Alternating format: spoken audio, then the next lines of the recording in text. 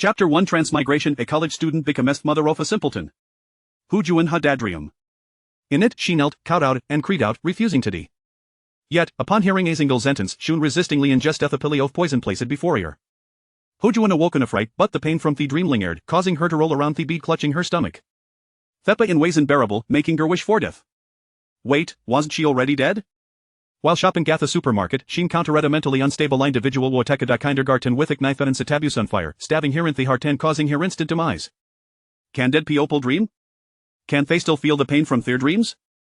Mom, it's okay, it's not painful. Silly girl will give mama this and mommy won't feel pain anymore. Grandma said mama ate her at poison and would never wake up again, but grandma lied. A foolish voice echoed, and dirty little hands clutching a couple of small pebbles were forcibly shoved into her mouth. As the pebbles entered her mouth, accompanied by officiador, Hujuan felt her stomach vomiting a large amount of black liquid.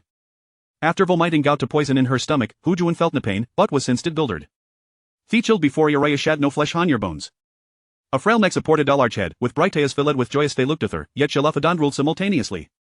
Her stick like a body was clothed in a makeshift outfit made of rigs, so dark the tight waist impossible to discern its original color. She was identical to the ancient little bigar Hujuan had seen on television. Sparsy and dirty hair was tied into twosmal buns with ragged strips of cloth on your head, highlighting her gender. It was evident that she was malnourished and mentally disabled. And it seemed that she was themotheraph a mentally disabled child. She, a pure and innocent college student, had yet no experience of the harsh realities of society, nor had she tested the bitterness of marriage, and she had somehow transmigrate into themotheraph a simpleton child.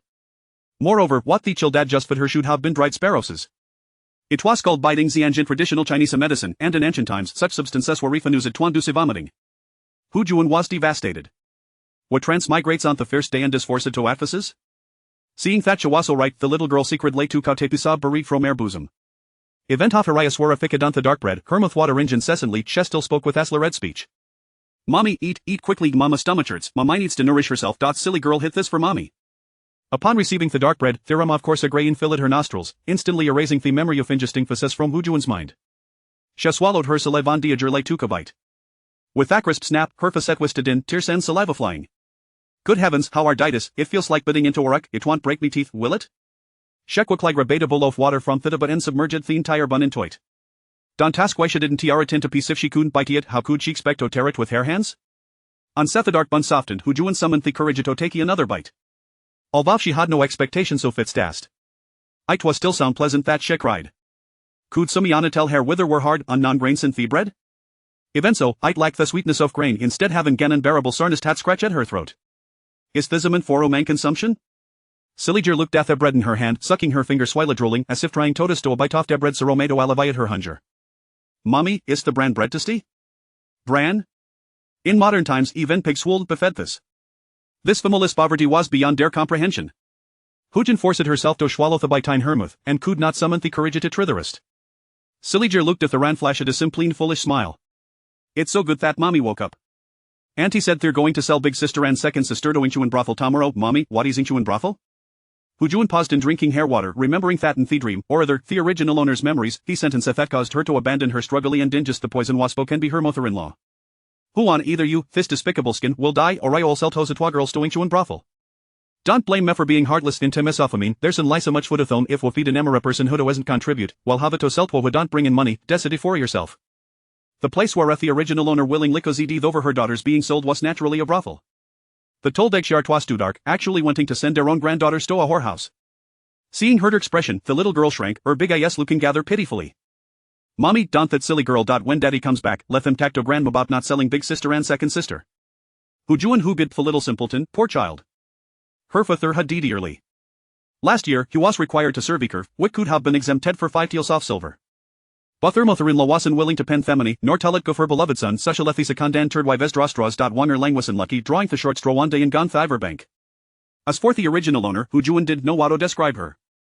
In the ancient Temeswaraman were preferred over women, the original owner adnesons, resulting in her extreme lilostidis in her response family, often suffering gabusin becoming weak and spineless.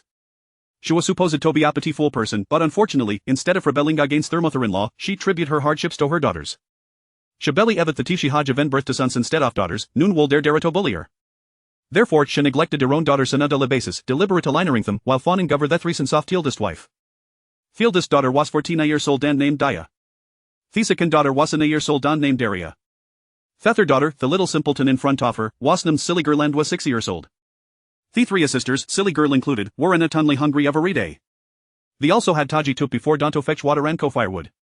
In the winter, they went to Thiver to wash the family's clothes, the frostbite and their hand Sheila dan then brock again, almost always Spain fuel on rainy days. Despite this, they never see a vida good look from their own mother.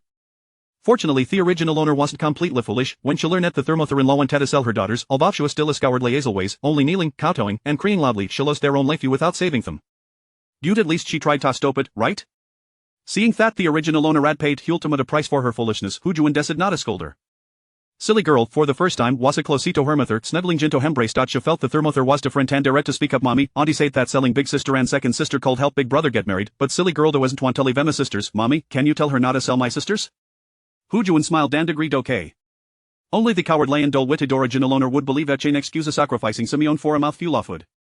Shek knew that one latte had ulterior motives, using Themony from selling her granddaughters to marry off her grandson. Speaking of which, it was the eldest sister-in-law of Zhengshi, who came up with the idea of forcing the original owner to herdeth. Zhengshi led the original owner to the main room near in Themmerning. She brazen lit a man dead that she's all her daughters, and the original owner refused. Zhengshi then winked at Tuan Lao to mom, sister-in-law to finite like can't bear to part with her children with their hair, those atwa girls want bip to stowed aside. The original owner couldn't understand the subtext, but Huju wanted it was a hint to Wan Lao that with the original owner's interference, the cold Selda and Daria. This led to the old excoercion and inducement, and Chapter 2, Every cause has its effect. Your retribution is me. In her embrace, the little fool, as slender as a refugee from Africa, fixated her gaze on the flatbread in her hands, her fingers twitching with desire. Huan, with no hesitation, thrust the coarse cake into her grasp. Although the little fool was dim-witted, she still felt a pang of affection for her mother. Despite the drool pooling at the corners of her mouth as she cradled the bread, she persistently insisted on returning it to Huan. Give it to mother. I can't eat anymore. Huan gently coaxed the child. Good girl, quickly eat the flatbread. Mother will take you to find your sisters. Perhaps she had not had a proper meal in ages. The little fool devoured the unpalatable cake with ferocity, finishing it in no time, and even licked her fingers afterward. Watching her, Huan felt a tumult of emotions. You wretched brats, your parents are dead, yet you still dare to be defiant. Hurry up and prepare lunch, or you shall starve until tomorrow. The family was nothing but a burden. With the eldest gone, 3 younger ones were left behind, and tomorrow they would be sent away. You insolent wretch, dare you glare at me? I'll beat you to death. A cacophony erupted outside, the voices sharp and bitter, rivaling the day when the old matron pricked Ziwei with needles. The little fool trembled in fear, her eyes brimming with tears, pointing toward the door and crying, elder sister, second sister. Then came the unmistakable sounds of flesh being struck, clear even through the wall. Huan uttered a few words to the little fool before bursting through the door. In the courtyard, the eldest sister knelt, cradling the second sister under the blazing sun, while old lady Wang wielded a broom as thick as a man's arm, mercilessly whipping it against the frail back of the eldest. The small girl protected her sister with her body, her expression defiant, her eyes like stagnant water, evoking a sense of despair. Meanwhile, the onlookers, including the eldest daughter-in-law Zhang and 3 brothers who continued to bicker among themselves, exhibited no desire to intervene. Upon witnessing this scene, Huan's eyes flared with rage. This entire family was nothing but a pack of wretches, suddenly thrust into this unfamiliar world. Huan's purpose became increasingly clear. Every cause has its effect, old hag, your retribution is me. She scanned the yard and spotted a chopping knife resting near the woodpile. Grabbing the weapon, she charged at old lady Wang. Initially oblivious to who approached, old lady Wang barely managed to evade the knife, only to turn and find the deceased Huan wielding it against her. Overcome with guilt, she collapsed to the ground in terror. A ghost. A ghost seeking revenge. Zhang, startled by the commotion, felt her legs weaken, but in broad daylight, how could there be a ghost? Realizing the absurdity, she exclaimed, You're not dead. Huan raised the knife, her voice menacing. Indeed, I have died, but Yama declared my death unjust, permitting me to return for vengeance. He instructed me to drag both of you down to the underworld, into the cauldron of oil. Who among you wishes to accompany me first? Old lady Wang, struck by fear, scrambled to push Zhang forward. This is not my fault. It was your sister-in-law who said you wouldn't die. We couldn't sell the girls unless you ate the rat poison. Take her with you. Zhang hastily shrugged off Wang's arm, cursing the old woman inwardly, yet feigning a smile. Mother, dear sister is merely trying to frighten you. She stands perfectly well beneath the sun. There are no vengeful spirits here. It was only then that old lady Wang regained her composure, noticing the smile on Zhang's face, which only served to deepen her sense of humiliation. Anger surged within her. When had she ever been humiliated like this at home, especially by that spineless second daughter-in-law? The more she thought, the angrier she became, a flicker of malice glinting in her eyes. You insolent wretch, emboldened by a bear's heart and a leopard's gall, daring to act like a ghost in my home. Once the girls are sold tomorrow, I shall settle the score with you. She had concocted a plan. After selling the girls, she would force Huan to swallow another dose of rat poison, ensuring her demise. Then she would seek out a monk at the mountain temple to sell this wretch's ghost, securing a profit. With this, her 3 grandsons could afford brides. Huan understood that this old hussy harbored no good intentions. She glanced at the small crowd gathered outside the fence. It was not yet enough. Her gaze fell upon the 2 sisters still kneeling on the ground, their figures resembling fledglings without a nest, fragile and desperate under the scorching sun. Her heart ached, and she hurried to lift them up. Upon inspection, she found their arms marred with scars, both new and old, and who knew how many injuries lay beneath their clothing. She exhaled sharply, soothingly stroking the heads of the two children, before turning to wield the chopping knife once more. To hell with you and your ancestors, you shameless old hag. Unable to live, you resort to selling your granddaughters for alms. I will strike you down first, then take my own life. In the underworld, I shall pursue you relentlessly. She was no skilled debater, often prone to tears in heated moments, especially when surrounded by such beasts. What words could she possibly muster? She would simply strike. Old Lady Wang fled in panic. Though she was aging, she was still nimble from years of hard work, just barely avoiding one strike. She was engulfed in a mix of fear and confusion. Her once meek daughter-in-law now dared to chase her with a knife for the sake of two girls. Did she not recall that when she had threatened to sell the children, her daughter-in-law had meekly knelt, willing to swallow poison rather than speak up? Now, it was as if she had transformed into a different person. The eldest and second sisters were dumbfounded. Their mother, who had always remained silent during beatings and cowered before the matriarch, was now wielding a knife on their behalf. The warmth of their mother's palm still lingered above them. They had not cried when beaten, nor when threatened with sale, but now tears filled their eyes as they witnessed the desperation on their mother's face. The mother, who had always overlooked them, was now fiercely protective. Zhang had initially sought refuge with her son, wishing to remain uninvolved, yet when Huan turned her gaze upon them, she almost forgot the few who relished in stirring the pot and watching from the sidelines. Meeting Huan's eyes, Zhang felt a jolt of fear, swallowing hard as her voice trembled. Sister-in-law, put down the knife, let us discuss this calmly. Indeed, it was time for a serious discussion. Observing the crowd that had gathered, Huan took a deep breath, discarded the chopping knife, and collapsed in the courtyard, wailing uncontrollably while shouting, "Fellow villagers, you must judge this fairly. My mother-in-law is a wretched creature." The onlookers, relishing the spectacle, chimed in, "And who is such a gentle soul, old Lady Wang? What heinous act have you committed to provoke her to chase you with a knife?" "I have witnessed everything from the beginning. Old Lady Wang even forced Aunt Hu to consume rat poison. Had it not been for Aunt Hu's resilience, she would likely be dead by now. Such a black-hearted individual. Aunt Hu, do not hesitate to strike her down." Old Lady Wang's expression turned frantic. She never anticipated that her earlier bluster would incite the crowd, and now her own words were being turned against her. If she admitted guilt, how could she ever face the villagers again? Chapter 3. Who would dare to marry a good girl from this family? As the front door of her home was nearly battered to pieces, Zhang's sister-in-law was sobbing on the ground with a vigor that was hard to ignore. With a swift change of heart, Zhang turned to the gathering village women, hands on her hips, and unleashed a tirade. "You lot, with nothing better to do than loiter about, your idle gossip is no better than sunbathing your behinds in the fields. My sister-in-law is causing a ruckus at home, and you stand idly by. Are you blind or deaf? If anyone speaks out of turn again, I shall tear their tongue from their mouth." Old Lady Wang, hearing this, straightened her back and robustly echoed, "Indeed. You, who, the troublemaker, if I were to truly poison you with rat poison, you would have long since met your end. Not to mention, you wouldn't be erecting any tombstone, at least a coffin would need to be prepared for you."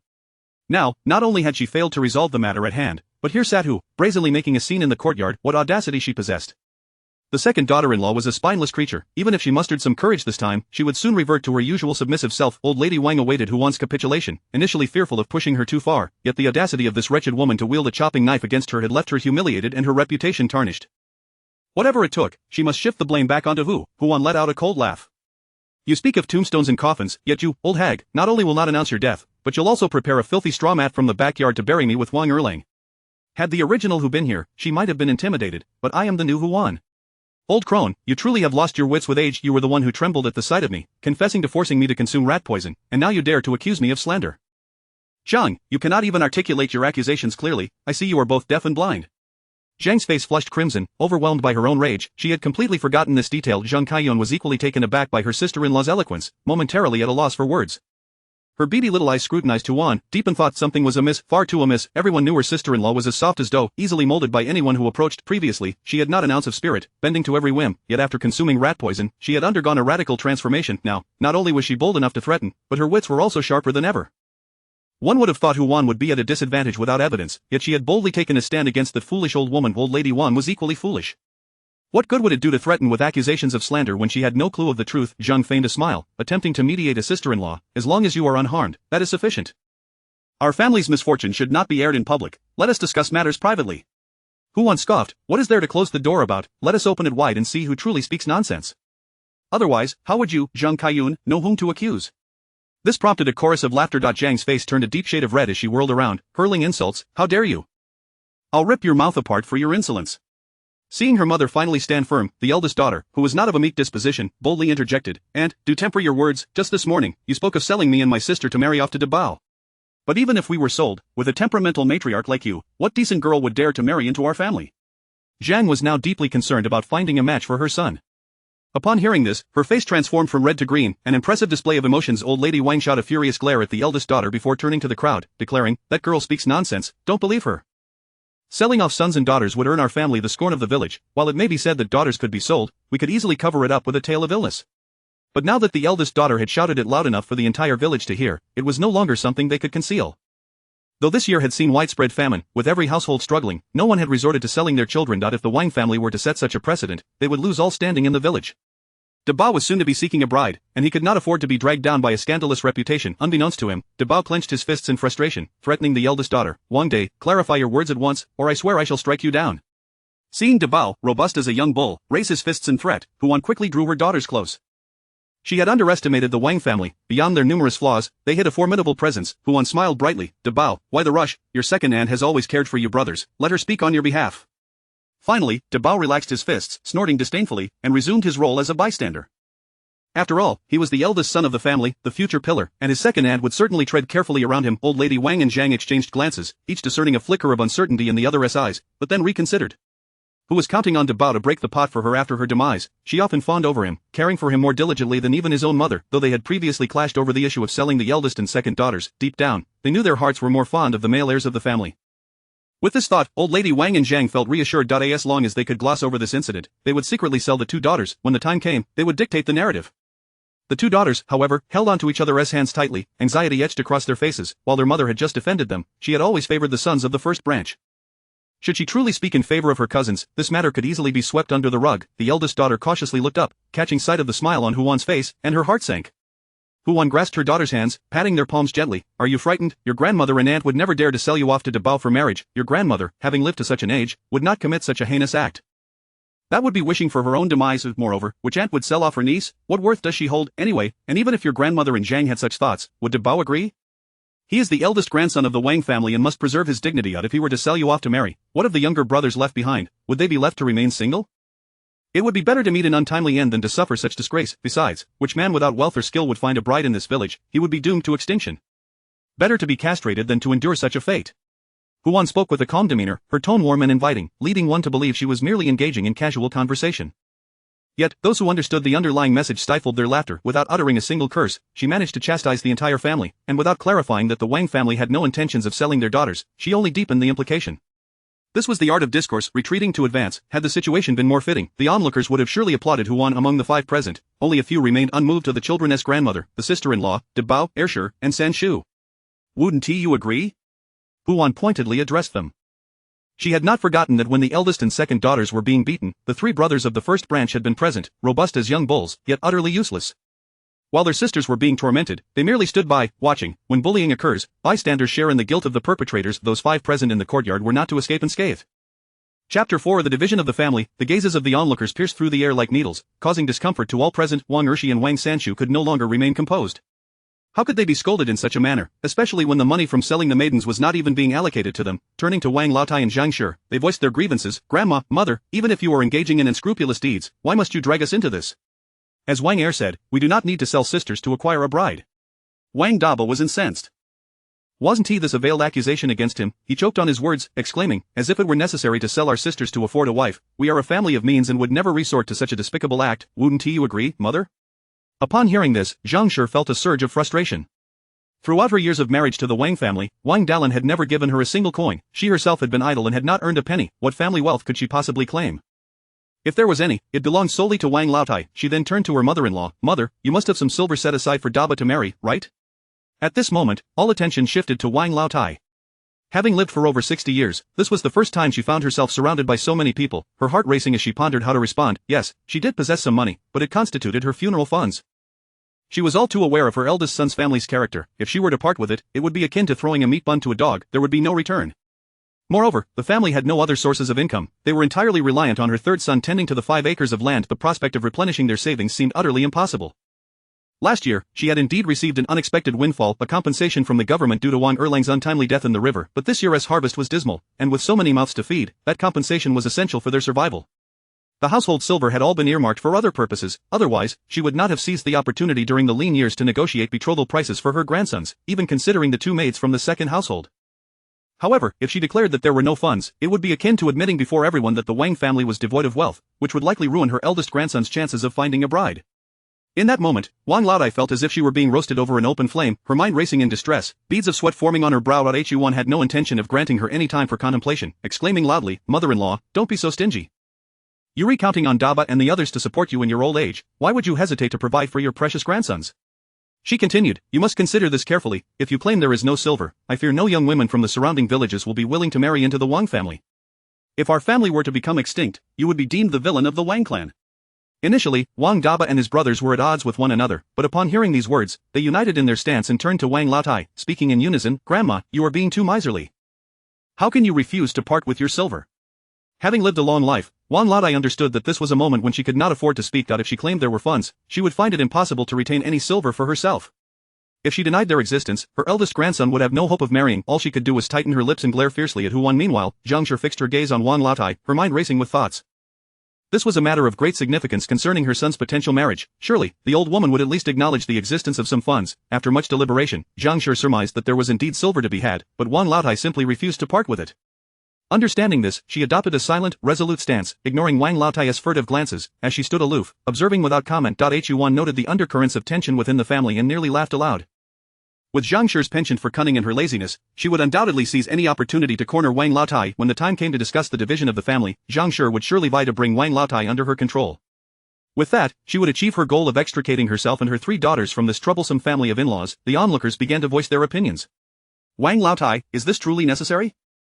It is your grandson seeking a bride. If you do not provide the funds, who do you expect will?" They recalled how she had previously attempted to coerce Huanti into selling her daughters, and now, unable to sell her own daughters, she feigned ignorance. What a person she was. "Old woman, if you truly sever the line of descendants for the Wang family, how will you face Wang Laotai in the afterlife? With a head of household like you, the Wang family has truly fallen on hard times." When Wang Sanlang returned home with his wife and children from the fields, he was taken aback to find a gathering of village women loitering at his doorstep. He initially thought his elder brother had stirred up trouble in town. Just as he considered slipping away, a sharp-eyed woman stopped him, and a chorus of voices surrounded him, chastising him for his mother's actions. How could she even contemplate selling her daughters to secure a bride for her grandson? They praised his second sister-in-law for her fortitude in protecting her daughters, urging him to keep a close watch on his own daughters to ensure they weren't sold off by their heartless grandmother. Wang Sanlang was puzzled. His mother had never mentioned such a thing, and besides, his second sister-in-law was known to be a pushover, seemingly indifferent to the elder and younger daughters.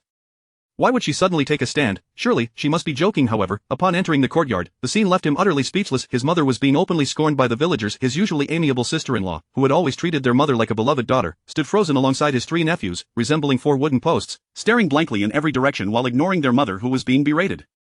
His mother's face was flushed with anger, yet she dared not speak up to her softer second daughter-in-law. Upon witnessing the return of the third son's family, Wang Laodai vented her frustration. A family of lazy good-for-nothings, only just returning from tending to the fields at this hour. "You can forget about having lunch today, get yourselves inside." Zhang Shi was resolute in her determination to extract silver from Wang Laotai, refusing to budge from her spot, signaling her 3 sons to remain still. The trio exchanged glances. Their mother had commanded them not to move, and they dared not disobey. Wang Sanlang observed his second sister-in-law, who had never cared much for daughters, now fiercely guarding the elder and younger girls with both arms. Typically indifferent to her own daughters, she had always focused her attention on the sons of the first household, yet now, she treated the 2 girls as precious treasures. His heart sank. It seemed his sister-in-law's words had held a grain of truth. Li Shi, holding her children's hands, trailed closely behind her husband. Their son had always been in frail health, and she wished to hurry inside to give him some water. However, when she saw him suddenly halt, she peered ahead in confusion. A similar heaviness settled in her heart as she exchanged worried glances with her husband. They had been married for 10 years, yet had only been blessed with 1 son and 1 daughter. They were acutely aware of their mother-in-law's temperament. Should she fail to sell the elder and younger girls, it was certain her sights would turn to their beloved Mei. Yuan noted the palpable anxiety within the third household and felt the likelihood of a family division surge to 80%. Seeing them remain motionless, Wang Laotai could only flee towards the house, but Huan was unwilling to let her escape unchallenged. Calculating the time, she realized that the foolish girl ought to be returning soon. She stepped forward, blocking Wang Laotai's path. Wang Laotai's expression darkened. "What do you want now?" Huan smiled sweetly. "Mother, please don't be in such a hurry, let us wait a moment longer." At the sight of Huan's smile, Wang Laotai felt a chill run down her spine. As if to confirm her foreboding, the crowd suddenly erupted with noise. The foolish girl was leading the village head, accompanied by the elderly patriarch of the Wang clan, now over 80 years old, who trembled as he pushed through the throng. The old patriarch, his mouth devoid of teeth, stroked his white beard, surveying the gathering in the courtyard before finally setting his gaze on Wang Sanlang, speaking slowly. Wang Sanlang, what troubles have led you to seek the clan's assistance?" After a brief pause, as if pondering something, he blinked in confusion and asked, "Why do you appear so youthful?" "Grandfather, this is Wang Sanlang, the son of Wang Laosan." The village head shouted into the old patriarch's ear. Observing the clearly muddled elder before him, Huan pinched the foolish girl's cheek, realizing that this little girl had approached the wrong person. However, it mattered little who came, she simply needed a witness from the village and the clan. Today, Huan would lead her daughters away from the Wang family. Chapter 5 of the Division of the Family. Village Chief, Old Patriarch, what brings you here? Is it because that foolish girl has been making a ruckus in front of you? Oh dear, please don't take the ramblings of a simpleton to heart. Zhang, noticing the situation had taken a turn for the worse, spoke first, attempting to send the two revered figures away. However, the village chief's expression darkened. Enough, Dubao's mother, your family's troubles have spread throughout the entire village. Regardless of the circumstances, I must intervene. Zhang had hoped to deflect the conversation, minimizing the gravity of the situation, but little did she know that the village chief had already heard a considerable amount of gossip during his journey. Silenced, she turned her gaze towards Huan and her 4 daughters, softening her demeanor. Sister Hu, I understand you sent the simpleton to seek me out with the intention of splitting the family. Logically, I should refrain from advising you further, yet given the current dire circumstances, with your branch reduced to but a handful of women, what will you live on if you proceed with the division? I suggest you endure a bit longer. Perhaps I could take care of old lady Wang, and once Daya and Arya are married off, you may accompany whichever of them you wish to their in-laws for your twilight years. What do you say? Village chief, please do not counsel me any further. A woman like my mother-in-law will never cease her torment as long as she draws breath. She is capable of selling my daughters and even forcing me to consume rat poison. She will never relinquish her grip on me and my 3 daughters. If we do not divide the family now, I might find myself dead without reason one day, leaving my daughters with no means to marry and bear children. Huan was perplexed. How could a woman not survive a division? Moreover, would remaining united guarantee their survival? The original owner of her body had never split the family and had toiled like a beast for the Wang family, only to meet her demise through poisoning. She was certain that once freed from the clutches of the Wang household, her life would only improve, never worsen. Upon hearing her words, the village chief sighed in resignation. The entire village was aware that Hu Demei had nearly met her end through poisoning in the Wang household, and her 2 daughters had come perilously close to being sold off. Indeed, the Wang family had overstepped their bounds. Under normal circumstances, he would have readily assisted in the division, for the village had seen its share of female-headed households, yet now, amidst a year of drought, with 3 women and a simpleton in their care, how could they survive without land or resources? If they truly found themselves destitute, the village could not simply turn a blind eye, but in these times, who had surplus grain? Noticing the village chief's hesitation, Zhang's face broke into a triumphant smile. A few worthless dependents wished to divide the family. How naive. Her gaze fell upon Dia and Arya, and she said meaningfully, Sister-in-law, do not act on impulse. In these harsh times, with your branch comprised entirely of women, how will you manage to find sustenance? If you remain with our Wang family, at least you will have food to eat, will you not? Dia clutched her mother's sleeve tightly, her eyes pleading. Mother, please do not agree. If we return to the Wang family, grandmother will surely beat us mercilessly and sell us off again. We cannot go back. Arya was suddenly engulfed in despair. She knew her sister spoke the truth. Yet both the village chief and auntie were equally correct. How would they survive outside the Wang family? She pondered that perhaps returning was the better option. At least then, mother and younger sister could continue to live. Huan glanced at her timid second daughter, whose demeanor mirrored that of the original owner, raising her voice as if addressing the crowd, yet fixing her gaze on Arya. She declared, a woman need not rely solely on others throughout her life. I, Huan, shall prove to everyone that I can thrive without the Wang family, without the need for a man, solely through my own efforts. Upon hearing this, Daya looked at her with admiration, while Arya's timidness began to wane, hope glimmering in her eyes. Mother truly is different now. She can speak such words. The simpleton, who had been quietly nestled in her sister's embrace, suddenly opened her mouth and leapt into the old patriarch's arms, tears streaming down her cheeks. Wah! Great-grandfather, the village chief is mean. He wants my mother to go back to grandmother's house and be bullied. How outrageous, Wang Jinshan. The old patriarch, who had been dozing off and was hard of hearing, suddenly erupted with fury. That old woman possesses a heart as black as coal. She has beaten and scolded those innocent girls without providing them even a morsel to eat, and you still wish to send them back to that den of wolves? Have you no shame? Are you simply afraid they might become reliant on the village if they leave the Wang family? I, Wang Huzhe, shall guarantee that even if they starve to death, they will avoid your doorstep when begging. The village chief's face flushed crimson from the rebuke, yet he still attempted to explain calmly, oh dear, patriarch, you must understand. This year has seen no rainfall, resulting in a drought. How will several women manage to live if they separate? Your hearing may not be what it once was. Perhaps it would be best if you refrained from meddling in matters you do not grasp. Who says my hearing is failing? After living this long, I become quite astute. Usually, I simply choose not to listen to your petty schemes because they are too noisy. But the simpleton is pure-hearted and different from you all. What she says, I am willing to hear. I know everything, for the simpleton has told me everything. The village chief, realizing the old patriarch was resolute in his desire to allow Huan and her daughters to live independently, ceased his interference and decisively declared, very well, let there be a division. No, it cannot be. I am still alive. Old Lady Wang's heart ached at the thought of division. Those worthless dependents have been leeching off the Wang family for over a decade, consuming a significant amount of my grain. Now, not only have they failed to repay me, but they also wish to claim my hard-earned possessions. The village chief's expression darkened further. Old woman Wang, both the patriarch and I have agreed to this division. What more do you want? Old lady Wang's eyes darted. Of course, for a division to take place, the family must agree. I have 3 sons, if even one branch consents, I will allow the division. Upon hearing this, Zhang sprang to attention. Our branch does not consent. It was well known that neither she nor Wang Delang could earn a living. Had it not been for old lady Wang's favoritism and her constant financial support to the other 2 branches, she would not be enjoying her current life. With a satisfied smirk, she turned to Huan, having resolved that the 3rd branch would not agree to the division. After all, the 5 acres of land were cultivated by the 3rd branch, and though it had not rained for 2 or 3 months, as long as the well still had water, diligent irrigation would yield a harvest, albeit less than in previous years. If a division occurred, they would have to split the land, and the 3rd branch would undoubtedly refuse to part with their crops. Zhang Kaiyun believed herself quite clever, having deftly maneuvered every individual in the household. I agree. Wang Sanlang's firm voice cut through the tension like a knife, causing the smiles of Zhang and old lady Wang to freeze in shock. Old lady Wang's expression twisted in disbelief as she screeched, Wang Sanlang, what did you say, you ungrateful child? I am still alive, and you wish to divide the family. Wang Sanlang, initially hesitant, found courage upon seeing his wife and eldest daughter. Mother, all these years, your favoritism towards the eldest brother is inconsequential. After all, we are brothers that if he struggles, we are willing to help. However, you have entertained thoughts of selling off daughters. I am your own son and know you best. Today, you failed to sell off Daya and Arya, but tomorrow, you will set your sights on my daughter Shimei. I have only 2 children, and Shimei is my only daughter. I must stand firm for her. Thus, I agree to the division of this family. Old lady Wan was rendered speechless. She had never anticipated that her typically obedient and understanding 3rd son would openly oppose her. With Wang Sanlang's declaration, Zhang lost her composure, anxiously clutching old lady Wang's arm. Mother, what shall we do? Old lady Wang trembled with rage, whispering, what can we do? We'll wait for Delang to return from town and discuss it then. Chapter 6. A fool, no, a blessing. Huan, with her keen eyes, did not overlook the subtle actions of the 2 individuals, and exclaimed, since we have decided to separate, village head, let us draft the separation deed now. The 2nd branch does not desire the house or land, but we must receive 2 chickens from the household, and the cattle should also belong to us. Furthermore, the silver and grain must be evenly divided, and the compensation meant for Wang Erlang must be additionally granted to our 2nd branch. We do not require the house either. We have 5 acres of land, and I shall take 3 acres, Wang Sanlang chimed in and the village head nodded in agreement. Very well, this division is indeed fair, bring me the ink and paper, and I shall draft it.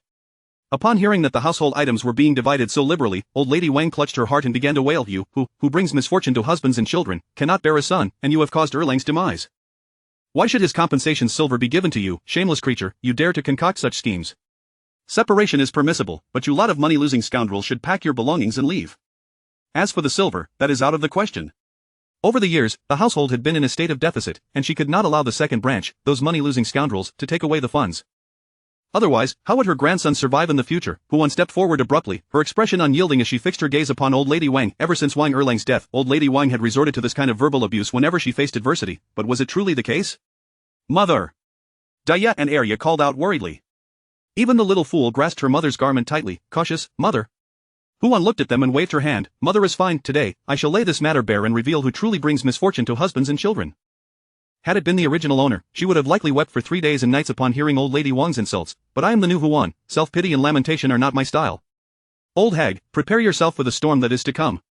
Huan smiled faintly, since you claim I bring misfortune to husbands and children, I would like to inquire, who refused to pay the 5 taels of exemption tax, forcing Erlang into labor, ultimately leading to his demise under the falling stones? Who, with blatant favoritism, squandered the family's silver to settle debts for the eldest brother, thereby depriving the 3rd younger brother and his wife of any nourishment during the birth of their son, almost costing the child his life? At this point, Huan feigned sudden enlightenment, Mother, it appears that you are the one who brings misfortune to husbands and children. It was you who caused Erlang's death, and your negligence led to my nephew's congenital deficiencies, how dare you cast such filth upon me?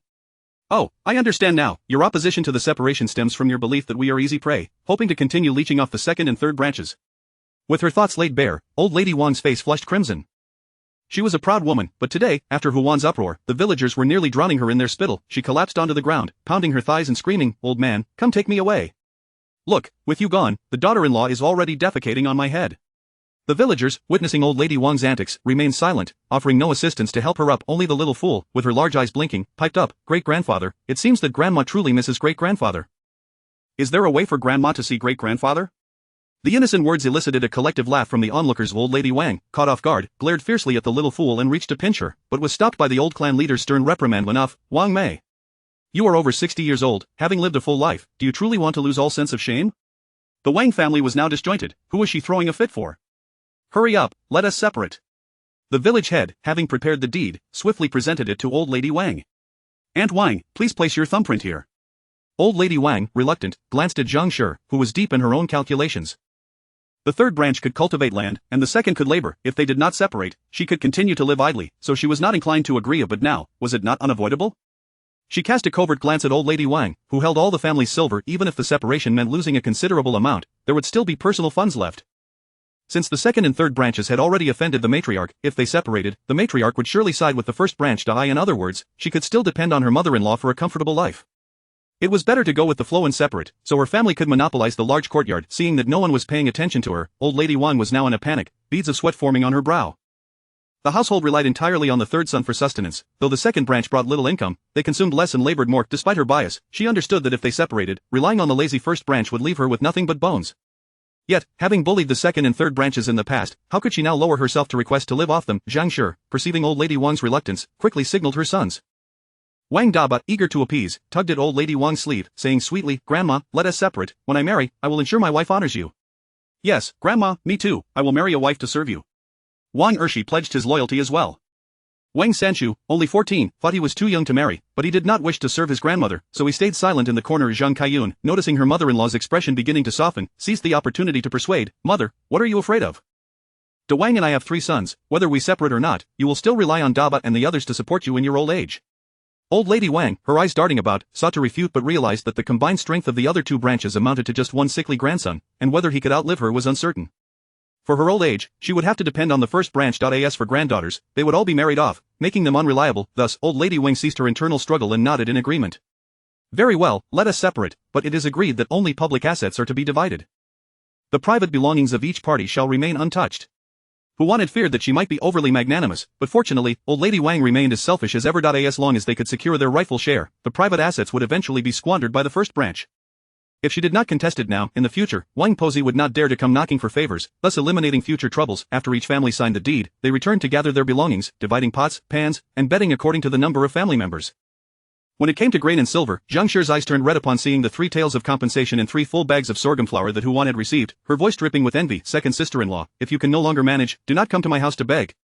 Huan shot her a glance. "Enough? As long as you don't come to my house to mooch, I will be grateful." Zhang Kaiyun, furious, snorted in resentment. With so many sons, a good life was within reach.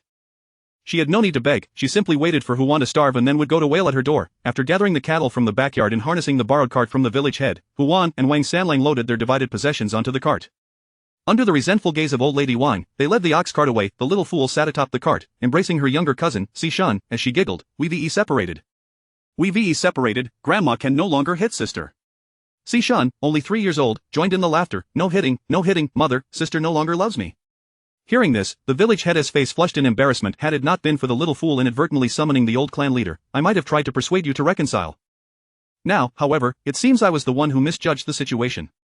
Li Shi, unable to contain herself, nodded in agreement. The little fool indeed has her own kind of fortune. Before she could finish, Wang Sanlang tugged at her sleeve, and the village head wore an awkward expression, unsure of how to respond. Li Shi, feeling sheepish, clarified, "Village head, that was not my intention." The village head waves dismissively, "I know, but it is simply astonishing that a 6-year-old little fool can see clearer than I, who has lived for over half a century." Reflecting on how, upon her arrival in this world, the little fool had offered her sparrow droppings as an antidote, and how she had consistently found the opportune moments to disrupt Old Lady Wang's schemes during the separation, Huan gazed at the innocent child and mused to herself that she had truly stumbled upon a treasure. She then declared, "No more calling her a little fool, she shall henceforth be known as our little Fortune." The village head paused in his grooming of his beard, nodding in agreement. "Indeed, Fortune it is. From now on, she shall be our little Fortune." Chapter 7. She actually brought a supermarket to ancient times. Upon reaching the end of the village and gazing at the 2 dilapidated straw huts before him, the village chief let out a hesitant cough. These 2 dwellings had once housed 2 widows several years ago, but after their children moved away, they had remained vacant. "Since you 2 families have nowhere to stay and are indeed blood relatives, I have arranged for you to be neighbors temporarily.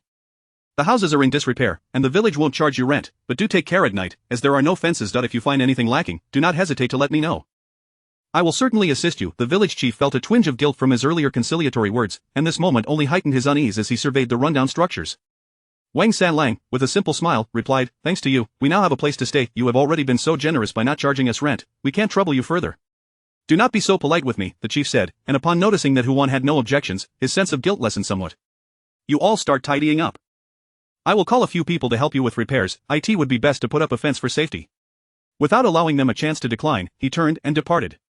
Huan raised her eyebrows in surprise, initially perceiving the village chief as a minor antagonist, only to discover he was, in fact, a kind-hearted individual. These two houses were indeed quite decrepit.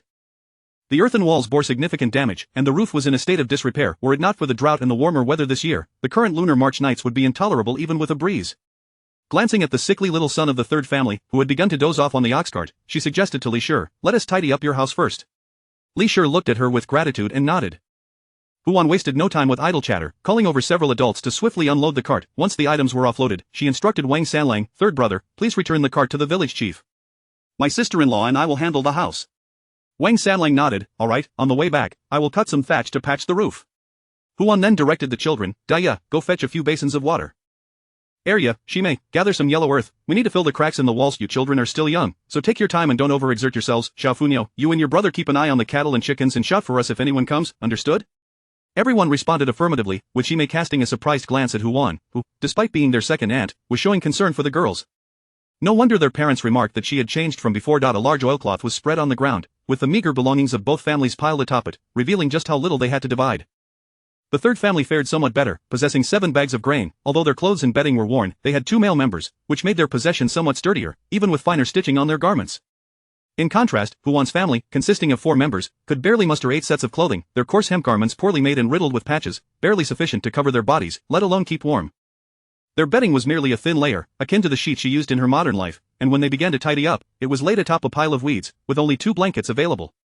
During the division of assets, since the Wang family possessed only a single large pot, Huan had to make do with a clay pot suitable for porridge, thankfully managing to seize the kitchen knife, but lacking a cutting board, they only had 4 bowls, 1 for each person. As for large furniture, old lady Wang had not allowed any to be moved. They had merely 3 bags of grain, all of which consisted of the precious sorghum flour deemed valuable in the village. Huan looked at this pitiful array and sighed. Aside from the grain and the kitchen knife, everything else was so worthless that even offering it for free would garner no interest. Li Shi, however, felt it was inconsequential. Every family in the village lived similarly. They rummaged through the remnants to find items necessary for cleaning and then set about tidying the house. As Huan pushed open the door of the decayed dwelling, the wooden door fell to the ground with a loud thud, sending a cloud of dust swirling toward them. Huan, caught off guard, inhaled a mouthful of dust and coughed for a while before her eyes finally adjusted to the dimness of the main room. Inside, there was a large wooden table, 2 stools, and at the back stood a clay stove, with 2 wooden planks affixed to the wall, presumably for placing bowls while cooking. Nothing else was to be found. The left side connected to a small room, easily visible in its entirety, containing only a large kong, a traditional heated bed, and an old wooden cabinet with the opening facing upward, utterly devoid of any other items. It seemed that cabinet had been there for so long it was no longer usable. Thankfully, the room on the right was somewhat larger. However, apart from the earthen kong, it too held nothing else. The wall that Huan had seen from outside, riddled with holes, was the east wall of this very room. She was meticulously organizing the house, yet her heart felt as though it were about to burst from anxiety, screaming within her. Oh heavens, can anyone truly live in such conditions? The thought of residing in such a house made her suddenly realize that her previous life, with its lack of air conditioning and cement-floored dormitory shared with 8 others, had been quite comfortable by comparison. With so few possessions in the house, once the weeds were cleared and the dust swept away, there was hardly anything left to do. They decided to tidy the other room as well.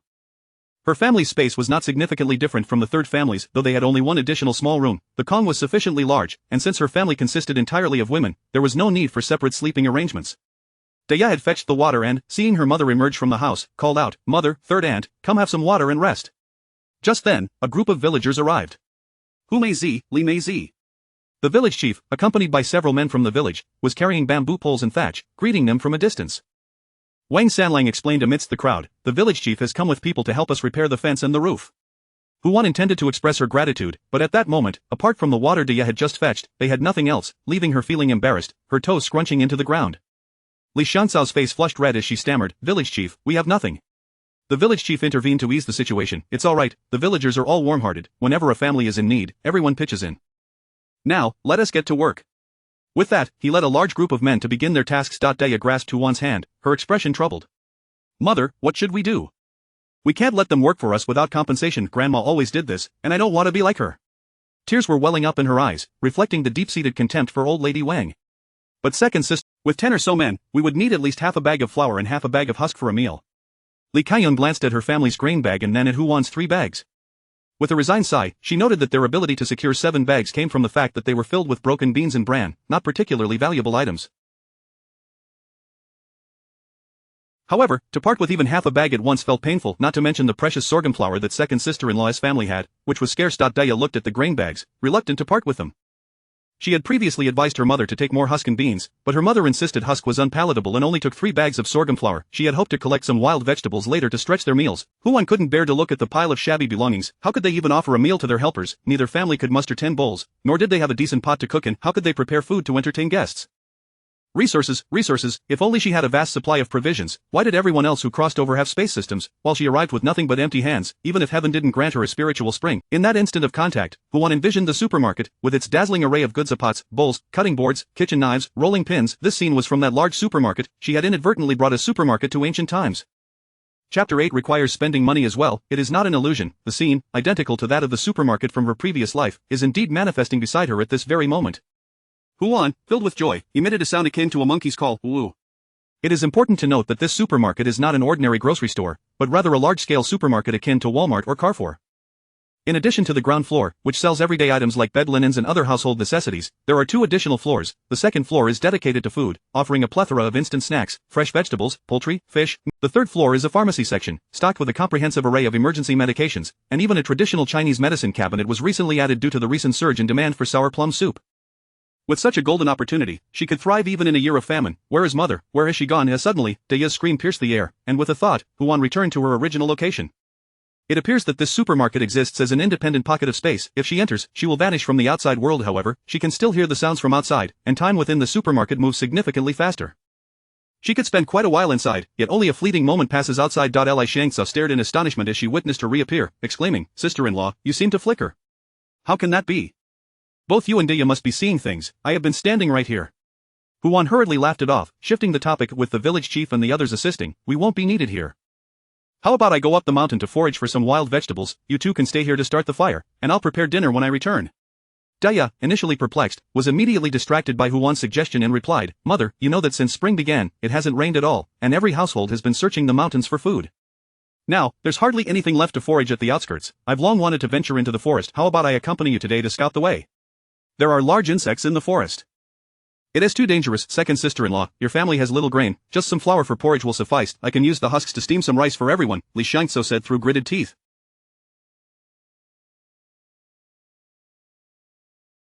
Although she was reluctant to part with much grain, the thought of Dia entering the forest was a matter of life and death. After much contemplation, she prioritized human safety over a few grains of food. Huan, upon hearing this, felt both amused and touched. The simplicity and kindness of the working people are truly heartwarming. Since Li had treated her with such sincerity, she could not allow her to suffer loss.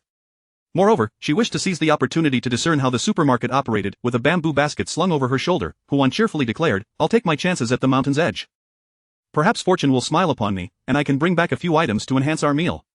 Without waiting for their objections, she quickly slipped away, and upon reaching an isolated spot, she vanished into the space, heading straight for the deli section.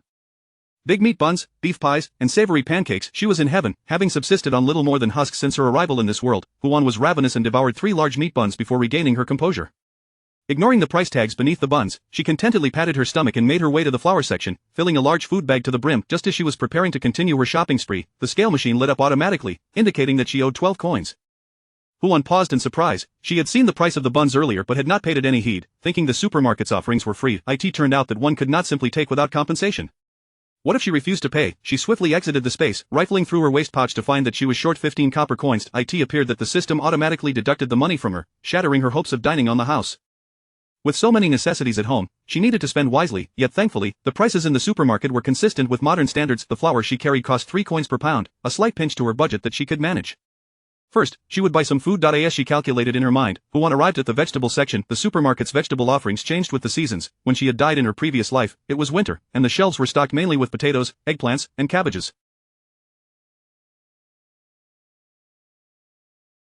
Now, having traversed to spring, she was pleasantly surprised to find a variety of fresh wild vegetables such as purslane, amaranth, and mustard greens. Each had a different price: purslane at 2 coins per pound, amaranth at 15, and mustard greens at the most affordable price of 1 coin per pound. Huan filled her bamboo basket with all 3 types of wild vegetables, dutifully paying 10 coins and concealing the flour at the bottom. She had cooked all these vegetables before and knew precisely how to prepare them. Purslane pancakes, stir-fried amaranth, and mustard green soup. Just thinking about it made her mouth water. As she wandered through the supermarket, Huan picked up some mushrooms and a few eggs, gathering whatever food she could exchange for in the village. She casually grabbed a few condiments, tearing open the plastic packaging and wrapping them in the bamboo leaves sold in the store. After leaving the food section, she made her way to the household goods area. Her home lacked even a single pot. Even if she had grain, she could not cook rice in a clay pot. Reluctantly, she spent 60 copper coins on a large double-handled iron pot, and hurriedly exited the supermarket. Otherwise, with her desire to purchase everything in sight, having already spent 150 copper coins, Huan dared not linger any longer. It is worth noting that in her previous life, she had been a eunuch. Now, she had learned to save money, and Huan felt a swell of pride for her newfound frugality. As she approached her home, her daughter Xiao Funyo and her brother were fast asleep on an oilcloth. Their yard had been completely renovated, with the men brought by the village chief divided into two groups, one clearing weeds in the yard of the third house, while the other assisted in plastering the walls and repairing the roof. With so many eyes upon her, she paused her steps and made her way toward her own yard. After swapping the food bag containing the flour for a cloth bag, she called for Daya to return. Daya, ever perceptive, had already noticed her mother returning with a large basket and had chosen not to approach so as not to draw attention. Although she was puzzled about where her mother had obtained such a large quantity of items, surely it could not all be food? In the next moment, her confusion turned to astonishment as she watched her mother remove the large iron pot from the basket, revealing a bounty of vibrant, fresh wild vegetables. In this dry season with no rain for the past 2 or 3 months, how could such splendid vegetables possibly grow in the mountains? Where had her mother acquired them? Could it be that she had ventured into the forest? Daya's eyes instantly brimmed with tears. She hurriedly wiped her eyes, not wanting her mother to see her crying. Her mother had already separated from the Wang family to establish their own household, and now she had ventured alone into the forest to gather wild vegetables, surely a place fraught with danger.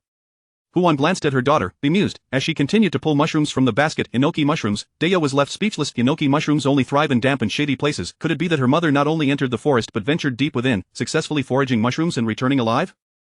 It seemed implausible. It must be a trick, she thought. Where could her mother have possibly obtained all these items? Yet Daya's astonishment only deepened as she watched her mother produce fragrant shiitake mushrooms, scallions, garlic, chili peppers, and various seasonings, as well as eggs.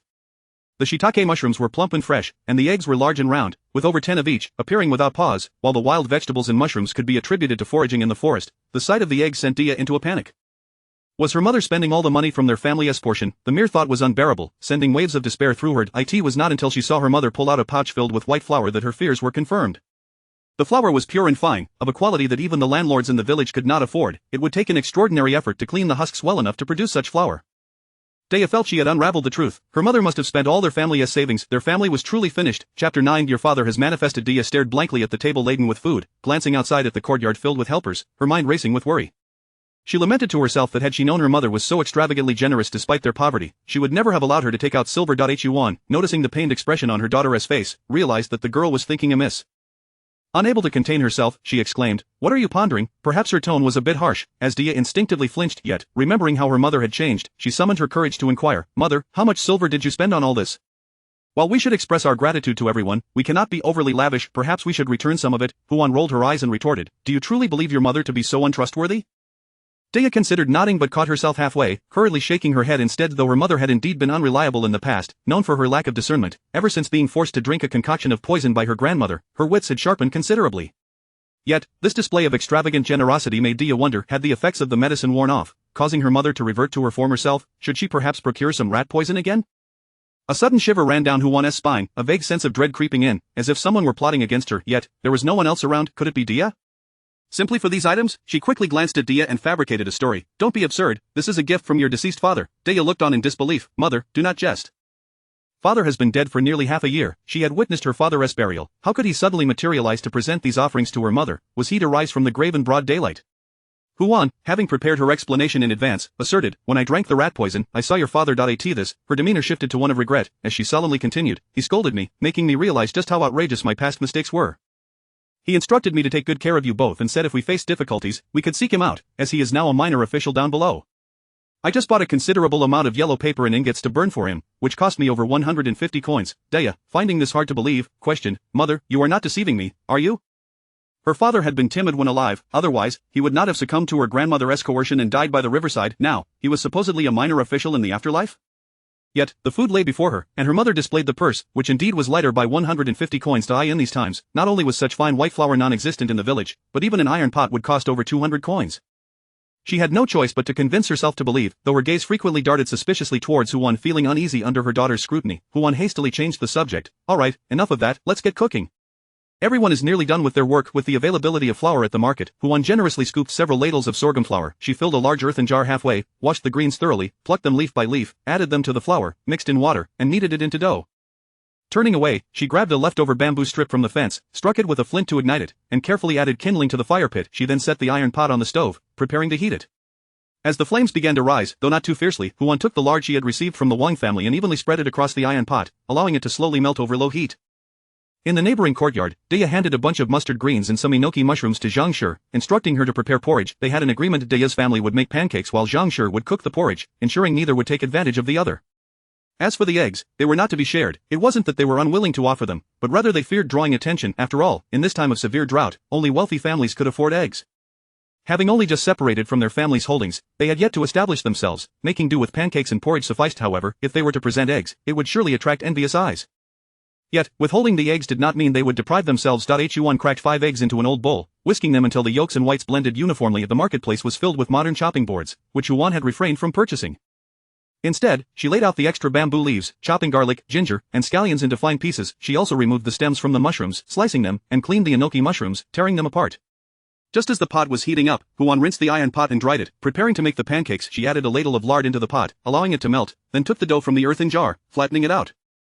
She divided it into over 20 pieces, the sorghum flour mixed with the greens creating a vibrant medley of colors. She pressed them flat and placed them in the pot, frying them until golden brown on both sides. The exterior was crisp, while the inside remained hearty, the unique flavor of coarse grains mingling with the aroma of lard wafting through the air. Had she not already devoured 3 large meat buns, Huan would have been unable to resist tasting one. Quickly finishing the pancakes, Huan cleared the iron pot and added another ladle of oil, tossing in the garlic, ginger, and scallions to saute until fragrant. She then added the mushrooms and greens, sprinkling salt and stirring with chopsticks. With her generous portion of vegetables, she allowed them to cook a bit longer, resulting in a delightful stir-fry of seasonal greens. However, with only one fire pit, cooking was somewhat inconvenient. Now, she began to prepare the soup, washing the earthen jar thoroughly before filling it with water and placing it on the stove. As the water came to a rolling boil, she swiftly added the prepared enoki mushrooms and mustard greens. Breaking the eggs into the pot, she stirred them gently and added some salt. The only regret was the absence of soy sauce due to a lack of suitable containers. Otherwise, a splash would have enhanced the color beautifully. Just as the second daughter returned, she was taken aback by the sight of over 20 steaming pancakes, a large pot of stir-fried greens and mushrooms, and a pot of vegetable soup simmering on the stove. "Mother, you've spent all our money," she exclaimed. "How could we have so much to eat otherwise?" "No, wait, eggs are quite precious in the village right now. Even with money, one may not find them." "Mother, did you rob some wealthy family?" Huan could not help but roll her eyes at her daughter. She had always thought of her second daughter as timid, but now it seemed her intellect was lacking as well. With a hint of annoyance, she replied, "Your father provided this." The second daughter gasped in terror, exclaiming, "Father has risen from the dead." Just then, Daya returned with a message, her voice carrying even from a distance, "What nonsense are you spouting? This food is a blessing from our father's spirit. Do not shout so carelessly. What if someone hears and comes to rob us?" The second daughter fell silent, her mouth watering at the sight of the feast laid before them. Daya then returned to the matter at hand. "Mother, everyone has finished their tasks. Ansan just took the porridge out. Let us take the pancakes out too." Turning to look, she was astonished to see her mother had prepared a dish and made soup as well, her heart aching at the thought of how much grain her mother had used. Looking at the 20-plus pancakes, each as large as a bowl and thickly made, she realized they could easily fill everyone's stomach. Daya felt a pang of regret and, counting heads, only took 12 pancakes to carry out. Huan felt it was inappropriate, so she added 5 more, leaving the vegetables and soup for their own family. Hume, you've just separated from your family. You can't possibly have enough grain for all this. We cannot eat such a meal." The village head quickly gestured in refusal. The thick pancakes, as large as bowls, were made not from chaff but from sorghum flour. Though they contained wild vegetables, they looked delightfully greasy, evidently fried in lard, likely a week's worth of food for their household. "This cannot be accepted, absolutely not." Huan had anticipated this response and replied, "Village head, you've come to assist us, and it would be quite rude to let you go hungry. Moreover, there are plenty of wild vegetables mixed in. They don't appear as substantial as they truly are. This is our first day in the new house. We hope for good fortune, and with everyone's help, it's only right that we enjoy a good meal together, don't you think?" Chapter 10. The middleman profits from the spread. "Village chief, sister Hu, everything is ready, let us partake," spoke a tall and robust man, his demeanor exuding an air of sincerity from the memories of the original owner. Huan recalled the man's name, Zhao Shan, a renowned glutton in the village, often affectionately referred to as Zhao the food barrel due to his prodigious appetite. The village chief nudged him playfully. "Zhao the food barrel, I know you well. After satisfying your hunger here, you can save a meal at home." Zhao Shan took a deep breath, savoring the aroma of the pancakes wafting through the air, swallowing hard as he blushed and declared, "It is simply too fragrant. Just the smell is making me ravenous." His words elicited a chorus of laughter from the crowd, several joining in to echo his sentiment, while Wang Sanlang also chimed in to persuade him to. The village chief hesitated, initially intending only to lend a hand, now fearing they might appear as if they were merely mooching for a meal. However, upon glancing up, he noticed a dozen burly men eagerly eyeing the pancakes, their longing evident enough to drown him. In times of scarcity, with food in short supply, it was only natural for the men to feel envious at the sight of sustenance. "Then let us eat," the village chief conceded, unwilling to dampen the spirits. "Indeed, Sister Hu and Sister Li are so generous. May their future days be ever more prosperous," Zhao Shan proclaimed as he received the pancakes, uttering auspicious phrases. Huan couldn't help but chuckle, and she slid another pancake into his hands, while Li also served him an extra ladle of porridge. On a large stone slab temporarily set up in the courtyard, over a dozen bowls filled with vegetable and mushroom porridge accompanied by fragrant lard pancakes were arranged. The crowd gathered, creating a lively atmosphere. Observing Zhao Shan receiving an additional pancake, the nearby men promptly began to offer their own well wishes. Sisterly, I wish you both a vibrant life after dividing the household. May your earnings flow as freely as water. Yes, may you rake in mountains of gold and silver, may your bowls overflow. The auspicious phrases flowed one after another. Huan's smile widened, and the pancakes were distributed more freely. Who wouldn't delight in such blessings? Yet, Dia was less than pleased. Watching the dwindling stack of pancakes, she felt a pang of distress. While she was indeed willing to feed those who helped, she hadn't anticipated her mother would be so generous. Back in the Wang household, cooking was solely her responsibility, with her grandmother always hovering nearby, scrutinizing her use of oil, which was strictly rationed to the size of a fingernail. A single extra dish would result in a thorough reprimand even during festivals. Only a smidgen more, merely 2 fingernails worth, would be permitted, an extravagance akin to precious sorghum flour, only visible during significant occasions. Moreover, even when food was prepared, it was never meant for the likes of them. Only the male members of the family were allowed to eat, and even the grease-laden water used for rinsing the pots would first be fed to the chickens, leaving no scraps for the sisters. How bitter their past had been, and how little their mother understood the necessity of frugality, Arya and she may had yet to indulge, as they busied themselves moving their belongings. Funyo had already claimed a pancake, sitting on the oilcloth, merrily nibbling away and sharing half with her younger brother. Sai Shun clutched a pancake, unable to contain his excitement as he took a bite, his bright black eyes gleaming with delight. This is truly exquisite. The best pancakes ever. It's wonderful to have divided the household. Without grandmother and brother here, we can enjoy such treats. Thank you, third sister. He had never tasted pancakes this delightful at grandmother's. It was indeed a splendid change, Si Shun thought innocently. Arya, observing her younger brother's astonished expression and recalling the egg soup and stir-fried vegetables simmering on the stove, mused, this is just the beginning. There are still better things at home. Lost in her reverie, Daya was suddenly jolted awake by Si Shun's words. Indeed, they had separated, there was no grandmother, no numerous cousins. From now on, they need not endure such hardships. What was she truly worried about? In an instant, Daya emerged from the shadows of her past, her heart lightening considerably. They now had their father to support them, ensuring they would have food. Their mother had awakened to their needs, no longer neglecting them. Life would only improve from here on. There was no reason to fear. Noticing Dia's expression shift from turmoil to openness, Huan raised an eyebrow, finding that the burden she had carried within herself had vanished effortlessly. Misfortunes can shape a person's lifetime. Some individuals remain shackled by their origins. She had deeply worried that her children might suffer similarly. Though she had altered her past way of living and strived to heal her children, the psychological scars would ultimately need to be confronted individually. Fortunately, these girls were not delicate flowers but resilient dianthus, growing tenaciously in rocky crevices. Having released her burdens, Daya no longer fixated on the diminishing pancakes but joined her sisters in organizing their belongings. United, their family worked efficiently to complete their tasks. Once the arrangements were finished, they bid farewell to the village chief and his companions. At the dining table, a splendid spread of lard pancakes, stir-fried vegetables, and egg soup was laid out. Huan sat confidently at the head of the table, her smile radiating warmth as she addressed her 3 children. After a long day, let us feast. Thank you, mother. Little Funyo exclaimed joyously, eagerly slurping a spoonful of egg soup. Wow, it's so fragrant. As the soup touched her lips, the delightful flavors enveloped her palate. The tender egg's essence filled her mouth, and with a gentle chew, the sweet, crisp taste of mustard greens burst forth, complemented by the soft and succulent texture of the golden needle mushrooms. Each swallow slid smoothly down her throat, enticing her to take bite after bite. With another bite of pancake, she discovered that while the sorghum pancakes were hearty, they lacked the toughness of bran. With careful chewing, she could savor the sweetness of the starch and the fragrant notes of coarse grains. Unlike the pancakes of the past that left her throat sore, these were a comfort to her. No wonder her cousins from the uncle's side relished sorghum pancakes. They were simply delightful. As for the stir-fried shiitake mushrooms and amaranth, they were even more aromatic. Just their presence filled the air with the enticing scent of lard.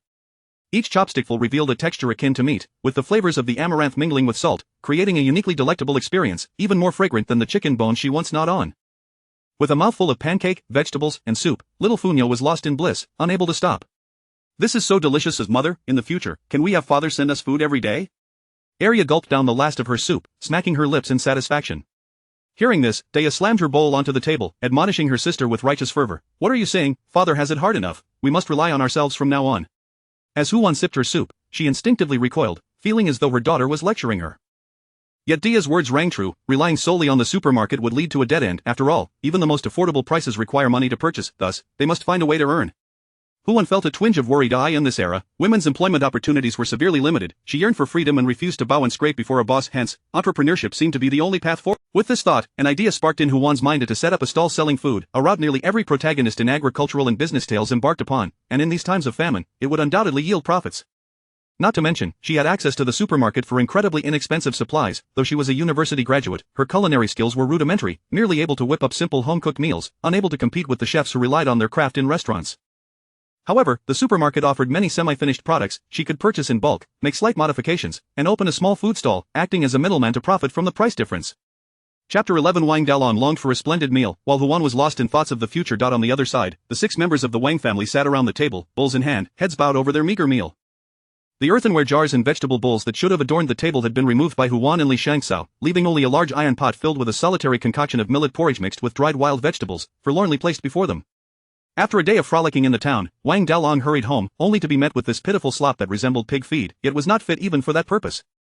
He turned to old lady Wang, lamenting, "Mother, what is this abominable fare we are being served tonight? It's revolting enough to feed pigs. Moreover, how could the family division occur so suddenly? I, the eldest, have not given my consent, and yet they are allowed to separate and live independently. If the second branch wishes to depart, so be it, for they are incapable of tilling the land. But how can the third branch also be allowed to split off? Who will tend to the fields henceforth?" Old lady Wang remained silent, her gaze fixed upon the pot of slop, her furrowed brow betraying her ire, as if it could crush a fly. She shot a discontented glance at Zhang Kaiyun. Wang Dalong immediately turned his attention to her, accusing, "And you cannot even prepare a proper meal. You were home this afternoon, yet you did nothing to intervene while they were causing a ruckus." With the departure of the eldest and second daughters, dinner was left to Zhang's cooking. Now, the household possessed but a solitary iron pot, and the lard had been taken away ever since she married and bore a son. She had not cooked a single meal, and after much effort, she could only present this pot of barely edible fare. Anger surged within her as she retorted, "What are you yelling about? We have nothing left in this house. Do you expect me to conjure up a feast? All the sorghum flour has been taken, there is no lard, and the earthen pot for porridge, along with the vegetable bowl, has been removed. All that remains are chaff and broken beans, dried wild vegetables, and this one iron pot. We are destitute, and yet you dream of a lavish banquet. If you don't want to eat, then leave." Wang Dalong was left speechless by her outburst. He lowered his head and took a spoonful of the porridge, only to find it utterly devoid of flavor. Disgusted, he slammed his bowl down, exclaiming, "What of the salt? Has not a grain been left for us? You are utterly useless. Why was the capable second branch allowed to depart? Look at this meal you have prepared. Who could possibly eat it?" Zhang Kaiyun bristled, "If it's so distasteful, then don't eat it.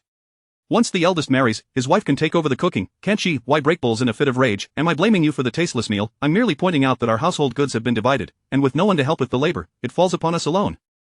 The second branch may have left, but they can't earn money, so supporting them is a waste. The third branch, however, relies on the eldest for income. If they are allowed to separate, who will tend to the fields in the future?" Wang Dalong's face flushed with anger.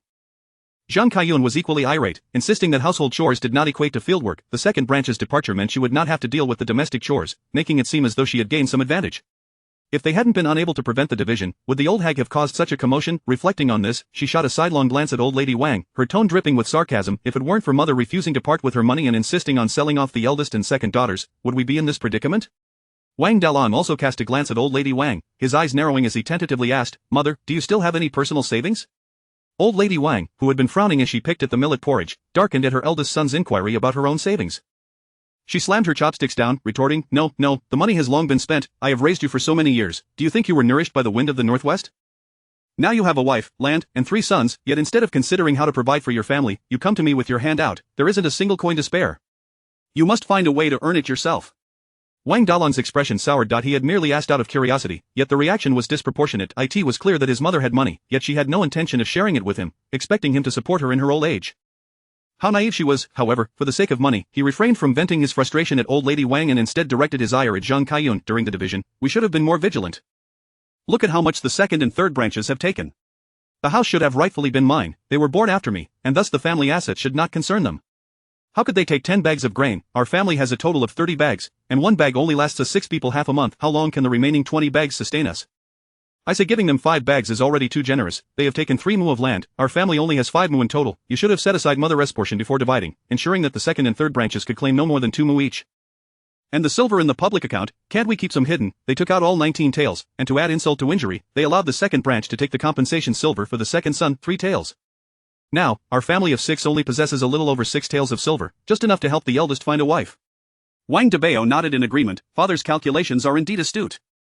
Had we known, we should have postponed the division until father returned. We were intimidated by the village chief and the elder, otherwise, aunt and uncle would not have been able to take so much.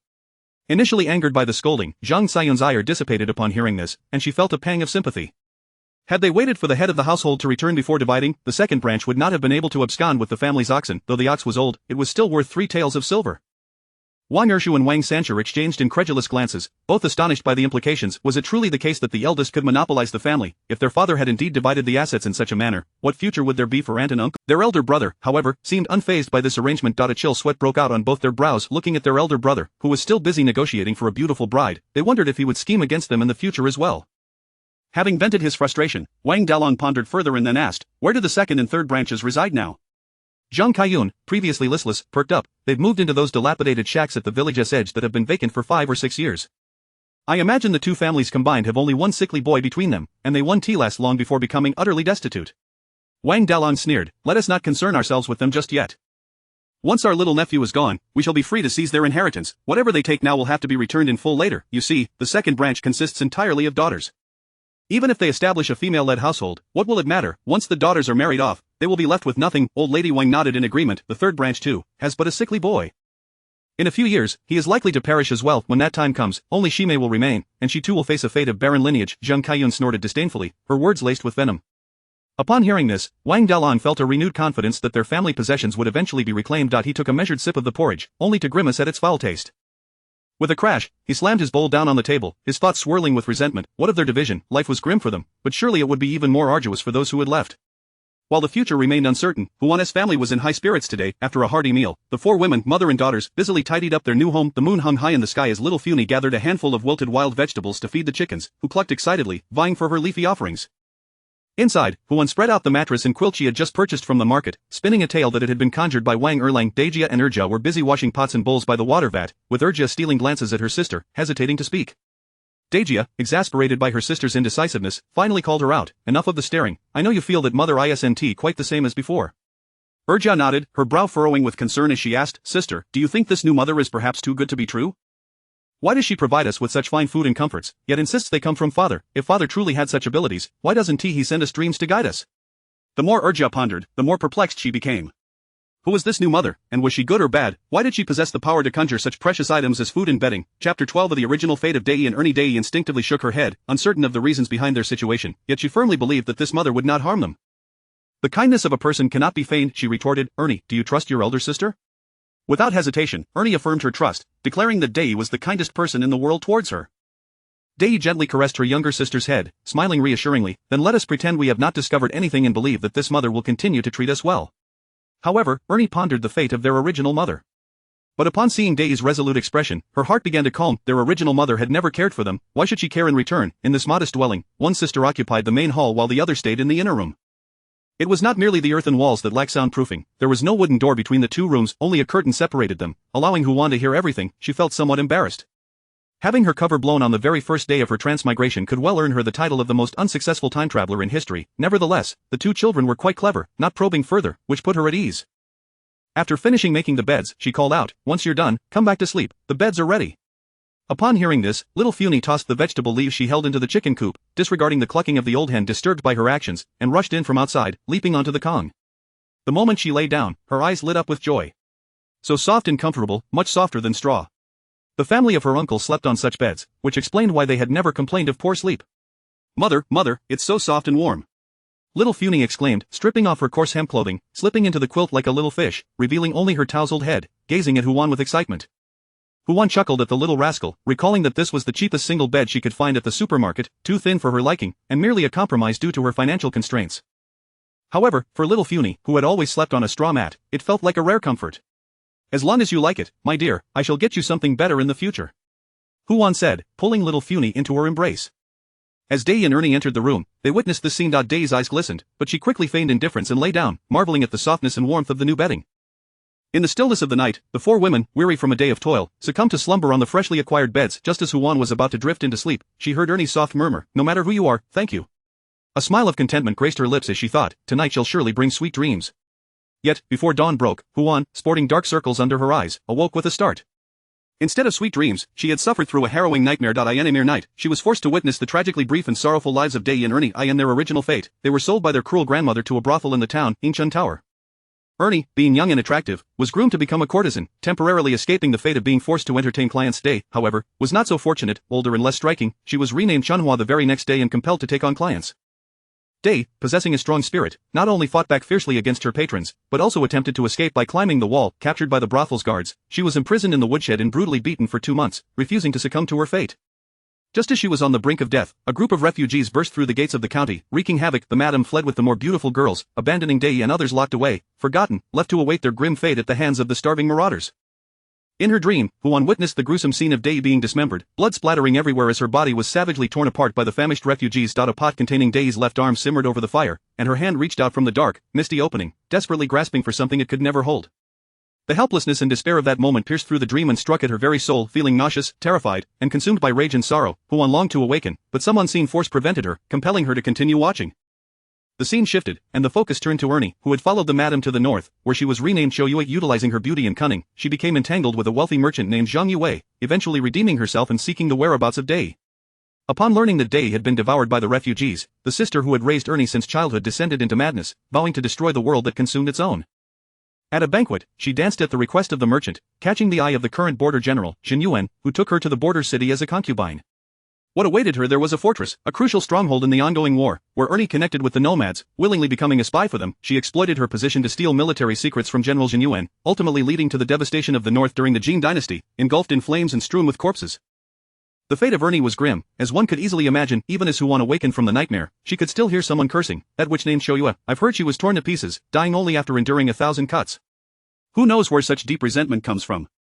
At this thought, Huan bristled with indignation. Her education had instilled in her the belief that traitors should perish, yet she had come to know the current Ernie as a timid and fragile girl, wholly reliant on her sister like a tendril.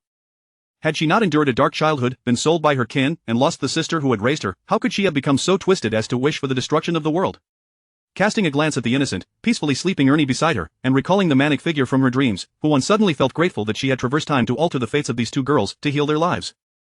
As the night wore on, Huan lay awake, tossing and turning, consumed by an inexplicable worry. The tragedy seemingly began when the sisters were sold to Yinshun Tower. She had already intervened, yet when her gaze fell upon the sleeping Day, a chill gripped her heart.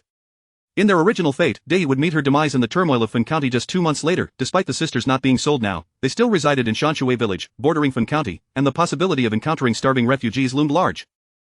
Remaining here would undoubtedly place Day in peril once more, and Ernie would likely succumb to darkness again, allowing fate to follow its original course. As dawn's light began to seep in, Huan exhaled deeply, having pondered for hours.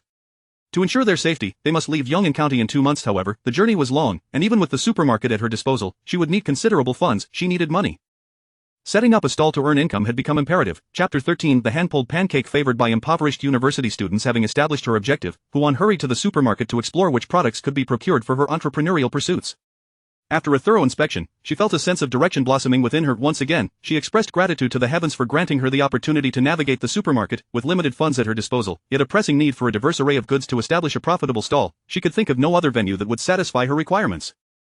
Lacking culinary skills and other crafts, in these lean times, the most prudent choice for selling food would be to opt for semi-finished products or ready-made items. The supermarket boasted an extensive variety of food at reasonable prices, allowing for the creation of delectable street snacks with minimal effort. If she failed to turn a profit, her 4 years of studying management would have been in vain. What to choose? Huan scanned the frozen section, filled entirely with pre-prepared semi-finished products. Hand-pulled pancakes, her beloved indulgence as a financially constrained university student. Elated, she purchased a bag of hand-pulled pancakes, costing 7 coins for 10 pieces, which in ancient times would have been regarded as a precious and oily white flour pancake. If she were to set up a stall, charging 2 coins for each pancake would not be unreasonable. In addition, there were already cooked foods available for sale, such as various dumplings and pan-fried dumplings with assorted fillings, a variety of marinated meats in the deli section, as well as sausages, fried meatballs, and crispy pork. To her surprise, there were also pre-packaged versions of cool noodles and rice sheets. In the sweltering heat of the dry season, selling spicy and refreshing cool noodles in a couple of days after the onset of summer would surely attract a throng of customers and yield significant profits. Since she anticipated leaving Fen County with Dia in 2 months, she needed to accumulate enough funds to purchase supplies for the journey within that time frame. Huan removed the plastic packaging from the hand-pulled pancakes, wrapped them in dry bamboo leaves, contemplating which day she would venture to town to procure some oil paper and bamboo jars for future packaging. Just then, she heard Dia calling her. She promptly exited the supermarket. Mother, where have you been so early? Dia inquired, peering through the curtain from the main room with curiosity. Nothing much, just needed a few pancake doughs to prepare breakfast when you all wake up, Huan replied. We still eat breakfast? Dia exclaimed in shock, hastily waving her hands. Mother, breakfast is for the men who work in the fields. Since no one in our family works in the fields, let's skip it and save it for lunch. Hearing the commotion outside, Fu Niu and Arya quickly bounced down from the Kong and rushed into the main room, where they laid eyes on the pancake dough Huan had mentioned. 10 pristine, glistening pieces of dough, neatly arranged on a wooden table atop tender green bamboo leaves. Arya, who had never tasted white flour since birth and had been scraping by even on using lard, recalled that the finest meal she had ever encountered was yesterday's egg soup and sorghum flour pancake. Yet this morning, she found herself on the verge of savoring a pancake made from such immaculate white flour, which even the landlord's family might not have had the pleasure of tasting. Arya could hardly fathom how delightful a pancake made from pure wheat would be. She watched as her mother casually placed the pale dough into the pan, and within minutes, it was sizzling to a golden brown on both sides. "Come, taste it," Huan urged, tearing the pancake and distributing pieces to her 3 daughters. The freshly cooked pancakes were piping hot, yet the enticing aroma proved irresistible, prompting them to hastily blow on the pieces before eagerly stuffing them into their mouths. In that fleeting moment, the rich, oily fragrance enveloped them, reminiscent of lard yet distinctively richer and more robust. As they chewed, the sweet essence of wheat permeated their palates, and the crispy exterior combined with a tender interior made the pancakes even more delectable. They had never encountered anything so delicious before, and after swallowing their bites, Daya and her sisters stood in astonishment. Could such exquisite delicacies truly exist in this world? Compared to their previous meals, it was akin to ambrosia. How could their mother have procured the recipe for such marvelous pancakes? At that moment, Daya felt as though she could still sense the enticing flavor of the pancake she had just tasted. She hurriedly collected the remaining dough, casting a warning glance at her 2 younger sisters, as she deftly placed the dough into the vegetable basin and covered it securely with a bowl. Concealing it in the pot, she turned to Huan and asked, "Mother, where did you get this pancake recipe?" Huan was at a loss for words. She hadn't even glanced at the ingredient list. Clearing her throat nervously, she replied, "Well, how does it taste? Is it good? Do you think people would buy these pancakes if I set up a stall?" Hand-pulled pancakes had become a culinary sensation in modern times. Surely they would captivate taste buds in ancient times as well. Huan had intentionally allowed her daughters to taste the pancakes to gauge their appeal to ancient palates, and to her surprise, they relished them immensely. Arya, in disbelief, covered her mouth before exclaiming, "Mother, are you really planning to sell these pancakes? Is that a problem?" Huan replied, puzzled by her daughter's question. Upon hearing her mother's genuine intention, Daya exclaimed with excitement, "Of course it's a good idea. These pancakes are far superior to the sweet pancakes father used to bring back from town. Those were sold for 2 coins each and were made from sorghum flour. Grandmother once bought white flour pancakes with brown sugar filling for 3 coins, and there were also steamed buns, vegetarian fillings for 2 coins and meat fillings for 3. Huan was astonished. She knew that white flour was quite precious in ancient times, but she had not realized it was worth so much. Any food made with white flour, aside from inexpensive vegetable fillings, could fetch 3 coins if it contained sugar, oil, or meat. Huan could hardly contain her excitement. "An opportunity. I've discovered a business opportunity. Does this mean I could sell my oily hand-pulled pancakes for 3 coins each, perhaps even more? Mother, if we add some filling, we might sell them for 4 coins each." Daya speculated, calculating the cost of making the pancakes. After expressing her thoughts, she eagerly looked at Huan, emboldened by her mother's good-natured demeanor, and implored, "Mother, if you truly set up a stall to sell pancakes, could I help you?" Huan nodded without hesitation. "Of course, perhaps our business will flourish to the point where I cannot manage it alone." Daya was overjoyed. She had never been to town before, and now she could go daily. Suppressing her excitement, she coaxed her younger sister, who was reluctant to leave the stove, to follow her out. The pancakes in the pot were made from white flour. It would be best to save some for lunch. With the household's grain supplies dwindling, they could not afford to indulge excessively until they had a steady income. Little Funyo, feeling deprived, swallowed hard and pleaded, "Mother, I want to eat pancakes." "Then eat, you 3 are still children. You must be well fed to grow strong. As for the cost of grain, that is a concern for your mother." The 3 children, resembling lean monkeys, particularly Daya, had to be cautious even when it came to meals. How would they ever escape the clutches of the destitute? The mere thought of Daya's original fate caused Huan distress. Resolutely, she issued her commands without regard for Daya's reaction, removing the hand-pulled pancakes from the pan, stoking the flames, and cooking them all. She handed each of her 3 daughters a pancake and placed 4 eggs into a ceramic pot to boil. After finishing the pancakes, "Each of you will have an egg. I brought you all into this world to live well, and from now on, we shall not suffer hunger or cold, but live joyfully for the rest of our lives." Huan declared with fervor. She had an instinct that the dream she had experienced was hinting that her fate would not be easily altered, yet, she had no clear plan on how to proceed. Her only thought was that she, the Huan who ought to have perished but was reborn through time travel, would instigate a butterfly effect. Resolutely, she decided to nourish her children, ensuring they were well fed, while also teaching them a few military exercises she had learned. In the future, should they encounter refugees, they would possess the strength to fight back and seize their chance for survival. Chapter 14. Fresh Matsutake. As Daya watched the contents of the pot dwindle, she clutched her pancake with reluctance to eat. Arya felt a twinge of guilt, believing the meal was too sumptuous. Only Xiao Funyo wore a beaming expression, her mouth smeared with grease from her enthusiastic nibbling. Huan understood that habits could not be altered overnight, so she decisively commanded, "Each person shall have 1 pancake, and none shall be left behind." After quickly finishing her breakfast, she took a boiled egg for herself. She then retreated to the inner room to contemplate setting up a stall. With only 9 taels of silver remaining, she needed to procure the necessary items for her stall, but the funds were insufficient. She had to devise a plan to strike it rich. At that moment, a figure floated in from outside. It was Li Shangxiao. Seeing Huan, she greeted her with a cheerful smile. "Second sister-in-law, my household is in dire need of various items. I figured your family might be in a similar predicament, so I thought to ask if you'd like to accompany me to the town." Huan pondered for a moment before nodding. "All right, I can sell the wild vegetables I picked from the forest yesterday while we're at it." We'll head to the town first, using the wild vegetables as a cover. I might get a chance to procure some valuable items from the supermarket and secure enough funds for my stall. With a bamboo basket slung over her back, Huan made her way to the village entrance, guided by her memory. Upon raising her gaze, she spotted an ox-drawn cart belonging to the village's old Lu, who specialized in transporting people to the town. A fare of 1 copper coin per person was required, and typically, there were 2 trips a day, one in the morning and another in the afternoon, departing once full. By that time, the cart was already occupied by several passengers, leaving only a small space at the rear. Old Lu, noticing the 2 women, took a puff of his dry tobacco and remarked, "If you two are traveling, it's just in time for the next trip." "Of course, here's the fare," Huan replied. She and Li Shangxiao each handed over a copper coin and squeezed into the back of the cart. Lu pocketed the coins, casually inserted his tobacco pipe into his waistband, and without a shout, tugged at the reins, allowing the ox to commence its journey. Oh dear, 2 spendthrift women. Just pried money from their mother's hands, and they can't wait to squander it in town. The cart had barely moved when an irksome voice rang out. Turning around, they were met with none other than the insufferable elder sister-in-law, Zheng Kaiyun, and the mercenary old woman, Wang Laotai.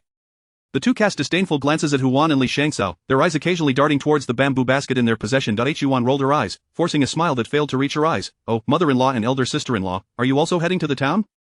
"Well, after yesterday's division of property, I took the kitchen knife, and now your household is left with nothing but bare essentials. You must be coming to town to squander as well." As she spoke, Huan pretended to slap her forehead in sudden realization, an expression that was infuriating to behold. Li Shangxiao chimed in, "Indeed, elder sister-in-law, it sounds as if you're claiming your trip to town will be without expense." In the years prior, when her children were scarce, she had endured much bullying from Zhang Kaiyun, not to mention an old grudge. A chance to see Zhang Kaiyun at a disadvantage was one she would gladly seize. Zhang Kaiyun stammered, "What business is it of yours? Mind your own affairs." The speaker was Li Ersan, whose husband ran a butcher stall in the town, commonly referred to as Wang the Butcher by the villagers. Huan recalled this woman, as her daughter Is Nu was close with Yai in the past. When Arya was bullied, Li Ersan had even come to seek justice for her. However, due to the original owner's timid disposition, Li Ersan ended up being scolded by Wang Laotai for meddling. Since then, Li Ersan had maintained a frosty demeanor towards both the original owner and the Wang family. Li Ersan glared at Zheng Kaiyun, having harbored resentment since hearing that Dia and Arya had been sold. She had finally found an opportunity to confront her. Zheng Kaiyun, who was typically slothful and inept at managing her affairs, was now attempting to marry off her son and lacked the funds, yet she dared to sell her daughter to secure a bride. How absurd! Zheng Kaiyun's complexion turned ashen with anger, and Li Ersan shot a glare at Huan. "Where were you all this time? Why wait until your daughters suffer to realize their worth?" No sooner had she spoken than a handful of vibrant wild vegetables appeared in her embrace. "You're right, Auntie. I may have erred in the past, but I've come to understand now. Who says daughters are not as valuable as sons? They are flesh of my flesh, and if I do not cherish them, who will?" Li Ersan was momentarily taken aback. She usually had a few cutting remarks for Huan but had never seen her smile so brightly flustered. She stammered, "What are you doing? I don't want your things." She hurriedly attempted to return the vegetables. "Besides, you're a woman with 3 children. Your life isn't easy, you should keep them." Huan thought to herself that Li Ersan was a kind-hearted person despite her tough exterior. "Take them, please. I have a favor to ask of you. I want to sell these wild vegetables in the town, and I was hoping you could guide me." Neither Huan nor Li Shangxiao had visited the town much, and they needed to inquire about selling their goods. Li Ersan's husband was conveniently set up in the town, making her an excellent source of information. Zheng Kaiyun's eyes lit up upon seeing the wild vegetables, for she knew there were treasures within Huan's basket. You're quite generous, giving vegetables to the villagers, yet you lack the sense to support your own nephews." Huan let out a cold laugh. "Just yesterday, you intended to sell my own daughter, and now you dare to ask for vegetables? Elder sister-in-law, is your face made of city walls, so thick?" Laughter rippled through the onlookers, causing Zhang Kaiyun to flush with indignation. She opened her mouth to retort but was pulled back by Wang Laotai, who whispered, "Don't forget what Dalong said last night. They won't be frolicking for long. Why stir up trouble now? In a couple of years, you'll reclaim every last coin." Zhang Kaiyun seemed to grasp this and instantly ceased her anger, casting a malicious glance at Huan, sneering twice without further comment. Huan, too, refused to back down, glaring in return. She had heard Wang Laotai's words and was uncertain of the Wang family's intentions, but she remained resolute. When trouble came, she would meet it head-on, and in the end, it was uncertain who would prevail. As the farce concluded, the atmosphere lightened considerably. Upon reaching the town entrance, the passengers disembarked. Li Ersan glanced at the vibrant green leaves peeking from the basket and, for once, offered Huan a warm smile. "These wild vegetables are fresh and vibrant. You should inquire at the town's taverns and restaurants. Many are in dire need of vegetables and grains, with some businesses struggling to survive. If you sell now, you're sure to fetch a good price." Selling vegetables at a tavern? An opportunity for fortune had arisen. Huan expressed her gratitude with a smile and, accompanied by Li Shangxiao, made her way toward the street of taverns and restaurants, as directed by Li Ersan. Many establishments had already closed, leaving only a few grand taverns still open for business. "Are you lodging or dining?" Upon entering one of the taverns, a young attendant approached them. "Young man, we wish to sell some of our homegrown vegetables. Do you accept them?" With the attendant's friendly demeanor, Huan naturally responded with a smile. The young attendant maintained his cheerful disposition. Auntie, please follow me. I'll take you to the manager. This matter is beyond my authority. Instructing Li Xiangxia to stay put, Huan followed the young attendant into the back room. Taking advantage of the absence of others, she slipped into the supermarket and retrieved a fresh matsutake mushroom. Before long, the young attendant returned with a man clad in a long coat, presumably the tavern's manager. Upon receiving the bamboo basket, Manager Zhao opened the cover, initially expecting to find dried vegetables, only to discover a fresh, moist matsutake, still bearing traces of soil, nestled beneath a bed of wild greens. It is worth noting that matsutake is prone to spoilage, and even in peaceful times, it is rare to enjoy fresh matsutake, let alone during a drought. Such fresh matsutake and decent wild vegetables. Auntie, I'll take the entire basket. Chapter 15 of the Fairy. It appears that ancient matsutake mushrooms are indeed a precious commodity. Hu inquired, how much do you charge for them, shopkeeper? Zhao, the shopkeeper, cautiously examined the vegetables beneath, only to discover that the lower layer was devoid of withered leaves. All were equally fresh. He replied with satisfaction. Previously, the market price for matsutake was 5 taels of silver each. Now, how does 7 taels per piece sound? As for wild vegetables, they are priced at 5 won per gene. Rest assured, my dear aunt, I guarantee that my prices are in accordance with the market rate. Zhao assured her, I can be trusted. Huan, having passed through the market on her way here, had inquired and confirmed that fresh wild vegetables were indeed selling at that price. As for the matsutake, they were being sold at 3 taels in the supermarket. With this transaction, she would profit 4 taels, leading her to believe that the shopkeeper was not deceiving her. Noticing her confidence, Zhao thought her to be a straightforward person, which made his smile more genuine. If you happen to have more matsutake in the future, do bring them to me. I shall take them. After expressing her gratitude, Huan took the money and turned towards the main hall. The moment she lifted the curtain to enter, she swiftly slipped into the supermarket. She concealed the 4 taels of silver and the 9 taels she had brought from home close to her heart, then strung the 100 copper coins earned from selling wild vegetables into a necklace, securing it to her waistband. Once everything was arranged, she exited the supermarket in search of Li Xiangxia for a major procurement. No one noticed the sudden disappearance of a living person. Li Xiangxia, noticing Huan's empty basket, eagerly asked, Sister-in-law, how much did you sell the wild vegetables for? 5 won per gene, just as we heard outside. Huan feigned a tense demeanor, subtly signaling a number with her hand. Li Xiangxia gasped in astonishment, oh my goodness, that basket must weigh 20 genes. That's 100 won profit. Her sister-in-law was indeed impressive. Not only did she dare to stand up against her mother-in-law, leading her daughters to live independently, but she also ventured into the perilous greenwoods to gather wild vegetables, turning a swift profit of 100 won. Were it her, she certainly could not have achieved such a feat. At this moment, Huan's image loomed even larger in Li Xiangxia's mind, almost shimmering with a golden glow. However, the one being silently admired was utterly unaware, fixated on a baozi stall on the eastern side of the tavern, observing discreetly, boss, what filling do you have in these buns? Your business is thriving. Huan approached the stall, peering curiously. This particular street near the market was dotted with numerous taverns and eateries, yet due to the drought, foot traffic had diminished significantly, causing many establishments to shut their doors. Yet this small stall remained steadfast, surrounded by a crowd. Moreover, these individuals appeared to have come from the eastern alley, as if drawn specifically to this baozi. Could it be that an ancient street vendor harbored hidden talents and unique flavors? If so, would her plan to set up a stall and earn money become significantly more challenging? Li Xiangxia, feeling somewhat embarrassed, remarked, Sister-in-law, I had breakfast this morning, so I'll pass. She had just seen 2 men approach to buy baozi. One ordered coarse buns for 2 wen, while the white buns were priced at 3 wen. Lacking her sister-in-law's knack for making money, she dared not purchase food in town. Huan noted her discomfort and quickly explained, I intend to set up a stall to sell food and wanted to inquire about the town's flavors from this vendor. Upon hearing Huan's plans for a stall, Li Xiangxia felt relieved from her monetary embarrassment, then suddenly seemed to realize something, looking at her in astonishment. Her sister-in-law was indeed bold, unlike herself, who had never dared to even dream of running a business, fearing a total loss. The baozi stall owner, noticing their little exchange, chimed in with a smile, the filling is made from dried vegetables. You ladies must be from the village. You may not know that fresh vegetables in the town are quite expensive now, costing 5 to 6 won per gene. Feigning shock, Huan responded, vegetables are so costly now? What about grain? I see you still sell white buns. Wouldn't you incur losses selling them at such low prices? The owner, eager to explain, divulged, in the past, my coarse buns with fresh vegetables were merely 1 won, while the white buns with vegetarian filling were 2 won, and meat filling required an additional 1. Nowadays, I can no longer afford meat filling. The dried vegetable buns are now 2 won for coarse and 3 won for white. Despite the crowd, my stall remains the most affordable in filling in the East Market. The ferry is just down the street. Many laborers who didn't find work that day prefer not to eat coarse buns, so they are willing to walk an extra street to fill their stomachs here. Huan's eyes brightened. There was indeed a ferry in town. What a splendid location, high foot traffic, as many merchant ships docked at the ferry for supplies or to trade goods, and more importantly, there were many porters responsible for transporting cargo. Porters earned their living through heavy lifting from dawn till dusk, with wages ranging from 40 to 51, relying heavily on physical labor and thus requiring ample food. With this in mind, she resolved to set up her stall at the ferry. Boss, please pack one of each type of bun for me. I'd like to sample the town's flavors with my siblings. Huan handed over 5 won in copper coins to the owner. She had noticed that the owner was intentionally providing her with information, and she suspected he had overheard his earlier remarks to Li Xiangxia. However, rather than fearing competition, he generously shared his knowledge, and for his character, she was inclined to purchase 2 buns to taste. Taking a bite of the white bun, she found it lacking in oil and flavor, yet it was not shortchanged in quantity, with little moisture in the filling. Indeed, honesty in business attracts customers. Huan passed the coarse bun to Li Shangxiao, who hesitated to accept it, but Huan firmly pressed the oil paper wrapped bun into her hands. You should eat this, we must return to the ox cart soon, and I still have not purchased the items for my stall, nor have I replenished the household supplies. I'll need your assistance. Only then did Li Shangxiao accept the bun, carefully placing it in her basket. The two women parted ways. Li Shangxiao went to procure household items, ensuring she purchased a share of anything she needed, planning to reimburse Huan later. Meanwhile, Huan focused on acquiring supplies for her stall with money in hand. Huan felt much more confident while browsing the market, quickly drafting a shopping list of items she could purchase from the supermarket. She would buy semi-finished seasoning packets directly from the supermarket, as well as a cast iron pot for tables, chairs, bowls, and chopsticks. The modern items in the supermarket would not suffice. She needed to buy locally made earthenware bowls and wooden tables. These items were inexpensive, likely costing no more than 2 or 3 taels of silver. Resolute, Huan approached the entrance of a general store.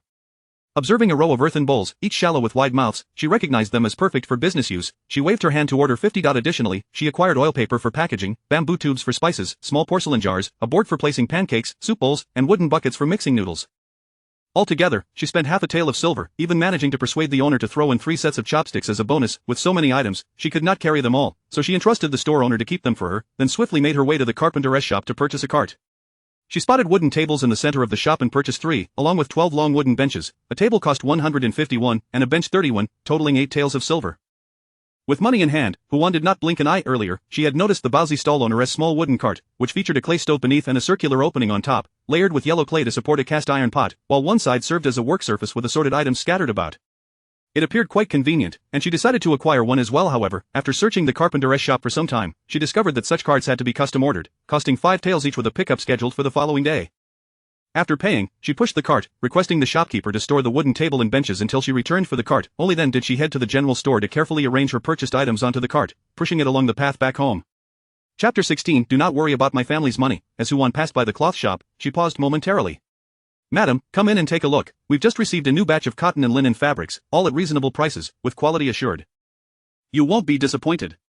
The shop assistant, noticing Huan's tattered attire yet seeing her cart brimming with goods, called out to her. After a brief moment of contemplation, Huan stepped inside.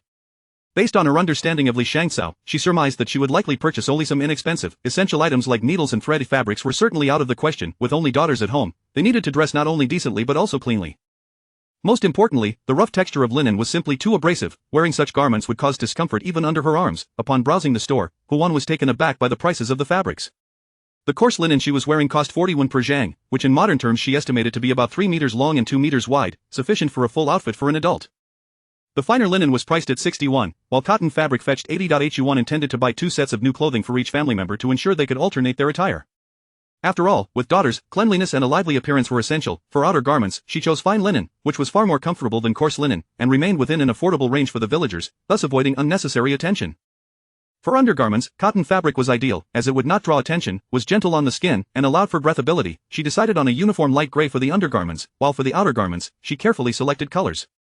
For Dia, aged 14, she chose water green and bamboo blue to reflect her youthful vibrancy. For Arya, only 12 and fair-skinned, she selected goose yellow and moonlight blue. For the youngest, Lu Fu Niu, merely 6 years old, she opted for carp red and scale yellow. As for herself, she settled on brown and coal black, not out of a lack of appreciation for beauty, but rather due to the original owner's modest means and her current inability to maintain her appearance.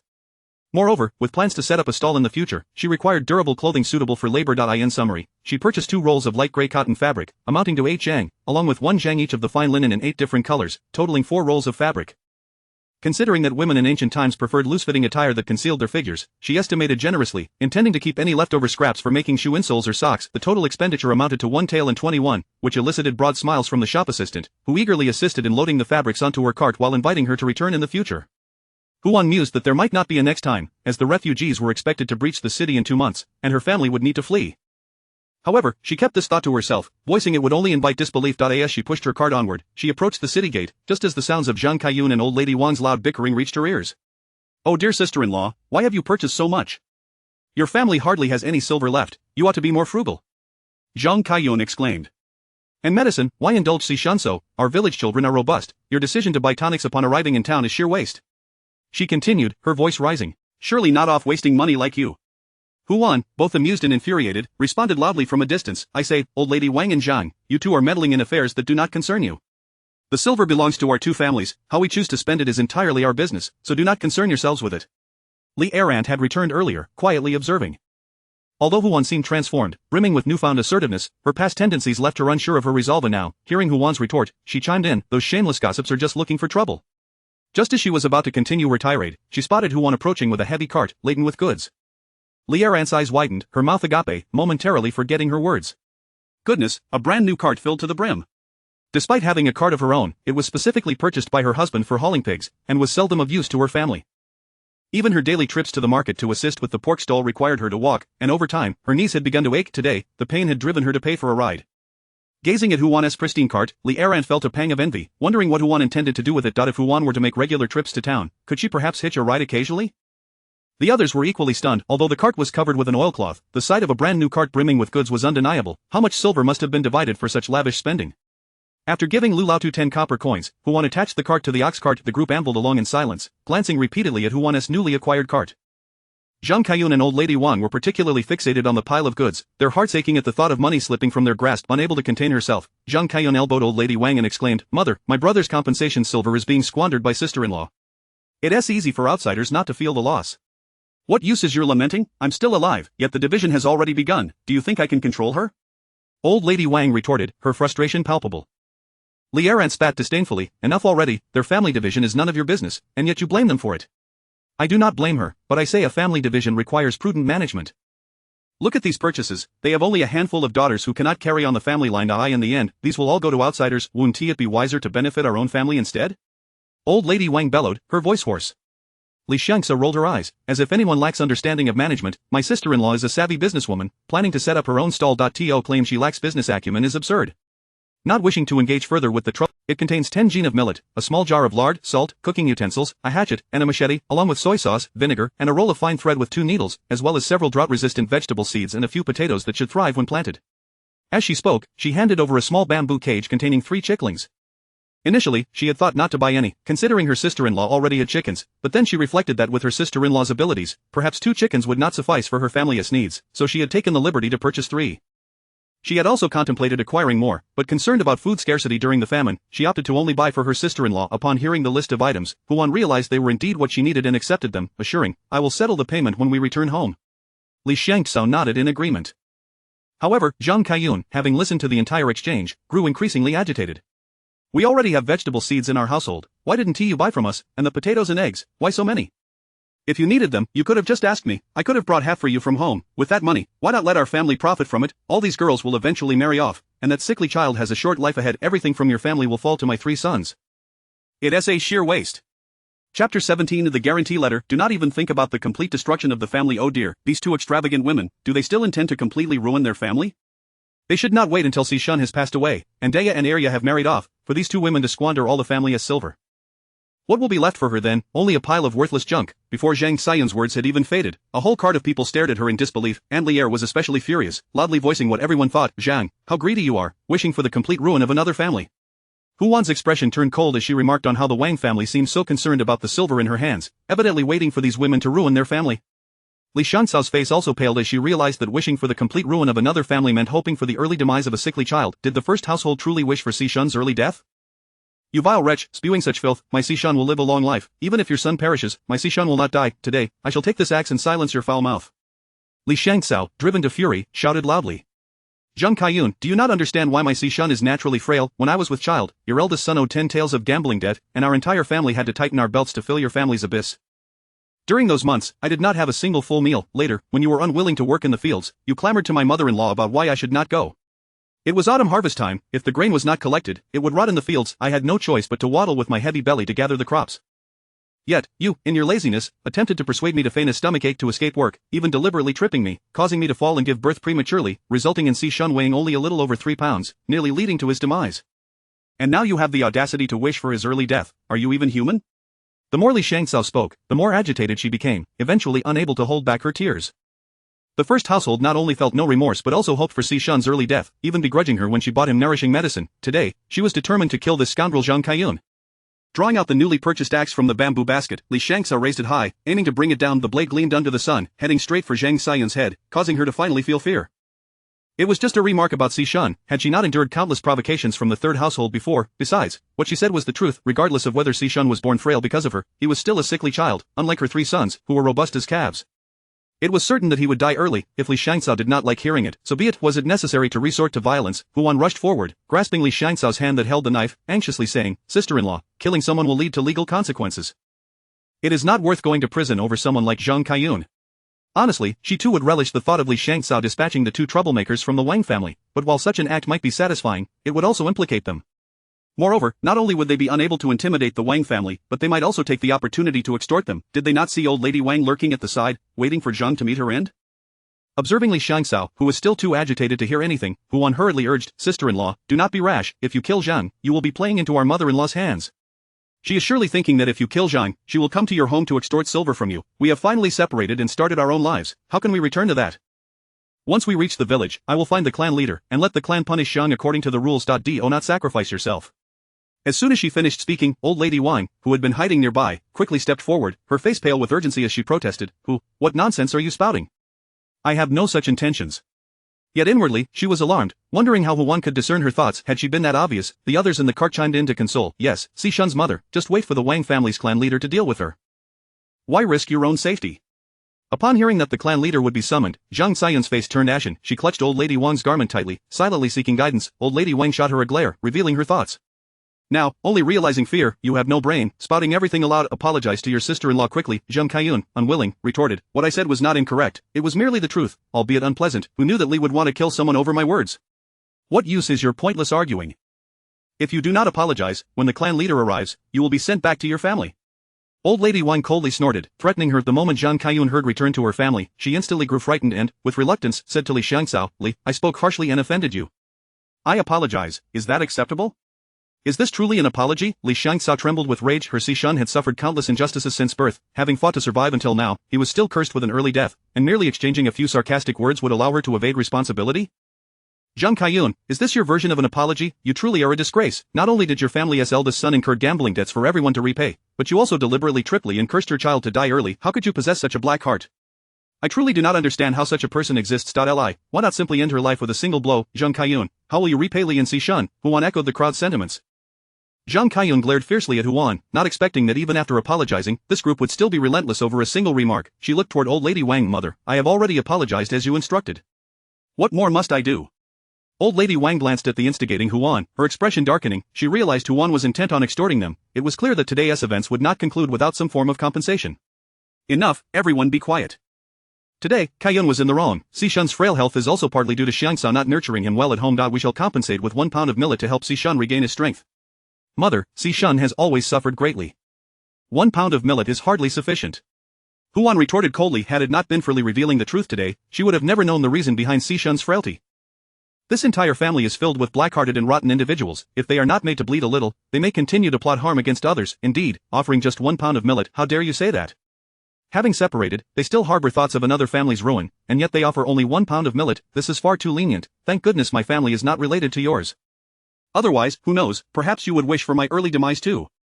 Exactly, I will go back and inform the Wang family in the village to be cautious. The wife of Wang Dalong wishes for the complete ruin of another family and curses her husband's 2 brothers to perish. Zhang Kaiyun originally wanted to question how that was insufficient, but seeing so many people berating her, she quickly fell silent. Huan's piercing gaze fixed on Zhang Kaiyun as she coldly questioned, "Just having separated from the family, and today you curse Xishan to die while plotting the destruction of our 2 families. If this matter reaches the village chief and clan leader, as our mother-in-law said, you will surely be expelled from the village and sent back to your family." Upon hearing the threat of being sent back, Zhang Xian's expression changed. Life in the Wang family was quite comfortable. If she returned to her family, she would surely rise with the roosters and sleep later than the dogs, burdened daily with endless chores and barely enough to eat. Returning to her family was simply out of the question. Chapter 18. What on earth is so valuable? One exclaimed anxiously. What do you intend to do then? Since it has come to this, you must apologize to Xiangxao for the earlier incident and compensate her with the 1 pound of millet you just promised. Additionally, you shall provide 2 chickens to the 3rd household. Furthermore, upon returning to the village, your family must draft a guarantee stating that the financial assets and property of our 2 families shall not be inherited by the descendants of your eldest branch. Upon hearing the first 2 demands, old lady Wang felt a twinge of pain, but the 3rd condition made her explode with anger. "No way. If you take away our family's money, won't that mean those outsiders born of those girls will benefit entirely? I am more than willing to provide for my own daughters, Danya and Arya, and as for Xiangxao, she has Sisun to rely on. Why should it be any different for her?" Huan questioned sharply. Old Lady Wang stammered, unable to respond. The surrounding villagers began to murmur and cast judgment. Old Lady Wang is truly unreasonable, her bias is evident. No matter how much she favors her eldest grandchildren, she cannot wish harm upon her own little grandson. Hu Wan scoffed. Otherwise, I shall escalate this matter to the clan, making it known that Li's family has been driven back to her parental home. I wonder how your beloved 3 grandsons will react when they learn that you forced their mother back. Old Lady Wang's face turned a ghastly shade. After what felt like an eternity, she reluctantly squeezed out a resentful, fine. With that, her dark gaze shot towards Zhang Kaiyun. The resources that rightfully belonged to Daba had now vanished, and she could only imagine how Daba would react upon learning of this situation. Zhang Kaiyun, frightened, shrank back, hastily lowering her head. Soon, the ox cart returned to the village, with Aunt Li and a few concerned women seeking out someone literate in the village. The eldest grandson of the village chief came to draft the guarantee. Witnessing Old Lady Wang place her thumbprint, they then accompanied her to collect the promised 1 pound of millet and 2 chickens before joyfully heading home. Hu Wan and Li Shangzhao took turns pushing the cart as they hurried home. Upon arrival, they found Funyo basking in the sun with Sisun in the courtyard of the third household. Sisun held a chicken egg, which, judging by its size and color, was one of the boiled eggs she had prepared for her daughters earlier that morning. The courtyard was empty. Meanwhile, Li Shangzhao, with the money for purchases, hurried home with 2 old hens to build a chicken coop. Hu Wan called out, Danya, Arya, are you home? The second sister and Shimei had gone to fetch water by the river. Hearing the commotion, Danya rushed out from the house, dropping her broom in astonishment at the sight of the cart brimming with goods. She hurried over, touching the brand new cart, marveling at the tightly covered oilcloth and the large basket of items placed on the ground, along with 3 little chicks, utterly speechless. Mother, what is this? Hu Wan lifted the oilcloth, revealing the cart filled to the brim with items, especially the several pieces of new fabric. Quick, tidy up, Mother has prepared new cloth for you to make clothes. Mother, how much did this cost? Danya lamented, her heart aching.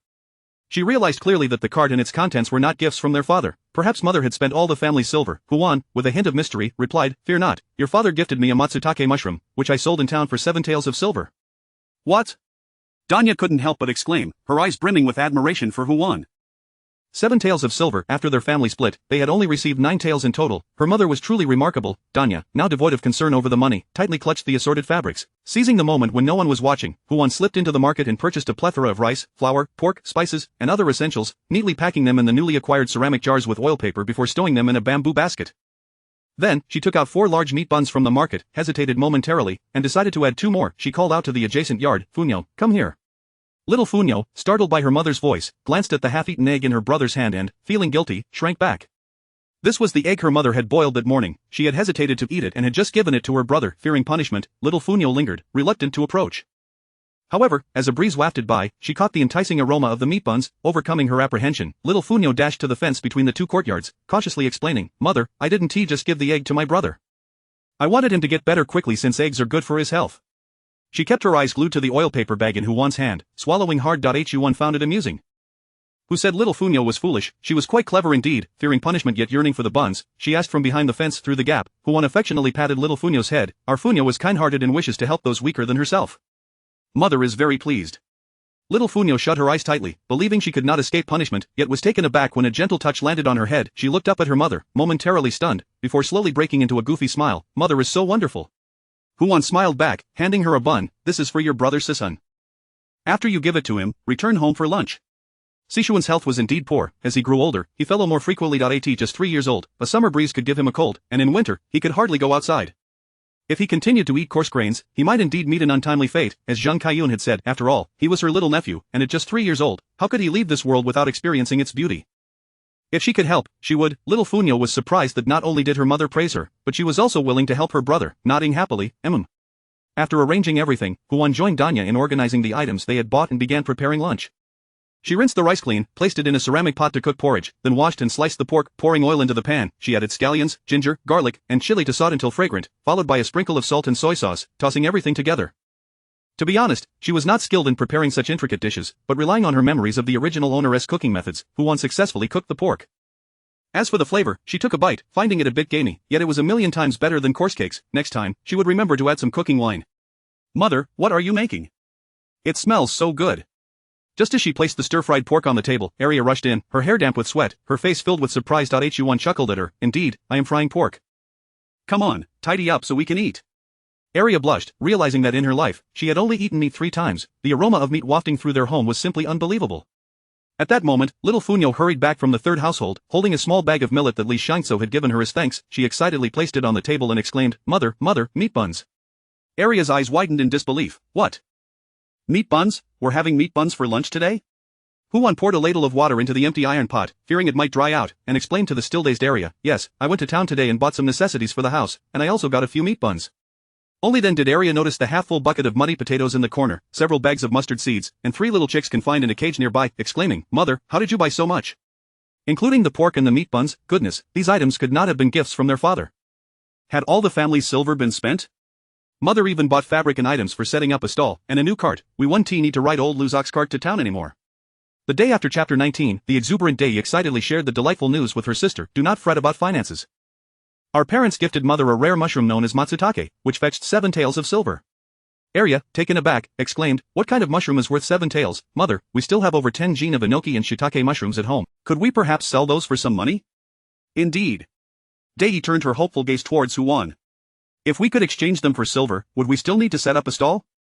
Unable to contain herself, Huan gently tapped the curious heads of the 2 sisters and admonished, what are you imagining? If a single mushroom were truly worth that much silver, wouldn't everyone in our village be living like gentry? Besides, while 1 matsutake and a basket of wild vegetables could be attributed to good fortune from my daring venture into the woods, an entire basket of enoki and shiitake mushrooms would be much harder to explain. Wild vegetables grow abundantly, one could easily find a patch to gather a large basket, but mushrooms are scattered and elusive. It would be preposterous to suggest that a woman could nonchalantly gather a whole basket of mushrooms in a forest rife with danger. If word got out, the entire village would suspect our family had discovered some hidden treasure, and we would surely face endless calamities. This was precisely why, earlier that morning in front of Li Shinsao, she had only brought wild vegetables and refrained from selling the remaining shiitake and enoki at home. Do not dream, my dears. A treasure like matsutake can only be transformed into silver sparingly, and attempting to sell too much food would inevitably attract the attention of the unscrupulous. That is why your mother is considering setting up a stall to earn some money discreetly, so as not to arouse suspicion among the villagers. In the future, you must also keep your mouth sealed, understood? Huan imparted with earnestness. Realization dawned upon Dei and Arya, and they chorused, understood, mother is indeed wiser than us, able to think so deeply. It is no wonder that heaven bestows upon her the ability to procure food, while it passes us by. Huan, satisfied to see her children abandon their dangerous thoughts, nodded and placed the still warm steamed buns from the steamer onto the table. Alright, wash your hands quickly. It is time to eat. I bought 4 large meat buns, 1 for each of you, enough to fill your bellies. Little Funu's eyes sparkled as she eagerly reached for a bun. Having seen her brother relish his bun earlier, she was now thoroughly tempted. Gazing at the fragrant, soft, and tender bun in her hands, she swallowed hard but refrained from eating it, instead offering it to Huan. Mother, you eat first. Arya followed suit, extending her bun as well. Yes, mother, you should eat first. You are the adult. Dei nodded in agreement, believing that since their mother was an adult and deserves to eat more, they should let her fill her belly first, leaving the remainder for the 3 of them to share. Seeing her 3 daughters, who clearly yearned for the food yet remained motionless, Huan's heart softened. Go ahead, eat. I have already had a bun in town, and I assure you, 1 more will not hurt. With that, she took a bite of a bun, feeling a pang of discomfort within. How fortunate are these 3 daughters, are they not as filial as her 3 nephews from the Wang family? She pondered why the original owner in the Wang family could not appreciate daughters. Is gender truly of such paramount importance? As a modern individual, she found it difficult to comprehend the ancient mindset that favored sons over daughters, yet she refrained from imposing a moral high ground upon the ancients. However, she could educate her daughters well, empowering them to achieve their own successes and proving to the Wang family, who thought to belittle them, that daughters are no less valuable than sons. With this thought, Huan felt a measure of comfort. Dei, noticing her mother had begun to eat, happily picked up her bun and distributed 1 to each sister, urging, eat quickly, eat while it's hot. It won't taste as good once it cools. The sisters gathered joyfully around the table, taking a bite of the meat buns. Instantly, the sweetness of the white dough fused with the savory aroma of the filling and the seasonings enveloped their mouths, prompting them to devour one after another. How delectable the meat buns were. Meanwhile, the white rice porridge on the stove was ready. Huan took 4 bowls and, using the newly purchased wooden ladle, served the steaming porridge, which was so rich it seemed as if the rice might dissolve into oil. The sisters cautiously lifted their bowls and took a sip. Wow, it's sweet, so this is the taste of white rice. They savored the flavor, and after a moment's reflection, they turned their chopsticks toward the stir-fried pork they had neglected until now. The rich, marbled pork belly brought a smile to little Funu's face, her eyes narrowing in bliss. At that moment, the impoverished often favored fatty meat for its richness, yet the pork belly's balanced texture, particularly when prepared by Huan, who was generous with oil and seasonings, burst with flavor in their mouths. The combination of the pork fat, the tender meat, and the fragrant notes of scallion, ginger, and garlic, with a hint of spice, was simply irresistible. For Dei, who had never enjoyed such delights in her life, the flavors were overwhelming. It felt as though she had only just discovered the meaning of existence, as if her past days had been pure suffering. The table was soon cleared, their bowls licked clean, and the family leaned back, rubbing their full bellies and sighing contentedly. Little Funu cradled her stomach, relishing the memory of the meal. Mother's cooking is so delicious, Funu wants to eat it again tomorrow. Arya chimed in, me too, your cooking is richer and more flavorful than big sister's. Can you make lunch again tomorrow? You won't have to wait until tomorrow. Tonight, I will prepare something delicious for you. Huan replied with a smile, announcing a decision she considered quite ordinary. From now on, our family will have 3 meals a day. Having grown accustomed to 3 meals in modern times, she could not bear to deprive herself upon returning to the past. However, Day, Arya, and even little Funu were utterly astounded by her words. What, mother, are you saying we will eat 3 meals a day? Arya exclaimed, for in Shanshui village, apart from the village chief and the headman, no one else could afford 3 meals. Families like the Wangs only had 2, and the morning meal was reserved only for the men of the household, leaving the girls to dine only at midday now. To suddenly learn they would not only have good food but also 3 meals a day was beyond their comprehension. Especially for Day, who had long thought that merely living a life akin to the men was sufficient, she could hardly believe that her mother was elevating them to the standard of the village chief. She exchanged silent glances with her sisters, each thinking to themselves, how wonderful it is to have such a mother and a life like this. Little Funu jumped for joy, exclaiming, 3 meals a day, 3 meals a day. Funu can eat 3 meals from now on. Huan, unfazed by the excitement, maintained her usual demeanor. Alright, tidy up and rest for a bit. This afternoon, we need to turn the soil in the. It was at this moment that their restless hearts, having wandered for over a decade, finally found solace. For the first time, they felt a sense of belonging and anticipation for life.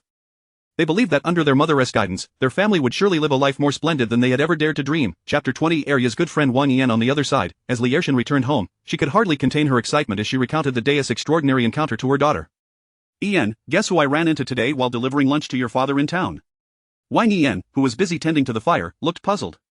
Who? Huan, that's Arya's mother. Her? Wang Yan scoffed, pouting disdainfully.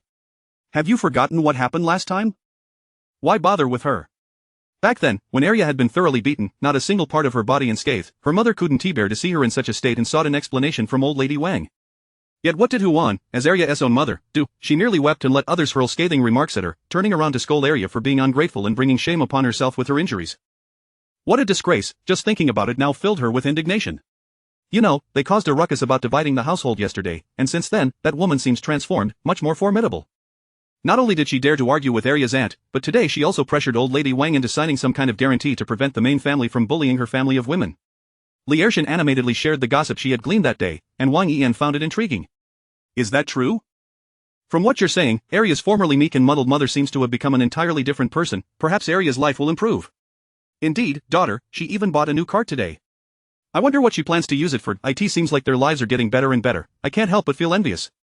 Li Ershan remarked with admiration. Wang Yan, who had been thrilled for her dear friend, now felt a pang of sorrow, squatting down to gently massage her mother's knee.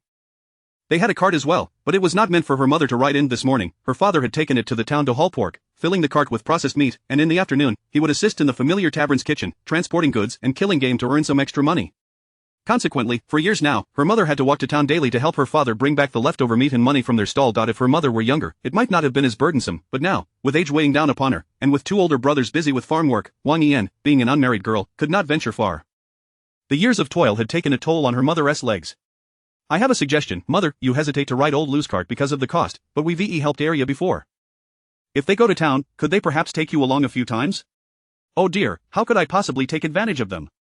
Li Ershan had indeed considered this possibility but quickly dismissed it. After all, the cart might be used for hauling goods or transporting people, and it was ultimately a means for them to earn a living. How could she expect to ride for free? Yet, to pay for it, she would have to match old Lou's prices, 30 coins a month, over a year that would amount to 3 taels, which would be 1 tael after 3 years.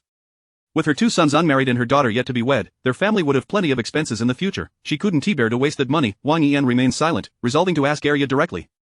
If that made her seem shameless for seeking a favor, so be it. Her mother's legs were more important than her pride. When Huan awoke, she found that both Arya and little Funu were gone, leaving only Daya on the earthen bed, busy with needle and thread, preparing to make new clothes. One had to admit, Daya was exceptionally skilled. In just half an hour, she had already cut out the shapes for 2 sets of undergarments. Curiosity piqued, Huan watched Daya's deft hands, memories flooding her mind. It turned out that the Wang family was renowned for their clothing craftsmanship, and Daya had learned her skills from the original owner. However, as someone who had lived over 20 years in her past life without ever picking up a needle, even inheriting the original owner's knowledge of cutting and sewing did not translate to immediate proficiency. Thus, she directly stated, Daya, I leave the making of the clothes to you. Where are your 2 younger sisters? Daya, focused on her work, didn't look up, determined to finish the undergarments by tomorrow. She casually replied, Funu went outside to see the chicks, and Arya is playing with her in the yard, but she was just called away by her friend Ian, saying there was something to discuss. Ian called Arya for something? Could it be that something is amiss at Li Ershan's home? Huan, who had already held some expectations of Li Ershan, decided to check it out. Alright, you carry on with your work.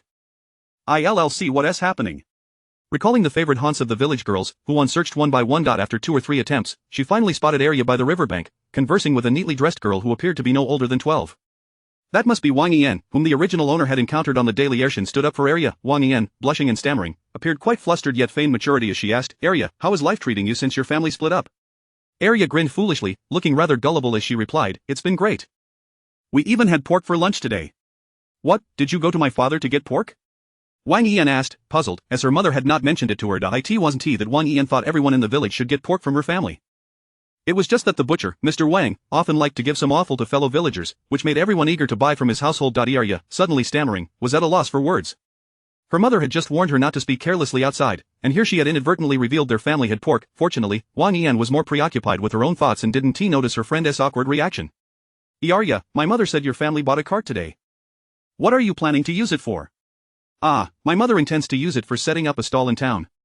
After recalling her mother's words about earning a decent income, she thoughtfully explained to Wang Yan. Hearing this, Wang Yan felt delighted. It wasn't for hauling goods or people but for business, so surely her mother could hitch a ride a few times. When your family goes to town, could you take my mother along? She has to go to town every day to help my father with the pork stall, and her knees have been hurting for years. Upon finishing, she looked at Arya with hopeful eyes, only to see Arya's face filled with difficulty as she replied, the cart was bought by my mother to earn money. It is not mine to lend. Why don't you let Li Dinyang directly ask my mother? I'm sure she would be willing to help. Huan, overhearing this, finally understood the little girl's intentions. She wanted to find her mother a free means of transportation. She hid behind a large tree by the river, listening intently. Liarshan had helped her quite a bit, and besides, she also wished to borrow space in the butcher's storage at the market for their tables and benches, as well as the small cart. If she needed to ask for a favor, it was only natural to oblige. However, this matter required discussion with Liarshan. It could not be left to the whims of young Wang Yan. Wang Yan, upon hearing Arya's words, expressed her disapproval, even rolling her eyes and pouting. How could someone like Hu Dinyang agree? She might still hold a grudge over past events. Realizing her tone was too harsh, she softened her plea. Please, just agree to this. If you do, your mother will surely find it hard to refuse. This isn't mine to give. How can you expect me to agree? It's better for Li Dinyang to ask my mother directly. My mother has changed. She is not as you described. She will definitely agree. Arya firmly rejected her friend's implication, feeling uncomfortable with such suggestions. Moreover, this approach made her uneasy. Although Liarshan had indeed helped her, any gratitude owed should be settled with her own resources. It was unacceptable for her to lend the cart her mother had purchased just because Liarshan wanted to ride in it. Arya, lacking formal education, struggled to articulate her feelings, but had she been educated, she would have recognized that Wang Yan was attempting to leverage gratitude for personal gain. Chapter 21. Aunt Lier apologizes with pig offal in hand. Arya, if you do not agree, then so be it. I shall discuss it with my mother when I return. As for Aunt Hu, Wang Yinu could not help but roll her eyes, remaining non-committal. Even if Aunt Hu had indeed changed due to the division of the family, she was still the same person. Undoubtedly, she would continue to exhibit her usual muddled ways. Convincing her to lend a hand would be akin to expecting a sow to climb a tree. Arya felt discomfort as well. Seeing her friend's discontented expression only added to her unhappiness. She reiterated firmly, Inu, my mother has truly improved. She is now capable of supporting our entire family on her own and ensures we have enough to eat. If you still consider me a good friend, you must not look down upon my mother. Arya understood that the woman her mother had become was not the same as the one from the past, and thus she never imposed the past upon her current mother.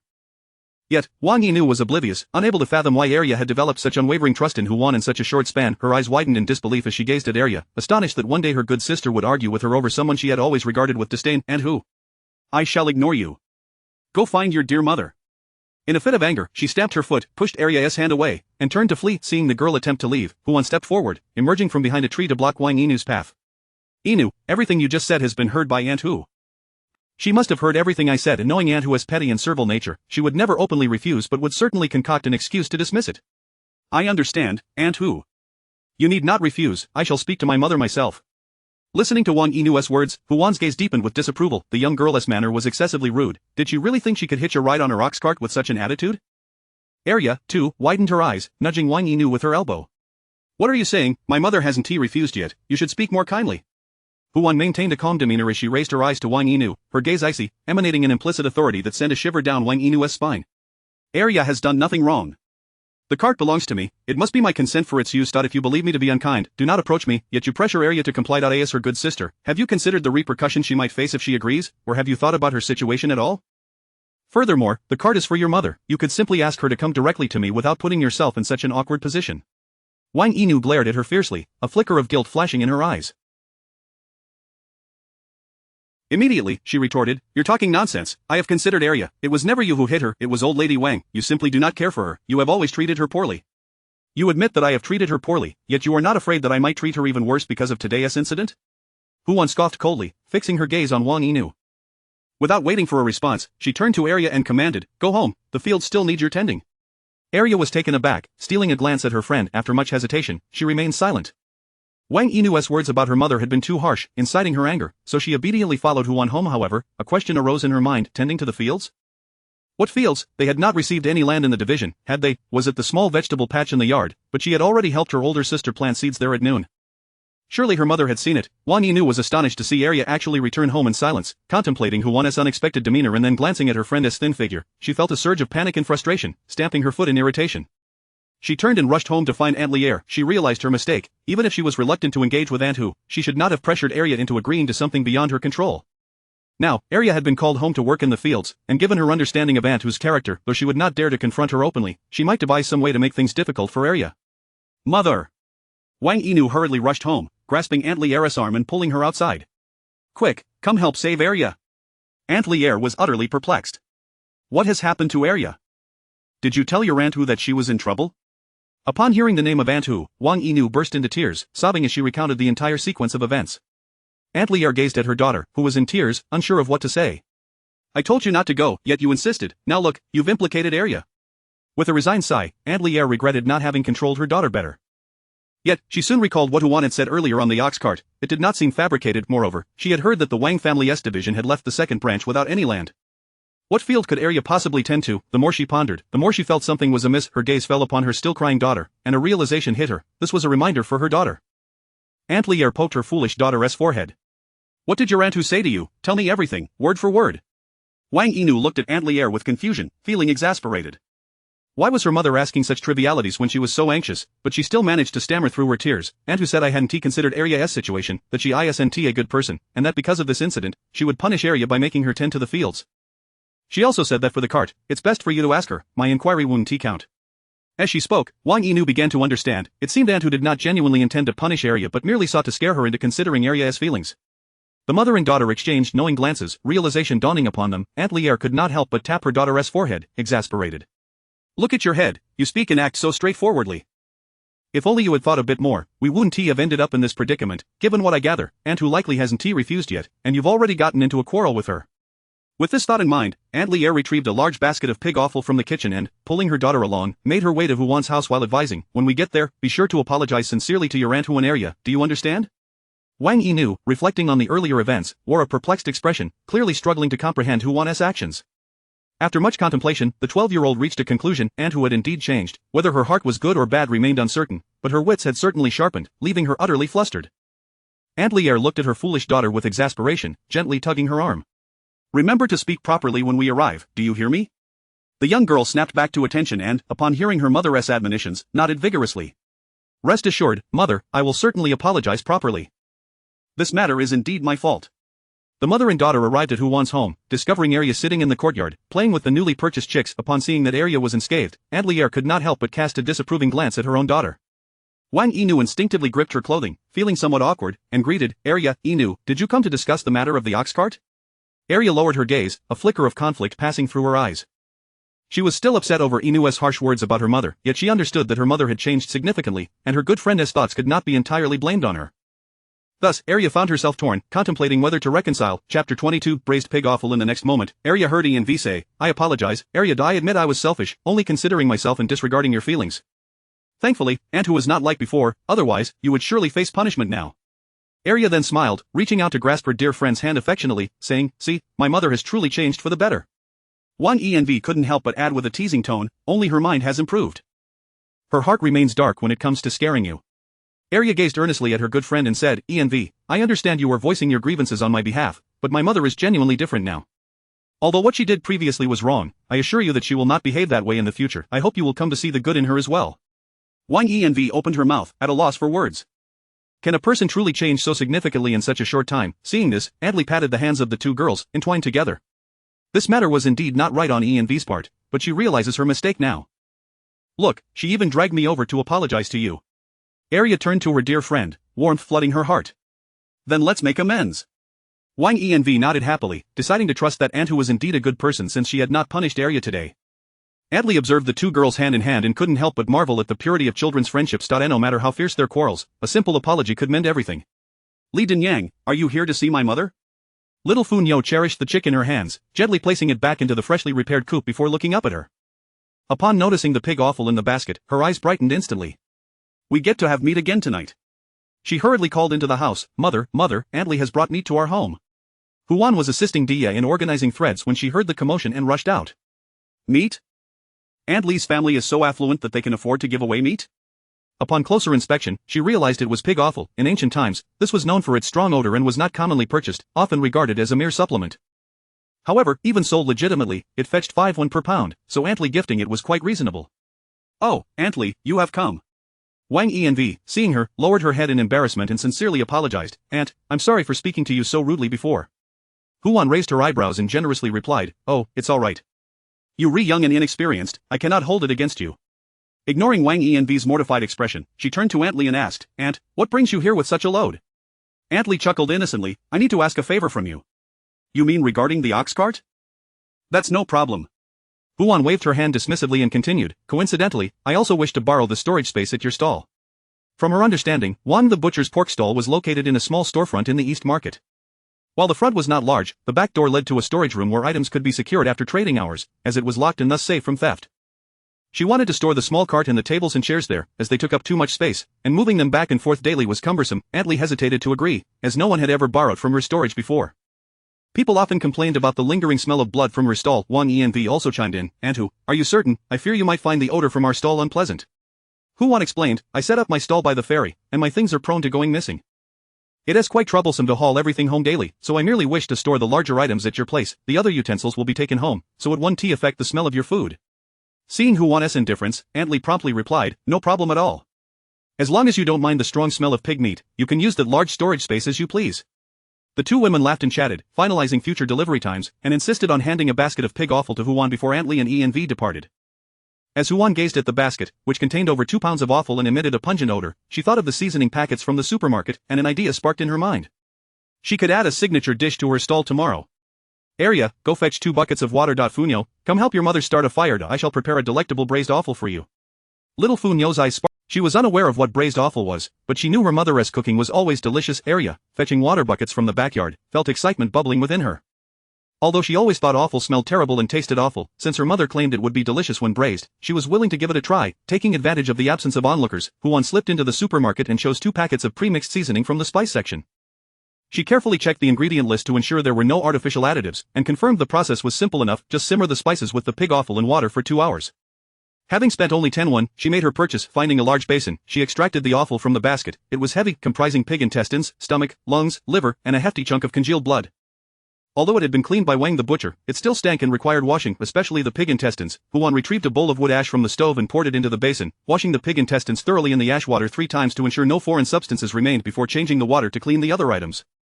After all, she did not wish to experience the taste of excrement a second time. Once cleaned, Huan chopped the offal into large pieces, set a clay pot over the fire, filled it with cold water, and added the entire packets of seasoning.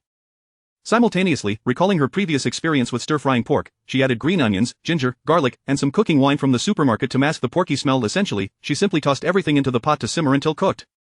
As for the flavor, she was confident the seasoning packets would not disappoint. After amusing herself to the point of ruffling the feathers of the chicks, the braised dish was finally ready after 2 hours of simmering.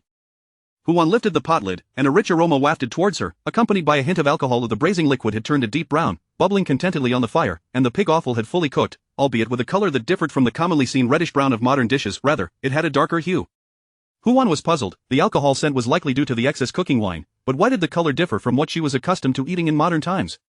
Returning to the supermarket to check the seasoning packet, she realized she had overlooked a crucial step: caramelizing sugar. After contemplating, she decided to disregard this mistake, reasoning that the seasonings were not toxic, and the pot of food would likely be edible, albeit not particularly exquisite. Huan directly scooped out a piece of pig blood, sliced it, and placed it on a plate, drizzling it with a ladle of braising sauce. It visually appeared quite appetizing. Cautiously, she picked up a piece and savored it. Not bad. Aside from being a bit lacking in sweetness and the cooking wine being somewhat overpowering, the flavor is surprisingly good. Indeed, with the aid of supermarket seasoning packets and semi-finished products, even as a somewhat inept university student, she could set up a small stall and make a living selling food.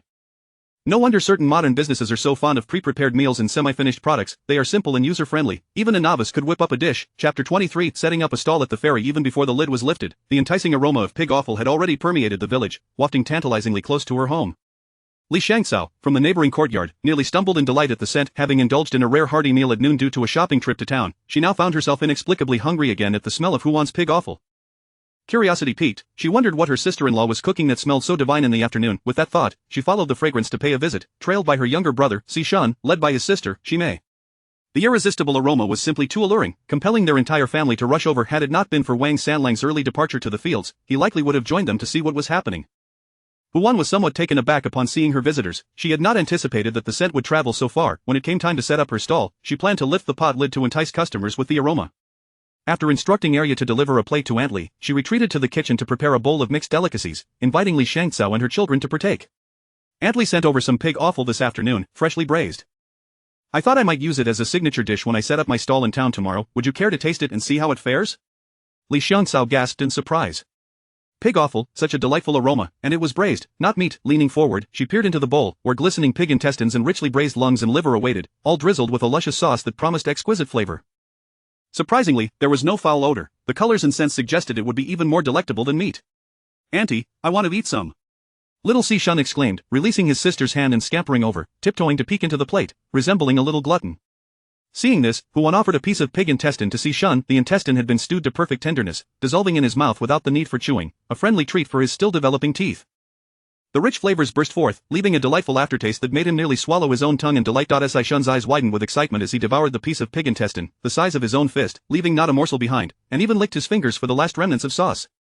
Li Shangxiao watched, her mouth watering, but she hesitated to partake herself. She had already eaten buns from her sister-in-law at noon and felt it would be inappropriate to mooch off her braised offal as well. Nervously, she said, Auntie, I feel awkward just eating for free. Perhaps you could charge me something? Huan found her demeanor amusing. Just give it a taste first. If you like it, you can buy a bowl from me. As she handed over a pair of chopsticks, Li Shangxiao eagerly picked up a piece of pig liver. The liver was entirely different from the intestine, firm and crisp, easy to bite into. After a few chews, it transformed into a tender texture, fully infused with flavor, fragrant and devoid of any gaminess, leaving a hint of wine in the aftertaste. As she swallowed, Li Shangxiao's eyes sparkled as she gazed at the bowl of offal. How could she not possess such culinary skills? Many villagers had bought offal before, yet it was often stinky and unpalatable. How had her sister-in-law suddenly become such an extraordinary cook? Sister-in-law, how do you prepare this? It tastes divine, even better than it smells. I've never seen you cook like this in the Wang household before. Li Shangxiao inquired curiously. Huan paused, a hint of hesitation crossing her face. I secretly acquired a recipe from town. I planned to set up a food stall and needed a signature dish. Aunt Li nodded, not sensing anything amiss. No wonder it had suddenly become so delicious. The secret recipe explained it, yet she had not heard of anyone in town known for making delectable pig offal. Could it be that she learned from the chefs at the taverns? Li Shangxiao had never dined in a tavern, unaware that such establishments did not serve dishes made from pig offal, and she naively accepted this explanation. So it's a secret recipe. No wonder the offal tastes so exquisite. By the way, how much do you plan to charge for a bowl? She mused that pig offal was quite inexpensive, costing merely 5 won per pound. Even with the secret recipe, her sister-in-law could hardly sell it at the same price as pork, which was 20 won a pound. Unable to afford pork, she thought it far more economical to buy the prepared offal for her children, who had long been deprived of meat. Huan pondered, the small bowl likely weighs around 3 taels. If I sell it at my stall for 5 won a bowl, that would make it approximately 15 won a pound. With pig offal at 5 won a pound, I could braise 20 pounds with 2 packs of seasoning, totaling 110 won in costs. Selling each bowl for 5 won would yield a profit of about 3 won per bowl, which is quite reasonable and affordable for most. Upon hearing this, Li Shangxiao joyfully purchased 2 bowls. The price was indeed reasonable. For just 5 won, she could enjoy a small bowl of deliciousness. Huan generously offered her extra portions of the succulent intestine, then began preparing the food for her stall. She planned 3 items: hand-grabbed pancakes, cold noodles, and pig offal. She sent Xiaofuna with money to Aunt Li's house to purchase an additional 5 pounds of offal, enough for about 15 bowls, bringing her total to 20 bowls when combined with the previously braised stock. Although it wasn't an overwhelming quantity, it would suffice for her first day at the stall. After thoroughly washing the offal, she set it to simmer over low heat, intending to keep it cooking throughout the night. The longer it stewed, the more flavorful it would become, perfect for selling the next day. Once the task was completed, Huan turned her attention to preparing the cold noodles. She purchased 10 bowls of each type from the supermarket. These convenience foods were quite affordable, costing only 1 won per pack. However, the portions were modest. Like instant noodles, 1 bowl was insufficient, while 2 were excessive, making them a perfect complement to the hand-grabbed pancakes.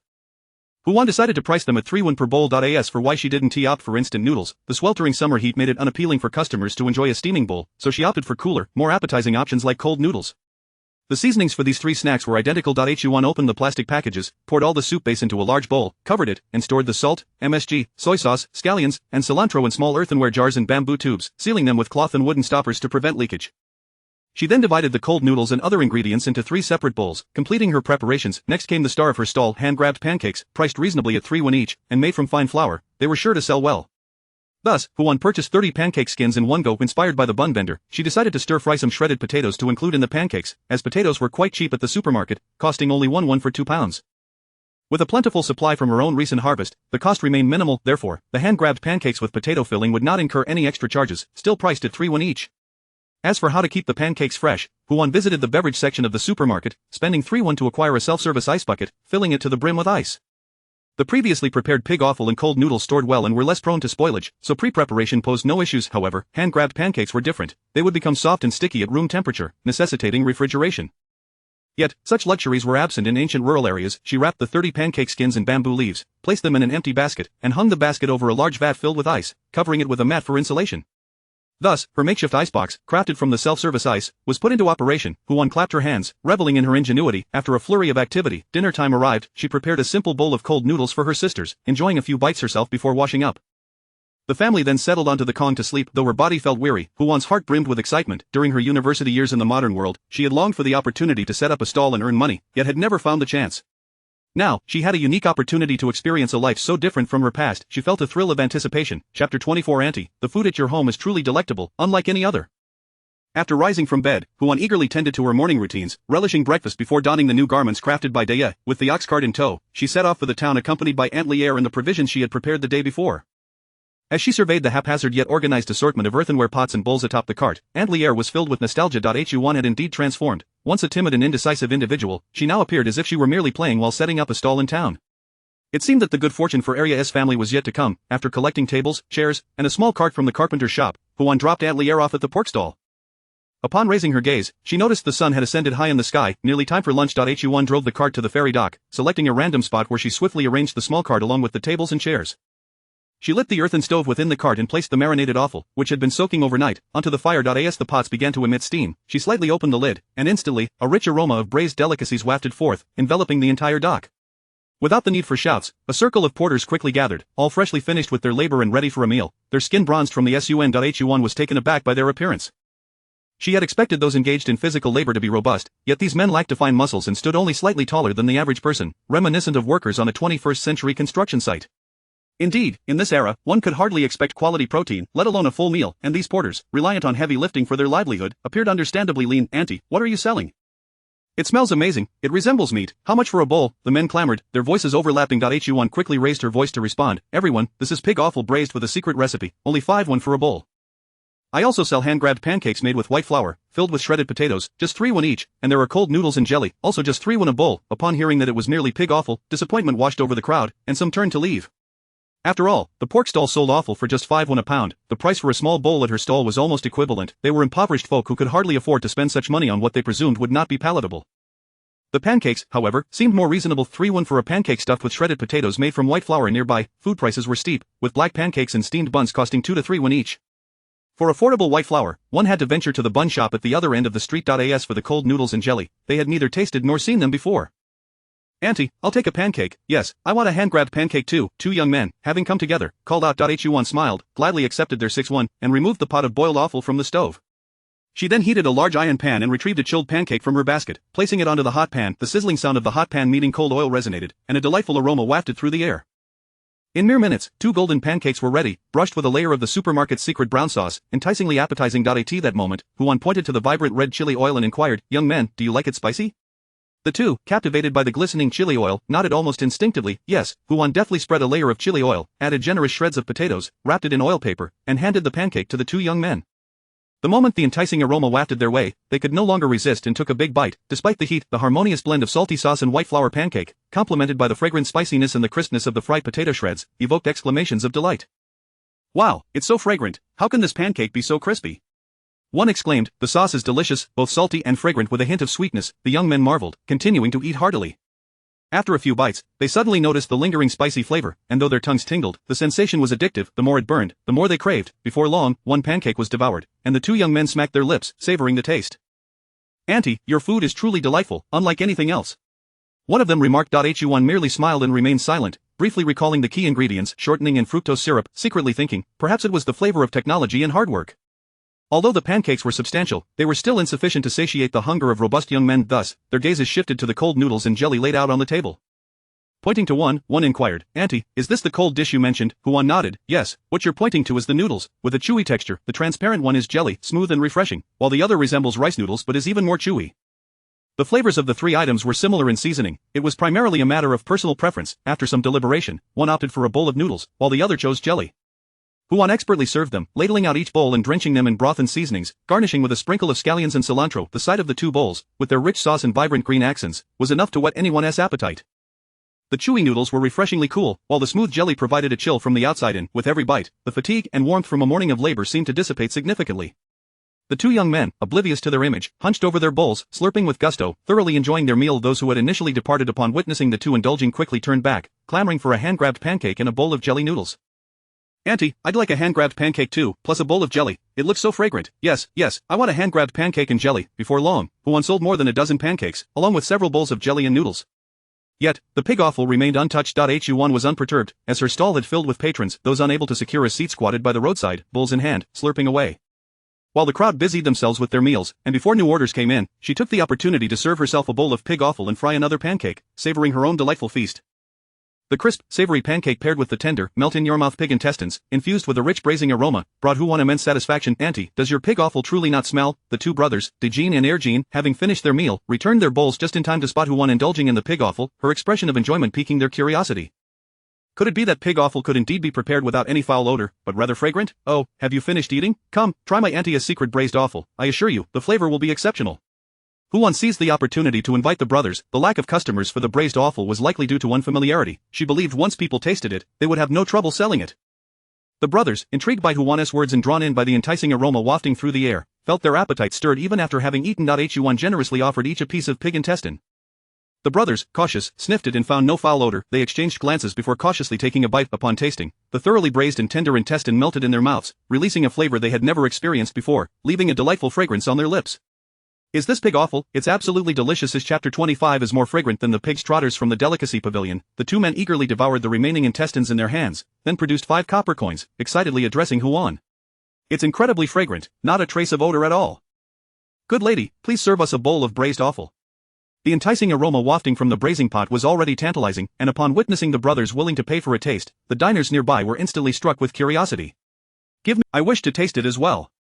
The market for pig offal had finally opened up. Huan beamed as she welcomed the customers, officially washing the returned bowls while collecting payment and serving the braised offal to everyone. So delicious, truly delectable, even better than meat. The brothers, Dejin and Erjin, paid no heed to their surroundings, eagerly standing their ground as they devoured their bowls, one mouthful after another, their enthusiasm drawing the attention of many passers-by. Is it truly so delightful? Inquired a man in his 40s, clad in a long robe, as he observed the brothers' voracious eating. It's delicious, uncle. Why not buy a bowl to try? Dejin replied without lifting his head, fearful that his brother might snatch an extra piece from the bowl. My good fellow, you should definitely purchase a portion. It is even tastier than the braised trotters at the delicacy pavilion. Another bystander chimed in and the man hesitated momentarily. He was the accountant at the docks, known as Zhao the accountant, earning a handsome monthly wage of 2 taels of silver. He was the brother of Zhao, the manager of the delicacy pavilion, and frequently dined there, well acquainted with the flavor of their braised trotters. That was the signature dish of the master chef at the delicacy pavilion, a culinary marvel of the town, priced at 5 coins a plate, a luxury he seldom indulged in unless it was a special occasion. How could the street vendor's offal, priced at merely 5 won a bowl, compare? Yet, the expressions of those around him did not seem feigned. His curiosity was piqued. He promptly produced 5 copper coins and declared, I too shall have a bowl. As soon as the bowl of offal arrived, the rich, inviting aroma nearly overwhelmed his senses. Zhao the accountant picked up a piece of tripe, and despite his initial hesitation, the enticing scent compelled him to pop it into his mouth, chewing thoughtfully of the tripe, which had previously seemed difficult to chew, now transformed into a tender, delightful morsel, and under the influence of the braising sauce, it lost any foul odor, becoming savory and delectable. He cautiously selected another piece of large intestine, inspecting it for any foreign matter before lifting it to his lips. The rich fat melted in his mouth, and he closed his eyes in bliss. It truly surpasses the braised trotters. Finishing the bowl in no time, Zhao the accountant wiped his mouth with satisfaction, contemplating that his elder brother's tavern might have found a rival. He resolved to buy several portions to take home for his brother and family to enjoy. Thus, he fished out 25 copper coins and placed them on the table, saying, Good lady, please pack 5 bowls for me, with extra large intestine, and ensure they are well cooked and tender. I wish to share them with my brother, wife, and dear parents. Certainly. Huan replied, her face aglow with joy as she collected the money, wrapping up 5 portions of offal in oil paper. To express her gratitude to her valued customer, she even added a hand-griddled pancake as a complimentary treat. Before long, all the food was sold out, yet a sizable crowd still lingered around the stall. Huan had no choice but to call out, "Today, all the food has been sold out. Thank you all for your support. For those who missed out, please come again tomorrow." "Good lady, you've already sold out?"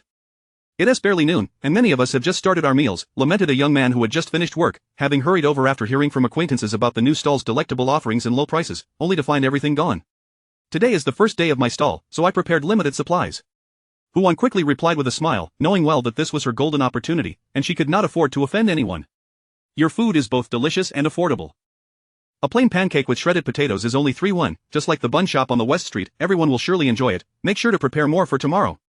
Hearing this, Huan's smile widened, delighted by the genuine praise. "Rest assured, good lady will definitely prepare more tomorrow so that you all can enjoy." After dispersing the crowd, Huan tallied her earnings. 30 hand-griddled pancakes, 30 bowls of cold noodles, and 20 portions of braised delicacies. After accounting for the complimentary items, her own share, and costs, she had profited nearly 200 won that day. Although this was already a considerable sum, to sustain her business, she needed to reserve some for future expenses. The actual amount she could save was roughly around 100 won. Even if she planned to prepare more food for sale in the future, it would only yield about double the income. With her daughters set to depart in 2 months, this pace of earning was far too slow. She needed to devise some new strategies to elevate the reputation of her food, for with a name, there would naturally be greater profits. After organizing her belongings, Huan set off to find Aunt Lier.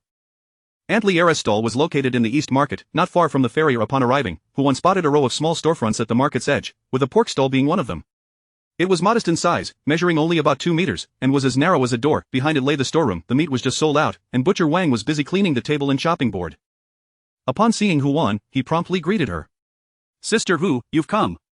His voice was bright and resonated clearly amidst the bustling street. Huan, feeling the prying eyes of the market crowd upon her, thought to herself, "No, brother, there is no need for the entire street to know my surname." Gritting her teeth, she urged the ox cart to the pork stall, where Butcher Wang halted his tasks to assist her in unloading the tables and chairs from the cart. Aunt Lier and her husband were both quite robust, particularly Butcher Wang, who was tall and broad-shouldered, with arms as thick as a bowl. He seemed capable of overpowering 10 men without breaking a sweat, his mere presence exuding an air of intimidation. "Brother Wang, thank you for allowing me to use your storeroom." "Ah, sister-in-law, there is no need to be so formal. Your husband's grandfather is my grandfather's third brother. By kinship, I'm your husband's cousin, and since I'm older, you may call me brother from now on." Butcher Wang quickly established himself as an elder cousin. Huan felt a natural apprehension towards such familiarity. While conducting business was manageable. After all, a smiling face often leads to profit. Dealing with relatives brought out her innate shyness. This stemmed from childhood experiences of being made to perform for relatives, leaving her with lingering childhood trauma that even time travel could not erase. She chuckled awkwardly, trying not to appear intimidated, yet unsure of what to say. "This relationship has reached quite far back, hasn't it? Moreover, Aunt Lier never mentioned this before. Now that Brother Wang has said so, should I address her as aunt or sister-in-law?" Aunt Lier, hearing the commotion, emerged from the storeroom and warmly engaged her in conversation. Glancing up at the sky, she noted that it was still just noon, and logically, the ferry should still have many diners. Huan had come to collect her, which made her wonder if everything had sold out so quickly. "Good sister-in-law, your business is truly thriving if you've sold out so soon." Huan thought to herself, "You've adapted to the new title quite quickly."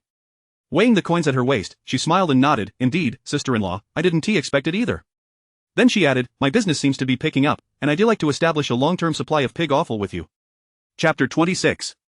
20 gene of pig offal. A great weight lifted from Aunt Lier's heart as she considered the 20 gene of pig offal. Managing her pork stall had not been an easy endeavor, and she had initially feared that Huan might abandon her efforts due to the challenges.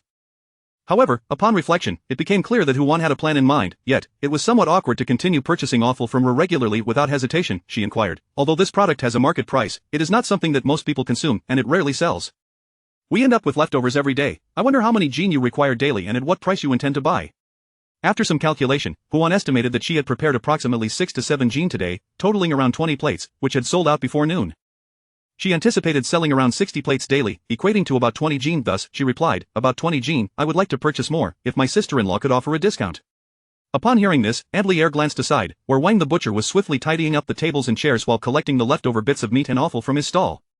There was hardly any good meat left, only 2 large buckets of offal, precisely amounting to 20 gene. Aunt Lier, eyeing the buckets, found an excuse to have Huan rest for a moment, then pulled Wang into the storeroom under the pretense of discussing a matter. Leaning against the door, Huan listened intently to their conversation, eager to discover their plans. "Husband, my sister-in-law just mentioned wanting to collect 20 gene of offal. We have 2 buckets left, which is just over 20 gene. What price do you think is appropriate?" I believe that since we cannot sell it anyway, we might as well gift it to her. It's not easy for her to manage 3 children alone, and now that she has finally set up her stall to earn some money, we should consider it a way to help her children. Aunt Leah whispered. The offal rarely attracted buyers, and while she felt comfortable giving it away, it depended on her husband's willingness. Her husband, a seasoned businessman, was quite shrewd and might be reluctant to part with it. After a moment of thought, she continued to persuade him. Moreover, my sister-in-law drives me back and forth every day. It wouldn't be right to take advantage of her generosity. I know your intentions well. Even if I were to be clever, it would not be right to profit from her situation as a single mother. However, since she needs the offal for her business, if we do not charge her, she may feel uncomfortable accepting it.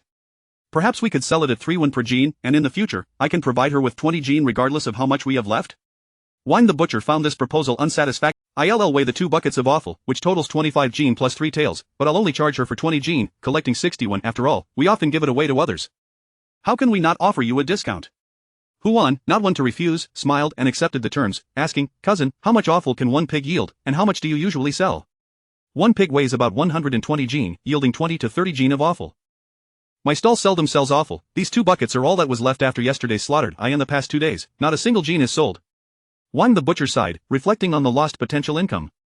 Pigs were purchased with hard-earned money, yet not every part could be sold for profit. Each time he saw the leftover offal, he felt a pang of regret. However, knowing that his cousin could turn this into a profit eased the sting. I have an idea. From now on, let all the offal from your stall come to me. I will purchase it at 3 won per jean. After I prepare it, I can place some at your stall for sale, with you deciding the price. If it sells, I will only charge you 15 won per jean for the cost, and you can keep the profits. What do you think? Upon hearing this, Aunt Leah stood frozen in place, momentarily lost in thought.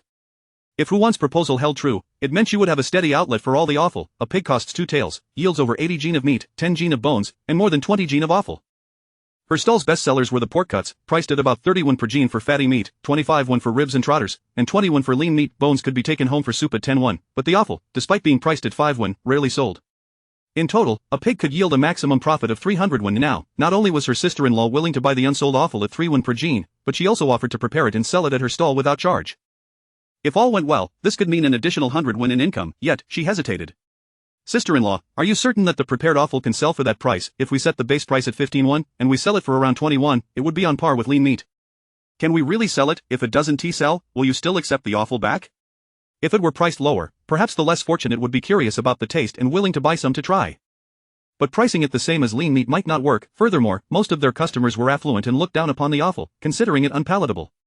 Rest assured, sister-in-law, my prepared offal is exceptionally delicious. Even the gentleman in the long gown at the ferry has bought it from me, taking home 5 bowls after just 1. Even if it truly doesn't sell, you can return it to me, and I will certainly take the offal. Her prepared offal was crafted using modern seasonings, making it impossible for anyone in ancient times to replicate its unique flavor. Those who had tasted it claimed that even the elbow meat served at the town's taverns paled in comparison. Its high value and unmatched taste ensured a market existed. Do the wealthy not appreciate delicious food?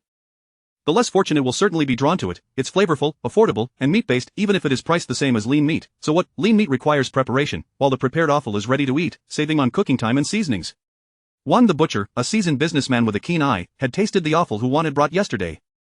Its flavor surpassed that of many renowned chefs' signature dishes. He patted Aunt Leah's shoulder reassuringly. Wife, you should trust our cousin. Her stall is thriving. Partnering with her will surely yield profits. You need not worry. Working with someone capable like her will lead to success. Chapter 27. The worm enters the house. After finalizing the arrangements for selling the pig's offal, Huan urged Aunt Leah to hurry back to the village. Nestled at the foot of the mountain, the village was still cloaked in the fragrant smoke of cooking, lingering in the air like a gentle embrace. As Huan navigated the narrow rural paths with her ox cart, she felt an inexplicable sense of tranquility, reminiscent of a pastoral retreat. Upon delivering Aunt Leah home, she ambled leisurely in the direction of her own residence but was suddenly struck by a faint scent of traditional Chinese medicine, causing her heart to skip a beat. Xiao Xishan had fallen ill again. In the impoverished mountain valley, illness was often endured silently until it became unbearable, at which point one might reluctantly part with their meager savings to seek a doctor. In other villages, the medicinal scent would be a rarity, but not in theirs. Due to Xiao Xishan's frail constitution, his family had to summon a doctor each month to brew medicine, and the bitter aroma of herbal remedies frequently wafted through the air. According to Shimei, the night before, a worm had crawled into their home, frightening Xiao Xishan to tears. This morning, he awoke with a throbbing headache and fever, prompting his anxious Aunt San to rush to town to procure medicine, which amounted to 3 packets of herbs cost. They recently separated from the Wang family with nothing to their name, relying solely on Uncle San's few acres of land to make a living. They can barely save any silver throughout the year, and now all their earnings are spent on medicine for Xishan. I dread to think how they will manage in the future. To put it bluntly, Xishan is cursed to suffer. Born into the Wang family, he has been doomed by the misfortune inflicted upon him even before his birth by his uncle's family. At merely 3 years old, he is plagued by incessant ailments, and his parents, Uncle San and Aunt San, are impoverished and unable to provide him the care he needs. Thankfully, they have finally separated from the Wang family, distancing themselves from those bloodsuckers. At least now they are not forced to spend their hard-earned money on a doctor while bowing to others' whims. During the earlier separation, when Huan confronted Zhang Kaiyun, she had gleaned some insight into Xiao Xishan's health issues, and the original owner of her body had memories regarding his frailty. As she inhaled the wafting medicinal scent from the neighboring courtyard, she recalled the image of Li Xiangqiao diligently caring for her child, as well as the exaggerated expenses associated with seeking a doctor in ancient times. It dawned on her how arduous it was for a poor farming household to sustain a sick child. Human compassion is boundless, she mused, feeling a wave of sympathy for Li Xiangqiao. After a moment's contemplation, she asked, Daya, what do you think of your uncle and your aunt, given that they are brothers? Daya furrowed her brow and replied, Uncle San and Aunt San have always worked diligently in the Wang household, never resorting to deceit or trickery, unlike Uncle's family. Moreover, if a child like Xishan had been born into Uncle's household, he would likely have been discarded to fend for himself, yet, Uncle San and Aunt San have never given up on him.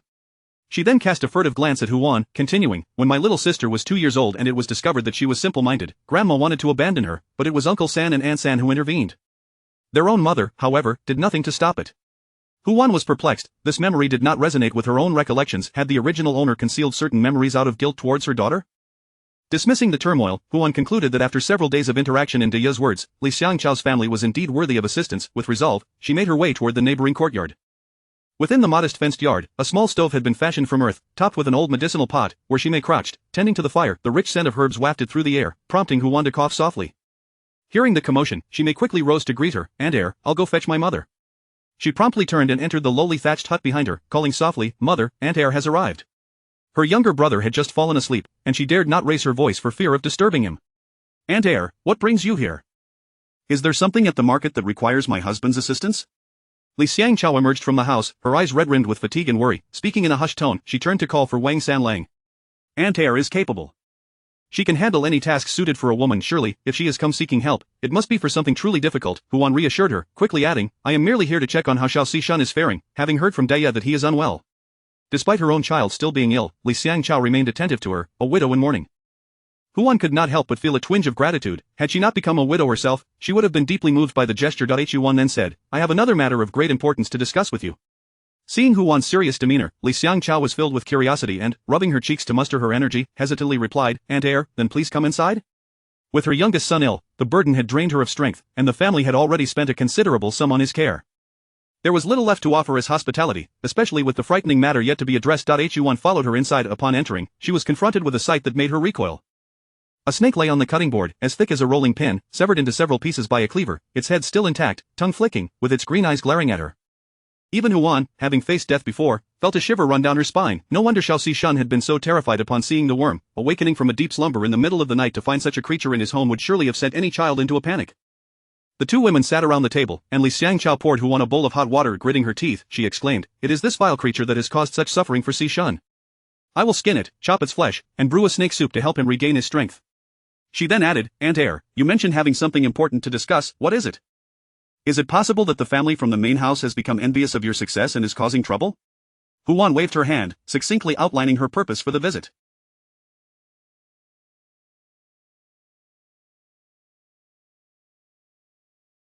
Upon hearing her words, Li Xiangqiao's jaw dropped in astonishment. What, are you jesting, Aunt Air?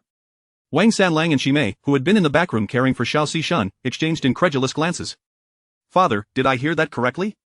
Shimei whispered to Wang Sanlang. Wang Sanlang set down the bowl of medicine he was holding, his voice filled with disbelief. No, Shimei, I heard it too. Aunt Air says that her stall is thriving and she is in need of assistance, offering to pay your mother 21 for merely washing dishes and attending to customers at noon.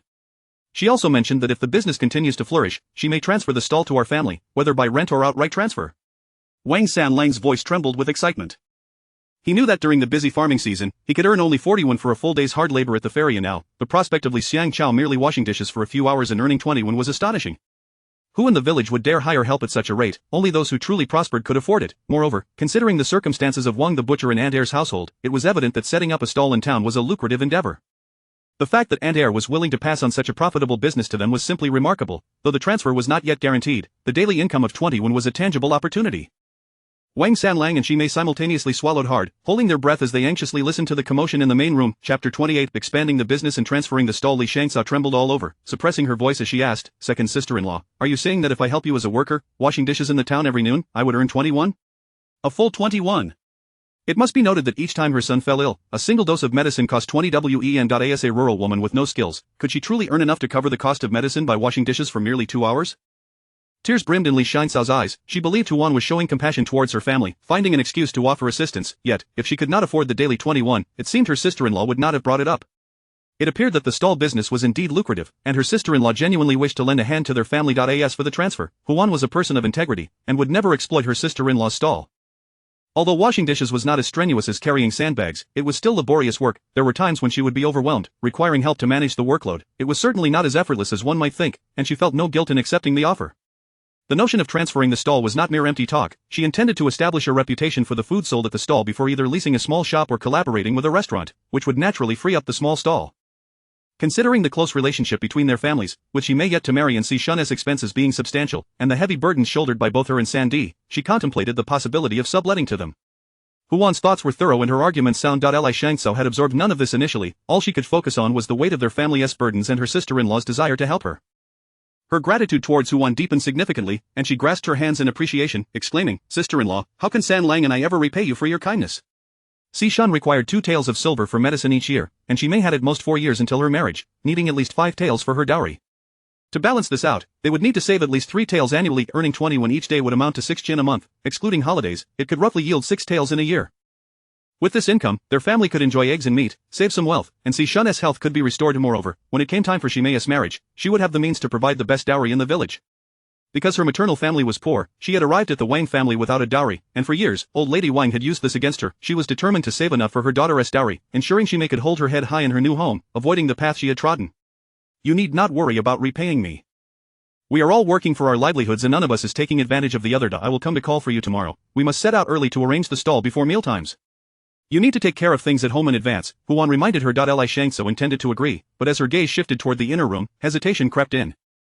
Si Shun was still unwell, and leaving the household chores to Shimei, a mere child, weighed heavily on her heart. Inside, Wang Sanlang and Shimei, having not heard Li Xianxao's affirmative response, hurriedly stepped out. "Mother, you can go without worry. I can manage the household chores. I will also look after the little brother," Xin Yan quickly reassured her. "And I will return right after watering the fields to help look after the house," Wang Sanlang added promptly.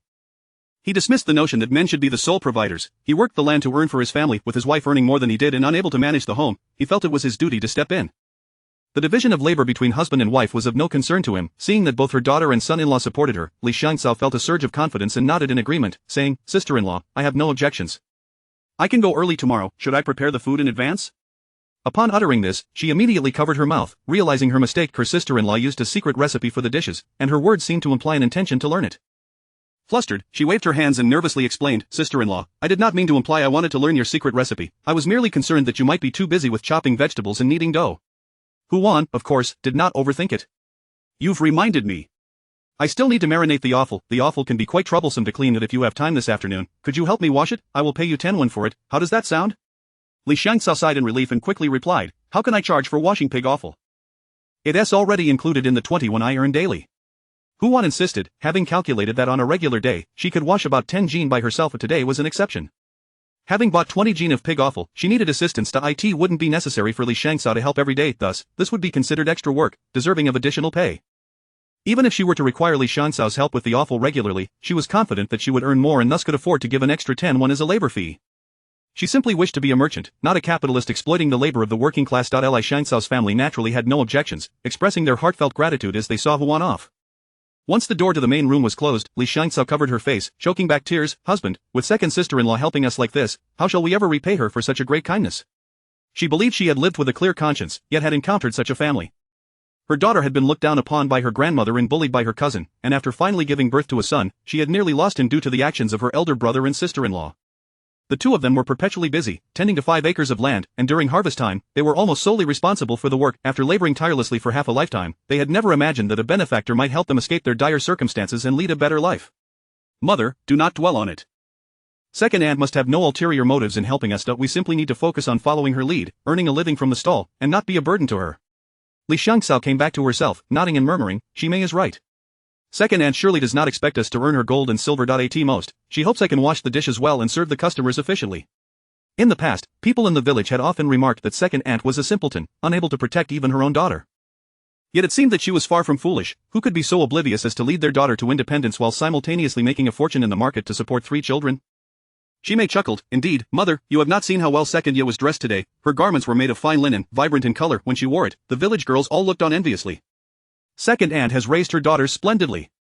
Wang Sanlang furrowed his brow. Why do I feel that second sister-in-law has transformed into an entirely different person? Father, do not speak of it. Ever since second aunt recovered from the rat poison, she truly seems like a changed woman. Shimei exclaimed, her eyes wide with apprehension. Mother also feels that second aunt is completely different now. Although she looks the same, her temperament, personality, and intellect have all improved significantly. Her manner of speaking and acting is much more organized, appearing very reliable and not easily bullied.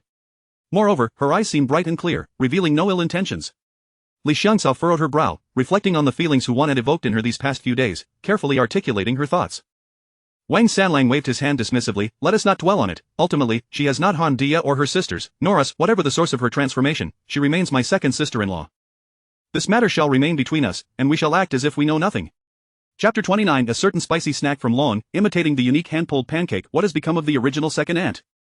Shimei asked with concern, and upon speaking, she fell into silence. For a moment, the occupants of the room remained silent, collectively bowing their heads to attend to their tasks. Who cared about the former Huan, so timid and muddled? Enough of that. I shall keep an eye on Si Shun. You, the father of the child, should skin this snake, chop it into pieces, and prepare a soup. Shimei will continue brewing medicine. Later, I will administer the medicine to Si Shun, and then I will head to your second aunt's house to wash the pig entrails. Once we earn some money, I will buy you a red headband and a hairpin. My daughter is lovely, and once dressed up, she will surely be a sight to behold. Li Xiangxao gently caressed Shimei's small face, speaking joyfully. Washing dishes earns 21. Is it excessive to dress up my daughter a little? Upon hearing about the prospect of a red headband and hairpin, Shimei couldn't help but blush with excitement, envisioning herself adorned with the red headband. Since her birth, she had never owned a headband, let alone such rare treasures as hairpins. Her grandmother, seeing she was a girl, scarcely prepared even clothes for her. Other girls in the village would at least receive a piece of patched cloth for festive occasions, while the girls of the Wang family were preoccupied with scrambling for the oily broth. Who could have imagined that there would come a day when Arya could wear new clothes and even aspire to don a hairpin? Upon returning from Li Xiangxao's home, Huan gazed at the overgrown weeds in her yard, feeling somewhat troubled, fearing that a large worm might emerge and frighten the children. She and Li Xiangxao's families were situated at the village's edge, the two closest to the foot of the mountain. This year, a severe drought had ravaged the surrounding flora, leaving the animals without food, causing them to wander aimlessly. Some ventured into the woods, while others crept down to the foot of the mountain, intruding into the villagers' yards. Before her time travel, she often spent summer vacations at her grandmother's house in the village, and her grandmother had recounted stories of worms entering homes.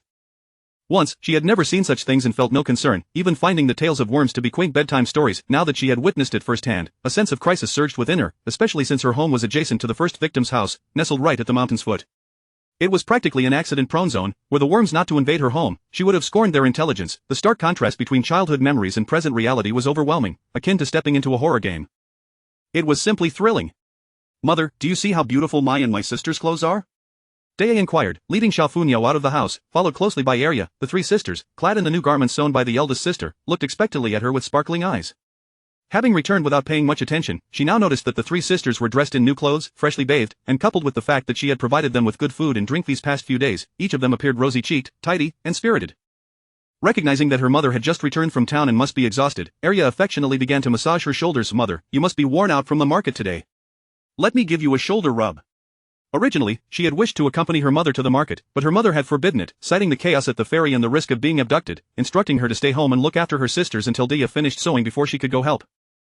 Huan relished the moment, her eyes closing in contentment. After a long day's labor, she truly felt fatigued, particularly since she had a habit of napping in the afternoon.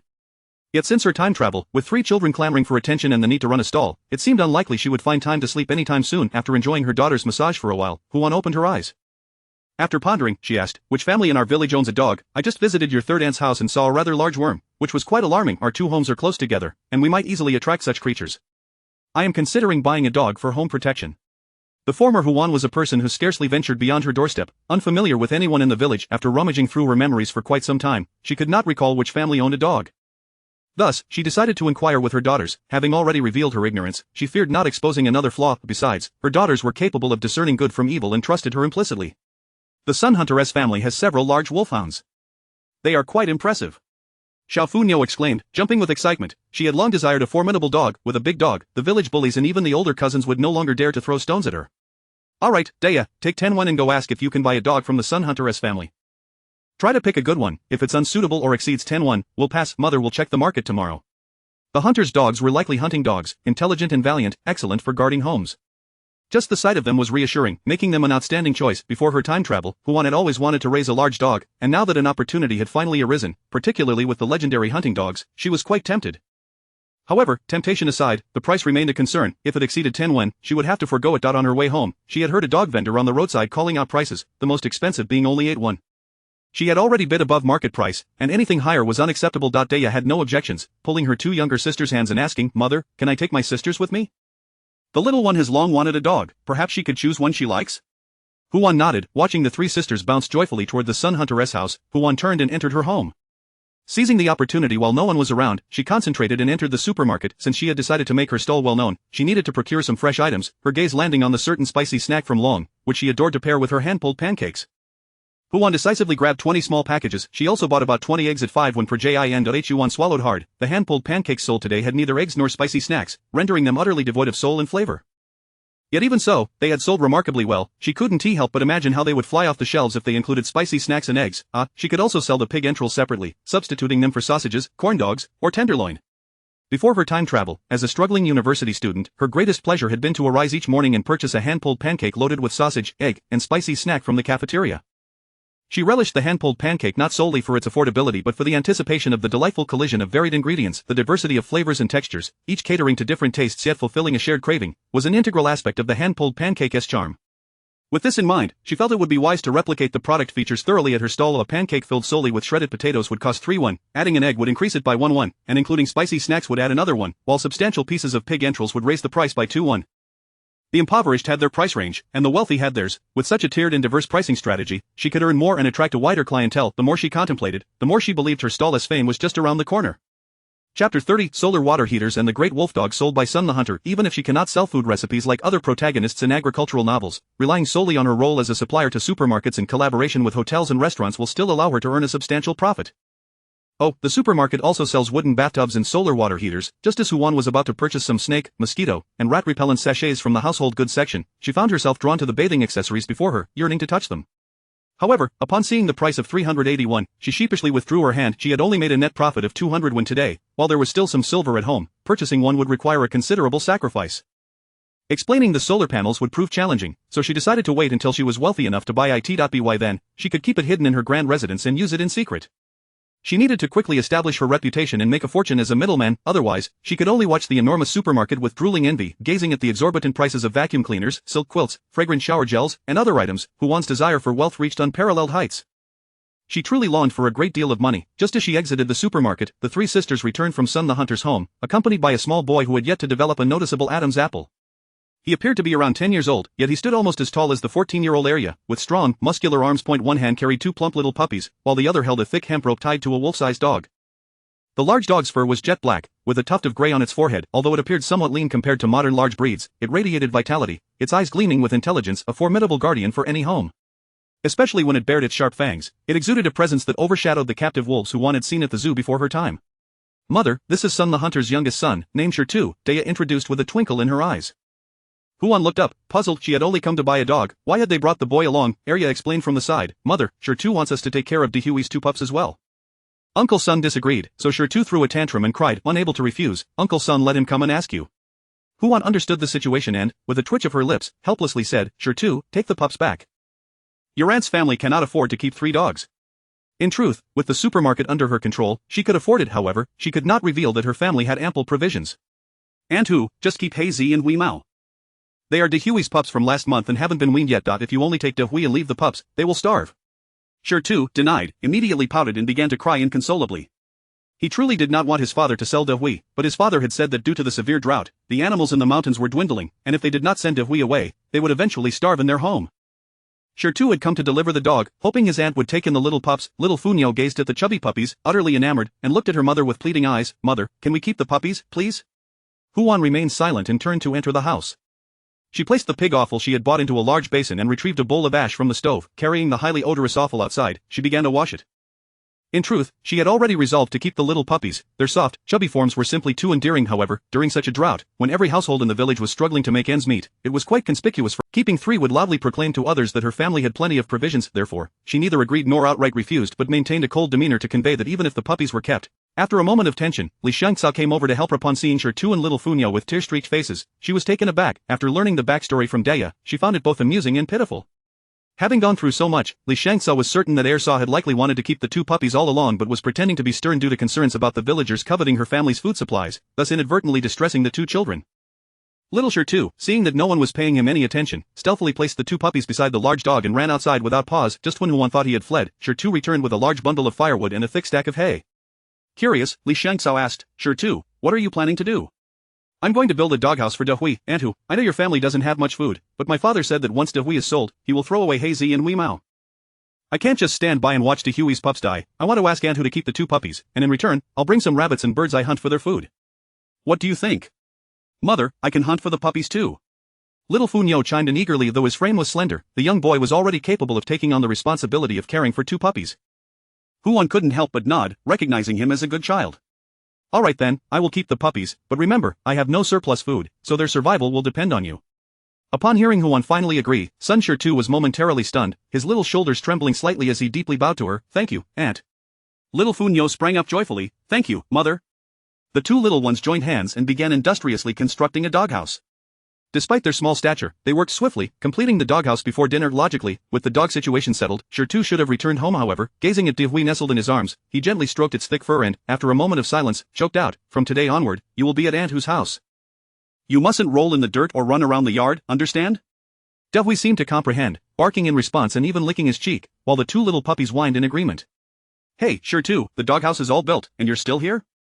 Are you reluctant to leave? Li Xiangxao said, attempting to comfort him. Shertu's face flushed at her words, and he wiped his tears. Then I'll go. Aunt Li was right, his family could no longer afford to keep Dehui, and sending it to Aunt Hu's home was indeed a good thing for Dehui. After a moment of self-reassurance, Shertu said to little Funyo, who had been following closely, I will come back to see it again. You must take good care of Dehui.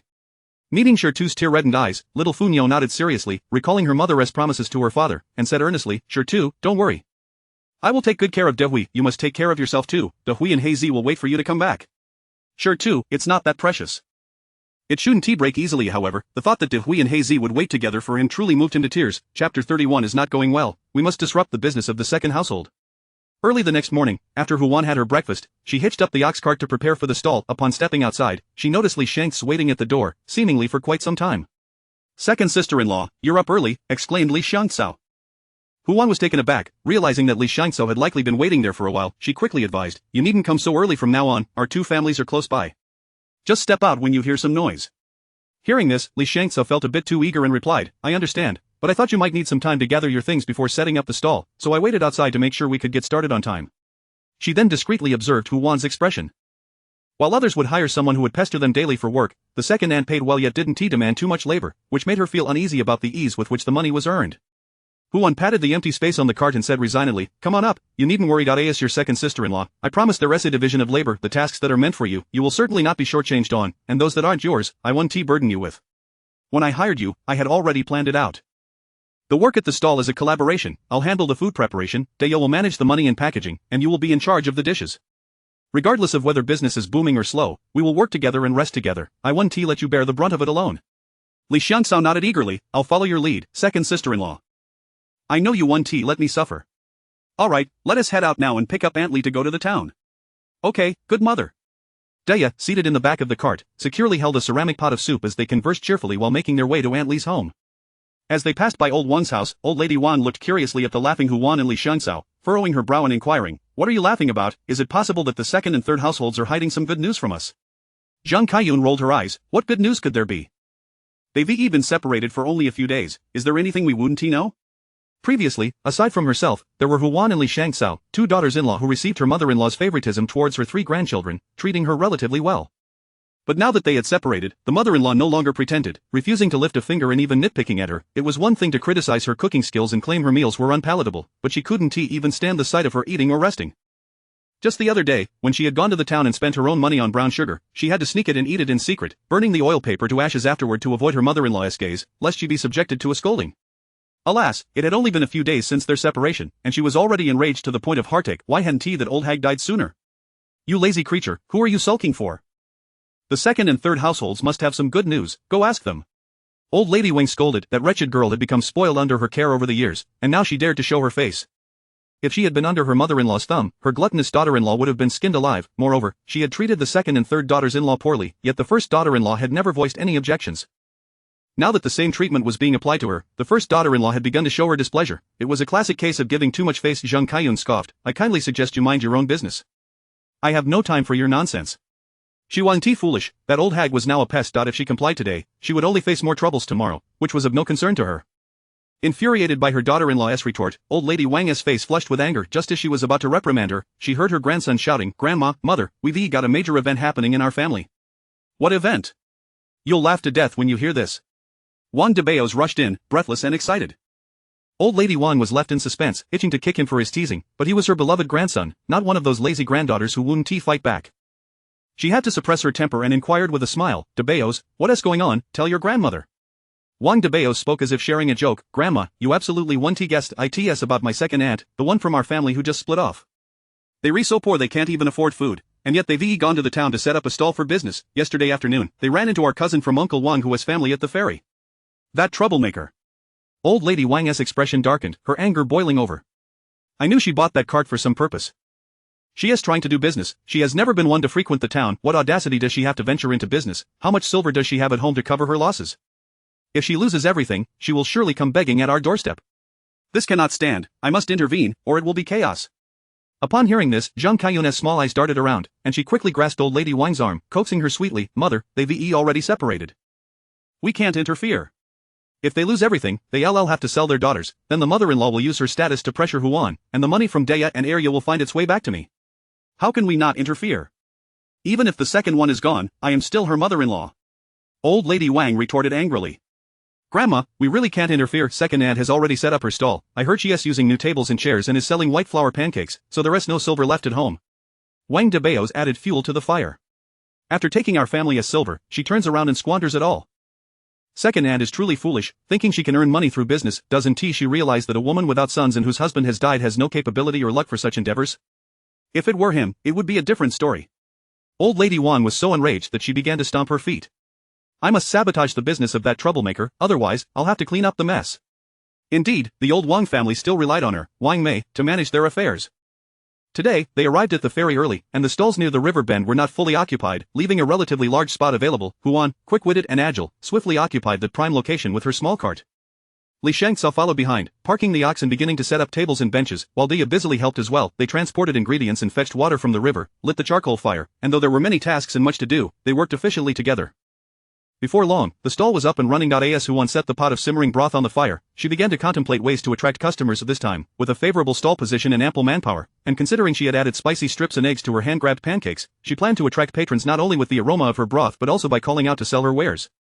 After teaching Li Shangzhou and Deya the selling slogans, the three of them energetically began to shout at the stall just as Huan awaited customers to introduce her new sales model for the hand-grabbed pancakes. Two officials dressed in official garb approached them. Chapter 32 This cousin of ours seeks to dominate our stall. A new stall with only 3 women managing it, exclaimed a short official, astonished. Upon seeing the officers, Li Shangzhou instinctively shrank back, her eyes widening in terror as they fell upon the large cleavers in their hands, sending a chill of sweat cascading down her spine. Deya quickly retreated behind the table. Huan observed that the officers did not seem to be there to cause trouble, yet their presence typically indicated some matter of concern. She steadied her nerves and greeted them with a smile, saying, Gentlemen, we are but novices at this new stall. Is there something amiss with our establishment? Your selection is rather audacious. Stalls near Heku must pay a fee to operate, the taller officer remarked sternly, lifting his gaze. The area you occupy is excessively large. Others pay 3 won daily, yet you demand 5. Upon hearing that others only needed to pay 3 won while they were expected to pay 5, Li Shangzhou's heart ached. She turned to Huan and suggested, Aunt, perhaps we should relocate. The tall officer's already stern expression grew even colder as he exchanged a knowing glance with Li Shangzhou.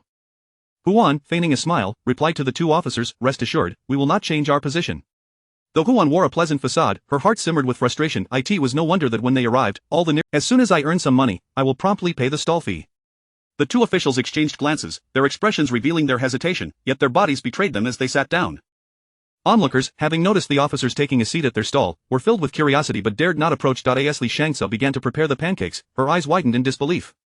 Could it be that her aunt had lost her senses? Paying was one thing, but offering free food, ignoring the frantic signals from Li Shangzhou and Deya, Huan expertly cracked an egg onto the pancake, allowing it to set before turning to open a jar of spicy strips, deftly pinching a generous portion with her chopsticks. Gentlemen, this is a delicacy I concocted myself, known as spicy strips, wrapped within a pancake with an entire egg. It is utterly delightful. As she worked, she proudly extolled her creation, then proceeded to slice a hefty portion of marinated pork off the pot, adding it to the mix. And with a piece of my secret marinated pork, the flavor is unparalleled, truly a marvel of Famine County. Once the pancakes were neatly wrapped, Huan respectfully presented them to the officers. Please, gentlemen, indulge yourselves. The rotund officer eagerly accepted, inhaling the fragrant aroma of the pancake with delight. This pancake is intriguing. It not only contains an egg but also meat and your special spicy strips, Huan interjected. As a mere woman, I have spent my time at the stove, experimenting with various dishes. My family claimed it was delicious, so I decided to sell it. Indeed, it is delectable, crisp on the outside and tender within. The tall officer, typically reserved, took a decisive bite and offered a succinct assessment. The rotund officer followed suit, and upon tasting, he exclaimed in surprise, "This is delicious, the offal is neither foul nor pungent, the egg's flavor is robust, and the spicy strips surpass even the meat in savoriness." Having swiftly finished his pancake, the rotund officer smacked his lips in satisfaction. "And, this pancake is made with fine flour, loaded with meat, and includes an egg. Not to mention that exquisite spicy strip, surely it cannot be inexpensive, are we truly receiving this for free?" "Ah, everything combined is a mere 7-1, Huan replied with a smile, gesturing toward the gathered crowd. "Moreover, the common folk do not contend with the officials.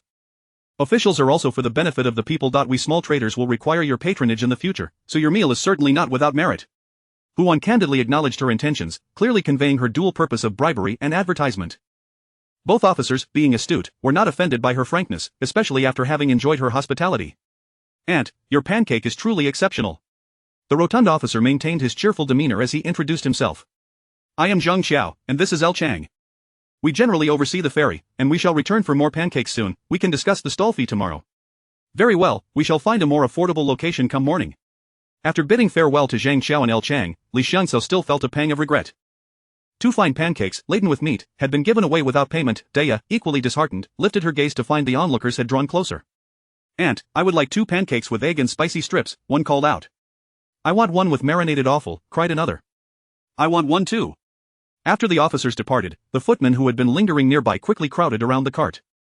Among them were several returning customers from the previous day, as well as others who had been recommended but had not purchased then, yet, many were drawn by the earlier spectacle of the officials indulging themselves, initially mere spectators who now found themselves captivated by an impromptu live food demonstration. They waited eagerly, like children anticipating a treat, until the officials had finally departed. If the 2 officials deemed it delicious, it must rival the town's taverns, and at such a modest price, they hastened to buy a pancake for themselves. Li Xiangzhou and Daya, bewildered by the sudden turn of events, instinctively joined Huan in the bustling activity. The previous night, Daya had practiced her arithmetic with Huan, and on her first day of work, she diligently collected payments and packaged the food as instructed. Li Xiangzhou, meanwhile, maintained order at the back of the line, yet despite their efforts, the queue only seemed to grow longer. Huan's hands moved with such speed that they appeared to blur, while Li Xiangzhou had already gathered several bowls. Once the crowd finally dispersed and everyone had their food, Daya pointed to a table and exclaimed, "Mother, that is the eldest grandson of grandfather. I call him my cousin." Huan vaguely recalled such a person from memory, though the connection seemed distant, akin to that with Wang the butcher. "What of it?" she inquired, puzzled.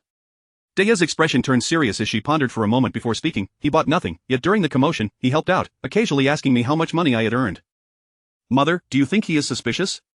Huan immediately grasped the situation, marveling at Daya's perceptiveness. She couldn't help but praise her. Who would have thought Daya could be so astute, multitasking with her calculations while observing her surroundings? Daya's eyes glistened with emotion as she looked at Huan, filled with admiration. In all her years, only her mother had ever praised her. Throughout her life, she had been subjected to scorn, referred to as a burden. Those who spoke to her did so with disdain and contempt. No matter how much she toiled at home or how little she ate, to her grandmother or her former mother, she was merely a liability. As a woman, her worth seemed confined to marriage and childbearing, with little else to offer. Only her mother had taught her arithmetic and acknowledged her abilities. Having repaid her birth debt, she felt indebted to her mother's nurturing. From this moment on, her mother would hold the utmost importance in her life. Huan wiped away Daya's tears, lamenting the harsh fate of women in ancient times. A mere compliment was enough to shatter the usually composed Daya. The atmosphere felt stifling, prompting Huan to swiftly steer the conversation back. "Daya, are you suggesting that this cousin seeks to monopolize our stall?" Chapter 33. Sanitary napkins, regardless of whether in ancient or modern times, have never been inexpensive. Daya composed herself, took a sip of water, and nodded gently. She then explained, "Cousin Dabo is just like uncle. He has never been one to suffer losses since childhood, often scheming and calculating. He has never sought work at the ferry before, finding the labor of transporting goods too taxing. Yet today, he unexpectedly appeared at the ferry to lend a hand at our stall. Although he claims to assist, he neither informed mother nor spoke to Aunt San. Most of the time, he either inquired about my earnings or covertly observed mother cooking. Based on my understanding of him, he likely thinks our family, lacking a male figure, is easy to bully and aims to learn mother's culinary skills to seize our stall for his own business." Unfortunately for him, his calculations are flawed. He possesses no actual recipes, relying entirely on prepackaged or semi-finished products from the supermarket, and the chef, Huan, is only adept at combining and heating them. Huan scoffed, "Let him stir up trouble. We have nothing to fear, there are plenty of food vendors around, and if he had the ability, he would have acted long ago. Now, seeing us make a modest living, he has developed ulterior motives. Indeed, he is just like your uncle, a schemer. A classic case of being inept outside yet acting like a lord at home. Mother, should we confront him, or perhaps just chase him away?" Daya, emboldened by her mother's assurance, asked. Huan pondered for a moment. "Isn't he here to help today? Let him be, let us see what tricks he pulls later on. Surely, there are many in the village who envy us for starting this stall, and when the news spreads, we shall face them together." Many in the village perceived their family of women as easy prey, and Huan was troubled by how to dispel such notions. Little did she know, the very opportunity to set an example had come knocking at their door. Daya, placing her complete trust in her mother, nodded vigorously. To her surprise, when she noticed that Huan had ceased her cooking, the young man stealthily slipped away, brazenly attempting to learn the recipes. After sending off the last batch of customers, Huan began to tally the remaining food. To her astonishment, she discovered that the 100 hand-grabbed pancakes, 50 bowls of cold noodles, and 20 pounds of marinated offal had all sold out. Huan cautiously glanced at the money box, which was brimming with copper coins, and estimated it to be around 1 or 2 silver. Suddenly, she felt that the speed at which money was earned from the stall was not so slow after all. "Second sister, shall we start cleaning up now?" Li Xiangxiao, fixated on the overflowing wooden box of coins, could hardly contain her excitement. Huan, coming back to her senses from her moment of unexpected wealth, cheerfully counted out 20 coins as a reward for her. "Let us tidy up, we've sold everything, and it's time to head home and rest." Li Xiangxiao, receiving the money, energetically gathered pots and pans to the riverbank to wash the last of the dishes. She was not a greedy person, her share was sufficient for her needs. Only Huan and Daya remained at the stall, tidying up the remaining items. "Mother, although we earned over 1,000 coins today, due to the recent drought, flour in town costs 12 coins per pound, and eggs are 3 coins each. If we calculate, we haven't made much profit." Daya lamented, counting on her fingers with a pained expression. Moreover, to maintain the business, they would need to reinvest, which meant that after all their hard work, they were merely earning a meager living. "Foolish girl." Huan, busy with her tasks, looked up with a smile. "Don't worry, your father supports us, and we will certainly profit from this venture." Daya felt a surge of joy. She had momentarily forgotten that her mother possessed magical abilities, which meant that these items had no cost to them, yet, a thought nagged at her, could mother truly not face any risks? In stories, even celestial beings could not rely solely on their powers without replenishment. This thought made Daya feel uneasy again. Oblivious to Daya's inner turmoil, Huan was planning to use the day's earnings to improve their living conditions, particularly for the 3 daughters, who had been living rather rough lives. Not to mention cosmetics or jewelry, they only washed their faces with plain water and had no soap. Brushing their teeth involved merely rubbing their fingers in salt. As for sanitary napkins, last night when Arya had her period, Huan had witnessed her delicate daughter covering herself with a dirty cloth after rummaging through her bag. She nearly fell apart at the sight and hastily bought a pack of night pants for Arya. However, sanitary napkins have always been costly, whether in ancient or modern times. A pack of night pants containing 4 pieces cost her 20 coins. Had it not been for today's substantial earnings, she would have been reluctant to purchase another pack now that finances were more comfortable. Upon returning home, she intended to buy face wash, soap, toothpaste, and toothbrushes. "Daya, I need to spend some money today to get some essentials for your father," Huan said after a moment's thought, clearing her throat awkwardly. It was necessary to inform Daya about the expenditures since now there was more than just her managing the family finances. However, she had not anticipated her eldest daughter's remarkable aptitude for arithmetic. Having only taught her addition, subtraction, multiplication, and the multiplication table the previous night, Daya could now accurately calculate the stall's earnings and expenses. Henceforth, they could no longer casually spend money at the supermarket. If the funds dwindled, Daya would undoubtedly notice. Hearing this, Daya breathed a sigh of relief. It seemed that her mother's powers could be replenished with money. She nodded vigorously. "A mother, spend as much as you need. I won't pry into it." Huan thought to herself that sometimes she truly could not comprehend Daya's thoughts. Why was she so pleased to hear about spending money?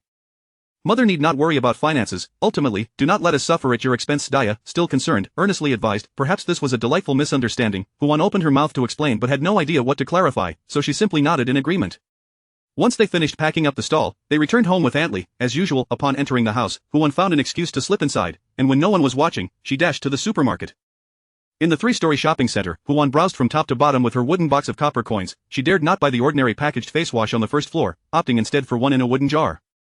For toothbrushes, she avoided plastic and purchased 3 with wooden handles and boar bristles, while the toothpaste was bamboo salt toothpaste in a bamboo tube. As for soap, she chose a traditional version known as Yitzi, simply removing the plastic packaging. The priority was sanitary napkins. Aside from the outer packaging, the insides were made of cotton cloth. However, to prevent bacterial growth, Huan decided to buy only 1 pack for the time being, wrapping it in clean oil paper and instructing Arya to change it every 2 hours. Next, she headed to the food section on the 2nd floor, purchasing hand-grabbed pancakes and cold noodles for the next day's stall. Fearing that the original marinade lacked flavor, she bought 2 more packages of seasoning. On the 3rd floor, in the medicine section, Huan made a beeline for the traditional Chinese medicine cabinet and picked up 2 packs of sour plum soup mix, intending to brew some. With the prolonged drought and the sun blazing down, after finishing their pancakes, folks could buy a bowl of sour plum soup for a mere coin to quench their thirst. Upon exiting the supermarket, Huan opened her lighter money box and gasped in astonishment. Goodness, the box, once full, was now half empty indeed. Copper coins may appear plentiful, but they are not enduring in expenditure. Silver is far more sustainable, Huan sighed wistfully, pondering when her long-awaited big client would finally arrive. Chapter 34 must disrupt that meddlesome Huan's affairs. In the afternoon, after toiling for half the day, Huan was just about to lie down for a brief rest when a commotion erupted outside her door. Frustrated and breathless, she rushed out to see who was causing such a disturbance at her doorstep. What on earth are you howling about at my door? Our families have already split, and if you have matters to discuss, you should seek out your uncle and your precious 3 grandsons, she retorted coldly, her face set in irritation.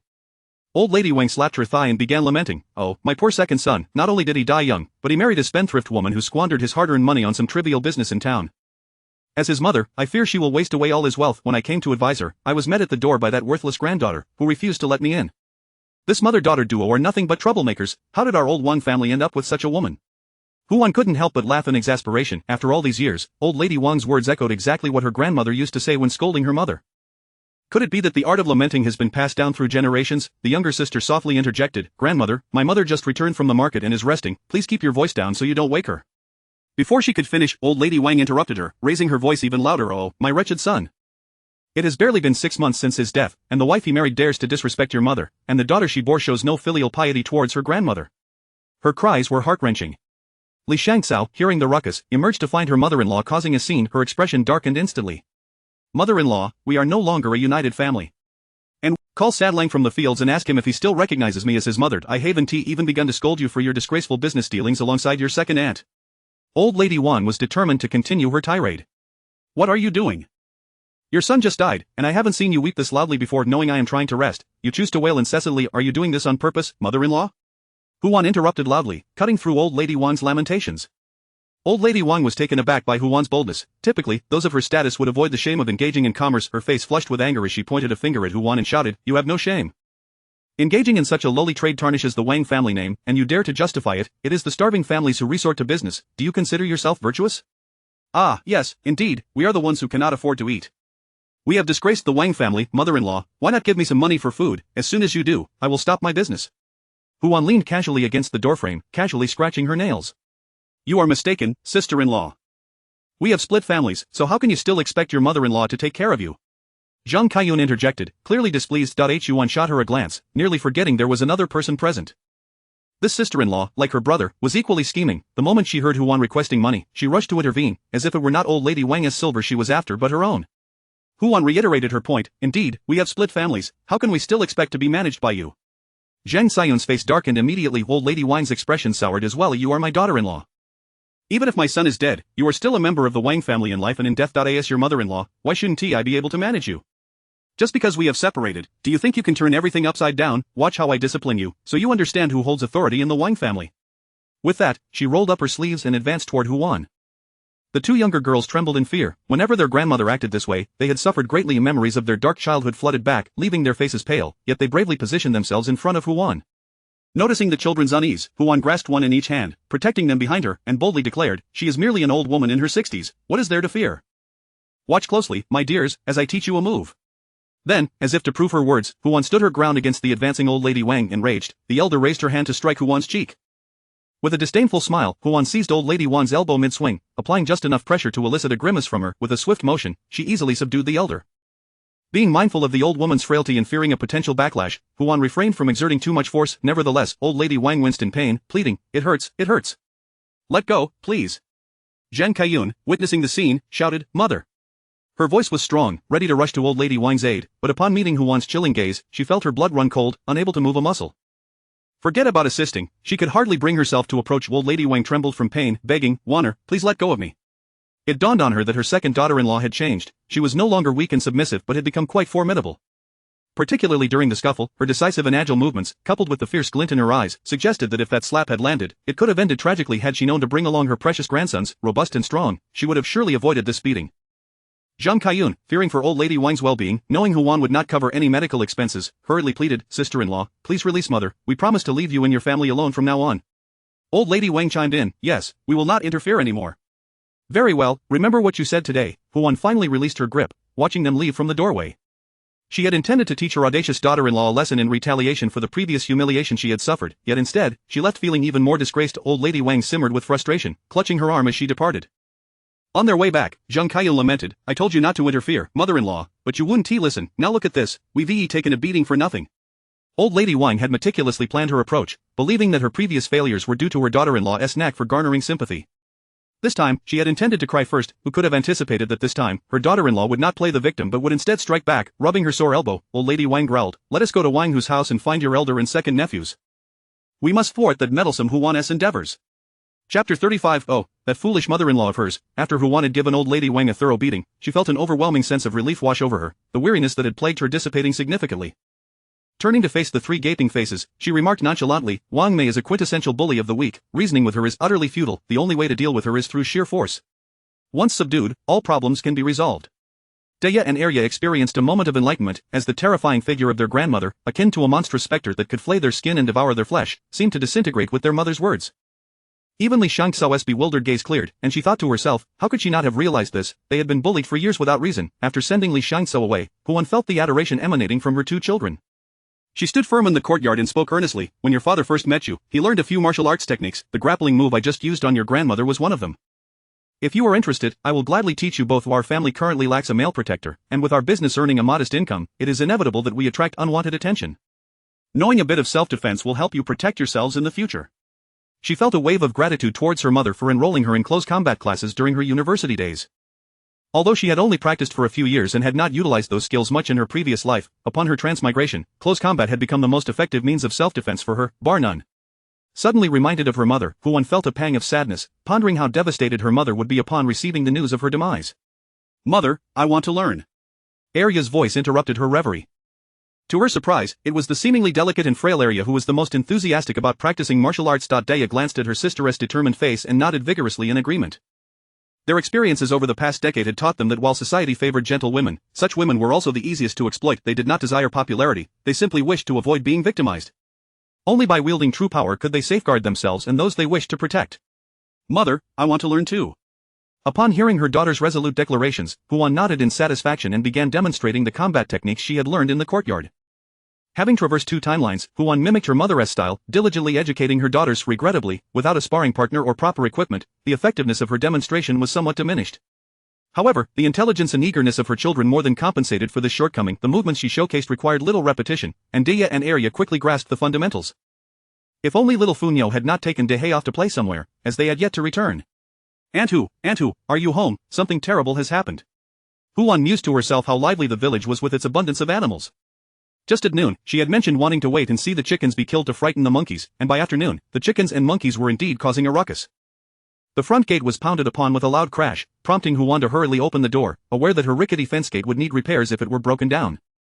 Deya and Arya closely followed her, and upon opening the door, the three of them were greeted by the sight of Wang Env. The 12-year-old girl was drenched in sweat, leaning against the fence, panting heavily.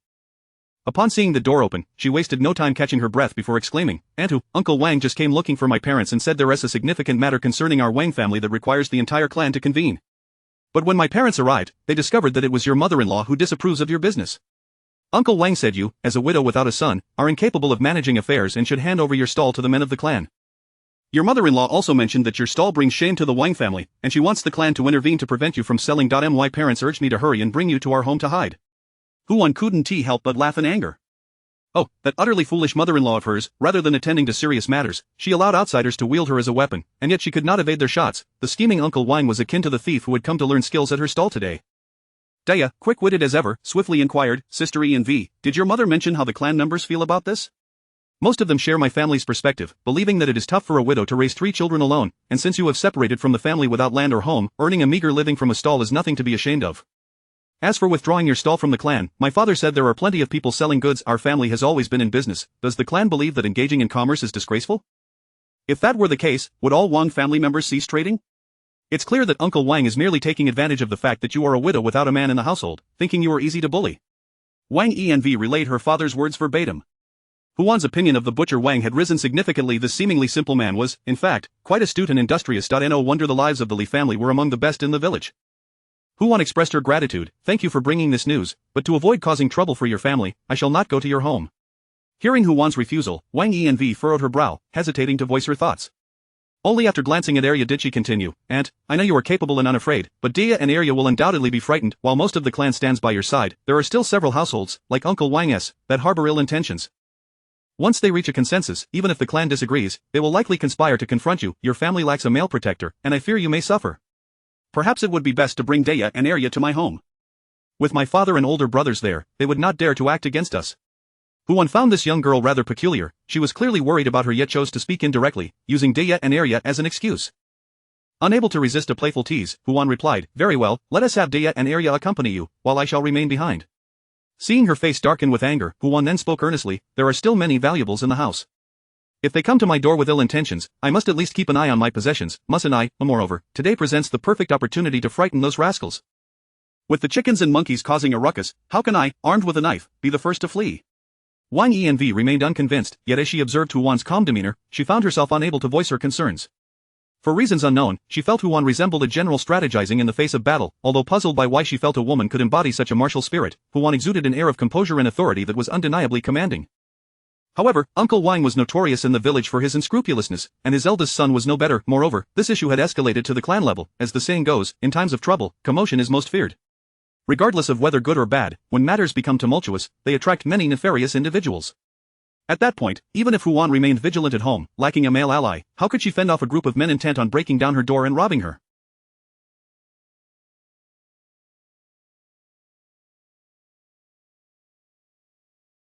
Ultimately, as Dia and Arya saw Wang Env unwilling to leave, it was she who, despite the futile efforts to persuade her, slowly walked away under the watchful eyes of the three.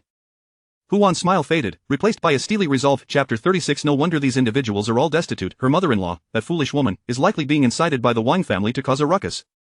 Zhang Kaiyun, that self-righteous individual, must certainly be scheming as well. Very well, let them create a commotion. The more noise they make, the better, for it will allow us to ensnare both the chickens and the monkeys in one fell swoop. She turned to enter the house, instructing her two daughters, Dia, Arya, your mother will go find your father to procure some treasures. If anyone comes during my absence, make sure to lock the door and hide until I return. Above all, you must not get hurt. Do you understand? Dia and Arya exchanged worried glances before nodding in agreement. We understand, mother. Rest assured, we will take good care of ourselves, and do not be concerned about money. Spend as needed. Upon hearing Dia's words, Huan suddenly realized why, earlier that day, her daughter had seemed so pleased at the thought of spending money. It was because she had discovered that transforming items required funds. Having come to this understanding, Huan decided to abandon her pretense, seizing the wooden box filled with coins and swiftly entering the supermarket. Upon entering, she hurried towards the household goods section. With the rise in awareness among modern women regarding personal safety, many large stores had begun stocking items such as pepper spray. These items pose no harm to the human body. They serve solely to protect the women themselves. Today, the adversaries faced by the three women were a band of robust men, not the elderly Wang Laotai, who would not dare approach even with a machete. Though she might not stand a chance in a physical confrontation, let us not forget that she was a woman of the supermarket, armed with modern weaponry to tackle a group of primitive men who had never even encountered electricity. Victory was virtually assured. For instance, she had on hand an electric baton, super-strength pepper spray, and a powerful flashlight. She was confident that with these in her possession, anyone who dared approach would be left incapacitated. On the village dirt road, Wang Laotai, Wang Hu, and his eldest son Wang Shan were marching menacingly toward Huan's home. Following closely behind were the old clan leader Wang Hughes and his son, the current clan leader Wang Haod, who was around 60 years old with a head full of white hair. Accompanying them was the young grandson Wang Shuwen, clad in a long robe and around 30 years of age, who was tightly supporting his grandfather. As the only scholar in the village, Wang Shuwen typically upheld a facade of dignity, yet at this moment, he disregarded appearances and shouted, "Grandfather, you should return home. My father and I will go to demand justice for Aunt Hu. We will ensure she does not suffer any losses." Clan leader Wang Haod stroked his white beard and quickly chimed in, "Yes, father, you are of advanced age. It would be best for you to go back." The old clan leader chuckled softly, a mysterious glint in his eye. "I shall not return. My intention in coming is not to demand justice. I simply wish to witness the spectacle of that girl Huan. Do not be fooled by her gender. Her capabilities surpass even that of a scholar like you. Just watch how she deals with these ignorant fools." "Huan, you troublemaker, come out," they yelled in unison. "Yes, come out. You have brought disgrace upon our Wang family's generations of hard-working farmers. She must be compelled to relinquish her stall to the clan. We cannot allow a woman who defies her role to show her face in town again. What are you all clamoring about? The clan has never demanded a stall from Huan." Wang Haod bellowed, swiftly clarifying the situation. The aggressive crowd fell silent for a moment, but soon resumed their uproar. "Regardless, her running a business as a woman brings shame upon our Wang family. Clan leader, you may not care, but we do. How can a family of women operate a stall in town? It should be the men who go. Indeed, a widow showing her face in public. If she is not ashamed, I certainly am." Wang Shuwen observed with keen clarity that the loudest voices belonged to the village's most notorious idlers.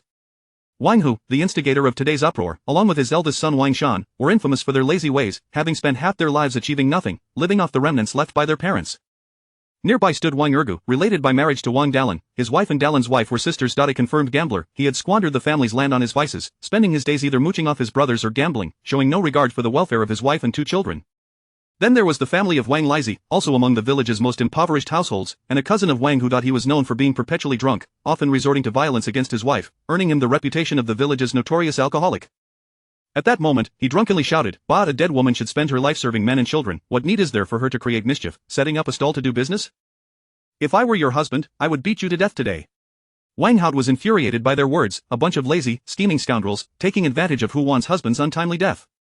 What pretense were they putting on? "Father, elder brother, second uncle, what are you doing?" Wang Mu, who had rushed over upon hearing the commotion, anxiously pulled at the 2 men. "What are we doing?" "We are demanding that your aunt relinquish her stall. We cannot allow her to parade around, bringing shame to our old Wang family." Wang Lizi, whether truly intoxicated or feigning it, shouted loudly.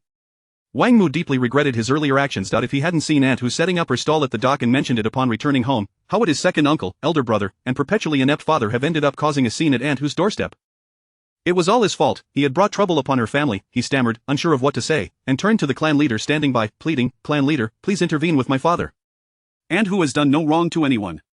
Wang Hao, meeting Wang Mu's pleading gaze, sighed helplessly and glanced at the raucous crowd. Ultimately, he shook his head. "Do you think I have not intervened? You know full well the character of your father and elder brother. If I could manage them, would they be here causing a ruckus at your Aunt Hu's door?" Wang Hu was displeased, pointing at his second son and berating him. "Why are you turning again? I am your father. If you do not wish to help, then step aside and do not impede." Wang Mu could only lower his head and stand beside Wang Hao, nearly in tears.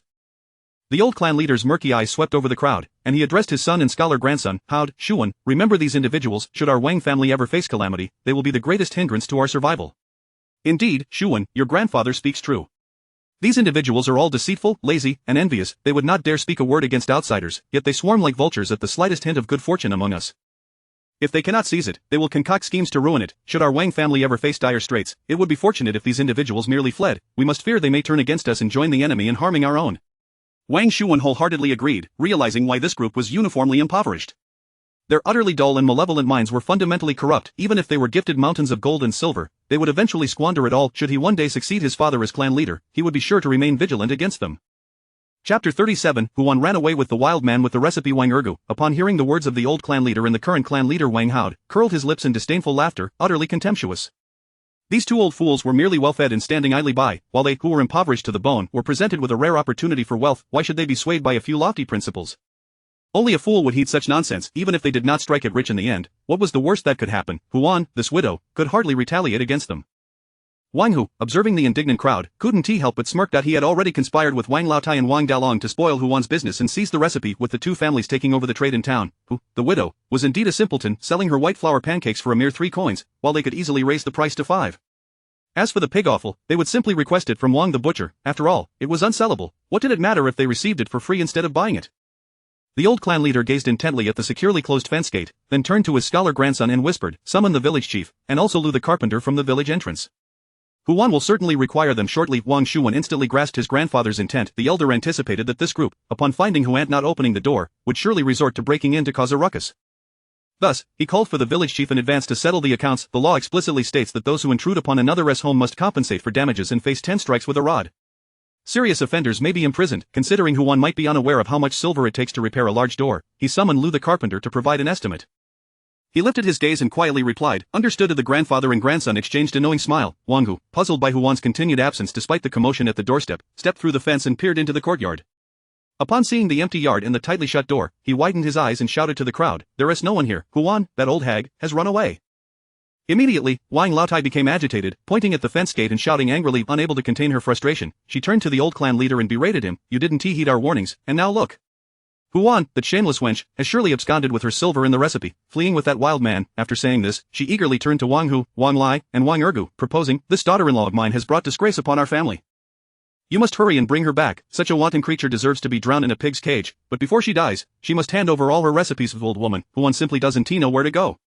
"You have no evidence to accuse her so," interjected Wang Mu, unable to stand by any longer. Though not well acquainted with Hu Wan, he felt that the charge of unchaste behavior was far too severe. Any woman branded with such a label would be drowned in the spittle of the villagers, even if the clan chose not to intervene. His words seemed to be an attempt to drive Huan to her demise. Realizing she had spoken too harshly, Wang Laotai promptly closed her mouth, not out of remorse for Huan, but rather from fear of being exposed for her baseless accusations. Even if she felt guilty, she cast a glance at Wang Mu and muttered, "Mind your own business." Wang Lai, unwilling to leave empty-handed, circled to the back courtyard, hoping to sneak in and pilfer something. His sharp eyes caught sight of Dia nestled in the cattle shed, and he immediately called out to the crowd, "Dia is here. Where is your mother? Why is she hiding from us, her relatives?" Humph, what a foolish widow, thinking she could avoid them by hiding. That was a lucrative opportunity, and if they seized it, they would never have to worry about food again. Such a plump lamb, they could not possibly let go. Seeing there was no escape, Dia and Arya emerged from the cattle shed unafraid. Dia addressed the advancing crowd, "My mother will be back soon. Please wait a moment, uncles." "Back soon? I suspect she has abandoned you to run away." Wang Laotai shouted vehemently at Dia, eager for Huan's abandonment of her daughters to validate her claims. "Indeed, Dia, your mother has likely left you behind. Why do you still protect her? Tell us where she is gone, so we can bring her back." Dia and Arya, resolute in their silence, ignored the clamoring crowd and clung to their words, insisting, "Just wait. She will return." Having exhausted their pleas, Wang Laotai and the others were parched with frustration, yet Dia and Arya remained tight-lipped about Huan's whereabouts, and the crowd was incensed, wanting to deliver a sound thrashing to the two girls. "Damn it, if Huan is truly fled, this stalemate cannot continue," Wang Hu urged, glancing at the fence gate. "It's merely a few rotten planks. Can they truly stop us, men?" Huan was in the food business. Even if she had fled, there was still white flour and plenty of lard at home. Since they had come this far, they could not leave empty-handed. Upon hearing about the food supplies, Wang Lai's eyes sparkled with greed, yet he immediately chimed in, "Exactly, we've come this far, we can't leave empty-handed. Whatever Huan has swindled from her trade, we have every right to claim." Dia and Arya, realizing their intent to break down the door, grew anxious. They rushed to the front door, bracing their backs against the wooden door to block it. "This is our home, you shall not break it down. My mother will be back soon." Wang Ergu, unfazed, kicked a hole in the door, exclaiming, "You think you can stop me? You two girls will grow up and marry out, no longer belonging to the Wang family. What is it to me if I take some of your family as food? This is merely the interest. For all these years we've supported you. Preposterous, we have never eaten a single grain of your rice." Arya retorted angrily, "Indeed, how could you not? Your father is a Wang. The food he consumed counts as ours." Wang Hu interjected from behind. Wang Lai found this reasoning compelling, adding, "Right, you two girls cannot carry on the family name. Even if we raise you, you will belong to another family. Your mother abandoned you two burdens. She received a bride price when she married in, but now she has fled without returning it. She owes our Wang family, debts must be repaid. It is only right. Even the county magistrate cannot intervene." Dia and Arya, still just children, could no longer hold back upon hearing their mother being slandered. Dia, the elder sister, stood protectively in front of her younger sibling, her eyes wide with anger. With a trembling voice, she declared, "My mother owes you nothing. None of us sisters owe you anything. Who will listen to a mere child like you? If I say you owe us, then you do. We are taking your family as food, and what will you do about it?" Wang Hu boasted loudly within the crowd. The old clan leader's brow furrowed deeply just as Wang Hao was about to admonish them. A clear voice rang out from a distance, "Try taking even one thing, and see what happens." With someone to rely on, the calm Dia instantly shattered, tears streaming down her cheeks as she turned towards the source of the voice. "Mother, mother!" Arya rushed towards Huan like a fledgling returning to the nest, clinging to her mother's embrace. Huan, bearing a heavy bamboo basket, enveloped her two daughters in her arms as she stepped forward to confront the angry mob. Chapter 38. Experienced the stunned Bat and Wang Hao, fearing that Huan might misunderstand, took a step forward and succinctly explained the situation. Huan exhaled, her gaze filled with gratitude as she looked at the old patriarch. This elderly gentleman had assisted her twice now. The old patriarch waved his hand and chuckled, "Hu girl, we couldn't stop them, so all we can offer you is this little help, which isn't much. Feel free to unleash whatever means you have at your disposal." Huan's eyes scanned the faces of the troublemaking men before she spotted Wang Laotai, Wang Hu, and her not-so-familiar nephew among the crowd. A cold smile crept onto her lips as she replied, "All right, old patriarch, just watch me." Although reporting them to the authorities would have been simpler, that route lacked the satisfaction she craved. She had overheard their words in the supermarket, spreading vile rumors about her, claiming that every woman owed something to the Wang family. They were truly deserving of a lesson. Today, she would take it upon herself to educate this group of insufferable braggarts who thought themselves superior merely because they had grown a few inches taller. Yet, as a simple rural woman, she pondered whether retaliating against them would bring about legal repercussions. Sensing her hesitation, the old patriarch, before Wang Hu could speak, pointedly remarked, "No worries, they kicked down your door first. You were merely defending your children, even the emperor couldn't fault you for that." Upon hearing this, Huan felt her last shred of doubt vanish. "Very well, then I shall unleash my full strength." Turning her gaze to Wang Laotai, she said, "You foolish old hag, apologize to me and my daughters, and I might only use my hands against you." Sparing the baton. The item she held in her hands would merely cause a temporary ache to those robust men, but for the elderly Wang Laotai, it could mean several days of recuperation. It was this ingrained respect for the elderly that prompted Huan to add that caveat. Wang Erga puffed out his chest, feigning fear as he mockingly exclaimed, "Oh dear, I am so frightened." He quickly shifted the tone of his words, "Hu widow, have you lost your mind? How dare you, a woman, lay hands on us, the men?" He advised her to comply and hand over her stall and recipes. Wang Lai's eyes darted hungrily towards the bamboo basket Huan had brought back, and he stealthily advanced. Huan noticed but made no effort to stop him. In fact, it was intentional. She aimed to let these items be seen while all eyes were on her, ensuring that if anyone inquired later, they would hear it was she who had purchased them from outside. Especially if it came from her enemies' mouths, it would sound even more credible. "Hey, everyone, come and see what this dark object is," Wang Lizi shouted, capturing the attention of everyone present. The crowd turned to look, spotting 3 or 4 iron-like rods piled beside Huan's feet, with a few shorter ones underneath. They appeared to be made from the same material, black in color, not resembling iron, and faintly shimmering. "What is this?" "I've never seen anything like it," Wang Shan said, peering curiously. "It looks ominous," he added, his suspicion clear. Seeing the crowd's attention drawn to her, Huan snorted coldly and explained, "I encountered a vendor selling these things, claiming they are excellent for self-defense. With all daughters at home, I decided to purchase a few. Little did I know I would need them so soon." Daya beamed with delight, convinced her mother could conjure treasures to help them through adversity. "Oh, you wasteful one, using spare money to buy such dubious items. Do you think a mere stick can stand up to us men?" There were both malicious and well-meaning among them. Wang Mu discreetly tugged at Huan's sleeve, softly advising, "Hu Tang saw, you'd best not confront my father directly. He can be quite troublesome and not very bright. Just deceive him with a false recipe." Huan looked at him, puzzled, and then recalled that he was Wang Hu's second son. Recognizing his goodwill, she replied, "Rest assured, I shall never allow myself to suffer loss." Wang Mu wanted to argue that it was impossible to avoid loss, but he was quickly interrupted by his father. "A woman thinks she— Huan, don't feign ignorance, hand over the recipe now, and we shall cease our disturbances." "Indeed," echoed Wang Hu, Wang Shan, and several other men, issuing threats. Huan laughed coldly, "You lot, who have never even seen electricity, wish to challenge me with advanced stun batons and flashlights. Today, I shall blind you and teach you an unforgettable lesson." Wang Lizi, sensing her icy demeanor, shouted in discontent, "Who do you think you are, trying to scare us with a few sticks? You think that by delaying, we'll just leave when it gets dark? Not a chance. If you don't hand over the recipe today, we'll smash your home to pieces, and whatever you earn from your stall, we'll destroy." Wang Hao, infuriated by these ruffians, could no longer contain himself upon hearing such blatant threats. He pointed at them, shouting, "Wang Lizi, this is outright robbery. Why should she just give you her recipe? If you want it, you must pay, and how dare you threaten her in my presence? If your father knew of your behavior, he would be furious." Though Wang Lizi dared to bully Huan, who was without a husband or sons, he shrank before the patriarch. He recoiled, turning to look at the others. Wang Pozi, relying on her age, attempted to speak but was silenced by the patriarch's glare. He slowly remarked, "Having lived for half a lifetime, you still can't discern right from wrong. Favoring the eldest branch led to family division, and now you conspire with outsiders to bully your own kin. Foolish, exceedingly foolish. We are not merely greedy, we act for the honor of the Wang family. A widow like her, standing out in the town instead of leading a stable life in the village, risks sullying our reputation. How will our young women find suitors if she engages in disgraceful business?" Wang Shan articulated skillfully, suggesting dire consequences without evidence. Seeing that her sticks had garnered attention, Huan decided it was time to act. With a radiant smile, she brandished 2 rods. "Come here, my dear nephew, let us discuss what sordid deeds could possibly arise from selling food at a stall. How could it possibly ruin the chances of the Wang family's youth finding a partner?"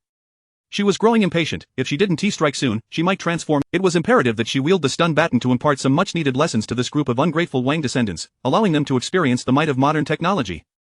With her targets Wang Hu, Wang Shan, Wang Lizi, Wang Ergu, and Wang Laotai firmly in sight, Huan approached them step by step. As she drew nearer, Wang Laotai's heart raced. For reasons unknown, she felt a surge of fear, yet, glancing at the men around her, she tried to maintain her composure. It's fine. How could Huan, no matter how formidable, overpower 4 strong men? She reassured herself. As Huan closed in, Wang Lizi prepared to snatch the baton from her hands, eager to teach her a lesson akin to one given to his wife. However, the moment he made contact with the baton, he let out a piercing scream. "Ah! It hurts, it really hurts." Chapter 39. I am Huan's mother-in-law, the grandmother of Daya. Why do you all fixate on me? The few individuals who initially contemplated taking action against her hesitated and swiftly retreated, daunted by her presence. Renowned throughout the village for their reckless behavior, they had always been the ones to bully others, never the victims themselves. They had come with the firm conviction that Huan, a mere widow, posed no threat to them, which emboldened their audacity. However, to their astonishment, she had fortuitously acquired several peculiar sticks. With such implements in her hands, a woman could easily inflict pain upon even the bulliest of men with a mere poke. Wang Mu, witnessing the scene, sighed in relief. He had not expected Aunt Hu to possess such formidable prowess. This boded well. Perhaps no one would dare bully these vulnerable women in the future. "Seize the stick, Wang Lizi. Just take it from her. She is just a woman. How could she possibly overpower you?" Wang Laodai cunningly suggested. Upon hearing this, Wang Lizi exerted himself, attempting to wrest the electric baton from her grasp. Yet, after a brief struggle, his face contorted in agony, revealing the severity of his predicament. "This is no ordinary weapon. The moment I touch it, my hand goes numb. The harder I pull, the more intense the pain becomes. By the end, I was trembling with agony. How on earth did Huan manage to procure such a fearsome object? Is it possible that the heavens themselves could not tolerate their bullying and thus bestowed this treasure upon her?" Seeing Huan's fierce demeanor, Wang Hu's resolve faltered. He had come to seize the opportunity but had no intention of enduring a beating. Even the labor of transporting goods at the dock had exhausted him. He had no desire to subject himself to such physical suffering. He turned to signal Wang Laotai, who was already so frightened that her spirit seemed to have fled, having felt Huan's wrath firsthand, and now witnessing Wang Laizi's pitiful state, she had no inclination to continue the confrontation. If that baton were to strike her, her latter years might be spent in perpetual misery. We must flee at once. If we don't run now, we might find ourselves on the receiving end of her wrath. Yet, just as they prepared to escape, they turned to find Dia and Arya brandishing similar sticks, flanking Huan and encircling them. Wang Laotai's courage dwindled, seeing the glinting weapons in her granddaughter's hands and the icy resolve etched on their faces. A chill ran down her spine. That was her very own granddaughter. Why did she regard her with such cold disdain? Dia, Arya, I am your grandmother. If you dare strike me, I shall report your disobedience to the county magistrate. Wang Laotai attempted to feign composure, her voice trembling despite her bravado. She could not allow herself to appear frightened before the multitude. After all, she was the elder, and as her grandchildren, they ought to show her respect and deference. With this thought, she summoned her courage anew. Dia exhaled deeply at this time. Facing Wang Laotai, she felt no trace of the fear that had once gripped her. Meeting her grandmother's gaze unwaveringly, she posed a pointed question. Grandmother, when have we ever failed to show you filial piety? Yet, the respect we have shown you over the years has only been met with your incessant scolding and beatings.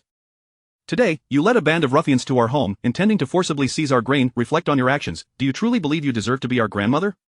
Caught off guard by her granddaughter's bold defiance, Wang Laotai found herself at a loss for words, her face flushed with embarrassment. Nevertheless, she stubbornly retorted, so what? I am your grandmother, and regardless of my actions, you are obliged to honor me. It is simply a matter of course.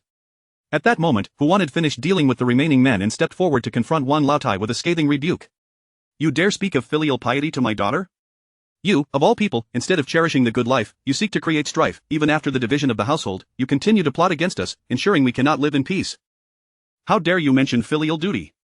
The other men, huddled in pain on the ground, were too intimidated to intervene or even make a sound, fearing they would draw the wrath of the fierce Huan upon themselves.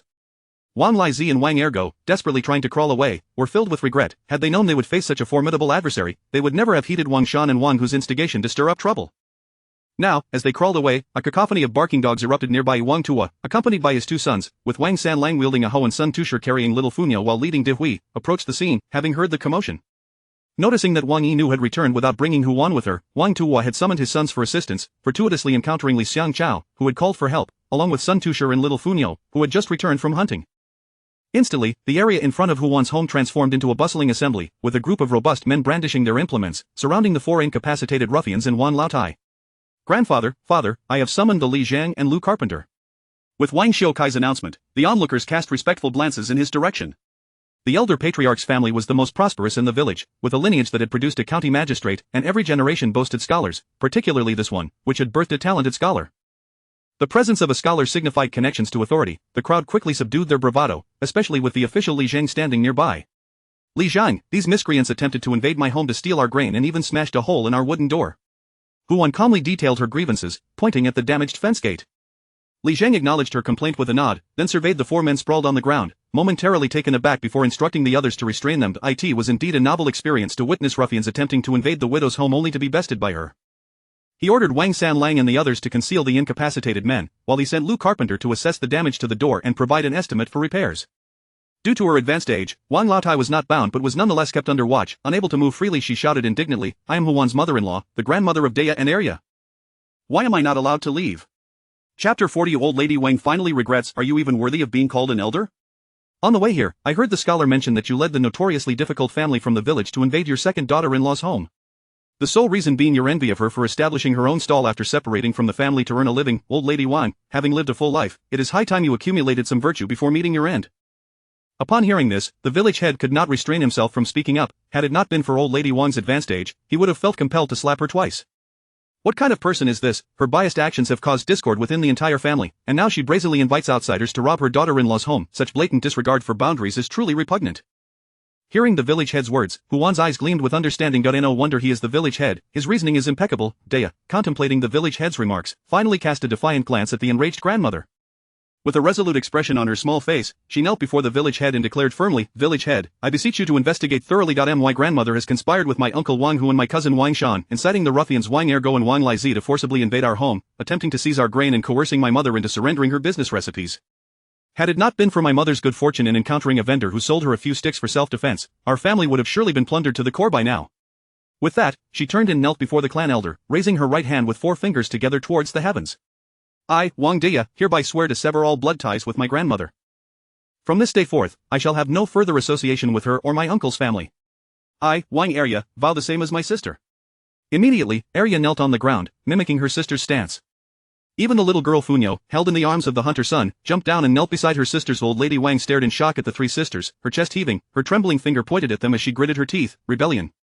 Old San, are you just going to watch them treat your mother this way? Wang Old San, wielding a hoe, lowered his head in silence, offering no response. Old Lady Wang's heart seethed with resentment. I bore you into this world, and this is how you repay me. Seeing he remained mute, Old Lady Wang turned to Daya and the others. Fine, fine. Wang Erlang's life was given by me, and your lives are owed to him. Now that he is dead, instead of honoring him, you dare to sever ties. Just wait until I deal with you today. With that, Old Lady Wang scanned the surroundings, contemplating seizing the stick from Huan's hand, only to be unexpectedly jabbed in the palm by Huan's electric baton, causing her to scream in pain. Huan relished the moment, jabbing again for a few seconds, relishing the escalating shrieks of Old Lady Wang. She had initially been preoccupied with scolding her, but now she was finally able to teach her a lesson. As the old saying goes, the misdeeds of the elderly ruin 3 generations. Just look at the Wang family. The eldest son, spoiled and irresponsible, the second son lost his life due to her stinginess and favoritism, and the third son's family, along with their wives and children, have been drained of vitality by her, nearly sacrificing a child's life in the process. It can only be said that Old Lady Wang's current state of having her granddaughter sever ties and being ignored by her sons is entirely self-inflicted. Wang Hode and the village head exchanged glances, both nodding in agreement. They too found Old Lady Wang's behavior utterly disgusting, and Dia and Arya's severing of ties was entirely justified. Wang Hode spoke up. In that case, let the ties be severed. Old Lady Wang looked at the clan elder in shock, akin to a chicken that had its tail stepped on. Elder, what did you say? Why are you siding with these girls? Wang Hode, however, ignored her and turned to his son. Go, write a severance letter. Upon hearing this, Old Lady Wang panicked. If her granddaughter severed ties, her reputation would be ruined. She plopped down on the ground, wailing and lamenting, but no one paid her any mind. Not even Wang Sanlang would lend her a hand as soon. The severance letter was drafted, and Old Lady Wang was forced to press her bloodied handprint upon it. Indeed, Daya and Arya are commendable. Being rid of such a grandmother is a blessing for them. Remember, do not marry a woman like Old Lady Wang in the future. Such a curse can ruin 3 generations. The butcher Wang could not help but seize the opportunity to impart wisdom to his 2 sons. Indeed, I must also remind my son. Hunter son nodded in agreement, unable to refrain from interjecting. Hearing their conversation, Huan found herself both amused and exasperated. She reached out, pulling each child up one by one, crouching down to pat the dirt off their trousers. You are quite sincere. If you wish to sever ties, just say so. There's no need to kneel, and you've gotten your sister's newly made clothes dirty. As the crowd conversed, Old Lady Wang turned to Wang Sanlang, who was equally elated for Daya and Arya, opening her mouth to inquire about something but finding herself unable to voice any words. At this moment, she felt both lost and regretful. If she had not sought to sell her granddaughter, had she not agreed to the separation, would the second and third households not have included her eldest son in their earnings? Would they not have had to endure such disgrace, becoming the laughingstock of the village? Old Lady Wang's despondency did not elicit a shred of concern from anyone. Carpenter Lu had already assessed the damages, pointing at the fence gate as he addressed the village head. This gate can no longer be repaired. We need 50 coins for a new one. Upon hearing this, the village head nodded and turned towards the 4 individuals tied up, as well as the still-seated Old Lady Wang, stating, Did you hear that? You 5 must each compensate 10 coins. Old Lady Wang, like a defeated rooster, hoarsely protested, Why should I 1T pay? The ties have already been severed. The village head replied coldly, Severing ties and compensating are not the same. You all colluded to bully a lone widow and her child. Severing ties is a punishment, while compensation is restitution. Then why is it only me who bears the punishment? You almost made me forget. Those men are to be sent to the county office for 10 lashes as per the law. I do not wish to trouble the county magistrate this afternoon, so you can handle the lashes among yourselves. I will only supervise. Upon hearing this, the village head shot a glare at Old Lady Wang and clarified. Wang Lizi and Wang Ergo, who had thought they could escape unscathed by remaining silent, now directed venomous glares at Old Lady Wang. That old hag is just digging her own grave. As Wang Hodi instructed his son to gather money from each household to repair the gate, he called upon the butcher and others to escort the 4 bound men to the ancestral hall. There, they were subjected to the clan's laws, and Wang Hu, Wang Shan, Wang Ergo, and Wang Lizi each received 10 lashes. Throughout this ordeal, Wang Mu had been watching closely. Huan asked him, Are you angry with me for your father's and brother's actions, wishing to take revenge? Without a moment's hesitation, Wang Mu shook his head. My father and brother deserve the beating. Then, as if struck by a thought, he fished out 20 coins from his waist. I will cover this for him. Huan raised an eyebrow, refusing to accept. Let each man repay his own debts. I do not wish to entangle myself in such messy affairs. Seeing her refusal, Wang Mu grew anxious and forcefully pressed the coins into her hand. Auntie, Brother Ergo's wife is pitiable. Please do not demand money from his family. Chapter 41. The entire village knows you are confused. Amidst the chaos, a disheveled woman rushed over, throwing herself onto Wang Ergu, scratching and kicking him. You stir up trouble incessantly. Our family can barely afford to feed the children, and yet you roam the village causing a ruckus. The clan leader has come to our home demanding money. What must you do to spare us, mother and child?" With that, she sank to the ground, weeping uncontrollably. Wang Ergo stood by, dejected and silent, allowing her to strike him, his face marked by several scratches. With a gentle tone, he replied, "I only wish to secure a better life for you and the children. If I were to acquire a food stall, would you and our son still go hungry? You covet other stalls without offering a single coin. On what grounds? Is it merely because of your audacity? You have land yet refuse to cultivate it, choosing instead to gamble in town, only to lose everything. When offered short-term work, you declined, opting instead to rob others and consequently faced a beating. Wang Ergu, had you simply been steadfast and willing to endure hardship, our lives would not be so dire." After a lengthy scuffle, she finally ceased her assault. Zhang Hongxia gazed into her husband's eyes, filled with disappointment. Summoning her frail, withered hands, she stood up, rummaging through her sleeves and waist, finally producing 7 coins. Hesitantly, she looked towards Huan. "This is all the money we possess. Sister-in-law, my husband is worthless, and he has wronged you, but I truly cannot spare 10 coins, this is all we have." Huan regarded her cracked hands, worn from washing, and the face that resembled Zhang Xian's, albeit gaunt and darkened with toil, filled with guilt and fear. After a prolonged silence, she picked up a stick and struck Wang Erga 10 times, then, amidst his feeble groans, declared, "Enough. We're even now." Zhang Hongxia, tears reddening her eyes, clutched Huan's garment, wishing to articulate something, yet ultimately found herself speechless, bowing deeply to her in a choked silence. Huan, witnessing her skeletal frame, felt a surge of pity, her disdain for Wang Ergu intensifying. At that moment, a piercing voice broke through the tension. "Sister-in-law, you can earn substantial money now. Why do you still demand these trivial coins from us?" It was Wang Dalong, emerging from the crowd, followed by Zhang Kaiyun and 3 grandsons. Zhang Kaiyun, with a scornful expression, remarked on the family's disreputable behavior, "A whole family of miscreants, breaking my sister-in-law's door without offering compensation." Zhang Hongxia, who had been supporting her husband and preparing to return home, spun around at the remark, "Indeed. It is the disreputable who break others' doors without recompense. My husband only followed the ill advice of such characters, deserving of the beating he received." Zhang Kaiyun, at a loss for words, glared at Zhang Hongxia, exclaiming, "You heartless wretch! When Wang Ergo's family was thriving, I expended great effort to arrange this match for you, yet within a year of marriage, you brought ruin upon him, forcing him to sell his home and land. You are a harbinger of misfortune, devoid of blessings." Upon seeing her son arrive to support her, Wang Laotai, who had appeared despondent, immediately sprang up, wailing, "Son, you must defend your mother. That wretched woman is inciting Deya and Arya to sever ties with our family." In truth, it was her eldest son's idea to create a disturbance at Huan's stall, believing it to be a lucrative opportunity. However, they ended up not acquiring the recipe and instead became the village's laughingstock. After enduring a lifetime of hardship to establish her own authority, how could she allow her granddaughter to undermine her dignity? With the presence of her eldest son, Wang Laotai's grievances erupted, yet, to her dismay, she did not receive comforting words, but rather her grandson's scornful remarks. "Grandma, please do not act foolishly.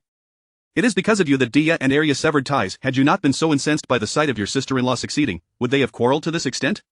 Wang Daba, following closely behind his father, expressed his disdain. Hearing this, Wang Laotai was bewildered. It was her eldest son and Wang Hu who had conspired to seize Huan's stall, urging her to act as a front, claiming her elder status would intimidate. How had this all turned into her sole fault? Looking to her son and daughter-in-law for support, she found them indifferent, as her son apologized to Huan. "Sister-in-law, today my mother acted out of confusion. She is old and her mind falters, easily swayed by Wang Hu into this debacle. The young ones, too, have faced the consequences of severed ties, but we are the heads of our families. Our 2 families are intertwined, and we cannot let my mother's folly create discord." Wang Laotai, at a loss for words, clutched her second grandson's sleeve, urgently pleading, "Heir too, you were present. It was clearly your father who urged me to go. Please testify for your grandmother. I am not senile. It was your father who insisted on pressuring your sister-in-law for the recipe." Zhang Kaiyun, impatient, swatted her hand away from her second son, exclaiming, "Mother-in-law, cease your antics. Our family is at odds with your sister-in-law because of you. Otherwise, with her stall thriving, why would she refuse to include us in the profits? It is solely because of your actions. You should consider Wang Dalong and the grandchildren, think of their future, let them prosper alongside their aunt in town, rather than continue to create turmoil." Finally comprehending her eldest son's intentions, Wang Laotai realized they wished to cast her as the scapegoat. In their pursuit of profit alongside Huan, her son and cherished grandson callously shifted all blame onto her. A chill coursed through her as she pointed at her eldest son's family, trembling with rage. "Wang Dalong, you ungrateful wretch! I toiled tirelessly to raise you, and you dare treat me thus. You are a vile creature. May heaven strike you down. Wang Daba, I have shown you much affection. How could you align with your father to betray me? Very well, you are all to leave my courtyard today. I want none of you treacherous ingrates." In a fit of hysteria, she rushed at Wang Dalong, striking him fiercely, only to be shoved to the ground. Wang Dalong, exasperated, retorted, "Mother, cease this madness. You have already divided our family, and now you have driven a wedge between the second household. The entire village knows you are confused, disturbing the peace of our Wang family. At this point, can you not behave with a modicum of decorum?" Wang Laotai, consumed by rage, pointed at her eldest son, berating him as a disobedient child, before storming off towards Wang Sanlang and his family, who stood by observing the chaos. Chapter 42 Old Lady Wang lost all her strength and Mainsley Shangsa was suddenly jolted, realizing that her mother-in-law might have become estranged from the eldest branch of the family and intended to come to her home. She hurriedly said, "Mother, my house currently only has 2 rooms. I share one with Shimei, and Sanlang and Sisun occupy the other. There is no other room available for you to stay in." Old Lady Wang paused her steps, turning to look at Wang Sanlang, her voice tinged with an unfamiliar trepidation. "Then I shall drive the eldest branch out, and you can come back to live here." Wang Sanlang hastily shook his head and added, "Mother, please let the elder brother's family stay in the courtyard. No matter their circumstances, they will still care for you in your old age. Indeed, grandmother, how much you dote on Dabao and the others, they would never neglect you over such a trivial matter." Shimei timidly chimed in, leaning against her father's embrace.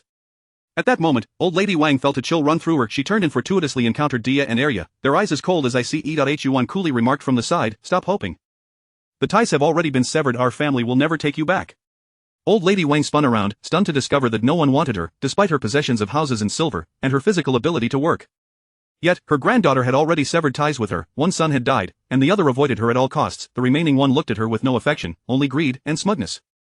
In that instant, she was struck by the realization that she had long been abandoned by those she once held dear. Old Lady Wan was suddenly devoid of all strength and means.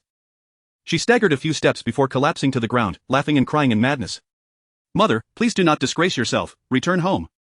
Upon hearing Zhang Xian's voice, Old Lady Wang's dazed eyes suddenly focused again. She sprang up and lunged at Zhang Kaiyun, fiercely tugging at her hair, shouting, "Wretched woman, it is all your fault for sowing discord between me and my son and grandson. How could they possibly turn against me if it weren't for you? Indeed, it is said that once a man marries, he forgets his mother. It must be this daughter-in-law who instigated the rift between her and her son, resulting in her beloved son pushing her aside to take the blame. If only she could drive away this wretched woman, her son and grandson would surely return to being filial." In her rage, Old Lady Wang overwhelmed Zhang Kaiyun, slapping her repeatedly. Wang Dalong, witnessing the scene, did not intervene but stood beside his 3 sons, bellowing, "Stop this, if you wish to fight, do it at home. Do you not feel ashamed in front of so many people?" But enraged, Old Lady Wang could not calm herself, unleashing her fury upon Zhang Kaiyun. Zhang Hongxia, initially chastised by her elder sister, stood in stunned silence at this spectacle. Turning to Wang Ergu, her numb eyes suddenly glimmered with a hint of satisfaction. She had long harbored resentment against her elder sister for introducing her to a lazy and gluttonous man, one who dreamed of wealth through gambling and robbing others. She despised his incompetence that led their family to ruin, causing her to endure a life devoid of happiness after marrying him. Yet now, she found herself feeling differently, for she had gained clarity.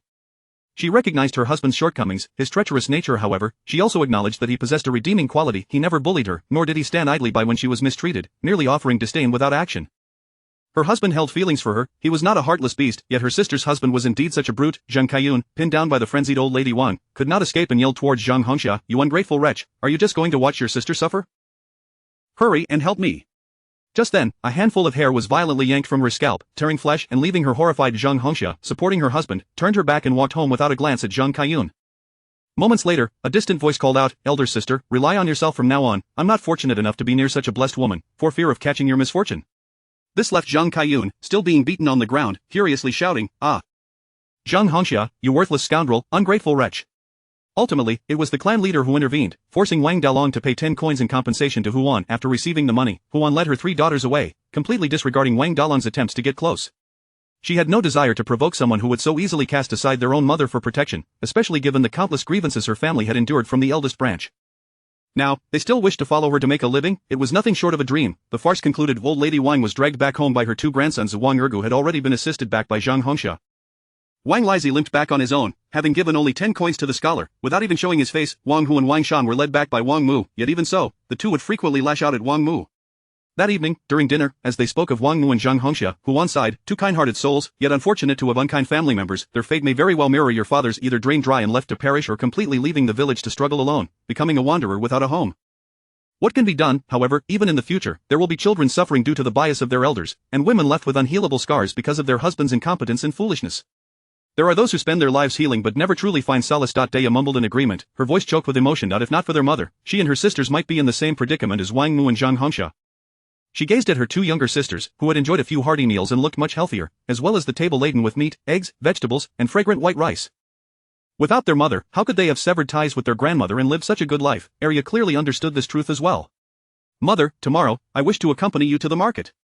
"Yes, mother, let's take my sister with us to the market tomorrow," Daya suggested. This way, they could alleviate some of their mother's burdens and worries. Yuan regarded her children with gentle eyes and slowly inquired, "Do you understand that earning money at the market is easier for your mother than for others?" Dayat and Arya nodded in unison. You also know that your mother hopes for you to learn martial arts and arithmetic, so you can achieve great things in the future, correct? Daya looked at her mother in confusion and asked, Mother, how can 3 girls like us achieve greatness? Knowing martial arts won't allow us to join the army, and knowing arithmetic won't get us hired as female shopkeepers, we can only manage a small stall at home at best. Chapter 43 reveals that the mind of old Lady Wang is truly unlike that of a typical person. As a girl, what can she aspire to beyond marriage and motherhood? Huan paused for a moment, then furrowed her brow and asked, Daya, before considering whether you can, tell me if you want to. Daya nodded vigorously, her eagerness nearly causing her to strain her neck. To stand out, of course, she yearned for it. Throughout her childhood, her grandmother incessantly told her that a girl should merely know how to cook, clean, and sew, and that marrying a man was the pinnacle of a successful life. But why should that be the case? Is her destiny confined to marrying a man? Each time she faced her grandmother's wrath, she pondered this question, unable to find clarity, yet longing to escape the Wang household and forge her own path in the world, where she could carve out her own space. Yet, she felt trapped. She possessed no skills, lacked the ability to earn a living, and was not as strong as men. With her slender legs and small feet, she could hardly travel far without succumbing to exhaustion. She had heard that the daughters of affluent families often remained confined to their beds from a young age, as a means for their families to showcase their care, deliberately employing devices to keep them pampered and delicate. However, she believed that no matter how grand the bed, it remained just a bed. If the daughters of the wealthy truly spent all their time at home, never stepping down, they might not fare better than a rural girl like herself. Yet, everyone insisted this was a favorable situation. Furthermore, Daya set down her chopsticks and remarked somberly, it's pointless for girls to learn those skills. After marrying and bearing children, they won't need them. It is better to contribute more to the family while still unmarried. She had previously expressed a desire to learn a trade from the village carpenter or to seek a master chef in town, but her grandmother, her late mother, and the aunt could not tolerate such aspirations. They would scold and strike her at the mere mention. Arya also murmured, Grandmother often tells us that it's useless for girls to learn anything in the future. When they marry, their sole focus should be on bearing children. The more skills one possesses, the more unruly one becomes. If one does not obediently bear children for the husband and his family, they become worthless. Therefore, it is best to learn nothing and simply wait to marry. Upon hearing that old Lady Wang instilled such notions in girls daily, Huan, with a firm grip, snapped her chopsticks in two. Casting them aside, she took a deep breath and continued, Do not heed your grandmother's words. Everything she says is misguided. Look at her current state, clinging to the family legacy, yet growing poorer and more muddled by the day. Despite not being too old to move, her household is already a chaotic mess, her descendants are unfilial, her daughters-in-law disdainful, and the recent division of the family has become the laughingstock of the entire village. How did she end up like this? Is it not due to her misguided beliefs that she so confidently espouses? She claims that women become worthless if they do not bear children, yet she has 3 sons. Does she command respect or admiration now? She believes men are superior, favoring the eldest and belittling the younger, while treating her daughters-in-law and granddaughters with disdain and scorn. Look at the turmoil her biased favoritism has caused within the Wang family. Does this constitute a good life? If you follow her teachings, you will only end up living her same miserable existence. Do you understand? Upon hearing this, Daya and Arya's despondency lifted, the confusion in their eyes dissipating, replaced by clarity akin to the luminous moon. They finally comprehended why their grandmother was so detestable. She had committed countless errors, her favoritism had rendered their uncle incapable of responsibility, leading to their father's early demise, and fostering long-standing resentment with their third uncle. The relationship between mother and child was devoid of affection, even filled with animosity. As for her treatment of daughters-in-law and granddaughters, it was a constant cycle of reprimand. One would be scolded for working hard, and scolded even more for idleness. Responsibilities within the household were passed around like a game of hot potato, fostering a culture of deceit and laziness. Over time, self-interest blossomed, resentment grew, and with a tarnished family reputation, how could life improve? Daya thumped her chest. Her public declaration of severing ties was not as composed as it appeared. She was quite anxious. Such a break in relations between a granddaughter and her grandmother was unheard of in the village. She dared to act only because the clan leader was known for his wisdom, and her mother had since changed her stance, willing to support her. Her sisters would undoubtedly stand by her side. Were it not for these factors, she wouldn't have dared to entertain such thoughts. Yet, upon reflection, she realized that severing ties was indeed a commendable decision. Associating even a fraction with someone like her grandmother was a disservice to herself. Huan felt a sense of satisfaction. Although her daughters had been poisoned by old Lady Wang's influence for years, they had not been irreparably indoctrinated and retained their own judgment. Once they understood the fallacies of old Lady Wang, Huan began to instruct them on what was truly right. Your grandmother's assertion that girls should learn nothing is fundamentally flawed. If it were indeed preferable to know nothing, why would the clan leader and village chief provide education for boys? Why would your grandmother covet our family's recipes to benefit her sons and grandsons? Learning invariably leads to progress, regardless of whether one is male or female. Education fosters advancement and ascension. Her desire for you to remain uneducated is merely a ploy to confine you to a life of ignorance, to ensure you remain subservient to her favored son and grandson. The notion that women become worthless if they do not bear children is absurd. Women are independent beings. They may choose to marry and become mothers or choose to remain single and live for themselves. If they desire, women can even opt to live their lives free of men, childless, yet still live with purpose and grace. As long as they have goals, the choices before a woman are vast, determined solely by her own desires, rather than dictated by her mother or grandmother. After her impassioned discourse, Huan's indignation remained unresolved. What misguided philosophies had old lady Wang clung to throughout her life? Despite the antiquity of this era, in her time here, she had encountered no family as overtly patriarchal as the Wangs.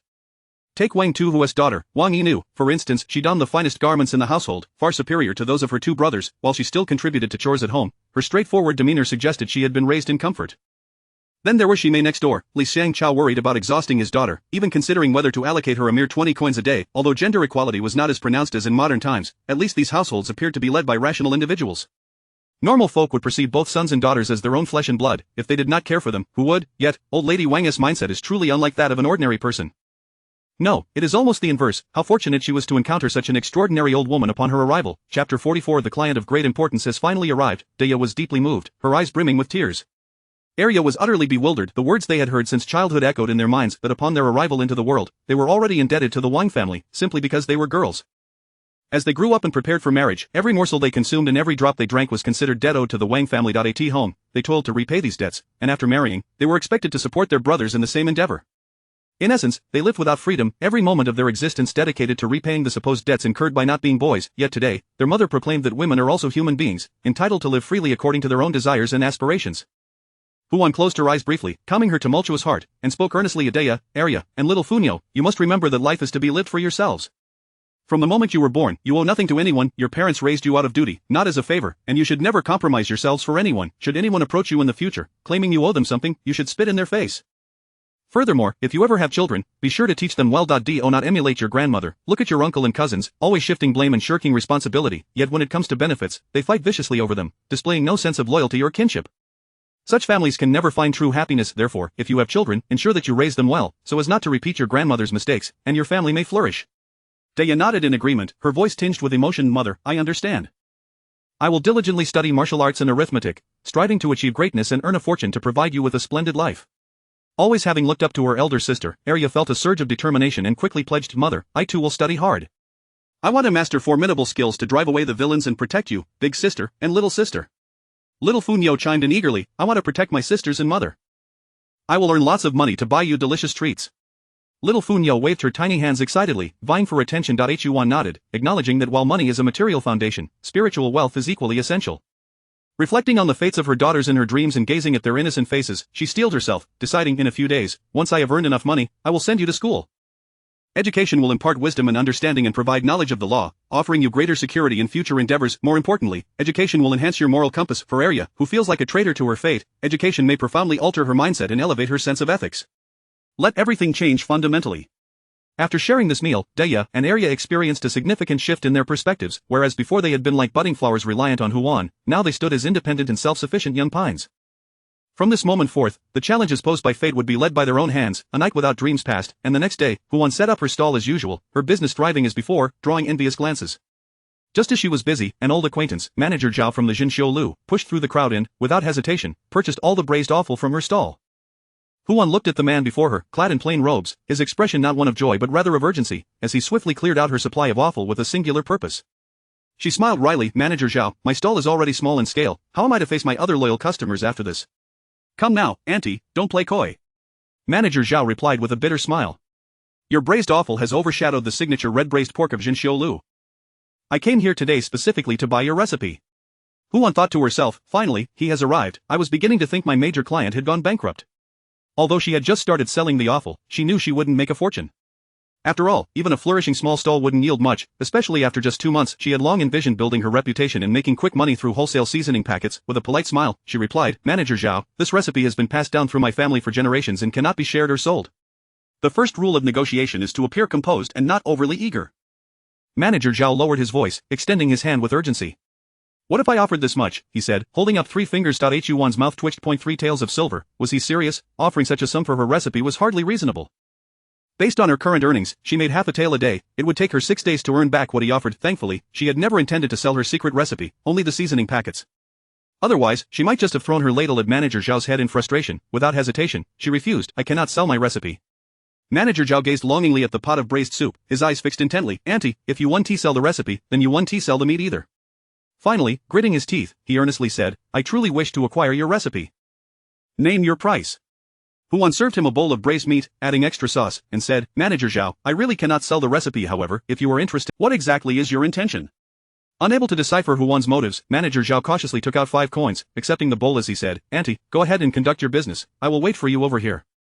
Once you finish, we can have a proper discussion."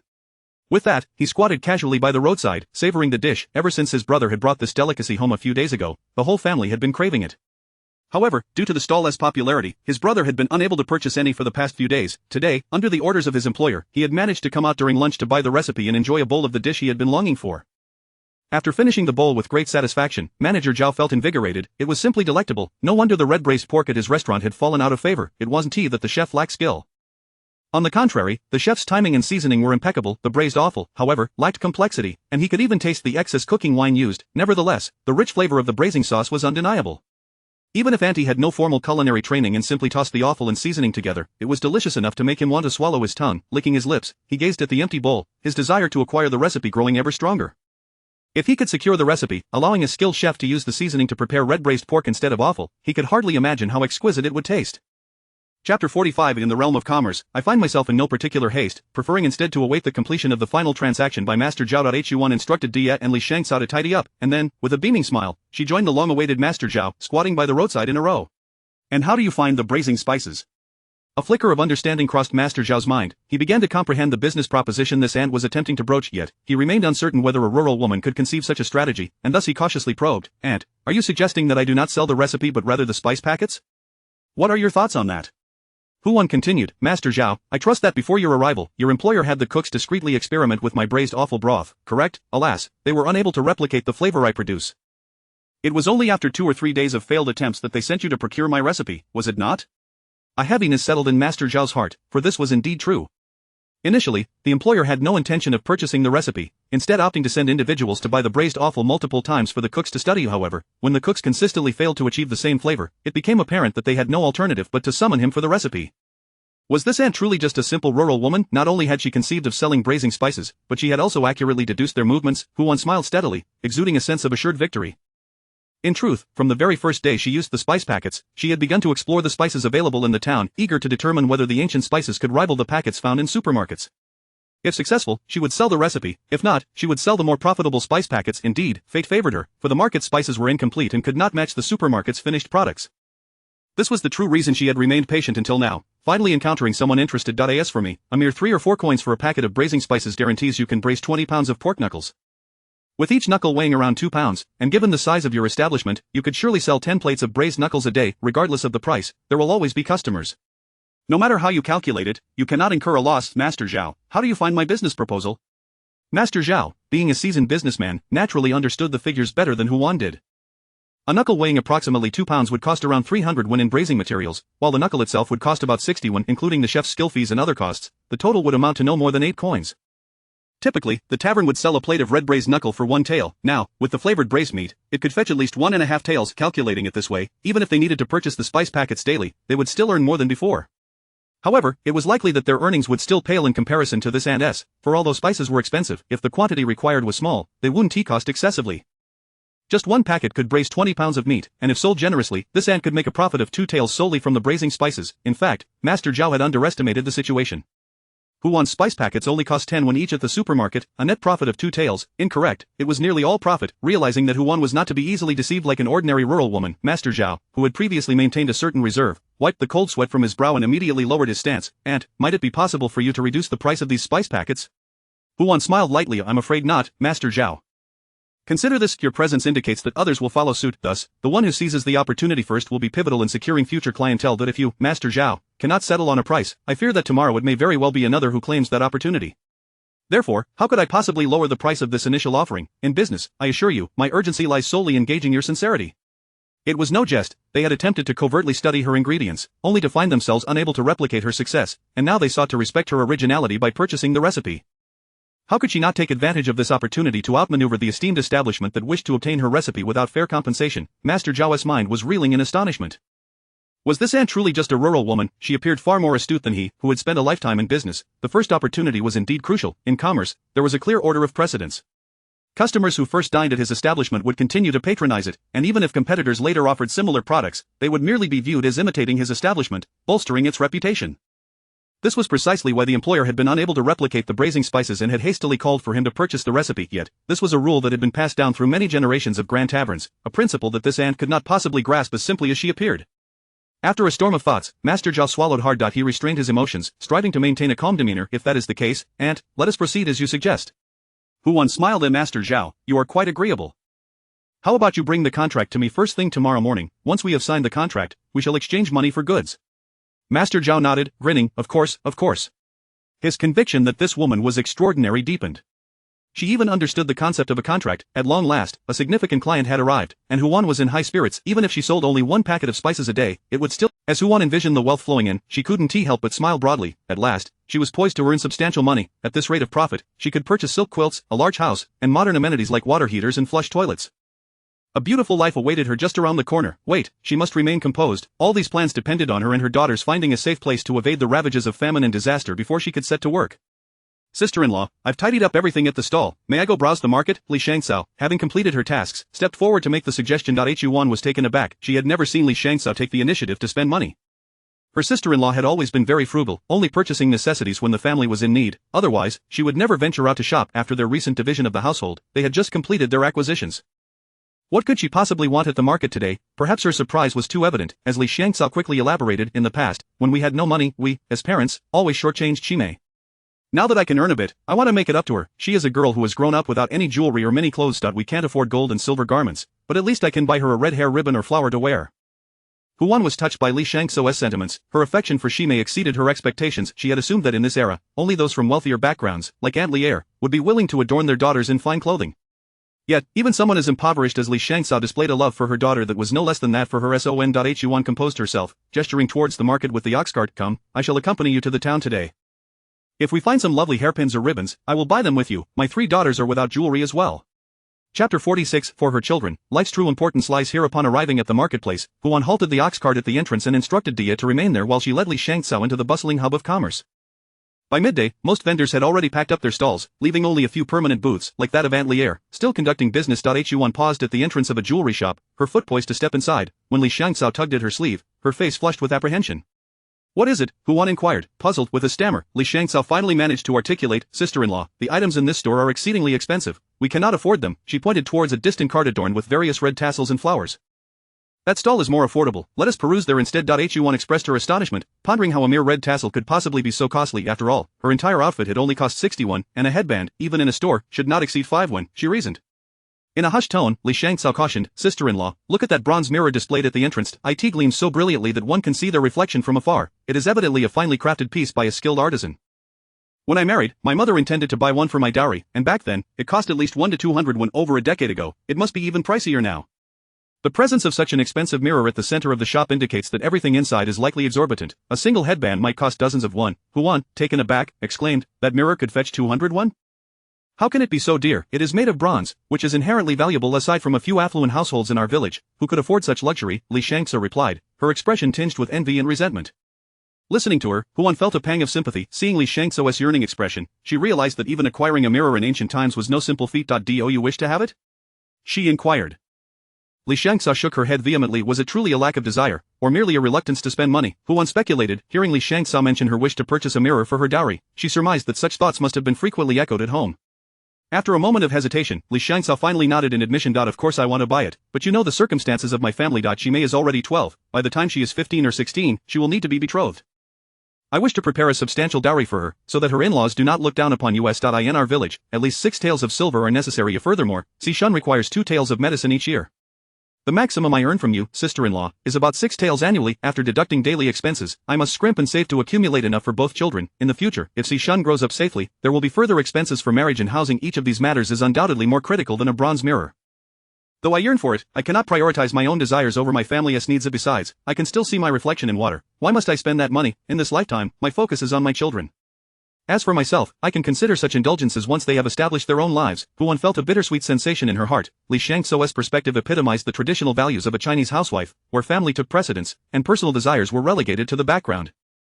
However, youth and beauty are fleeting. The longing for a mirror is but a desire to glimpse one's own vibrant self. If one continues to postpone such wishes, by the time they finally seek a mirror, they may find themselves aged, hair-grayed, and skin lined with wrinkles. What value would a mirror hold then? Suddenly, an idea sparked in Huan's mind. Perhaps she possessed an inexpensive mirror. Li Shangso looked up, astonished, and exclaimed, "Sister-in-law, how is it that you always have such connections?" Not only could she procure food recipes and set up a stall, but now she could also acquire affordable bronze mirrors. With an air of mystery, Huan replied, "My husband, concerned for us, frequently visits me in dreams with good ideas. That is how I obtained these food recipes." Li Shangso was elated, never imagining that her sister-in-law possessed such remarkable abilities to procure even rare items like bronze mirrors. Nonetheless, as copper is a precious commodity, and a bronze mirror requires polishing, Huan's capabilities, while impressive, might not lead to significant savings. Ultimately, Li Shangso chose not to enter the jewelry shop but instead carefully selected 2 red tassels and a small flower from the more affordable stall, spending 12 when even so, she exhibited no signs of regret. In Li Shangso, Huan saw the reflection of her own mother. The group then settled into the ox cart, leisurely making their way back to the village. Upon returning home, Huan swiftly entered the supermarket, heading straight for the section of household goods. The supermarket overflowed with an array of products. Aside from the facial cleanser and toothbrushes she had previously purchased, there were hairpins and hair ties in abundance. She quickly located a mirror and couldn't help but laugh out loud upon seeing the price. In that moment, she felt an overwhelming urge to shout to the heavens. The universe had truly been kind to her. She was grateful for the advancements in manufacturing that had rendered such items so affordable. Without hesitation, she purchased a wooden vanity mirror commonly used in dormitories, which cost a mere 50 when the plastic-framed mirrors were even cheaper, ranging from 5 to 20 wen. To her delight, she also discovered a compact mirror, the kind she had often used in high school, two-sided, with one side made of plastic and the other encased in iron to prevent shattering. Such a meticulously crafted little mirror cost only about 21. Huan bought one of each type of eco-friendly mirror and then called the others over to see. "Mother, is this a mirror? Why does it reflect so clearly?" Dea exclaimed, taking one of the compact mirrors, opening and closing it like an inquisitive child, endlessly examining the object in her hands. "Sister-in-law, is this the mirror you obtained through Brother Era's guidance?" Li Shangso asked, joyfully cradling the mirror as she looked at it from various angles. "Goodness, this mirror is truly exquisite. Not only is it made with a wooden frame, but it shines so brightly, even clearer than the one we saw in town today." Arya, too, was curious, holding up a round mirror and inspecting it. "Mother, this doesn't seem to be made of copper. It looks so fragile and is much lighter than a copper mirror." Arya had hit upon a crucial point, and Huan nodded, explaining, "This is called lioli. It is not an ordinary bronze mirror." Li Shangso blinked in confusion. "What is lioli? Where does it come from?" Dea and Arya exchanged worried glances, fearing that their mother's miraculous acquisition might be revealed. However, Huan, confident in her explanation, calmly stated, "This style of mirror is a specialty from the western regions. Given our distance from there, it's entirely normal that you haven't seen one before. Were it not for Erlang's assistance, I would never have had the fortune to encounter the traveling merchants and purchase this batch of mirrors." Chapter 47. As the business began to flourish, what concern would she have about amassing a fortune of 100 taels? Just as Huan reveled in her self-satisfaction, believing her excuse to be particularly clever and capable of deceiving everyone present, she was taken aback by the profound silence that enveloped the gathering. Li Shangso remarked, "Indeed, my second sister-in-law remains incapable of deceit." Dea could not suppress a laugh, recognizing that her mother's attempts at excuses were as clumsy as ever. Arya followed her sister's lead, chuckling in silence. Only Xiaofuni, oblivious to the unfolding dynamics, remained engrossed with her small mirror, innocently exclaiming, "The mirror mother bought is truly beautiful, so shiny, and so white." Finally, breaking the silence, Huan eagerly inquired, "What do you think? How much would be suitable to sell such a mirror in the town?" The others found themselves at a loss. Mirrors were typically the domain of the wealthy or refined young ladies, and their limited exposure left them uncertain of the market value, too hesitant to propose a price. If priced too high, no one would purchase it. If too low, they would suffer regret. Huan, not genuinely expecting these individuals, who might not even rise early to groom themselves, to provide a reasonable valuation, directly articulated her thoughts. "In our small locality, this item is virtually unheard of, let alone seen, and there are only a few pieces. In my opinion, we should approach the jewelers in town and negotiate with the shopkeepers directly." Having gained a general understanding of Famine town, Huan noted that the town had a modest population and a small market, with the affluent households being few and far between. For rare items like glass mirrors, the optimal strategy was to minimize supply, presenting this product as a unique treasure, unparalleled in existence. By engaging a few wealthy patrons in passionate promotion, she could capture their attention and maximize profits. However, lacking direct contacts with the affluent, she feared that presenting the mirrors prematurely might lead knowledgeable individuals to bypass her, capitalizing on the opportunity themselves. She elaborated, "Let us approach 2 rival jewelry shops and negotiate separately. My glass mirrors should be considered rare treasures. The shopkeepers will undoubtedly bid against one another for the chance to acquire them. What do you think of this approach?" "Mother, I don't understand. What does rare treasure mean?" Xiaofuni asked. "Indeed, second sister-in-law, let us proceed as you wish. We are not well versed in the intricacies of business," Li Shangso proposed. Through their recent interactions, Li Shangso had discerned that her new second sister-in-law was intelligent, yet her cleverness was unmarred by malice. Just moments ago, she had demonstrated an inability to lie convincingly. Working alongside such a person, one could simply focus on their tasks without fear of being deceived or taken advantage of. This suggestion received unanimous approval, and Huan felt buoyed by her clever idea. Yet, a lingering worry gnawed at her. She did not wish to reveal to others that she was the one selling glass mirrors, along with pickled goods in this novel item. Any discerning individual would surely suspect something amiss upon seeing Li Shangxiao. An idea sparked in Huan's mind. She handed the mirrors to her, instructing her to keep each one secure. After setting up their stall each day, she planned to accompany Li Shangxiao to deliberately circle the entrances of small jewelry shops with various mirrors. Should the shopkeepers inquire, Li Shangxiao was to say they were purchased from a traveling merchant. As for herself, she would await the shopkeeper's inevitable approach, eager to find the merchant. Once a sale was secured, Li Shangxiao would receive a 20% commission. Li Shangxiao, gazing at the 8 exquisite glass mirrors in her hands, felt her excitement manifest in trembling fingers. These mirrors were infinitely superior to the copper mirror her mother had purchased for 200 when she married. She was uncertain how much they could fetch, yet she was confident that even a 20% cut would yield a substantial sum. Noticing Li Shangxiao's prolonged silence, Huan inquired, "What's the matter? Is it not acceptable? If so, I can seek someone else for this task." After all, she was the one hoping to profit while remaining in the shadows. Perhaps Li Shangxiao truly did not wish to take the lead. Although she could not fathom the source of Li Shangxiao's hesitation, finally, Li Shangxiao's gaze shifted from the mirrors to Huan, her face alight with joy. "No, second sister-in-law, I can do this. These mirrors are crafted so beautifully, there is no doubt they will sell. You could directly sell them for a handsome profit, and yet you are willing to share 20% with me. I recognize that you wish to find a way to support our household." Li Shangxiao's voice quivered with emotion. Huan replied, "There is no need for such sentiment. I simply wish to avoid drawing attention to myself." At times, she found Li Shangxiao's perspective puzzling. Why did she always feel as though Huan was assisting her without expectation? Did she truly appear to be such a benevolent person? Perhaps her past hardships had shaped her view. A sudden inspiration struck Huan, leading her to a realization. Perhaps it was the difficulty of earning a living in ancient times that made Li Shangxiao, accustomed to hardship, perceive the arrival of someone like Huan, who had crossed over from a more prosperous era, as a miraculous opportunity to earn without excessive toil, fostering the illusion of unreciprocated generosity. This was fortuitous. With Li Shangxiao's profound gratitude, Huan was inclined to eventually hand over the stall once the pickled goods and mirror ventures were well established. Li Shangxiao composed herself and proposed, "Second sister-in-law, you are truly remarkable. What seems a daunting task of making money appears as effortless as drinking water or eating in your hands." Huan longed to downplay her abilities, to assert that she was merely reaping the benefits of her era, standing on the shoulders of giants. Yet, she could not help but feel a swell of pride at the compliment. "Tomorrow, we shall act. I will circle around the jewelry shop," Li Shangxiao declared eagerly. Huan acquiesced. "Very well, when they inquire about the price of your mirrors, do not disclose the amount. Just say you happened upon them and were gifted them for free." "Agreed. I also believe that as a poor person, I would not possess the means to purchase such exquisite glass mirrors." "It is indeed thoughtful of you, second sister-in-law." Huan felt a pressing urgency to initiate the business. The weather was growing warmer, drought conditions were worsening, and they could not predict when the river or wells might run dry. Even if the water remained, how could the wheat survive under such extreme conditions? Eventually, everyone would face a dire shortage of food, and that crisis was imminent. We must expedite the sale of these mirrors. These few mirrors cost around 100 when in the supermarket, a price so low it seems almost a gift. Huan harbored doubts about whether these readily available glass mirrors could indeed be profitable. Yet, she quickly dismissed such thoughts. Unique treasures were certainly capable of yielding profit. Li Shangxiao replied, "Understood. If anyone inquires about the merchant, I will find an excuse to enter the shop and discuss in detail. At that point, Aunt, you can accompany me to negotiate, and we shall surely secure a favorable price." Huan swiftly calculated that if the glass mirrors were to be bid upon by both parties, they could potentially sell for around 3 taels of silver, equaling the price of the pickled goods. With these two ventures in motion, what concern would she have about amassing a fortune of 100 taels? Chapter 48. My second sister-in-law. I have my own clever plans. The following day, after setting up her stall early, Huan took Li Shangxiao along with a mirror and headed to the market they had visited the day before, beginning to meander back and forth. As they completed their third circuit, a woman in her 30s, adorned with gold and silver, stood before them, a clear indication of her affluent status. "What is that you hold in your hand?" the woman inquired, her gaze fixed on the object that resembled a bronze mirror, yet was far clearer and delicately sized, easily cradled in one's palm.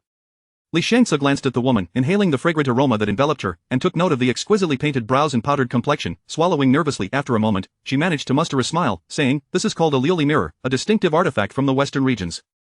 I acquired it by chance after rescuing a merchant from that area." "Oh, from the western regions?"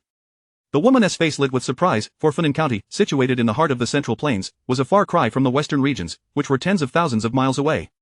It was astonishing that a merchant from there had passed through and sold such fine wares. The beautiful lady immediately responded with a smile, "Might I inquire as to where this merchant is located? Does he still have more liuli mirrors for sale?" Huan observed, anticipating inquiries about the mirror, but she had not expected such an immediate response. Her objective was to find two competitors to engage in a bidding war. With only one present, selling outright would yield little profit, so it was best to wait. She interjected politely, "This merchant gifted my sister-in-law the liuli mirror in gratitude for her assistance, and should you wish to conduct business, we must first consult her before proceeding." The beautiful lady frowned, clearly displeased. "Can't you take me to inquire right now? I am willing to offer you a reward."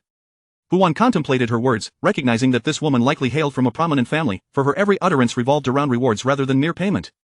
Based on her observations, the woman seemed to possess a rather irritable temperament, prideful and haughty. Huan did not outright refuse, she merely indicated the need for further discussion, yet the woman began to pressure them with money.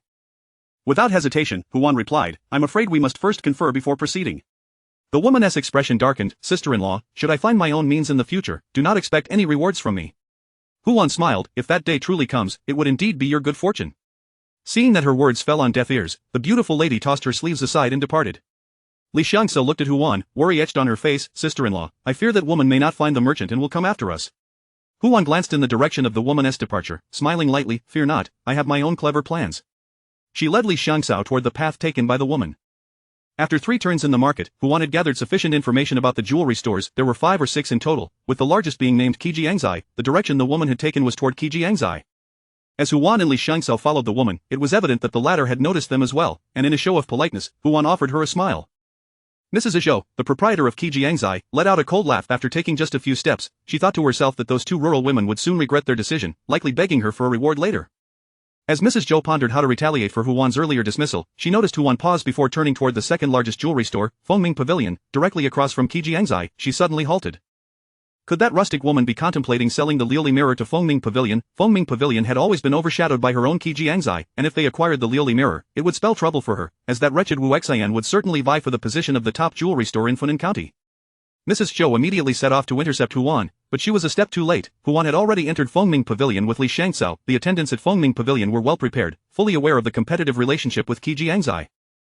Upon noticing the significance Mrs. Zhou placed on the 2 rural women, they quickly shed any condescending attitudes. One by one, they surrounded the 2 ladies clad in coarse linen. Wu Xian, the proprietor of Famine Pavilion, had already sensed the commotion outside. Upon hearing her staff's report, she casually remarked, find a private room for these 2 ladies and serve them some tea. I shall meet with them shortly. Wu Xian was well aware of her rival's disposition. She had always looked down upon common folk while fawning over the wealthy and powerful. It was likely that Mrs. Zhou had taken an interest in something these ordinary women possessed, yet her old habit of underestimating others had brought them to Wu Xian's attention. The attendants escorted Huan and Li Xiangso into a private room, thoughtfully inquiring if they desired any snacks. Huan declined the offer and instead inquired about the prices of mirrors in the store. From the attendant, she learned that the shop boasted a prized possession, an intricately carved bronze mirror, adorned with auspicious dragon and phoenix motifs crafted by a master artisan from the capital, intended as a bridal gift for the county magistrate's daughter. Huan immediately realized that Famine Pavilion, lacking its prized possession, would desperately need a new treasure to compete with Qijiangzai. They had arrived at the perfect time. As she pondered this, a guest entered the main hall, draped in silks and satins, her hair adorned with a golden hairpin, embodying the very image of a wealthy young lady from a novel. The shopkeeper personally approached to greet her, and as they passed by the room they occupied, Huan caught a faint whiff of the exquisite perfume that enveloped the lady. In that moment, Huan finally understood why Li Xiangso had blushed so deeply when they merely stood at the entrance of the jewelry store. Indeed, their appearance did not align with the clientele of such an establishment.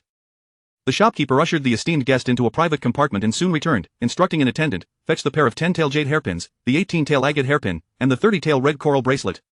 With each price uttered, Huan's heart raced. She calculated quickly, goodness, that affluent lady had just spent 58 taels of silver. She realized how impoverished she was. Having traversed through ancient times, she now comprehended that true high spending was not merely 1 or 2 taels for a dish at a tavern, but rather in the realm of jewelry stores. Just 1 bracelet could surpass the cost of 10 signature dishes at a restaurant. At that moment, Li Xiangso stood frozen, too daunted to move. She lowered her head, frantically sipping her tea. Goodness, the scent of money permeated this place. Not to mention the tea, whatever it was, it had to cost a few taels before they could leave. As both women were lost in their thoughts, the proprietress of Famine Pavilion, Wu Xian, elegantly pushed open the door to their private room. Chapter 49. Unbeknownst to her, has the shopkeeper ever heard of the Liuli mirror? Upon seeing the newcomer, Huan's eyes flickered momentarily. It was not merely Wu Xian's beauty that captivated, but rather the aura of affluence that enveloped her, evoking a sense of inadequacy in others. She hastily adjusted her attire, striving not to appear too shabby. Li Xiangso, standing beside her, was equally startled, quickly swallowing the tea in her mouth and setting the cup down, nervously wiping her lips. After entering, Wu Xian noticed their reactions but feigned ignorance, offering a gentle smile as she directly inquired, "Are you both comfortable? I wonder how you have offended Zhou Rui?" Huan, seeing through the facade, smiled sweetly and replied, "Might I ask whether the shopkeeper wishes to know how we have offended Zhou Rui, or is it more about why we have caught her attention?" Wu Xian's composed demeanor faltered for a moment. The village woman before her exuded an extraordinary presence and spoke with piercing clarity, suggesting that she was not as simple as she appeared. Indeed, if she were merely a simple character, how could she so brazenly come to confront them in Zhou Rui's presence?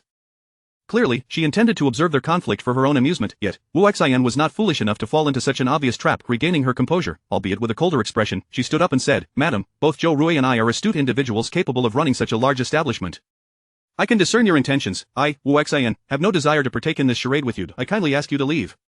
Huan, unfazed and unperturbed, calmly responded, "May I inquire, shopkeeper, have you heard of the Liuli mirror?" Wu Xian's gesture to dismiss her halted abruptly. She had certainly heard of Lioli, rumored to be crystal clear, precious, and delicate, available only in places like the capital city. Although her shop was quite renowned in Fan County, it would scarcely be regarded in the larger Fengzhou prefecture, let alone in the imperial capital. Thus, she had only heard of it, never seen what Lioli truly looked like, much less the Lioli mirror. Huan retrieved a small handheld mirror from her sleeve, a solid iron box as petite as her palm. It should have felt heavier, yet it appeared remarkably light as she slowly opened it, revealing two glimmering surfaces that resembled mirrors, not of bronze but reflecting with unparalleled clarity. She presented the item before Wu Xian, stating, "This is what I refer to as the Lioli mirror. You may examine it closely. If it meets your approval, we can discuss a partnership. If it does not pique your interest, I shall return to Zhou Rui." At these words, Wu Xian was instantly invigorated. Rising to her feet, she could not allow this aunt to return to Zhou Rui. The Qi Huazhai was her long-standing rival. Since taking over Fengming Pavilion, her ambition had been to surpass Qi Huazhai and become the premier jewelry store in Fan County. Unfortunately, her Fengming Pavilion was merely an inherited family business, while Qi Huazhai was well established, with its owneress enterprises spread throughout all of Fengzhou. After losing her shop's prized possession, the Dragon and Phoenix Mirror, to the county magistrate's daughter, she had feared she might not even retain her position as the second-largest jewelry store in Fan County. Yet, unexpectedly encountering the Lioli mirror was akin to finding a glimmer of hope amidst despair. Wu Xian meticulously examined the craftsmanship of the handheld mirror, setting aside the value of the two Lioli surfaces within. The intricate design of the small iron box itself was remarkably refined. Even with her extensive experience studying jewelry craftsmanship, she could not discern how the seams of the box were constructed. "Madam, this item surely did not originate from your hands. Who provided it to you? Is that person still in Fan County?" "Rest assured, you need not worry. I am not as stingy as Zhou Rui. Feel free to speak openly. As long as the price is right, I will certainly offer you a referral fee," Huan replied. "Is wealth so formidable? Why do both of you insist on throwing money at wholesalers? Can't we simply negotiate with me, the intermediary?" Seeing Huan's silence, Wu Xian assumed reluctance and hastily proposed, "How about 20 taels of silver? If you can introduce me to the seller of the Lioli mirrors, I will pay each of you 20 taels. "Well, shopkeeper, you might consider negotiating directly with me. Although I am not the maker of these Lioli mirrors, I do possess the authority to make decisions," Huan responded. Wu Xian was rendered speechless. It was not that she found her price exorbitant, rather, she perceived it as remarkably affordable. Furthermore, such exquisite and precious Lioli mirrors were available for wholesale, 8 taels per mirror.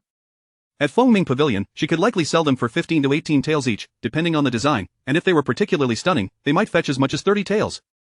Moreover, unlike the restaurant industry, where exclusivity was paramount, the jewelry business operated differently. Today's acquisition of a red agate earring might be replicated by competitors tomorrow. Master craftsmanship was indeed vital, but it could not surpass the significance of the materials. Precious materials like Lioli would always incite competition, regardless of profitability. The crux was that if Lioli, akin to gemstones, was deemed valuable, her store must also possess it to avoid being scorned by Fan County's affluent families for lacking sophistication. Huan could sense the shopkeeper's interest growing. She continued, "However, I must clarify upfront that since I am wholesaling the Lioli mirrors, they will not be exclusive to Fengming Pavilion. As long as others are willing to collaborate, I will supply at the same low price." Wu Xian, trembling slightly, inquired, "And, if you are wholesaling Lioli, does that mean?" Huan spun an elaborate tale about the source of the mirrors. Given the rapid turnover of supermarket shelves, she could potentially present over 100 mirrors daily if Fan County was simply too small. Perhaps she could even venture into the neighboring towns or even the adjacent Yingshui County to market her wares. Wu Xian sighed. Fan County was only so vast, and her Fengming Pavilion could cater only to a handful of affluent clients. The scale was indeed limited, and it was clear that if this aunt possessed such valuable items, she would hardly wish to confine her dealings solely to her. Chapter 50. Indeed, she is a girl, she is unable to read or write. Acknowledging the validity of Huan's words, Wu Xian ceased to dwell on how Lioli could be procured in bulk. After signing the contract with Huan, she sent the individual away. Upon exiting Fengming Tower, Huan immediately spotted Zhou Rui standing at the entrance of the Qi Huazhai. Zhou Rui, who had previously been haughty and disdainful, now appeared devoid of her arrogance, eagerly gazing at Huan yet hesitating to approach, pacing back and forth like an ant on a hot skillet. Huan steadied herself, turning to her sister-in-law, Li Shangxiao. "Sister-in-law, you witnessed my discussion with manager Zhou, did you not? Should we consider negotiating with Master Zhou of Qi Huazhai?" Li Shangxiao's face reflected shock. She had witnessed her second sister-in-law's composure, a quality she found hard to emulate. Now, being asked to engage in business negotiations, taking a moment to collect herself, she spoke, "Second sister-in-law." Initially, Li Shangxiao intended to decline, but upon recalling how casually they had just made a profit of several taels, she found herself wavering. Huan silently mused on the power of wealth, observing Li Shangxiao's hesitation about confronting someone like Zhou Rui. With a smile, she said, "Xiangxiao, should you successfully negotiate this deal, I will grant you an additional 10% from Qi Huazhai's orders, totaling 30%. That could yield almost another tael of silver." Having lived for half her life, Li Shangxiao had indeed never held such a sum of money. She took a deep breath, retrieving a hand mirror from her sleeve, and without a second thought, rushed forward. Huan patiently waited, her gaze sweeping the street filled with numerous shops. If only she could establish her own, she would no longer have to toil daily between the village and the town, then hastily return home. But with less than 2 months to spare, was it wise to consider opening a shop? As Huan pondered, Li Shangxiao emerged from Qi Huazhai, her face radiant with joy. Second sister-in-law, guess what? Did I succeed in the negotiations? Huan felt the outcome was already evident. The items available at Famine Tower were unlikely to be rejected by Qihua Zhai. No matter how the discussions unfolded, the deal would inevitably be secured. Li Shangso exclaimed, "It's settled. Master Zhou of Qihua Zhai hopes we can supply 50 Liuli mirrors daily." She mentioned that her family has a shop in the neighboring Yingchuan County, and she can arrange for our products to be sent there to expand the market. As she spoke, she handed the contract and deposit to Huan. Huan retrieved a silver note from her sleeve, extending it toward her. "Here, as promised, this is your share." Li Xiangxao discreetly placed the note against her chest, unable to contain her excitement. "Second sister-in-law, there are 6 jewelry shops in Famine County. I will negotiate with the remaining 4. Huan beamed with satisfaction. She gently advised, "Do not rush. The largest jewelry store is willing to sell Liuli mirrors. The other shops will naturally follow suit. We need not hasten to approach them. Let the fame of the Liuli mirrors spread a bit further." The pressing matter now was that she had acquired substantial funds and should consider enrolling her 2 daughters in school. Daya waited in the shade of the county gate with an ox cart, while Li Errant carried a large bucket of pig offal, sitting beside her as they waited together. "Shimei, Aunt Li." Li Xiangso was practically brimming with joy from her newfound wealth. Daya leaped down from the cart, her face alight with excitement. "Mother, third aunt, how did the discussions about the Liuli mirrors go?" Li Errant chuckled teasingly. "Look at your third aunt. She must have succeeded." Today, while writing, Li Errant had also learned of the Liuli mirrors, not one to overthink. She simply appreciated their beauty and clarity, and as Li Shangso intended to sell them in town, she did not inquire further. Li Shangso nodded mysteriously, saying nothing more, casting a furtive glance at her sister Law.by conducting business under the guise of Hu merchants. She was not only earning money but also keeping her sister-in-law at arm's length, ensuring everything proceeded smoothly. After a brief conversation, Huan outlined her forthcoming plans. She intended to split the group, sending Li Shangso and Li Errant back home with the cart to deliver the market supplies to area.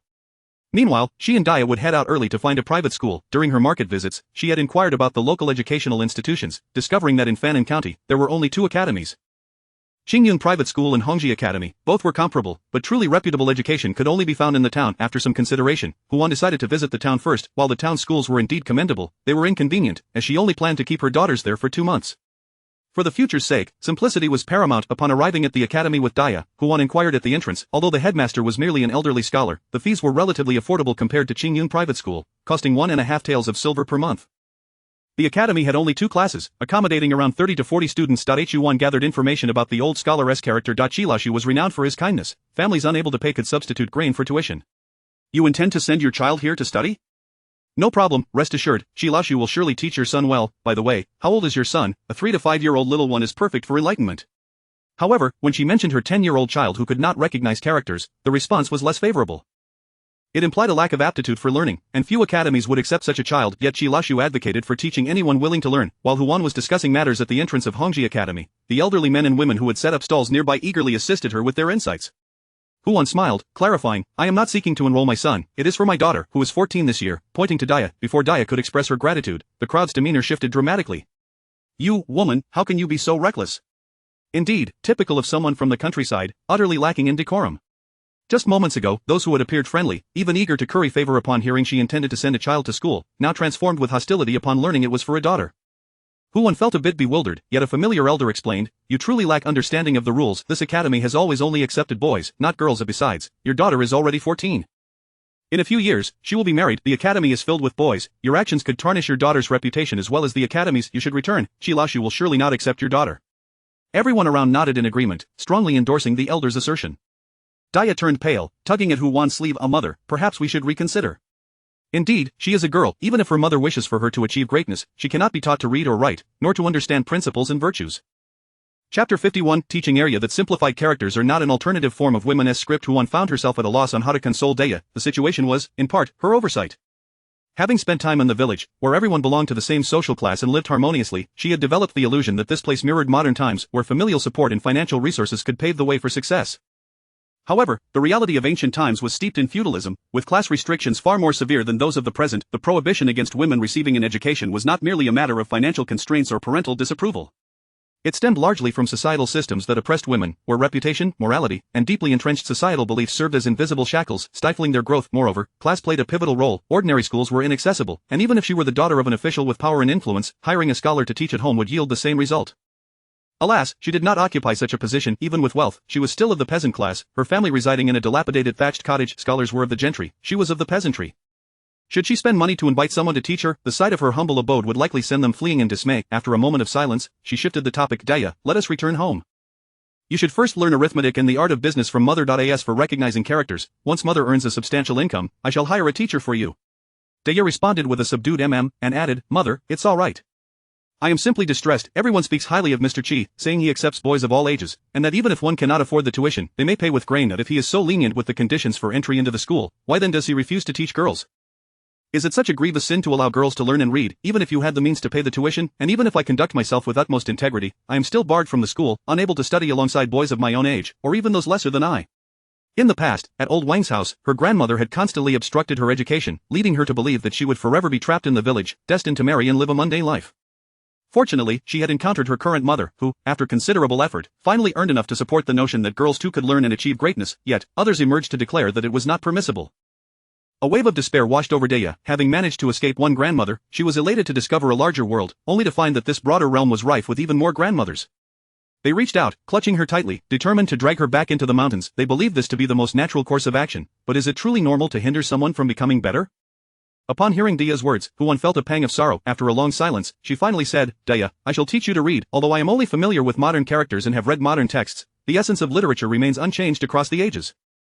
No, modern literature possesses a spirit of freedom and richness that surpasses ancient texts. She resolved not only to instruct her in poetry and prose but also to impart to Daya and Arya the ideals of freedom and equality.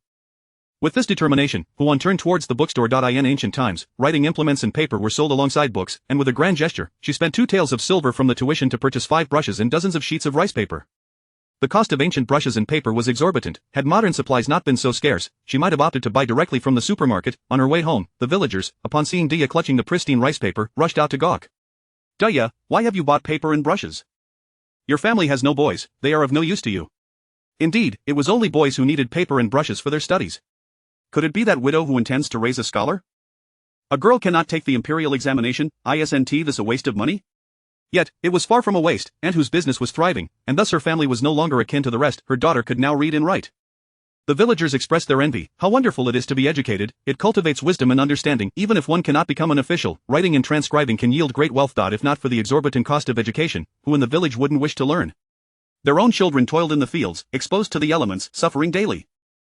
With comparison comes discontent, and a somber air settled over the crowd. One person sighed, reflecting, it seems Daya's literacy is perhaps intended to take over Aunt Hua's business.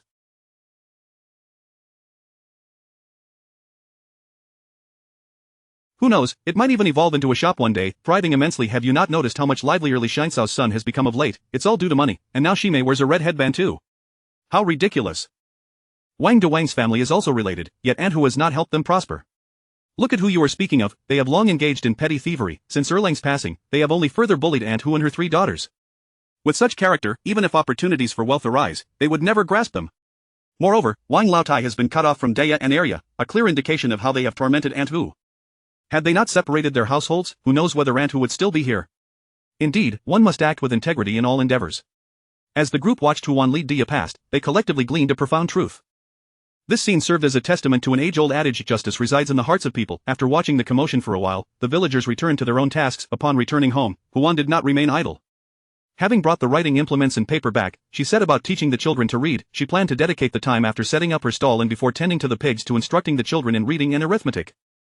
She would teach them simplified characters, for it was said that recognizing simplified characters was of no use. Ancient women, barred from literacy, had created a unique script for themselves. Teaching her daughters modern simplified characters was, in essence, a form of alternative women's script. Additionally, Huan discreetly brought out calcium tablets from the supermarket for the children. At 14, Daya stood only about 4 feet tall, clearly malnourished. She needed to improve her family's health. Remarkably, once the children began taking the nutritional supplements, their height surged. Arya was visibly growing. In just a few days, her pants had become too short, transforming from a perfect fit to a cropped length. Yet Daya and Xiaofunyo still grew slowly. Fortunately, given the general low nutritional standards of the time, it was normal for women to measure around 4 feet tall. Huan's initial worries lessened, allowing her more time to prepare nutritious meals for the children. As the family of 4 engaged in learning and earning money through their stall, their lives began to flourish, and their spirits were rejuvenated. Chapter 52. In the future, our family must repay your second sister-in-law's family well. On the 21st of April, Huan woke everyone up at the crack of dawn. Arya first prepared a pot of coarse grain porridge as instructed by their mother the previous night. She also boiled 4 eggs and made 4 large meat buns, along with 3 plates of pickled vegetables. The eggs occasionally appeared thanks to their mother, as the household only had 1 rooster and 1 hen, along with 3 chicks that laid a maximum of 2 eggs each day, far from enough to satisfy their needs. The pickled vegetables were made by the eldest sister using dried mushrooms from their home, and they were exceptionally flavorful. Their mother had always said that they need not skimp on food. As long as they ate well and maintained their health, that was sufficient. After breakfast, they would practice for a while longer before their mother set out to the market with San Auntie. Taking advantage of the faint glow of dawn, Daya first washed her face with a substance brought back by their mother known as facial cleanser, then deftly tied two little pigtails on her younger sister Funyo with a hair tie. Once everything was in order, little Funyo hurried off to feed the cattle, making sure to prepare a meal for Dehui, and only returned to the house joyfully after watching Dehei nurse her two little ones. Huan was busy preparing for the day's meals inside, having already received inquiries from 8 taverns regarding her braising ingredients, as well as 5 jewelry shops asking about the mirrors. In the past few days alone, her earnings had accumulated to around 200 taels. She was on the road to prosperity. With such a substantial sum, it was high time for her to consider transferring her stall. Daya, tidy up the stall items. We are going to speak to your San Auntie about the transfer. Daya and Arya turned slowly, thinking they had misheard transferring the stall. Their family was going to transfer the stall, Hanti. They said they would only consider it after making enough money from selling the mirrors and braising ingredients. Previously, at the Wang family, there had been endless chores to complete and not enough food to fill their stomachs. Now that they had separated, they could finally enjoy the luxury of eggs and meat buns every day thanks to their mother's business. They even had the luxury of using a facial cleanser they had never seen before. Such a blessed life had been earned through their mother's hard work at the stall, yet now she wanted to transfer it. Mother, have we made a lot of money from selling mirrors and braising ingredients? Is it really wise to transfer the stall so soon? Why don't you think of a way to manage the shop and hand the stall over to me instead? Daya proposed eagerly. It is still too early. We've only been operating the stall for less than a month. No, it should be only about 10 days. Transferring it so soon seems rather unsteady. Huan replied. Let me calculate something for you. Currently, our family's income primarily comes from the braising ingredients and mirrors. These two items require us to invest very little time and effort while yielding substantial profits. However, running the stall demands that we dedicate half of our day for only a meager return of 1 or 2 taels. Tell me, is it unreasonable for me to want to give up the stall? Daya and Arya exchanged glances, realizing their mother's reasoning seemed sound. Of course, one ought to pursue the easier path to profit. Why exhaust ourselves clinging to the stall? Alright then, since you both believe there is no issue, hurry up and gather the stall items so we can head to find your San Auntie, Huan continued. Daya and Arya promptly began to swiftly collect pots, bowls, and utensils. Mother, just how much have we earned from selling the braising ingredients and mirrors? They asked, curiosity evident in their eyes. Indeed, it's surprising that we are transferring the stall to San Auntie so quickly. Little Funyo looked up and said, Mother, if you hand the stall over to San Auntie, will my little brother be able to get medicine for his illness? Huan gently patted little Funyo's head, reassuring her, don't worry, not only will he be able to take medicine, but he'll also be able to eat eggs and meat to strengthen his health. Daya smiled at her youngest sister, saying, little sister has a kind heart, always thinking of Si Shun. Huan pinched little Funyo's chubby face, recalling how old Lady Wang had nearly abandoned Funyo, only for Li Xiangzhou and her husband to intervene. It seemed that Funyo's gratitude was a significant factor in this situation. After packing up their belongings, Huan led her children to Li Xiangzhou's home. As the sun rose, its gentle rays bathed the small fenced yard, creating a serene atmosphere. In Li Xiangzhou's yard, there was only an old hen, a gift from the Wang family. Upon seeing them, the hen clucked excitedly, prompting Dehui in the neighboring yard to bark enthusiastically. In an instant, the 2 yards at the edge of the village felt alive, bustling with vitality. At that moment, Wang Sanlang emerged from the backyard, wielding a hoe and preparing to check on the rice fields. He carried a wooden bucket for fetching river water to irrigate the crops. The river had receded significantly, and the irrigation channels could barely deliver water anymore, forcing him to draw water from the river one bucket at a time. After just a few days of labor, Wang Sanlang had grown even thinner. Seeing the gaunt figure of Wang Sanlang, Huan called out, third brother, you're off to work in the fields so early. Why not take a rest? Absolutely not. The work in the fields cannot be neglected, otherwise, the rice will not grow well. Wang Sanlang replied with a hearty smile. Huan's demeanor suggested she was there to discuss business with his wife. In recent days, his wife had earned a substantial amount, and he felt a mix of awe and apprehension just by looking at her. It was best to avoid complicating matters for his wife and focus on tending to their few acres of land. At that moment, Shimei emerged from the house, carrying a wooden basin to wash clothes at the river. Upon seeing Huan, she greeted her with a cheerful smile. Second aunt, you're here. Shimei, don't go washing clothes just yet. Stay with your mother and see what your second aunt is here to do. If there is something you can help with, hurry and lend a hand. Wang Sanlang advised his daughter, your second aunt is quite capable, learning from her will be beneficial for you. In recent days, he had come to realize that their improved circumstances were not solely due to him, but rather thanks to his wife and Huan. It became evident that not all men were superior to women, at least, he was not. He looked at his daughter, recognizing her cleverness. If she could learn even a fraction of her second aunt's skills, her future would surely be much brighter. Shimei nodded obediently. Father, don't worry, I will learn well from second aunt. Once I gain skills, I will be sure to honor you and mother. What honor and respect? As long as you can lead a life free from worries about food and clothing after you marry, your father and mother will be content. Wang Sanlang said with a sigh. Hearing this, Daya and Arya couldn't help but feel their eyes welling up with tears. Wang Sanlang's words had once been spoken to them by their own father, who was no longer with them. Huan, noticing her daughter's emotions, quickly changed the subject. Alright, how old is Shimei? You two should focus on earning money these years. With enough money, even if Shimei never marries, she can still live well. As soon as she finished speaking, she turned to hear Wang Sanlang reinforcing the idea to Shimei. Yes, Shimei, your second aunt is right. We must remember the gratitude we owe your second aunt for the income she has brought to our family. Without her, your dowry would be negligible at best, not to mention providing for your little brother's health. Thanks to your second aunt's business acumen, we've enjoyed several hearty meals and plenty of rice porridge these past few days. In the future, our family must repay your second sister-in-law's family well. Chapter 53. My second sister-in-law, so astute and devoid of malice, would certainly not lead Huan astray. Huan found herself blushing fiercely. She was hardly as selfless as she pretended to be. Just then, Li Xiangzhou overheard a conversation outside and promptly rushed out. At that moment, Huan was akin to her own deity of fortune. Were it not for the fact that it was inappropriate to request a living person to paint a portrait, she would have sought an artist to create a beautiful depiction to be venerated daily with incense and offerings. Second sister-in-law, what brings you here? Li Xiangzhou queried, glancing at Huan and the two girls, Daya and Arya, laden with various items. A suspicion began to form in her mind, though she dared not entertain it. The windfall seemed almost too swift. Huan, noticing Li Xiangzhou's eager gaze, stated plainly, I wish for you to take over the stall. Li Xiangzhou was overwhelmed with joy. Indeed, her second sister-in-law had proposed that they assume control of the stall. The words uttered by Huan just a fortnight ago had now come to fruition. Li Xiangzhou could hardly believe her ears. Turning to her husband, she exclaimed, Hurry, put down the hoe and help me bring these things inside. Soon, we shall no longer need to toil in the fields for our sustenance. Her smile was radiant, impossible to conceal as she approached Huan, who was burdened with a plethora of belongings. Second sister-in-law, look at me. I am so excited that I hardly know what to say. Come, allow me to carry some of these things. Third aunt and uncle, these items are not too heavy, we can manage them just fine, Daya remarked confidently, having studied and trained alongside Huan since the division of households. Li Xiangzhou nodded vigorously, her outstretched hand hesitating to retract as she awkwardly added, Very well, let us hasten indoors, there is simply too much to carry. Second sister-in-law, you ought to have informed me in advance so my husband could handle it. It is only right that he, being the sole man in the household, should assist. How could I trouble you to come in person? This is a tremendous boon for us, yet you are busying yourself for our sake. Shu Weiqing listened contentedly to Li Xiangzhou's words, feeling justified in her support of Huan.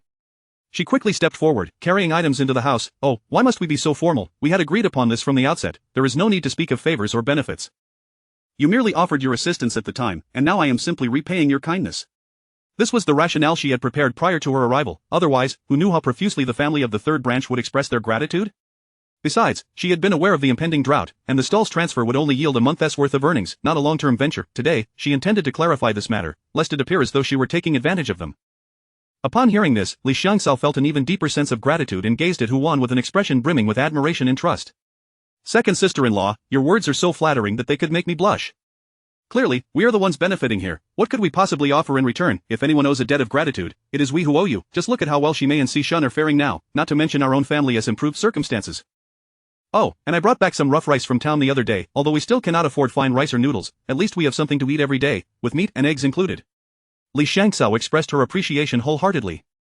Daya noted how Shimei had also donned new garments, which filled her with joy. However, upon observing the meager provisions they had, her smile faltered. While having such food in the village could be considered fortunate, it paled in comparison to her family's bounty, especially when her mother occasionally supplied them with milk tablets, milk candies, and small cakes, treats they referred to as snacks. Aunt San could have spent that money on white flour instead of rough rice. Huan shared a similar sentiment and quickly replied, You have just begun to earn some silver.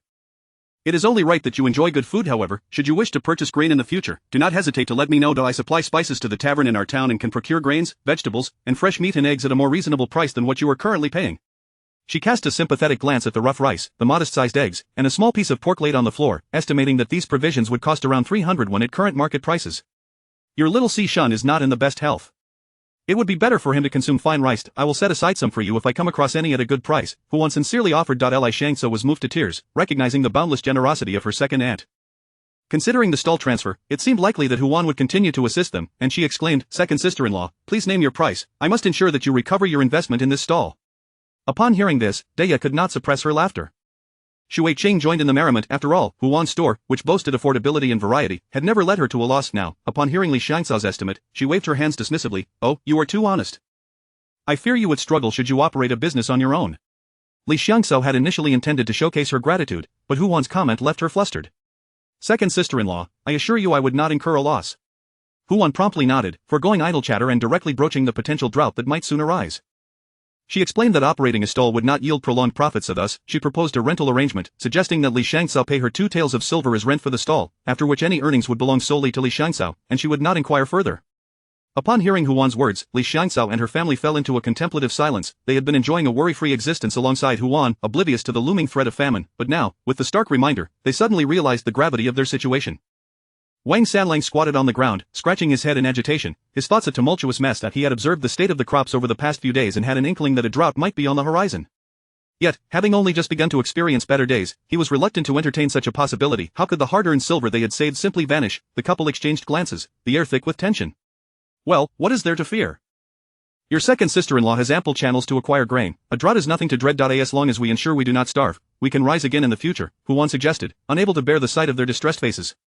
Li Xiangsao's eyes lit up. Indeed, she had her second sister-in-law. She quickly regained her composure and looked to Huan, now viewing her as a pillar of strength. She spun around in a flurry, then resolutely retrieved 2 taels of silver, declaring, "Second sister-in-law, we shall follow your lead. Whatever you say goes." "Yes, indeed, second sister-in-law, my wife and I will follow your guidance. We shall heed your every instruction," Wang Sanlang affirmed, standing united with his wife. After all, they were uncertain how to navigate their future, so why not align themselves with the resourceful second sister-in-law? Surely, someone as clever and kind-hearted as she would not lead them astray. Yuan could only laugh at their enthusiastic declarations. Well then, I shall take you at your word. Since you have all pledged to follow my lead, let us proceed with this plan. Chapter 54. The wife of Wang the drunkard, Zhao Chunfang. I plan to open a shop in town, primarily dealing in wholesale groceries, with Xiangcao assisting me in managing various aspects of the business. However, even setting up a stall for a day can earn 1 or 2 silver coins, which would be an additional income for your family. Given that the fields currently yield little grain, it would be more beneficial for you, third brother, to take up this stall. Today, I shall teach you how to prepare the food, and as for other matters, Dei will accompany you to help. If we find ourselves short-handed, you may also bring along Shimei. As for Sishun, he will follow Dei, just like Funyo, while the 2 of us, along with Xiangcao, attend to the shop. Regardless of how much we earn at the stall, it will all belong to your family. Dei will merely assist you for a few days until you become familiar with the process, after which she will return to help me maintain the shop. Do you have any objections? Li Xiangcao, Wang Sanlang, and the ever-silent Shimei all shook their heads in unison. After all, they had no other plans, and since Huan was willing to guide them, they dared not voice any dissent. If they were truly unaware of the situation, they would prefer to skip this entire process and simply follow along. Observing their reactions, whose mother felt a sense of relief and continued to lay out her ambitious plans, repeatedly affirming Xiangcao's role remains unchanged. I will provide her with goods, and she will be responsible for selling them and attracting customers, earning a 20% commission on each deal. Wang Sanlang gazed at the youthful face of Li Xiangcao, whose smile seemed to erase all wrinkles, and sincerely remarked, Xiangcao is truly the most capable in our household. Our family's well-being is owed not only to second aunt but also to Xiangcao. As a wife, who would not relish their husband's genuine gratitude and acknowledgement, flustered, Li Xiangcao quickly turned away, her ears flushed with embarrassment, shielding her face with her hand, exclaiming, "Oh dear, we are already an old married couple." Huan watched with envy. Having grown up with parents who had a tumultuous relationship, she had never believed in love. Yet, witnessing a man so appreciative of his wife's contributions filled her with deep emotions. After arranging everything, Huan demonstrated several times how to prepare the food, established a price for the semi-finished products, and then turned to lead her daughters back home. Having delayed for half the morning, it was now time for lunch. Just as she was about to cook, she opened the water tank only to find it empty. Glancing at her 2 daughters, who were busy reviewing yesterday's lessons, she picked up a water bucket and headed to the river. Just as she was about to draw water, a boisterous voice rang out, "Get out of the way, I'm going out to drink today, and if you stop me, I swear I'll make you regret it." The brazen tone was jarringly discordant amid the peaceful midday meals of the neighborhood. Huan turned to see Wang the drunkard, reeking of alcohol, clutching a wine bottle as he staggered along, cursing. Beside him trailed a timid woman, her face etched with sorrow, desperately pleading, "Husband, you mustn't drink anymore. We have so little silver left, and the sky hasn't rained. Grain prices are high and so is the cost of wine. How long has it been since we've had a proper meal?" Wang the drunkard, noticing the stares of the surrounding people, scowled in embarrassment and shouted, "Shut up! Zhao Chunfang, if you keep stopping me from drinking, I'll beat you to death today." With that, he yanked at Zhao Chunfang's already disheveled hair and kicked her in the stomach with brutal force. She cried out in pain, resembling a kite severed from its string, tumbling several times before collapsing onto the ground, groaning incessantly, struggling to rise. Seeing that the woman had finally ceased her interference, Wang the drunkard swaggered away, not even glancing back. Zhao Chunfang, feebly calling out, pleaded, "Husband, come back and help me up, I can't get up. Don't go drinking, we have no silver left, the child is nearly starving." After calling out several times without response, she lost her strength, watching as Wang the drunkard walked further away until he vanished at the end of the road. She resigned herself to lying on the ground, utterly still, as if lifeless. Huan set down her water bucket and approached her, asking gently, "Are you alright?" A bystander chimed in, "How could she be alright? Zhao auntie, you should poison him with rat poison, otherwise, how can your family continue to survive?" Another passerby spat in the direction Wang the drunkard had gone, cursing, "Why squander a good life, getting drunk every day and beating his wife? Such people are a blight on society, the sooner they're gone, the better. How unfair the heavens are, people like Zhao auntie deserve so much better, how did she end up with such a man?" Before the speaker could finish, Zhao Chunfang's already pale face turned even whiter, her entire body trembling as if a gust of wind could topple her. The crowd fell into an eerie silence for a moment, and those who had spoken exchanged glances, quickly picking up their buckets and fleeing as if pursued. Huan's brow furrowed.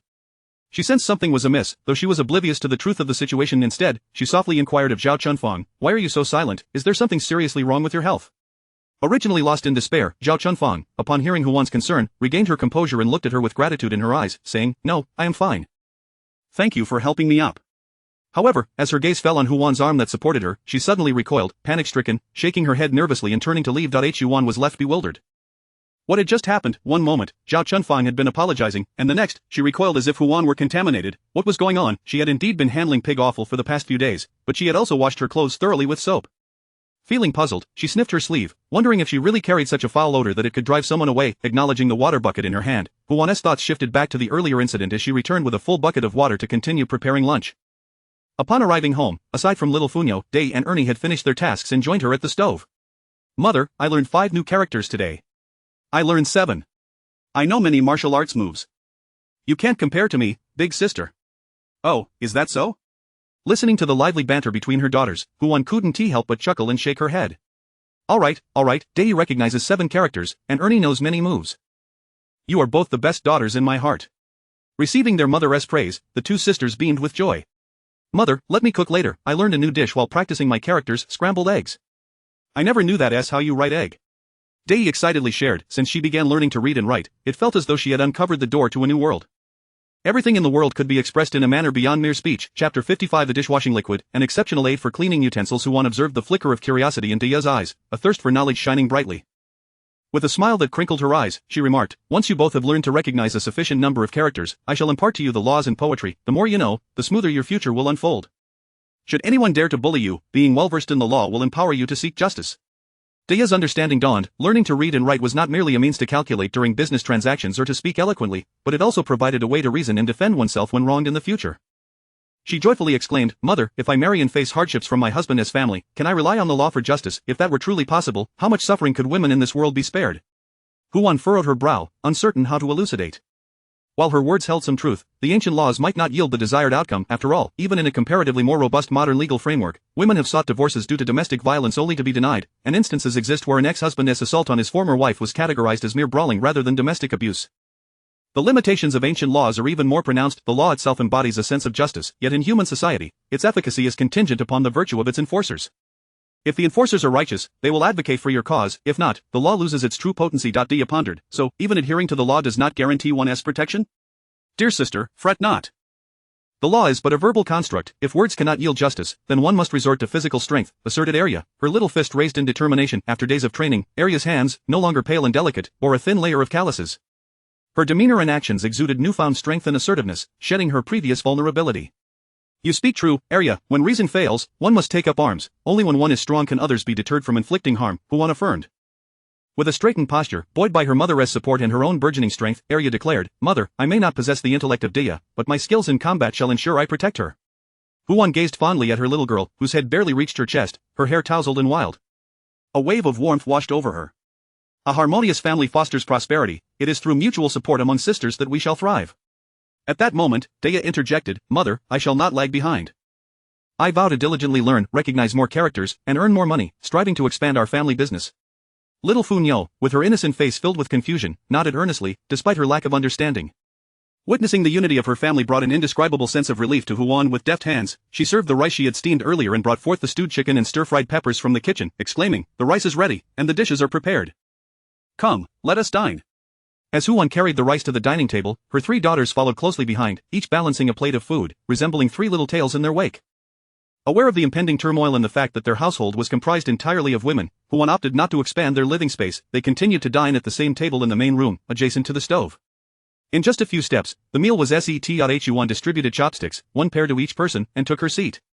"All right, let us begin." With her first movement of the chopsticks, Daya and her sisters followed suit, starting to eat.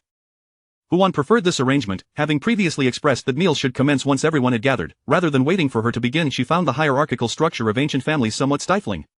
However, Daya and Arya remained steadfast in their customs, and Huan, choosing her battles, decided to let it be. After their meal, the 2 sisters gathered by the water tank to wash the dishes. "Sister, how remarkable our mother is, able to conjure such useful and previously unseen items." Arya, while washing the chopsticks, marveled at the foam in the water. "This is what mother calls dishwashing liquid, not soapberry water. It's meant for cleaning utensils." Indeed, this product proved remarkably effective at removing grease, effortlessly rendering the dishes spotless, far superior to wood ash. Our mother is not only skilled in both literature and martial arts, but she also possesses the knowledge of wondrous words and can create countless treasures. I believe our mother is akin to a deity, Daya mused, having grown accustomed to her mother's occasional display of extraordinary inventions. As they conversed, Wang Yinu approached from a distance. Daya, area. Daya promptly stood, wiping her hands on her apron before opening the door. Inu, what brings you here? My father mentioned that he will not be slaughtering pigs tomorrow and that we have no pig offal available. He wishes to inquire how much Aunt Hu will need for tomorrow. He plans to procure it directly from Oldley, who raises pigs. Inu remarked, catching a whiff of a lemony scent in the air. Her curiosity piqued. Your home smells delightful. What is that fragrant aroma? With a cheerful smile, Daya pointed to a small black ceramic jar nearby.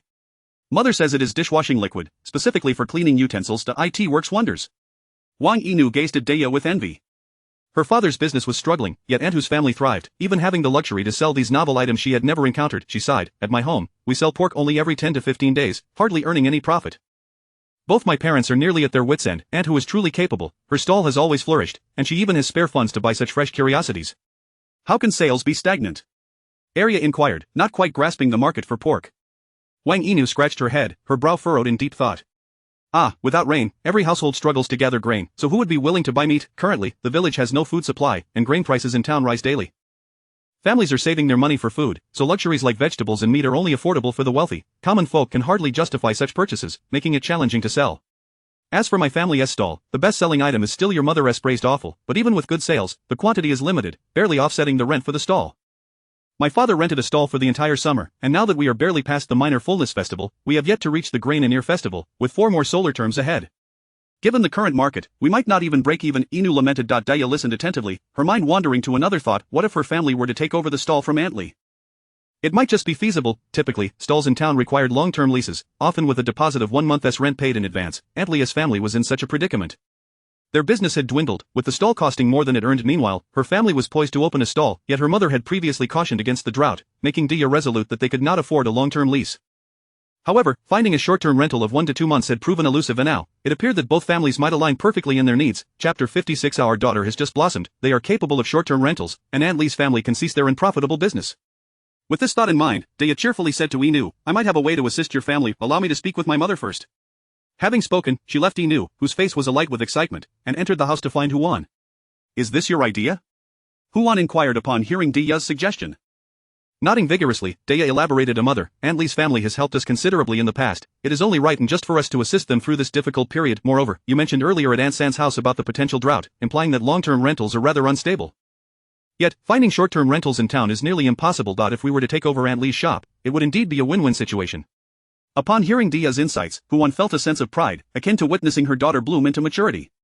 She smiled and nodded. Very well, Daya, you truly possess a natural talent for business. The most challenging aspect of commerce is not merely speculation or clandestine dealings, but rather the ability to navigate the realm of human relationships.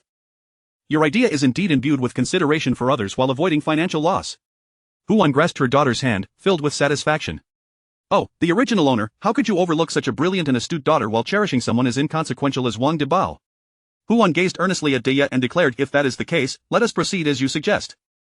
I shall fully support you in this venture. Though she voiced her approval, Huan was internally calculating how to address any unforeseen circumstances that might arise. How could she not be concerned for her daughter embarking on such a significant endeavor? Yet, she recognized the importance of allowing her daughter the freedom to grow and thrive. Today, Huan finally grasped the trepidation her own mother must have felt while nurturing her. She found herself simultaneously chastising her overthinking and worrying excessively, while also struggling to convince herself to relinquish control. Sighing in resignation, raising children has never been an easy task. With Huan's consent, Daya eagerly ran out to share her idea with Wang Inu. Inu was thrilled by the proposal and looked at Daya with admiration, especially upon hearing that Daya's mother fully supported her. Inu's expression turned to one of envy. Daya, you can now take charge. It's truly impressive. She hurried back home to relay the news, fearing that Aunt Lee might doubt what Inu had shared, prompting Huan to accompany her. The prolonged absence of rain had made the heat unbearable, and as Huan trod along the dirt path of the village, she felt beads of sweat cascading down her brow. The once vibrant foliage had turned a parched yellow, and even the people seemed to wilt under the sun's relentless gaze. Aunt Hu, look! Suddenly, Wang Yinu's exclamation startled Huan, causing her heart to race. Following Yinu's pointed finger, she saw a figure sprawled by the roadside. Aunt Xiao, is that not Wang Laizi's wife? Why is she lying there? Did Wang Laizi beat her to death? Wang Yinu rushed over to Zhao Chunfang, squatting beside her in a flurry of concern. Remembering Zhao Chunfang's pallid visage earlier that day while fetching water, Huan's heart sank. She hurried forward, bending down to listen for a heartbeat and prying open her eyelids to ensure her gaze was clear, before letting out a sigh of relief and turning to Wang Yinu. She is still alive. She has merely fainted. Since this is close to your home, let us carry her back there. Wang Yinu nodded blankly, her youthful face etched with sympathy and worry. Living near Wang Lizi's household, she was acutely aware of how he treated An Chunfang and speculated that perhaps today, she had been unable to endure the beatings and fled, only to collapse from her injuries. Her indignation flared. It must be that scoundrel Wang Lizi, he must have beaten An Chunfang again. Antu, let us take An Chunfang to my house first, and then we can check on Sister Hong and I. Her father is a vile man, he may have laid hands on her as well. Wang Yinu's thoughts turned to Wang Lizi's past behavior, filling her with unease. Recently well fed and taken care of, Zhao Chunfang had withered away from prolonged abuse, and without hesitation, Huan lifted her onto her back, heading toward Aunt Li's home. Wang Yinu followed closely, astonished by Huan's effortless strength in carrying a person, realizing that her family was well nourished and, as Dia mentioned, practiced martial arts and literacy daily, which likely contributed to her remarkable physical capabilities. Suddenly, it struck her that perhaps women, when well-fed and diligently exercising, could be just as robust as men. Silently matching Huan's pace, the two made their way homeward along the route. As Huan felt the surprising lightness of her burden, her brow furrowed. How could Zhao Chunfang, who was so obsessed with losing weight, weigh less than her friend, who only consumed 2 pieces of fruit per meal and weighed a mere 80 pounds? Within her mind, Huan cursed Wang Lizi repeatedly. As they approached Aunt Li's front gate, drenched in sweat, Huan contemplated how to tend to Zhao Chunfang with some medicinal remedies from the market, hoping to quench her thirst briefly. Suddenly, a sharp voice pierced the air. You insolent wretch, you are nothing but a servant wherever you go. Birds of a feather flock together, and lowly creatures prefer to associate with the sordid. Huan retorted, the stench of excrement wafts from you from a distance. Old Wang, do you think that since I am carrying Aunt Zhao, I cannot spare a hand to strike you? Is that why you have come here seeking trouble? Huan frowned slightly, her immediate priority being to ensure Aunt Zhao's well-being, thus she refrained from engaging in a heated argument with old Wang. Wang Yinu added, indeed, Granny Arya, do you believe Aunt Hu cannot retaliate simply because she is occupied? Suddenly recalling something, she continued, oh, you should now be referred to as Old Wang. You have been severed from ties with Arya and the others. Old Wang's face turned a shade of green with anger. After the recent incident, her son and grandson had grown increasingly displeased with her, yet she could only endure it, as they were her beloved descendants. The only outlet for her frustrations was to torment Zhang Kaiyun. Today, however, that wretched Zhang Kaiyun had caused such an uproar that she was scolded by her son, leaving her desperate for a means to vent her ire. As luck would have it, she stumbled upon Huan and Wang Yinu. Having lived for so many years, enduring her son's wrath was one thing, but why should she be suppressed by a mere girl? She immediately retorted, it is clearly you who are despicable, who in the village does not know of Zhao Chunfang's sordid past. Good women avoid her like the plague, yet you rush to associate with her. Indeed, a woman who exposes herself to public scrutiny in such a debased manner is utterly shameless. Upon hearing old Wang's words, Huan furrowed her brow, piecing together snippets of gossip she had heard earlier in the day regarding Zhao Chunfang's past. Now, hearing old Wang's remarks, she could surmise the truth of the matter. If her suspicions were correct, then old Wang's audacity to speak thus warranted a lesson in humility. Chapter 57. Zhao Chunfang's heart was severely shaken by that slap. After Lady Wang finished speaking, still unsatisfied with her resentment, she confronted Huan, unleashing a torrent of foul language. You wretched harbinger of misfortune, who brings ruin upon husbands and children, lacking filial piety and the virtues of a woman. How was I ever unaware that you and Zhao Chunfang were cut from the same sordid cloth? Our Wang family has truly drawn the short straw by marrying you. You should have been drowned in a pig's trough long ago to spare us the chaos you bring upon us now. Despite her urgency, Huan could no longer contain herself.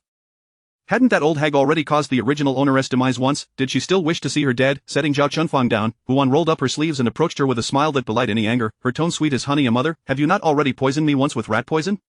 What, are you hoping for a second attempt? Very well, I stand here, come at me and show me what you can do now. Seeing the situation escalate, Wang Yan anxiously glanced at Huan, attempting to intervene. Can't, do not stoop to her level. She is merely an old fool. And felt that while Huan had changed, Lady Wang had oppressed her for nearly half a lifetime. If things turned chaotic, it was likely that Huan would be the one to suffer. As Lady Wang noticed Huan approaching, she trembled and exclaimed, what are you doing, under the broad daylight? Do you dare to strike your mother-in-law? This is an act of great filial disrespect. According to clan rules, I could send you back to your mother's house. The memory of the 2 previous beatings she had endured from Huan resurfaced, and although her wounds had healed, the places where she had been struck still ached faintly. Hearing the threat, Huan's smile grew even wider. You, with one foot in the grave, dare to lecture me? I would relish seeing how you plan to handle me. You've spent countless days gossiping about Aunt Zhao, have you not? In the past, I was unaware and thus let you escape retribution, but now, having witnessed you slandering her before my very eyes, how could I possibly let you go unpunished? While she could only speculate about Zhao Chunfang's past, it did not diminish the truth that Aunt Zhao was the true victim. The identity of the original perpetrator remained unknown, but Lady Wang's slanderous words would undoubtedly inflict further harm upon the victim. In a sense, Lady Wang was no different from a criminal. The more Huan pondered, the angrier she became, unable to resist raising her hand. Don't you dare come closer, I warn you, this is not your doorstep, on the village streets, do not think you can strike me, or I shall report you for your lack of filial piety. Lady Wang, frightened, took a step back. Lack of filial piety, hadn't she severed ties long ago? What right did she have to preach about filial duty? Ignoring her words, Huan swiftly delivered a resounding slap to Lady Wang's face. Lady Wang covered her cheek, her expression one of shock and disbelief, unable to utter a word for quite some time, seeing that Huan had no qualms about continuing her assault, and with only an unconscious Zhao Chunfang and Wang Yan nearby, without anyone to aid her, she realized that there would be no good outcome for her. Trembling with rage, she could only utter a fierce warning, do not grow too complacent, just wait, associating with such filthy scum as yourself will bring you nothing but misfortune, heaven is watching. With that, she turned to flee. Huan stepped forward quickly, raising her hand in a mock gesture as if to strike again. Lady Wang, do not run away, weren't you intent on ending my life? I am right here before you. Why are you fleeing? Upon hearing this, Lady Wang ran even faster than before, her legs moving with remarkable agility. There was no sign of her previous ailments that had plagued her during their time together. Huan watched her retreating figure with a cold snort, thinking that had it not been for Aunt Zhao's predicament, she would have relished giving Lady Wang a few more slaps.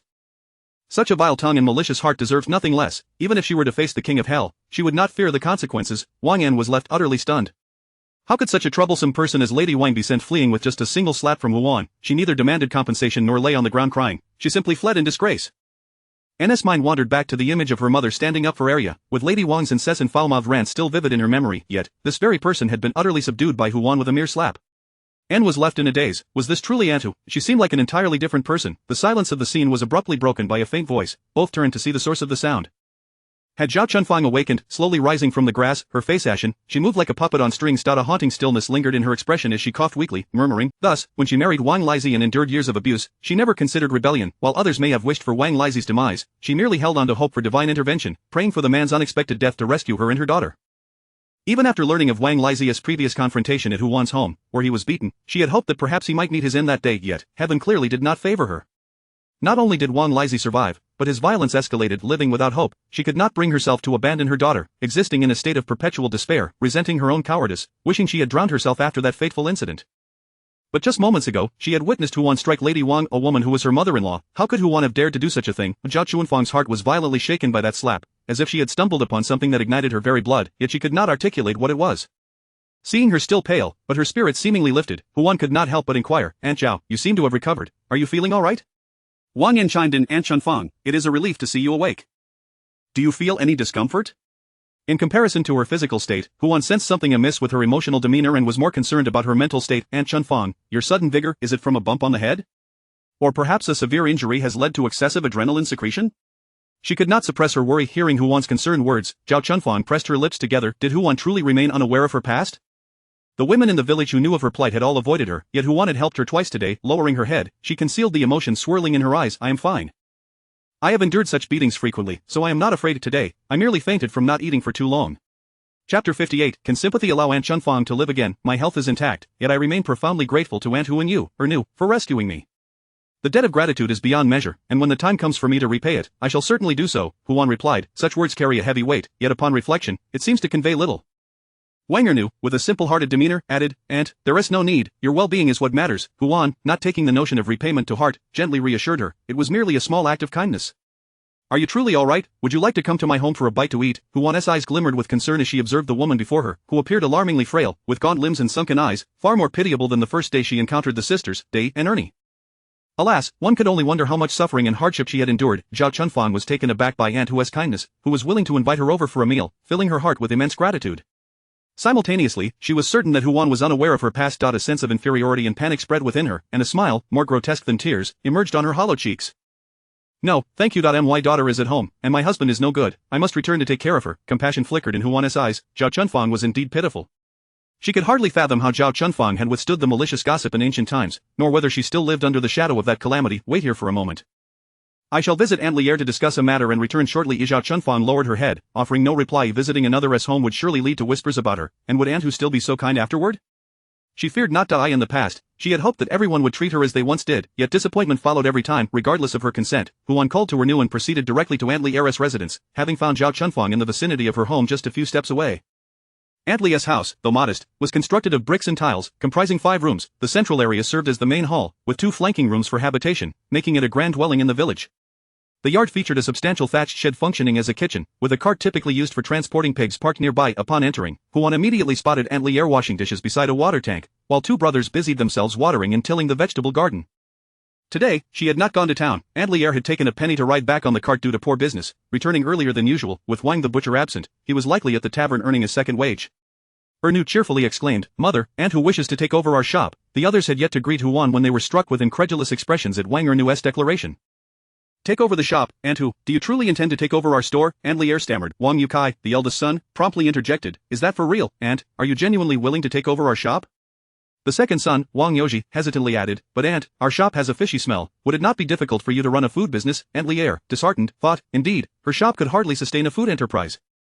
Aunt Hu was likely acting out of good intentions. How could she take advantage of someone's kindness? Alas, business seldom guarantees profit, especially under unfavorable circumstances. Many in the village had suffered losses in their fields. They would consider this venture a misfortune, simply chalking it up to experience. Oh dear, what are you all thinking? I do not intend to run a food business. Taking over your shop is for a different kind of venture. Huan, observing the complex expressions on everyone's faces, spoke with exasperation. Upon hearing her words, the yard fell silent. Aunt Hu was indeed contemplating a business endeavor. Moreover, it was not in the realm of food. Goodness, Aunt Hu was remarkably capable. Huan quickly discerned their reactions and shook her head in resignation. Thank goodness she had come along to clarify. Otherwise, Aunt Lier's family would have surely doubted her intentions. Aunt Lier, overwhelmed with excitement, grasped Huan's hand, which felt sturdier than her own thigh. With Zhao Chunfang weighing on her mind, Huan swiftly arranged to finalize the contract the following day and began to inquire about her circumstances. "Ah, she is also a woman of misfortune, Aunt Hu. You may not realize it, but this situation is a blessing for her." Just as Aunt Lier was reveling in the prospect of the shop as handover, her expression suddenly darkened.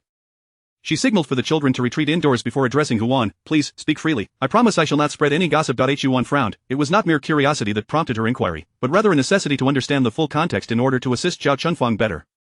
Moreover, as a well-educated individual, she was resolute in ensuring that she would not inflict further harm upon a victim through her perceptions. As Aunt Lier recounted Zhao Chunfang's tale, her typically cheerful demeanor shifted to one of melancholy. The story began some 10 years prior when Aunt Chunfang was one of the most beautiful unmarried women in the village. With 2 brothers and both parents alive, a fate had dealt her a fortunate hand, yet during a fateful trip to deliver water to her brothers in the fields, she was lured into the grass. Aunt Lier struggled to articulate the harrowing truth, finally managing to utter the grim words, "violated." At that time, her parents and brothers scoured the village for a full day and night until they found Aunt Chunfang by the riverside, poised to leap into the water. When pressed about her assailant, she could only say that the man had been masked, and she had not seen his face initially. The villagers were oblivious to the incident, but someone must have caught wind of it, as whispers began to circulate, leading to an uproar in the village. Many could not fathom how such a thing could happen in broad daylight without her knowledge of the man's identity, and rumors spread that Aunt Chunfang had been clandestinely meeting a lover, which had led to her disgrace. Many suitors who had intended to court her shunned her, leaving only Wang the Lame willing to marry her. Thus, Aunt Chunfang's later life was irrevocably marred. As Aunt Lier concluded her recounting, her eyes glistened with tears. She had witnessed Zhao Chunfang's suffering firsthand. Once a radiant and fair girl, she had now become a mere shadow of herself, resembling a living corpse. It pained her deeply, yet, an abundance of words could not erase the harsh reality. Upon witnessing Zhao Chunfang wed Wang the Lame, living a life that was neither here nor there, the villagers gradually came to believe that she truly did not know the identity of her assailant. After all, who could endure such wretchedness? The villagers' perception of Zhao Chunfang shifted from disdain to sympathy, yet, even so, Aunt Chunfang's life had been irrevocably shattered. What use was sympathy? Could sympathy allow Aunt Chunfang to live again? Chapter 59. She should save herself, rather than pray to heaven. Emerging from Aunt Lier's home, Huan inhaled deeply for a prolonged moment, striving to conceal the weighty emotions that threatened to overwhelm her. Simultaneously, she resolved to rescue Zhao Chunfang. In her days of study, she had only encountered the tribulations faced by ancient women through the annals of history, the agony of bound feet and the constraints of the 3 obediences and 4 virtues. The chains that bound women, both physically and spiritually, persisted even to this day. Back then, she had wished fervently that she could lend a hand to those women. Little did she expect that upon traversing time, she would actually encounter such individuals and circumstances.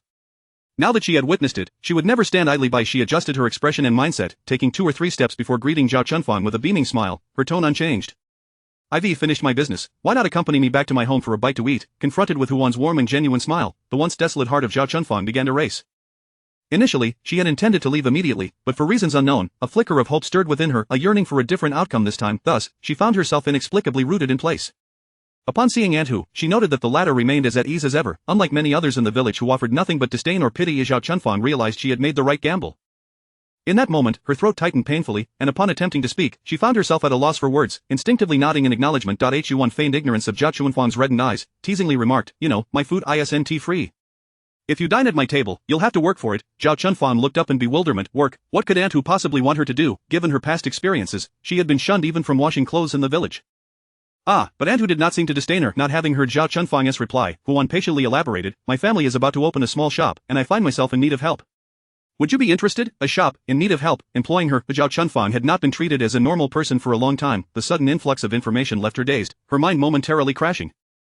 Huan, undeterred, gently coaxed, "We're preparing to open a general store, although it's modest. I need someone to greet customers and watch over the place while I'm out making deliveries and striking deals." You can bring your daughter along for her care, if you're worried about her. Zhao Chunfang's mouth fell agape. Such a splendid opportunity was being offered to her. She stammered, you truly wish to employ me? Is there a problem? Huan countered directly. You nearly fainted from hunger in the street. If I don't give you work, you and your daughter would surely starve. Zhao Chunfang nodded, feeling an inexplicable sensation. In the past, such words had always elicited sympathy for her plight, yet when spoken by Antu, they felt strikingly normal and casual. It was as if her assistance was merely a means to ensure she could eat, devoid of ulterior motives. This feeling was so delightful that it compelled her to linger by Huan's side a while longer. She promptly replied, thank you, Aunt, I will work diligently. Huan secretly celebrated the moment. Splendid, Zhao Chunfang seemed to have found a will to live. The next, she would devise a means to liberate her from the devouring jaws of marriage. Just as Zhao Chunfang affirmed her agreement, a thought struck her, and the glimmer in her eyes dimmed instantaneously. Aunt, I don't need wages, just provide meals for me and my daughter. Was it because of Wang Lizhi? Zhao Chunfang nodded. She was well aware of her husband's character. Any money found its way into liquor, and inebriation led to violence against her and their child. Therefore, to avoid further beatings, she would rather forego payment, seeking only sustenance. My husband is worthless. Any money he gets goes to drink, and when he is drunk, he beats me and our daughter. Thus, I would prefer not to receive wages. I only ask that you provide meals for us if I work for a day. Agreed. From now on, at mealtime, bring your daughter to my home. We have 3 meals daily, and remember to come for breakfast and dinner as well, Huan replied, finding Zhao Chunfang's approach quite commendable. It was evident that one must fully comprehend human nature to conceive such a solution. After all, the two of them were defenseless and lacked the means to resist Wang Lizhi. Even if they earned money, it would likely be stripped away entirely. Hence, it was far more pragmatic to exchange their labor for food. Much like how, during wartime, a nation's relief provisions were only distributed to women and children, the intent was merely to ensure their utility, preserving their lives rather than allowing them to be considered mere reserves. Noticing Zhao Chunfang's shabby attire, Huan suppressed the pang of sorrow within her. She contemplated providing additional employee benefits, such as uniforms, recognizing that since Zhao Chunfang was foregoing wages, she could compensate her in other ways. She was a conscientious businesswoman, not a capitalist. Although Zhao Chunfang stated she did not want money, how could Huan not offer some form of recompense? In addition to the 3 meals, I shall arrange for an employee uniform, for you must present yourself well while attending to customers. Zhao Chunfang, still reeling from the shock of receiving 3 meals a day at Aunt Hu's home, was further astonished to hear of the new clothes being offered to her. What was this wondrous life Aunt Hu was leading, once able to slap her mother-in-law, free from family oppression, and now enjoying 3 meals daily while providing a relative, albeit a minor, with new garments? In recent days, she had overheard much talk of Huan, rumored to have undergone a transformation after being coerced into drinking poison by her mother-in-law, leading to a separation from her family, venturing into business, and teaching her children to sever ties with the Wang family. Opinions in the village were divided. Some praised her, while others condemned her for being unfilial. Yet, what did it matter? Regardless of the clamor, it did not prevent Aunt Hu from delivering a slap to old lady Wang today. Nor did it hinder Aunt Hu from providing her with new clothes and a better life. Huan, attuned to her emotions, noticed Zhao Chunfang's envious expression and seized the opportunity to impart wisdom. Do not envy me. My present circumstances were earned through my own efforts. When one calls upon heaven in vain and finds no answer from the earth, the only thing one can rely on is oneself. Zhao Chunfang's heart exploded like thunder, igniting a path of clarity before her. She had unearthed the source of her previously boiling blood. It was the courage for self-rescue, in the face of her abusive husband, the ridicule and pity of others, the years of injustice, and the suffering that was not her fault. She should save herself rather than pray to heaven. Huan's few words struck her with profound impact, as if they had cleared a long-standing blockage within her heart. Zhao Chunfang felt as though she had awakened from a prolonged slumber, the haze of confusion dissipating, allowing her to perceive the world before her with newfound clarity. Indeed, why should she not aspire to be like Aunt Hu? Chapter 60. Why can't women rely on themselves? In the past, she always believed that as a woman, her role was simply to follow men, accepting whatever life dealt her as her fate. However, Aunt Hu had long lost her husband and had to rely solely on herself to escape from the den of wolves that was the Wang family, bringing her daughters along. Why couldn't she, too, rely on herself to flee from the brutality of Wang Lizhi? Once the seed of hope is sown, it ignites a fervent blaze within the heart, quickly spreading like wildfire. It filled her with a warmth that coursed through her veins. Zhao Chunfang trembled uncontrollably, her body, long frozen for nearly a decade, suddenly stirred with vitality. In that moment, she resolved to climb out of hell on her own. She yearned to break free from Wang Lizhi in the shadow of that incident, to live a good life with her daughter, akin to Aunt Hu's, enjoying 3 meals a day and donning new clothes. Watching the changes in Zhao Chunfang's expression, Huan's heart gradually eased. She understood her words, and that was sufficient. Understanding was the first step toward truly grasping one's destiny. Had Zhao Chunfang been as foolish as old lady Wang, Huan would not have wasted her breath. She spoke without formality. Come, let us head to my home for a bite to eat. Remember to come for breakfast tomorrow morning. After we eat, we'll go to the shop to tidy up. The shop I rented is from Wang the butcher, and it still reeks of meat. We'll need to clean it thoroughly. She continued, by the way, I've also invited my sister-in-law to help run the shop, and my 2 daughters will assist as well.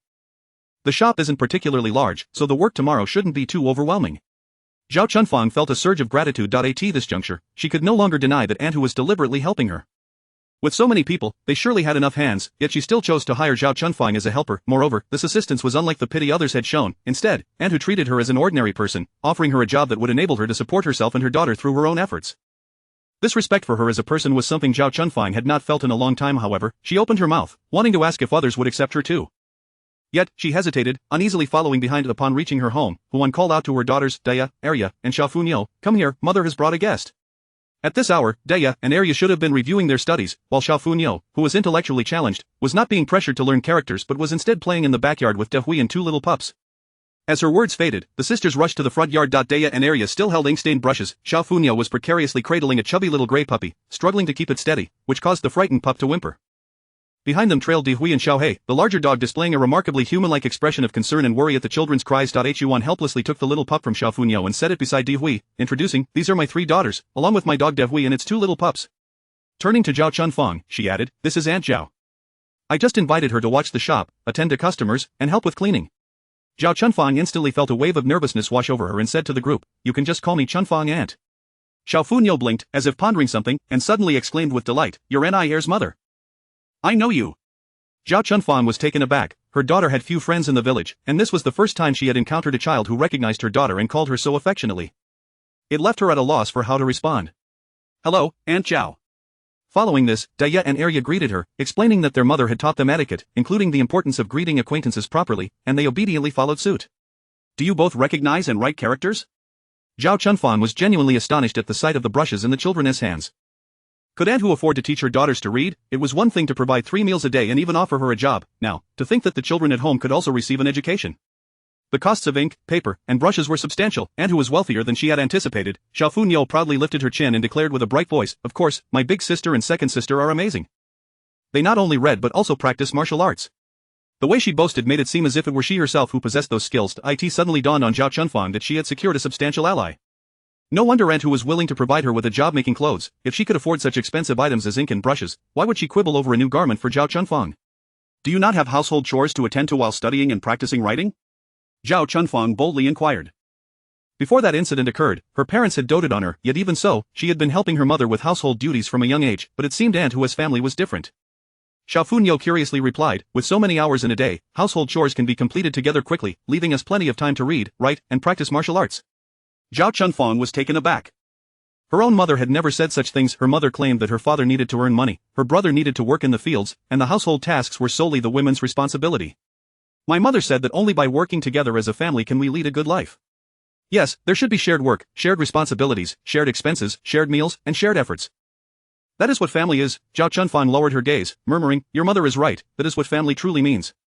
Unlike her own parents, who pretended to treat her well yet left her with all the burdens, blaming her when things went awry, and even moved away with her brothers after she married, without even informing her where they were going, as if they feared she might cling to them. Huan observed the exchange with satisfaction, nodding approvingly. Just then, Daya asked in a low voice, "Mother, do you know about Aunt Zhao's situation?" She felt sympathy for Zhao Chunfang, yet the ingrained beliefs instilled in her from a young age brought about an unspoken disdain for her. Huan, though she wished to avoid this situation, did not show anger. Instead, she furrowed her brow and spoke earnestly, "You must remember, that incident was not Aunt Zhao's fault. The one you should despise is the criminal, not the victim, Aunt Zhao. In the future, Aunt Zhao and her daughter will be joining us for meals, and while I agree that you may not fully accept them for now, I will not allow, nor do I wish for you to exhibit any undue disrespect towards her or any heir." She understood the children's perspective, as the traditional mindset of the era often shaped such views. However, since she was present, she was determined to instill the right values in her daughters. Victims may not be perfect, but they are blameless. She did not expect her daughters to immediately grasp the situation as she did, but she hoped that, with her guidance, they would eventually discard their misguided notions and genuinely accept Aunt Zhao, who was innocent of wrongdoing. Chapter 61. Yet, you have never inquired whether his affections were genuine. Arya has always held no objections to her mother's actions, and at this moment, she solemnly assured, "Mother, I will heed your words and treat Aunt Chunfang and sister In well." Mother is right. The fault does not lie with Aunt Chunfang, so why should everyone harbor disdain for her? She had never contemplated this question before, but now, after her mother's statement, she suddenly understood. The true villain is that man. It is he whom everyone should detest, not Aunt Chunfang. Arya quietly committed this lesson to memory and, the following morning, before Zhao Chunfang arrived, she took the time to relay her thoughts to Li Shangcao. Li Shangcao wholeheartedly agreed, marveling at how her sister-in-law was indeed a remarkable woman, capable of discerning the truth hidden behind the facade that everyone else accepted as correct. Zhao Chunfang felt that ever since her encounters with Huan, the sky had become bluer, the grass greener, and the world more beautiful. Huanti and her family treated her with nothing but normalcy. In fact, beyond Huanti and her daughters, she found interactions with the others in the shop quite pleasant. While cleaning the shop, she accidentally knocked over a jar of a precious substance known as stain remover, which made Li Shangcao quite upset. She immediately admonished Zhao Chunfang to be more careful. However, while Li Auntie was indeed displeased, she refrained from making any snide remarks or easily forgiving her out of pity. After the incident, they continued to work diligently together, tidying up the warehouse, mopping the floors, and organizing goods without casting her any disapproving glances or shirking their responsibilities onto her. That day, she felt invigorated, once again embodying the essence of a normal, ordinary person. This feeling was truly wonderful, yet, a sense of unease lingered within her. The previous day, she had told Wang Lizhi that she would go out to work, promising to provide meals for both herself and Nir. That shameless man had the audacity to demand that she bring home wages to support his drinking habits. Summoning her courage, she had refused, inevitably facing a brutal beating. Yet, no matter how much Wang Lizhi struck her, she never revealed that Huanti was her employer. She feared that Wang Lizhi would stir up trouble at Huanti's home. However, the truth cannot remain hidden forever. In the bustling streets, someone might inadvertently see her and relay the news to him. After all, her past had spread in just such a manner. During breakfast that day, she could not help but suggest to Huanti that if things became unbearable, perhaps Huanti could offer her 5 coins per day, with meals only provided at noon. However, Huanti replied sagely, if you give him 5 coins today, he will complain it is too little. That if you give him 10 tomorrow, he will still find it insufficient. By the time you have exhausted your resources, unable to afford a meal, he will still be dissatisfied. The insatiable will never be content. What you must do is sever all ties with him, rather than yield and attempt to satisfy his insatiable desires. Zhao Chunfang found Huanti's words to be exceedingly wise. Having been married to Wang Lizhi for several decades, she was acutely aware of his insatiable greed. Yet, their shop was filled with women, with only 3 adult women among them, the rest being children. Should Wang Lizhi truly come seeking trouble, wreaking havoc in the shop, they would be powerless to stop him. How would she face everyone afterward? But if she did give him money, she would still be the one to suffer. Wang Lizhi was like a firecracker, liable to explode at any moment, potentially destroying everything she had worked for. Zhao Chunfang gazed toward the bustling crowd nearby, the naturally tranquil atmosphere granting her a long-lost sense of peace. After enduring a tumultuous life, she had finally glimpsed a glimmer of hope and change. She could no longer bear the thought of spending her days and nights in the shadows of Wang Lizhi. 10 years of marriage, countless beatings and abuses, had thoroughly eroded any affection she once held for the man who had once accepted her without disdain. Though she had hesitated initially, Huanti was indeed correct. One cannot appease the insatiable. What she could do was completely sever her ties to him. She must cut off her connection with Wang Lizhi. She must seek a divorce. The mere thought of divorce quickened Zhao Chunfang's breath. After dinner, she resolutely approached Huan. Upon seeing Zhao Chunfang's determined expression and piercing gaze, Huan let out a sigh of relief. It seems you have finally come to your senses. Indeed, in the past, she had been foolish, clinging to the gratitude owed to the man who had once chosen to marry her. Yet, one cannot live their entire life on the merits of past affections. Zhao Chunfang suddenly felt an inkling of ingratitude. She was about to sever ties with the very man who had once shown her kindness. But you never asked him whether his affections were genuine. How could you so naively believe in them? Huan could not help but point out this remark left Zhao Chunfang bewildered. She assumed Huanti wanted her to directly ask Wang Lizhi if he harbored feelings for her. She shook her head. Having come this far, she would not inquire further. Moreover, the beating she had endured over the years left no desire to ask. The bond had eroded completely, and whether there was any affection left mattered little to her. Even if he did care, all that filled her heart now was resentment. After a moment of silence, Zhao Chunfang turned to her daughter and retrieved a delicate gold bracelet from her waist. Auntie, this is the dowry my mother gave me. I wish to purchase a sturdy black stick from you to deal with him, otherwise, Wang Lizhi may not allow me to leave my home upright. Over the years, the dowry she had received upon marrying Wang Lizhi had been sold off piece by piece, leaving only this bracelet as her sole connection to her maternal family. Yet her maternal family had long ceased to exist. Let this bracelet serve as a surrogate for her parents, protecting her just once. Zhao Chunfang had anticipated Huanti would tease her about how a single bracelet was hardly sufficient. To her surprise, Huanti did not comment on that at all, but rather, with utmost seriousness, asked, "Are you certain that one black stick will suffice?" "Yes." Without a moment's hesitation, she nodded. If it could help subdue Wang Lizhi and facilitate her divorce, then it was more than adequate. Huan said nothing further. She went into the back room, retrieving an electric baton and instructing her on its use. "If that is insufficient, I have other means to help you vent your frustrations."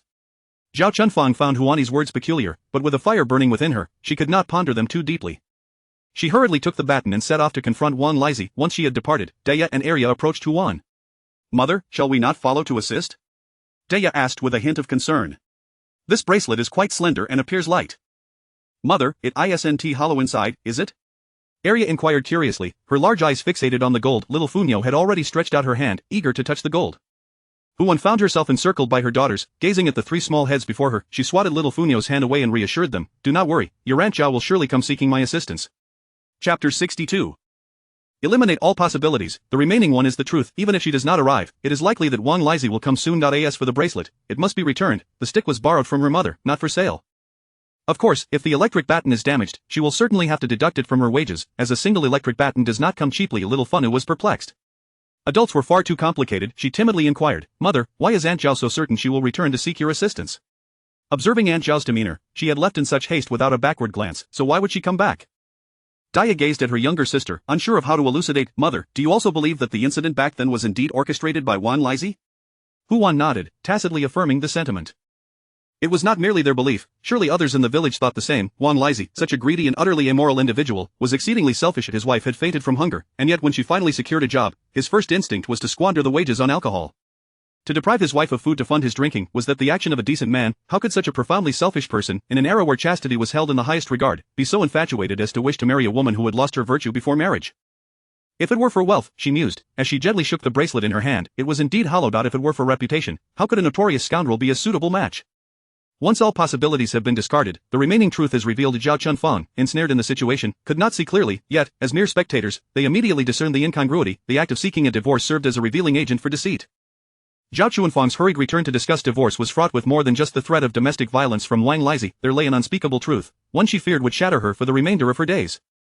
Certain matters can only be understood through personal experience. Zhao Chunfang was filled with exhilaration upon returning to the dilapidated courtyard she had inhabited for a decade. She realized it was in far worse condition than she remembered. The thatched cottage, once bright yellow, now revealed a roof with layers of mold and darkened straw. She foolishly mused that it was only natural. Since marrying, she had never truly taken the time to observe her surroundings. Breathing deeply, she pushed open the door. Wang Lizzie, inebriated, saw her return from work and, without a word of inquiry about her exhaustion, commanded her imperiously, "You've had your fill, haven't you? Forgotten that your husband is starving at home? Hurry up and make me something to eat." Zhao Chunfang gripped the stick hidden behind her back, disappointment unmistakable in her gaze as she regarded the man before her. Once, she had believed Wang Lizzie to be her heroic savior, but mere days into their marriage, she had endured a beating. The very next day, he had knelt before her, pleading for forgiveness. In her naivety, she thought he was merely drunk. Only later did she grasp the meaning of the truth revealed in intoxication. Subsequent beatings awakened her to the reality. Wang Lizzie was nothing more than a brute who delighted in abusing women. She met his gaze and softly uttered, "Lizzie, let us divorce. I have suffered enough alongside you. I appreciate your marrying me years ago, but I cannot endure a lifetime out of gratitude." The words she had struggled to articulate finally flowed forth at that moment.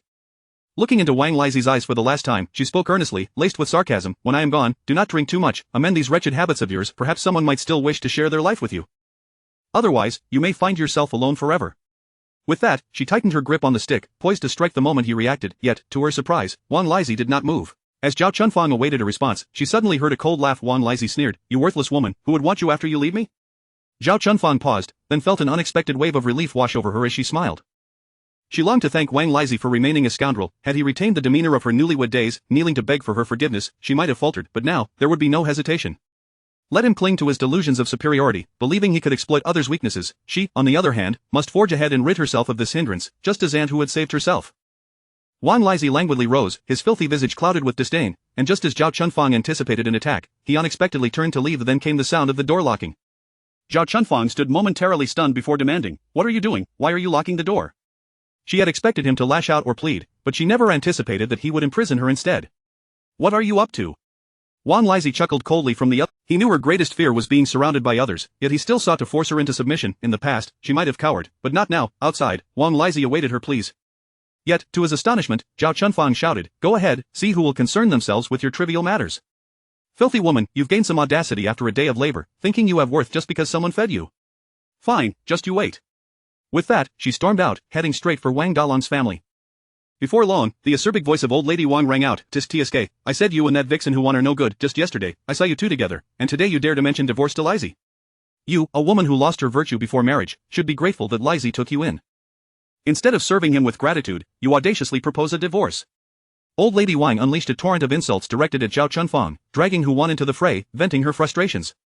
After days of feeling unappreciated by her son, distant from her grandchildren, and even having her daughter-in-law overstep her authority, she finally regained a semblance of self-worth by berating Zhao Chunfang and Hu Wan alike. Seeing Zhao Chunfang remain silent within the house, old lady Wang, unsatisfied, proposed, "Lizzie, unlock the door. With a big man like you here, how could she possibly escape?" Without hesitation, Wang Lizzie unlocked the door, reveling in the thought of tormenting her. "What? Have you realized your mistake? I've warned you before, no one will want a used woman like you. If you beg me now, I might pretend that you never spoke of divorce." Wang Lizzie tilted his head, his tone dripping with disdain and self-satisfaction as he looked down on Zhao Chunfang. Chapter 63 Separation. Such a notion shall never cross your mind, yet, unexpectedly, what awaited him was not Zhao Chunfang's pleas, but rather a crushing blow to the head. A familiar yet foreign sensation of pain surged through him, causing him to collapse to the ground.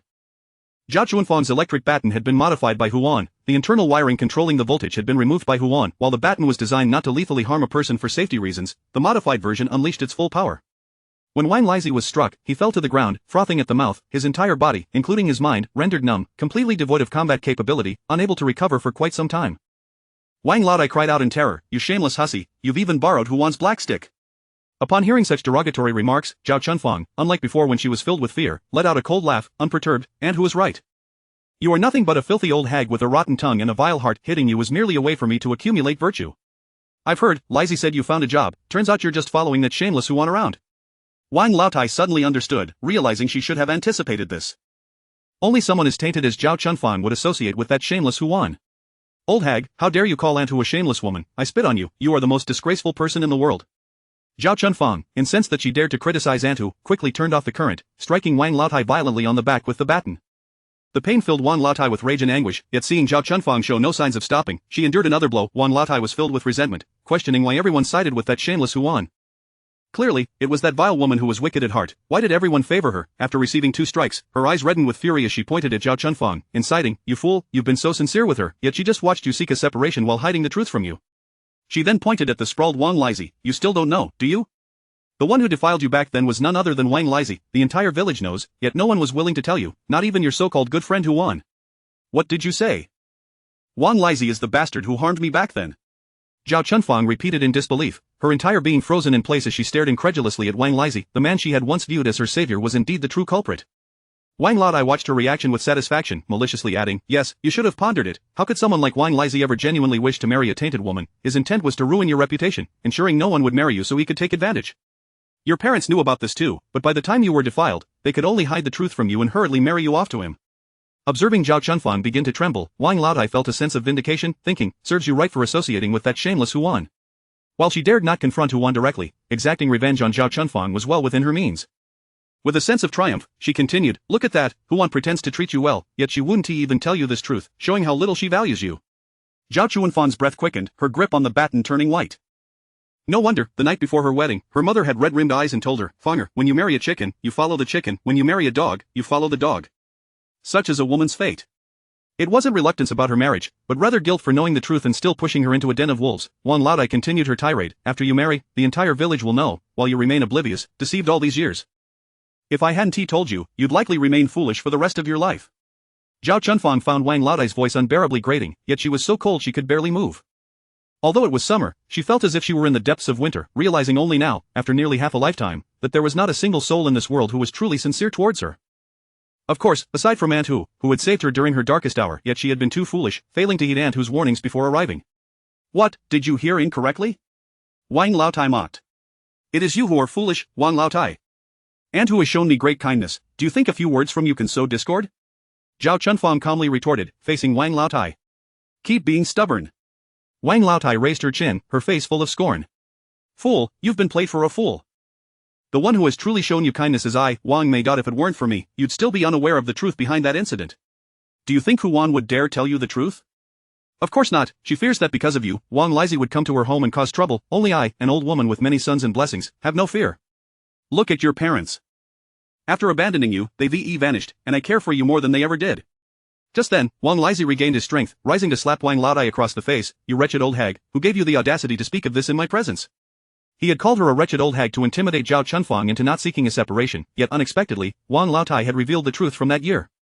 With such an uproar, there was no way Zhao Chunfang could continue with him. Wang Lizi was seething with rage, wishing he could kick this old hag to death. Faced with his fury, Wang Laotai immediately fell silent. Although she had pretended to be unafraid, it was merely bravado. She knew her eldest son's character. He would never support her in a crisis. Having just received a slap, she dared not utter another word, retreating quietly to the side. Wang Lizi turned his gaze to Zhao Chunfang, his eyes filled with shadows. In that moment, Zhao Chunfang finally connected him with the man who had covered his face in the fields that day. It was the same pair of eyes, the same person. Wang Laotai had not lied to her. Wang Lizi had been deceiving her for years. No, perhaps it was not deception, it was her own blindness, having never truly seen this man. Like the thatched roof of a hut, though it appeared yellow and clean in her mind, inside it was dark and moldy, disgusting, utterly disgusting. Just looking at Wang Lizi made her stomach churn, her complexion turning pale. Yet she could not hold back. Before Wang Lizi, she began to retch. "Zhao Chunfang, what do you mean by this?"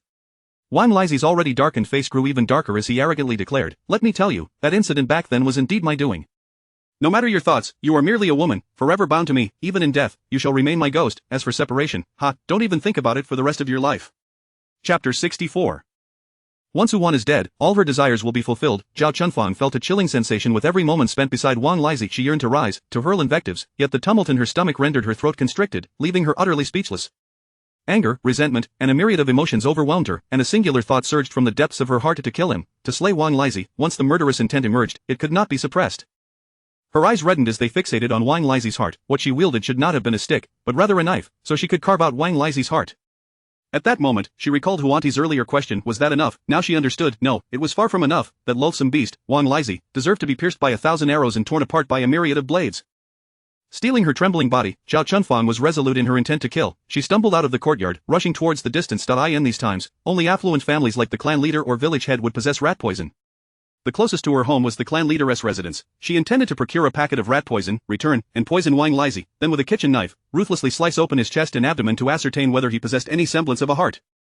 No, perhaps it was not that he lacked one, but rather that he inherently bore the heart of a beast. The ink-black night concealed her figure, while Wang Lizhi, chilled by the glare of her resentful gaze, stood frozen in place, rooted in fear. It was not until Zhao Chunfang turned to flee that he instinctively exhaled in relief, the sense of control as a superior returning to him. He muttered a low curse at the wretched woman and lifted his foot to pursue her, only to be intercepted by old lady Wang. Wang Lizhi, do you wish for your wife to completely abandon the thought of divorce? Old lady Wang suppressed her inner fury from receiving a slap, her question laced with malice. Wang Lizhi shoved her aside. You old hag, what are you blocking me for? If not for your meddling, would Zhao Chunfang dare to cause such a ruckus with me? You, decrepit crone, still jumping in now, I see you crave another slap. Old lady Wang stumbled back, watching him raise his arm in preparation to strike her. She hastily waved her hands, exclaiming, don't strike, let me finish, I'm merely worried you'll suffer if you chase after her. Don't forget, she wields the black stick Huan gave her. Only then did Wang Lizhi lower his hand, snorting disdainfully, hands on his hips as he cursed that dead wretch Huan. Last time she nearly beat me to a pulp, and now she dares to incite my woman. Damn it, that filthy woman, if I catch the chance, I'll make sure she doesn't live. Hearing Wang Lizhi's words, old lady Wang nodded in satisfaction, smiling as she chimed in. Indeed, if it weren't for that vixen Huan being her crutch, would Zhao Chunfang dare to confront you? Your wife has become so emboldened by associating with that wretched Huan, forgetting her place, that she dares to challenge you. In the past, a few slaps from you, and Zhao Chunfang would not have dared to utter a word. Wang Lizhi wholeheartedly agreed, nodding incessantly.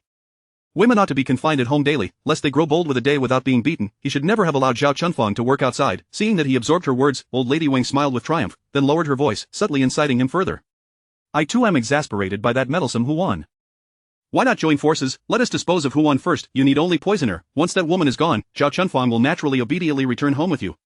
Wang Lizhi, intoxicated by alcohol, pondered for a long while, deeming this plan quite feasible. Zhao Chunfang only dared to challenge him because of Huan's support. Without that backing, what could she use to fight against him? However, he had a question. Why must I administer the poison? What if I get caught? Old lady Wang hastily reassured him, fear not, I shall provide you with a false alibi, no one will trace it back to you. Wang Lizhi nodded, thinking it reasonable, but the next moment, a wary expression crossed his face as he retorted, you go and poison her, I'll vouch for you. After all, no one will find out. Old lady Wang's smile faltered, her heart racing, fearing she had been unmasked. My old limbs aren't as spry, it would be easy to get caught. Then Wang Lizhi furrowed his brow and immediately retorted, I see you don't want to spend money on rat poison. If you want me to do it, you must buy the poison. Only then did old lady Wang breathe a sigh of relief, repeatedly agreeing. A mere few coins meant little to her. Once Huan's family was wiped out, she would shift all blame onto Wang Lizhi, making him the scapegoat. An alibi? Nonsense, if that old crone dared to slap me, I would take her life.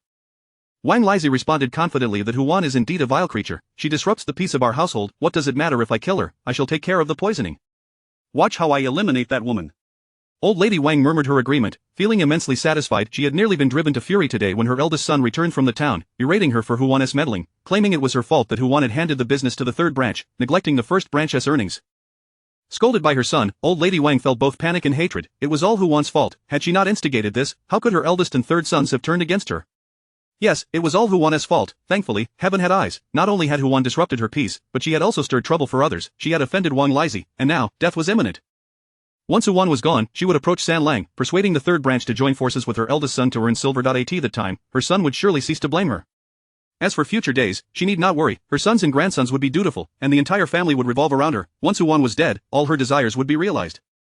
Old lady Wang gleefully made her way to the clan leader's house. The wealthy families in the village kept rat poison to prevent their grain stores from being pilfered. She would simply ask for a packet, requiring no coins. In the dead of night, the drought-urous night was not overly cool. The children had all gone to sleep on the Kong, while only Huan paced anxiously in the living room, awaiting news. She glanced at the pitch-black sky, worried about Aunt Xiao. Logically, she should have returned to find her by now, yet darkness had fallen, and there was still no sign of her. Mother, how do you plan to punish Wang Lizhi? Is chastity such a significant matter? How dare he ruin Aunt Zhao's life for half of it? Arya emerged from the inner room, unable to sleep. Every time she closed her eyes, her mind was filled with the tragic first half of Aunt Zhao's life. She lay there for a long time, tossing and turning, reflecting that Aunt Zhao had done nothing wrong yet suffered so many slights and tribulations. Sanani claimed it was all because Aunt Zhao was unfortunate, but was that truly the case? If people did not hold chastity in such high regard, if women did not value their reputation more than their lives, how could such a good woman like Aunt Zhao have ended up marrying someone as unworthy as Wang Lizhi after her misfortune? Chapter 65 All that needs to be prepared must indeed be prepared, and it must be with a heart full of gratitude. It is not merely a matter of fate, it is a reflection of the state of the world. If everyone were to think as mother does, how could Aunt Zhao have fallen into such dire circumstances? Even Wang Lizhi would never have conceived of using the loss of virtue as a means to harm others. Arya thought with bitterness that if a person like Wang Lizhi were not punished, countless young women could be doomed to a lifetime of ruin. Yuan was taken aback by Arya's words. She was truly a woman who dared to defy her fate and seek retribution against society, living in an era where a woman's loss of chastity could lead to her demise. It was astonishing that such a rebellious notion could arise. Arya, you speak the truth. Chastity is of little significance. It is merely a shackle that allows men to manipulate women. Aunt Zhao fell victim to this very plight, suffering for 10 years due to Wang Lizhi's treachery. Therefore, you must not follow in her footsteps. One should strive to maintain one's integrity, but not at the cost of a lifetime for the sake of a single word, purity. This affliction is not confined to ancient times. Even in modern society, many women are ensnared by the so-called virtue, suffering a lifetime at the hands of men like Wang Lizhi. This is why Huan felt compelled to help. It was not out of a sense of martyrdom, but rather as a fellow woman, knowing that only she could offer salvation. If she were to stand idly by, Zhao Chuanfang's life would be sacrificed for an insignificant concept of chastity. One should live as vibrantly as summer blossoms, rather than exist as a trapped beast. As an observer, she felt it was utterly unworthy. As for how to teach Wang Lizhi a lesson, that was for Aunt Zhao to decide. However, Zhao Chunfang had yet to return, and Huan worried that she might be in despair, contemplating self-harm. Yet upon reflection, having endured so many hardships, and with her daughter Nir to think of, she surely would not succumb to such despair. But where could Zhao Chunfang have gone? As the two were conversing, Daya emerged from the inner room. Neither her mother nor sister could sleep, and neither could she. It was not due to Zhao Chunfang's absence, but rather because their shop was to open the next day. Mother had entrusted the mirror business entirely to third aunt, while their new shop would sell some novel items, curiosities that mother had crafted, items such as the stain remover they had used for cleaning today and the dishwashing detergent from the day before, each jar costing several hundred won. After using these products, not only would dishes and clothing smell delightful, but even their own bodies would carry a subtle fragrance. Dia believed that households of high standing, who would certainly enjoy such fragrant offerings, would not struggle to sell them.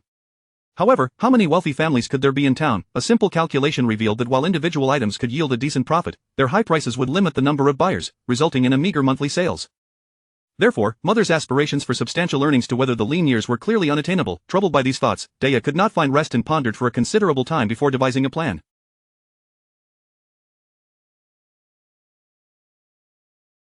They could sell in smaller packages. While these items may appear expensive, a single jar costing several hundred won could be divided, allowing them to sell by the tail, making it merely 10 or 5 won. Poor households might occasionally indulge in such luxuries. Ordinary families, with a bit of silver to spare, would naturally desire to use the same products as the affluent but might hesitate to spend several hundred won at once. Thus, they could purchase a smaller quantity instead. It was akin to buying oil. With this realization, she was certain they would not struggle to sell. Daya excitedly sprang from her bed and rushed to the hall to share her idea. Seeing her animated expression, Huan inquired, Daya, why are you so excited at this late hour? Daya, blushing, did not immediately explain but deftly prepared a new wick, placed it in the oil, and lit the oil lamp on the table with a flint. She then retrieved an abacus and some xian paper, setting them on the table. Huan, startled by her sudden activity, quickly moved aside to make room for Daya, asking with curiosity, what are you up to, going to such lengths? Daya settled into her seat, responding earnestly and passionately, Mother, our shop is about to open, and I've come up with a brilliant idea for selling our goods. While the stain remover and dishwashing detergent you crafted are indeed excellent products that wealthy families will surely appreciate, their high prices mean they will last long once purchased, resulting in slow sales. Thus, I propose we sell them in smaller packages. A jar of dishwashing detergent, approximately a pound in weight, is priced at 200 won, meaning a tail would cost about 13 won, sufficient for 5 or 6 days of washing dishes, an acceptable price for ordinary families. Daya recalled the various people she had encountered while selling pancakes, noting that most workers in the town earned at least 30 won a day. They could afford a 5 won pancake each day and would certainly be able to manage a few days' worth of dishwashing. However, ordinary families are not as particular as the wealthy and tend to be frugal. They might only purchase such non-essentials for special occasions or when entertaining guests, but that would already suffice. As for the stain remover, it follows the same logic. A jar weighing about a pound could be sold for 240 won, slightly more expensive, but by dividing it into smaller packages, selling by the tail at 15 won, the price would be comparable to the dishwashing detergent, making it affordable for everyone. Daya's abacus clicked rapidly as she calculated, exclaiming, what a windfall, the cost for you to produce the stain remover and dishwashing detergent is only 5 to 10 won per jar. Yet, when sold in the shop, we can charge 200 won, the higher the price, the greater the profit. Furthermore, with the volume of sales from ordinary families, they would surely earn enough to survive the impending famine. Moreover, even if others envied their business, they need not fear, for in the town, such products had never been seen before. Although they were made from the family's secret recipe, no one could replicate them, so there was no worry of competition. Huan nodded as she looked at the product and price lists Dia had meticulously prepared with a brush, along with her estimated earnings. Let us proceed with this plan. When the famine strikes, we will have the funds to purchase grain for you. Once famine ensued, the village would surely descend into chaos. Although it seemed that many families still had reserves of grain and starvation would not be an immediate concern, the true turmoil of a famine came from the refugees. She recalled that the refugees would breach the gates of Fan County within a month, and they would undoubtedly begin to infiltrate the villages beforehand. Hu1 speculated that, with the wisdom of the old clan leader, should refugees arrive, he would surely organize the village. The fateful events foretold in her dreams were approaching: preparations for provisions during the calamity, escape routes, and sufficient silver to establish a new life elsewhere all must be diligently arranged. Chapter 66. Why is it that today, one after another, they all come to borrow rat poison? Dia nodded emphatically, relying on the sale of mirrors and seasoning packets. Her family currently possesses 200 taels of silver. Once the shop opens, her third aunt will continue selling the seasoning and mirrors, and with the addition of new products such as laundry detergent and stain removers, they will likely accumulate around 500 taels. In times of famine, food is the essence of survival, but her family need not worry, for they are fortunate to have a mother who can readily convert money into grain. Thus, the crux of the matter lies in making money. She is determined to strive to earn more within a month, ensuring her family can weather this calamity safely. As an ordinary person, Dia's aspirations are both simple and sincere. After discussing with Dia the idea of adding a repackaging sales method for the shop, the room fell into a momentary silence. Arya gazed out at the increasingly darkening night, her brow furrowed, and her tone late. It had been a full hour and a half since she left, and by modern timekeeping, it was already 11 o'clock. In an era devoid of nightlife, every household should be fast asleep by now. Logically, with an electric baton for protection, Wang Laizi should not be able to harm Zhao Chunfang in any way, yet she had not returned. Where could she possibly be?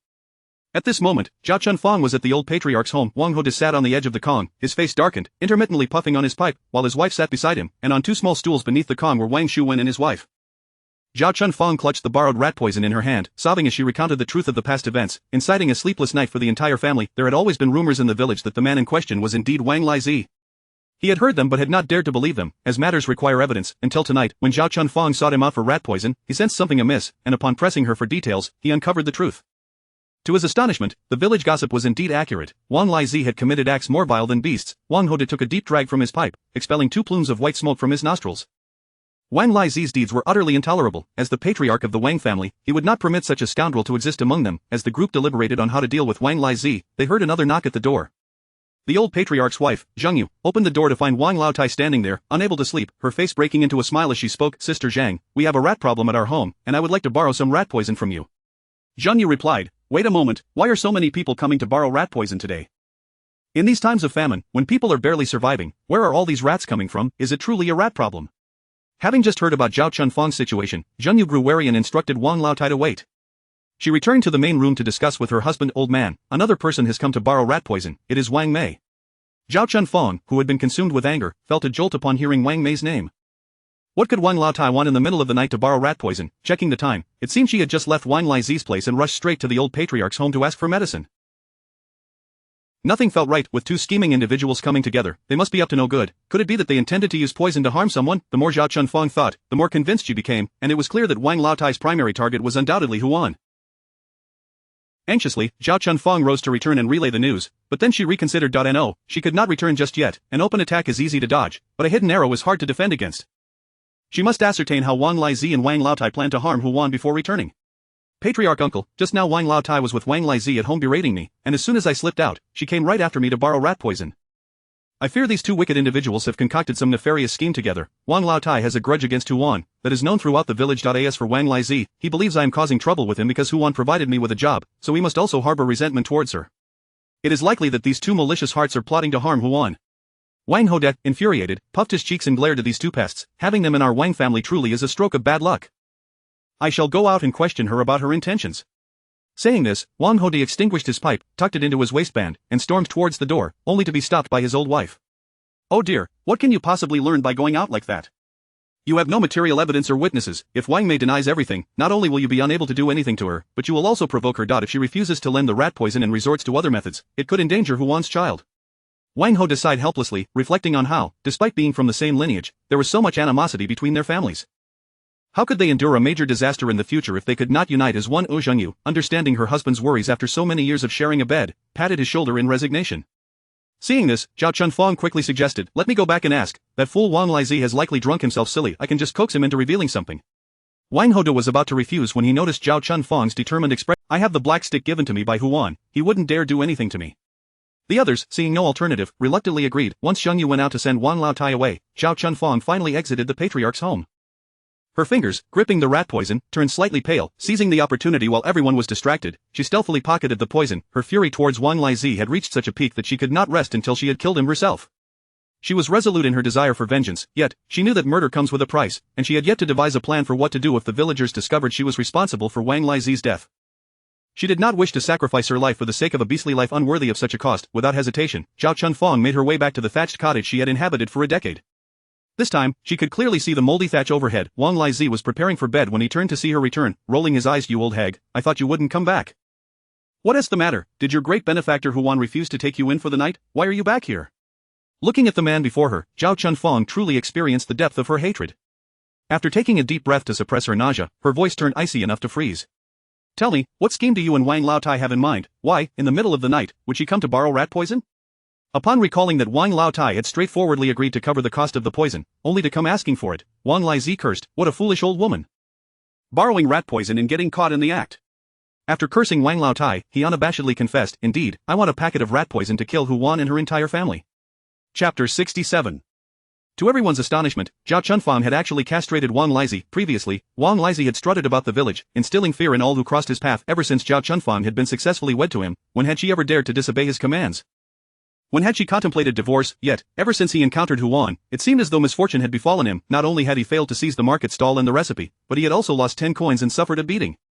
The events of that year had been laid bare. Zhao Chunfang, who had once harbored gratitude and fear towards him, now loathed him intensely. The villagers mocked him mercilessly, and his drinking companions from town even dared to ridicule him to his face, questioning his manhood for being unable to best even a woman. With such meager capabilities, how could he still attempt to forcefully seize a recipe? Meanwhile, Zhao Chunfang had taken to using a black stick to strike him, creating a ruckus over divorce. What was once a peaceful life had descended into chaos. As Wang Laizi found himself unable to endure his current plight, how could he refrain from seeking vengeance against Huan? He cast a glance at Zhao Chunfang, who stood in the doorway, backlit by the dim light. The obscurity of the night concealed her expression, yet an inexplicable irritation surged within him. He continued, who incited you to seek a divorce from me? If I poison her, it's a rightful revenge. No celestial being could claim me in the wrong. Yet, feeling unsatisfied, he provocatively added, do you think that wielding a stick can intimidate me? Let me tell you, if you discover my actions this time, you won't catch me a second time. Even if you do, you won't prevent a third. As long as I, Wang Laizi, draw breath, I shall relentlessly torment Huan until her demise. Do you think that as a man, you can indiscriminately harm us women without fear of retribution? Wang Laizi exhibited no semblance of shame, rather, he nodded in vigorous agreement. Of course, a man was superior to a woman. The very foundation of society dictated that men were the heads of households and women their subordinates. If a woman displeased him, she deserved to be taught a lesson. Zhao Chunfang, you should be grateful that I brought you home. You ought to serve me dutifully, but instead, you seek to work outside. I, your husband, kindly allowed you to do so, yet you show no gratitude and dare to entertain thoughts of divorce? Wang Laizi's temper flared further. So what if I committed those acts in the past? I still married you, didn't I? That should suffice to balance the scales, yet you boldly challenge me, emboldened by the stick Huan provided. The once tranquil village night was shattered by Wang Laizi's curses, echoing from several households and prompting a cacophony of barking from dogs throughout the village. Zhao Chunfang observed the unrepentant man as he continued to berate her. Strangely, she felt no anger, only a sense of vindication. Indeed, to slay a beast was far more satisfying than to confront one who acknowledged their wrongdoings. Wang Laizi continued his tirade, you wretched woman, what do you have to be proud of? When I came to your home to propose, you consented, only to later nitpick and criticize.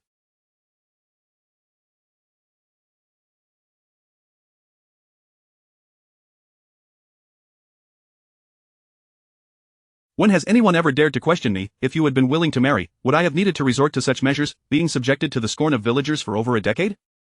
And now you dare to blame me. I would be remiss to even feel resentment towards you.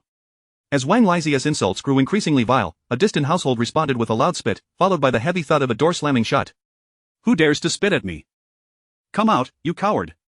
Wang Laizi yelled, invigorated by the confrontation, hurling vicious threats. Neighbors, disturbed from their slumber, shook their heads in dismay. Was this what he had become? After committing such despicable acts, he still had the audacity to blame Chunfang?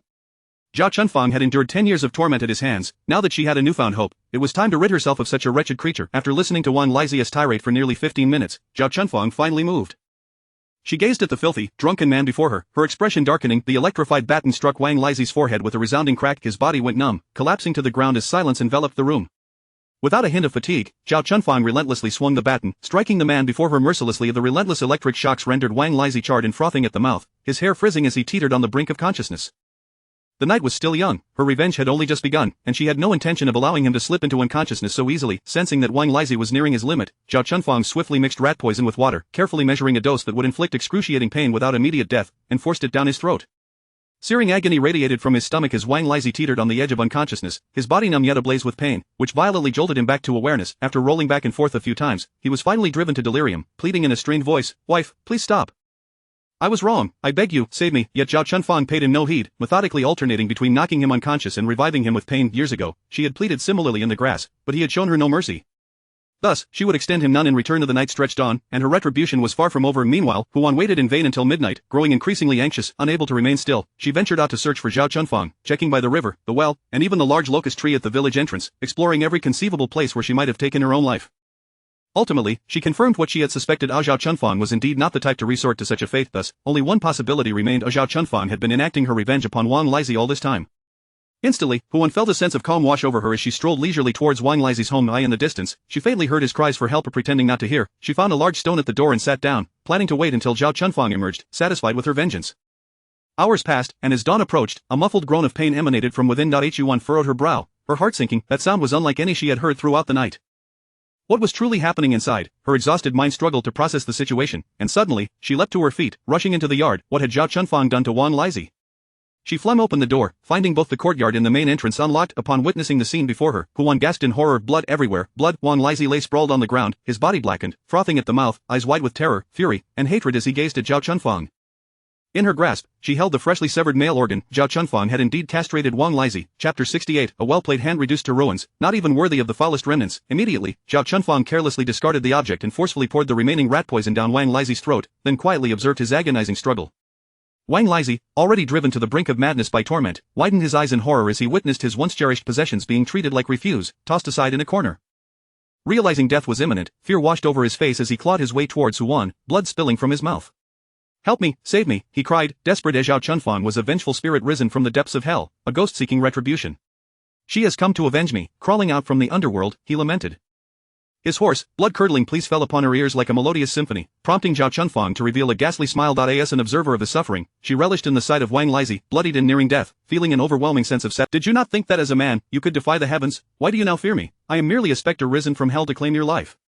With a manic laugh, she struck him again with the electric baton, having discovered that the longer the weapon touched a person, the greater their agony became, accompanied by plumes of smoke, reminiscent of a lightning strike. She mused to herself that this instrument was akin to the divine thunder used to vanquish evil in ancient tales, striking down the most sinful of beings. With this thought, she swung the baton with even greater force. After enduring prolonged electrocution, Wang Lizhi's body lay numb, memories of his brutal assaults on Zhao Chunfang flooding back, a single tear of regret trickling from the corner of his eye. A question lingered in his mind: did he truly deserve this fate? Even as he struggled to deny it, he could not escape the realization that today's outcome was of his own making. Wishing for a swift end, he looked at Zhao Chunfang and pleaded intermittently, "Just let me die." He could no longer withstand the torment. As dawn approached, Zhao Chunfang, noticing the lightning sky, decisively kicked Wang Lizhi's blood-soaked, hollow abdomen twice. Blood gushed forth from the wounds, and with a final, agonizing cry, Wang Lizhi's legs thrashed before he succumbed to silence. Whether he perished from blood loss, poison, or the sheer agony of his suffering mattered little.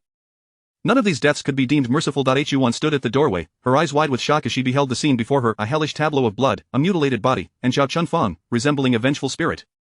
Trembling, she closed the door and grasped a shovel used for agricultural labor. Seeing that Wang Lizhi was dead, Zhao Chunfang turned to Huan. Aware of her fearsome appearance and the shovel in Huan's hands, she opened her mouth to explain but was interrupted as Huan extended the shovel towards her, urging, "Hurry, we must bury the body before dawn breaks." Without needing an explanation, Huan understood everything. Zhao Chunfang's throat tightened with emotion as she wiped away her tears, and without further inquiry, she grabbed the shovel and began to dig. In ancient times, the concept of flooring did not exist. The ground inside the home was merely a compact patch of earth. Though difficult to excavate, a pit would undoubtedly emerge. Huan and Zhao Chunfang worked in tandem, one handling the bloodstains while the other buried the corpse. Any items stained with blood were discarded into the trash bin, and the room was soon rendered spotless, showing no signs of the recent carnage. To mask the lingering scent of blood, Huan even retrieved a can of air freshener, spraying it liberally around the room, on the floor, the furniture, the door, and even on themselves, before finally feeling at ease.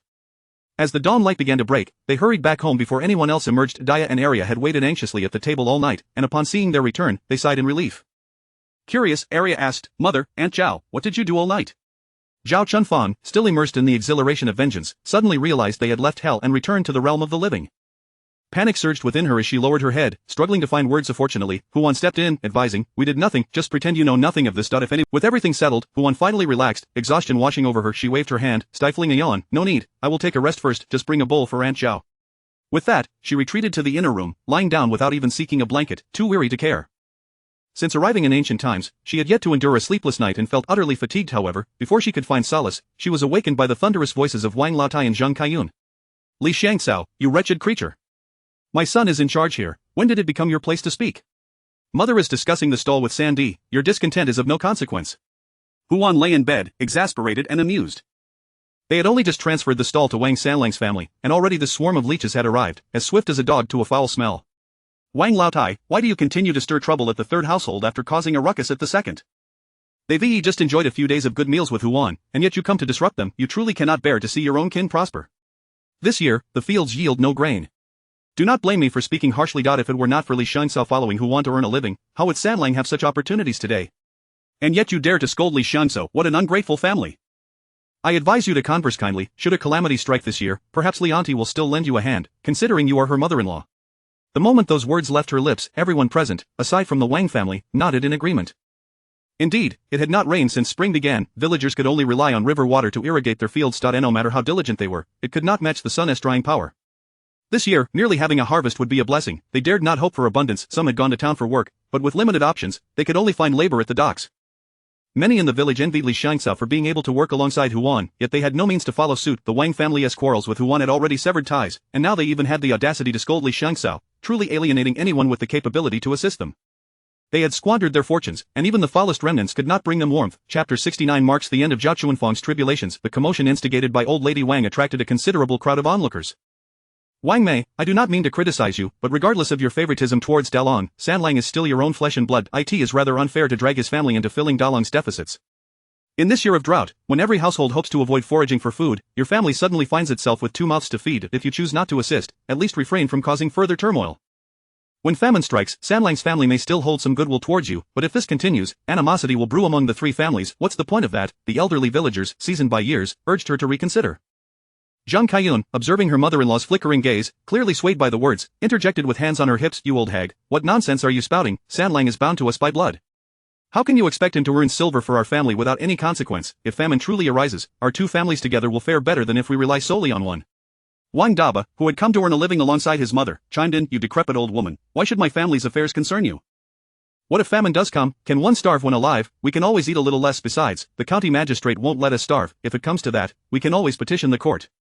The seasoned elders, having endured years of famine, fell silent. Wang Daba, merely a teenager, was ignorant of the harsh realities. In a severe drought, while some rivers may continue to flow, the yield is far from sufficient for a family to survive. In truth, families across the village often succumb to starvation, and even those who remain alive barely have enough to eat, their faces gaunt and weary. If the rivers were to dry up entirely, even water would be a luxury. Grain would not sustain life for long, and families would be forced to leave their homes in search of sustenance. At such a dire juncture, can one still place hope in the authorities? Natural disasters and human calamities are inescapable, let alone the meager relief supplies. As refugees flood the city, they seize whatever food and water they can, and many families inevitably suffer losses. Old Lady Wang, having survived through those harrowing years, was acutely aware of the perils. She shouted to her grandson, "Be quiet, in times of disaster, starvation is rampant, be cautious with your words." Wang Daba sneered, dismissing her concerns, and old Lady Wang chose not to argue further. She could not bear to upset her beloved grandson. At that moment, Huan stepped out and witnessed the scene unfolding. With a haughty snort, she declared, "The stall is leased to Sanlang. By all accounts, it belongs to me. Old Lady Wang, do not entertain thoughts of dragging your eldest son's family into my affairs." Initially, she had hoped that Wang Lizi would help her eliminate Huan, allowing her eldest to take over Sanlang's business and live comfortably. However, she never anticipated that this morning, with just 5 coins, she would procure a packet of rat poison only to find Wang Lizi had fled. What a worthless creature, wasting her money. At that moment, old Lady Wang felt not only vexed but also mournful over her squandered coins. Zhao Chunfang, awakened by the uproar, followed Huan and confronted old Lady Wang. "You plotted with Wang Lizi to poison Aunt Hu's family yesterday, yet today you dare to seek profit from her stall? What audacity you possess, thicker than a city wall." She had not previously had the chance to inform Aunt Hu of yesterday's events, but now, with so many present, Zhao Chunfang felt compelled to reveal everything. Just as old Lady Wang intended to deny the accusations, Huan interjected, feigning surprise, "Well, old Lady Wang, I didn't realize 1 dose of poison was insufficient. You intend to try again?" Zhao Chunfang seized the moment. "Indeed. In the dead of night, she went to the clan leader's home to borrow rat poison while I happened to be there, overhearing everything. She then recounted Wang Lizi's past misdeeds in detail, inciting the crowd's disdain. Bah! What a disgrace. Last night, I heard Wang Lizi's raucous shouting and assumed he was just beating his wife again. Who would have guessed it was a sordid mess getting exposed as he argued about divorce? I heard the commotion too. Wang Lizi's booming voice startled my chickens until the early hours. Given the drought, I sold them today to silence their clamor. By the way, have you seen Wang Lizi? Typically, men who behave like that get half beaten and expelled from the village. Huan, sensing the turn of the conversation, guided it. He probably fled to avoid a beating. Everyone nodded in agreement, launching into a tirade against Wang Lizi before shifting their ire back to old lady Wang. At your age, you should know better. You're nothing but a troublemaker. You wish to profit from Aunt Hu while simultaneously plotting against her. Wang Sanlang, who had been oppressed, finally seized a moment to speak. A mother, you should leave. This stall is mine, and I have not yet mastered the recipes. I merely order the dough from second sister-in-law to sell daily. Even if I handed the stall to my elder brother, he wouldn't know how to sell food. Old lady Wang, realizing she had come today only to be humiliated, struggled with her emotions. Hearing Wang Sanlang's words, her resentment towards Huan deepened. What a cunning vixen she was. Having leased out the stall, she still clung to the recipes. With a fierce glare at Huan, she spat, just wait. This matter is far from over. She resolved to return and devise a plan to ruin Huan's family. As the crowd dispersed, having lost interest in the commotion, they exchanged farewells with Huan and Wang Sanlang, returning home to tend to their own chores, with tomorrow's meal still uncertain, especially with the looming threat of famine this year.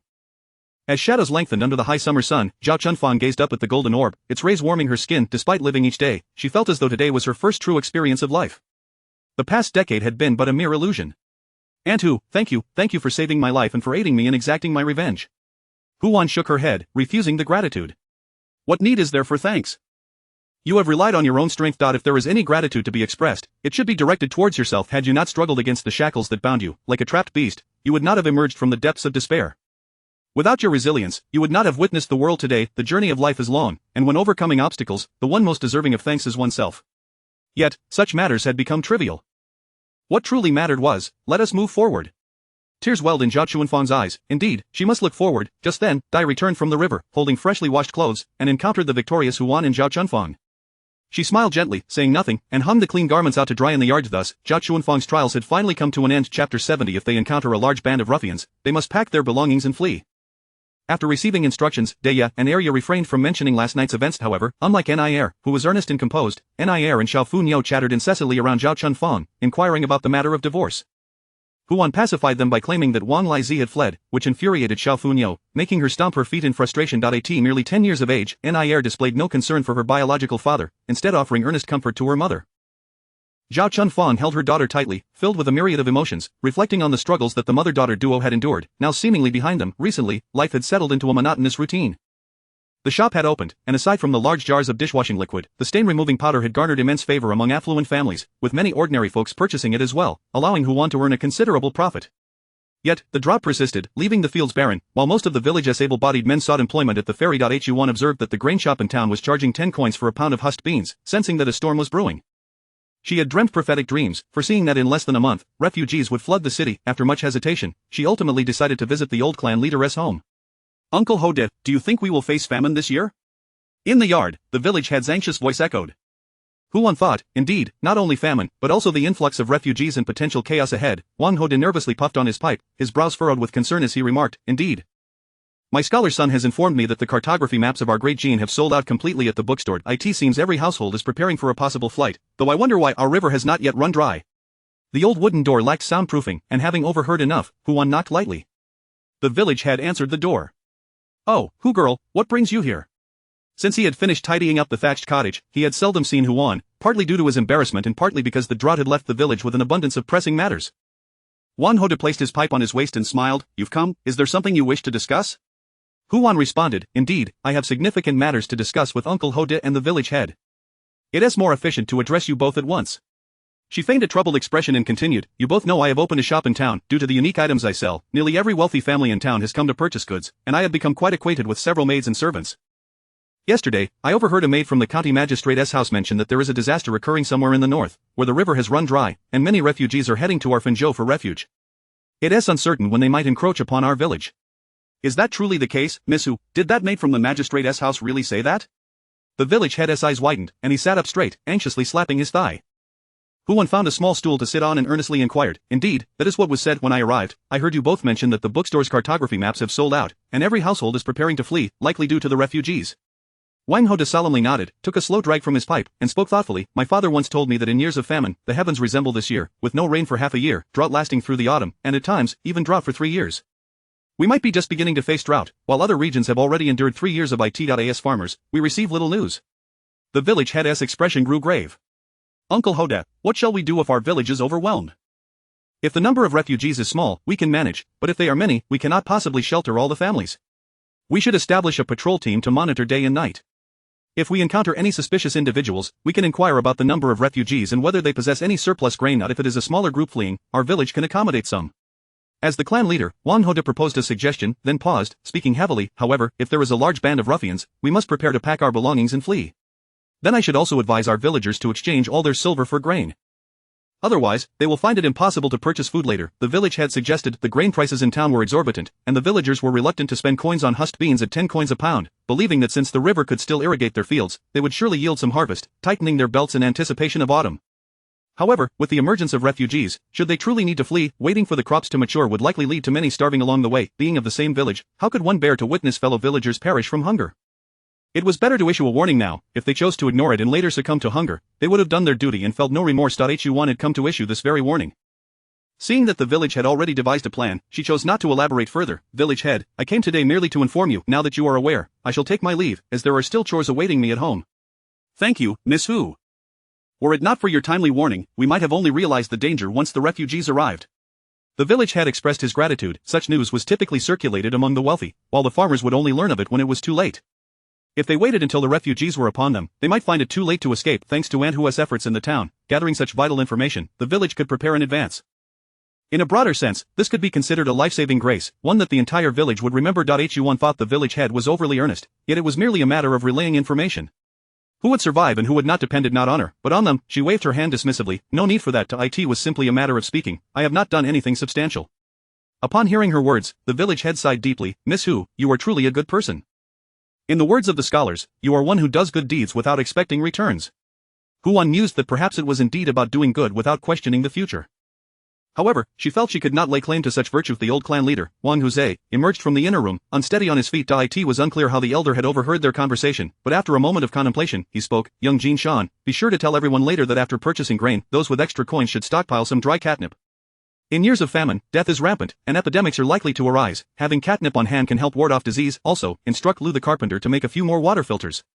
Discuss with him the necessary funds. The villagers should contribute together. If we must flee, clean water will not always be readily available, and drinking contaminated water could lead to typhoid. We should prepare several water filters for future use. Huan listened intently to the old clan leader's organized directives, finally understanding why his family had produced generations of scholars, with this one even having birthed a talented student. With such an elder at the helm, the clan leader's family would surely thrive. The village head, Wang Jinshan, obediently replied, understood, grandfather.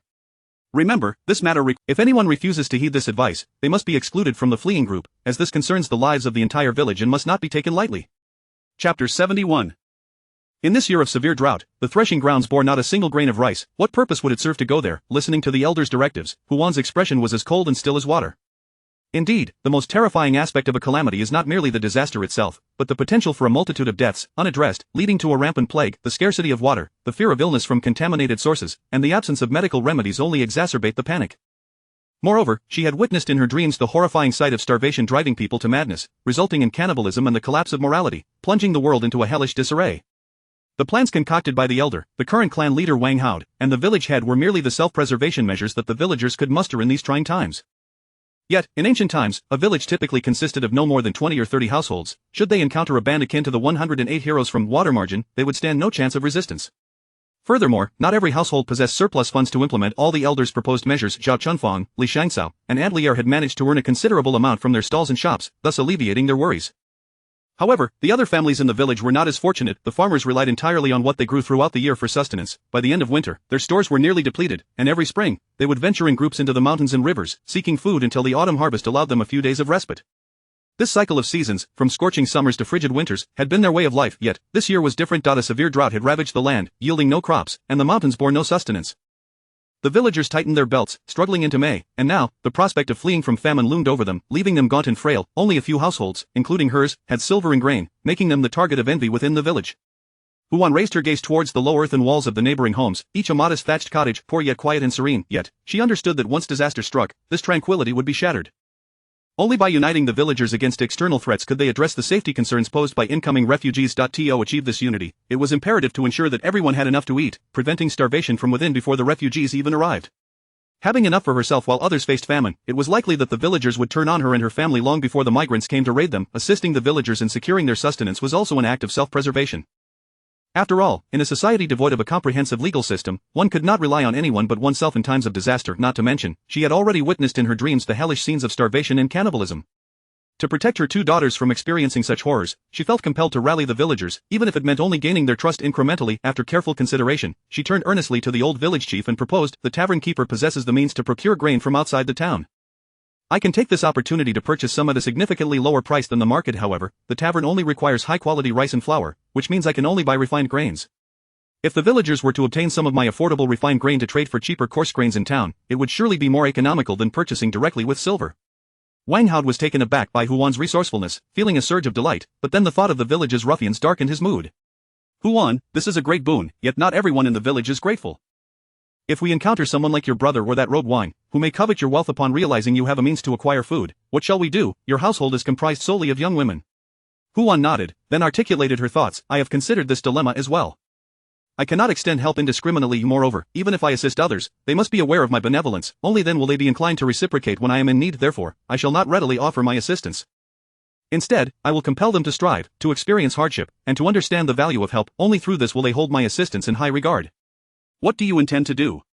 Wang Hao inquired curiously, reflecting on his long tenure as clan leader, believing he should possess more wisdom than this young woman.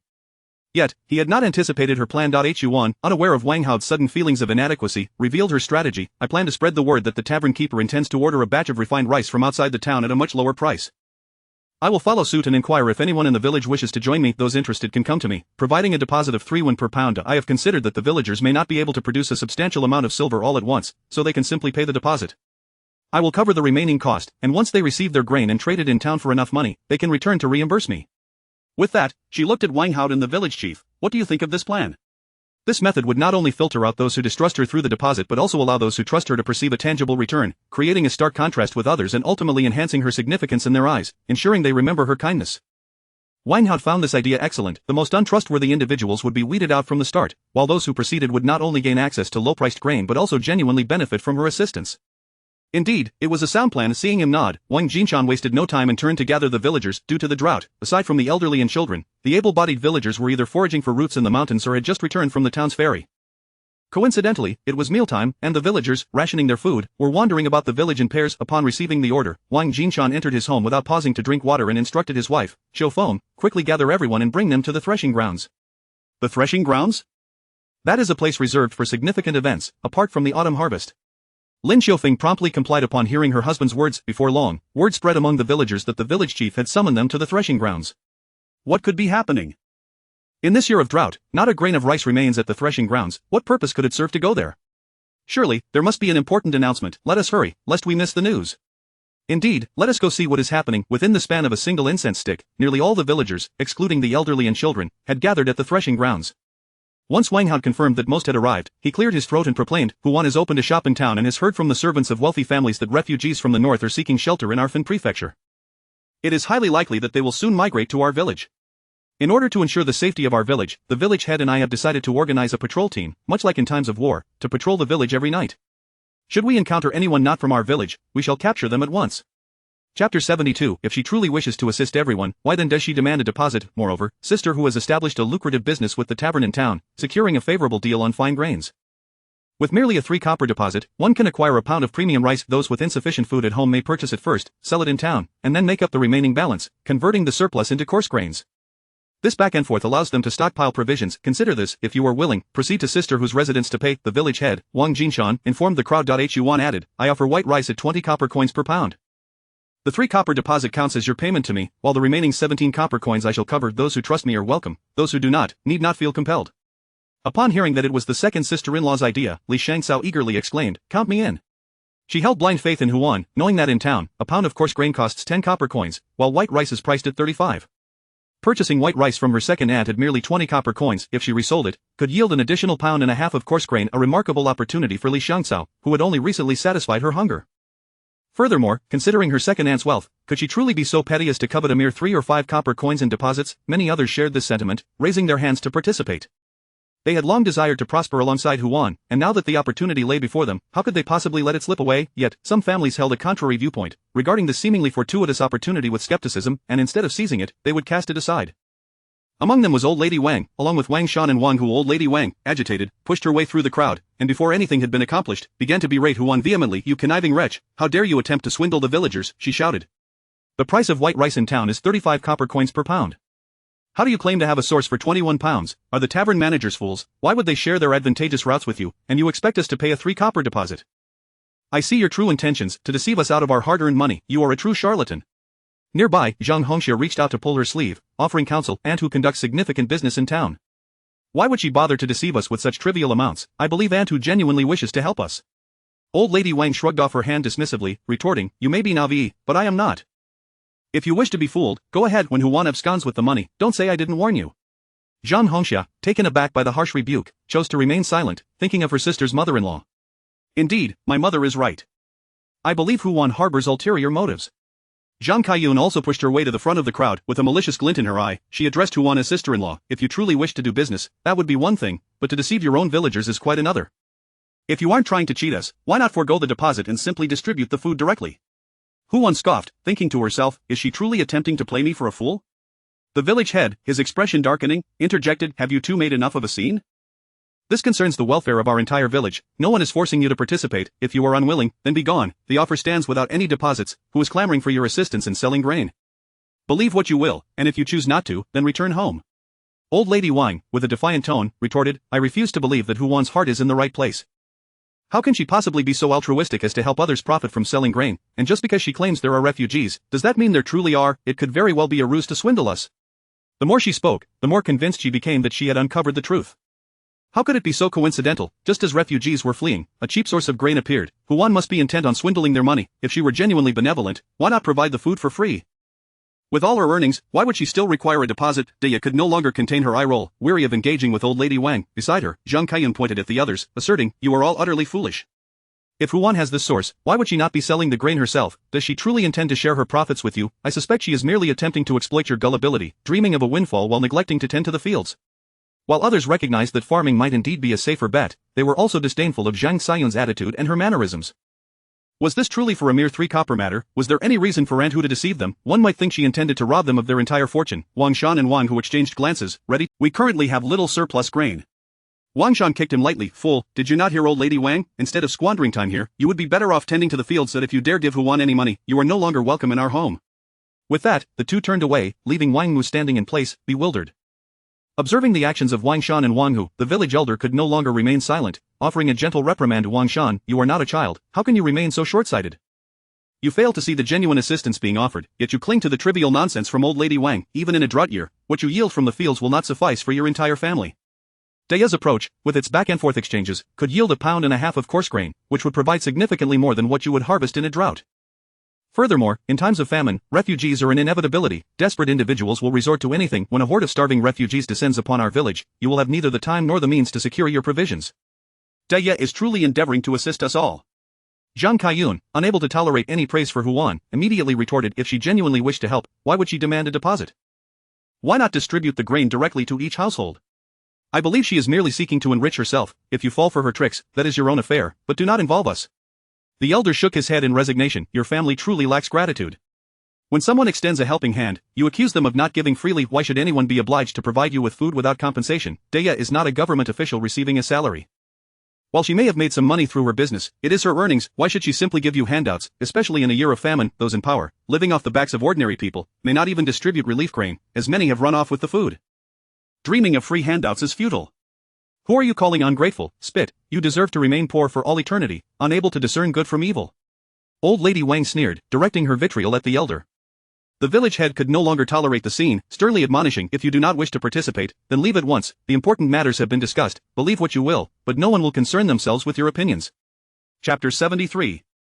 What a deceiver, clearly our great benefactor. Old Madame Wang turned around with a cold scoff. "Enough, even if that meddlesome troublemaker truly possesses some skills, I fear that they are merely feasting on fine rice while you are left with coarse grains.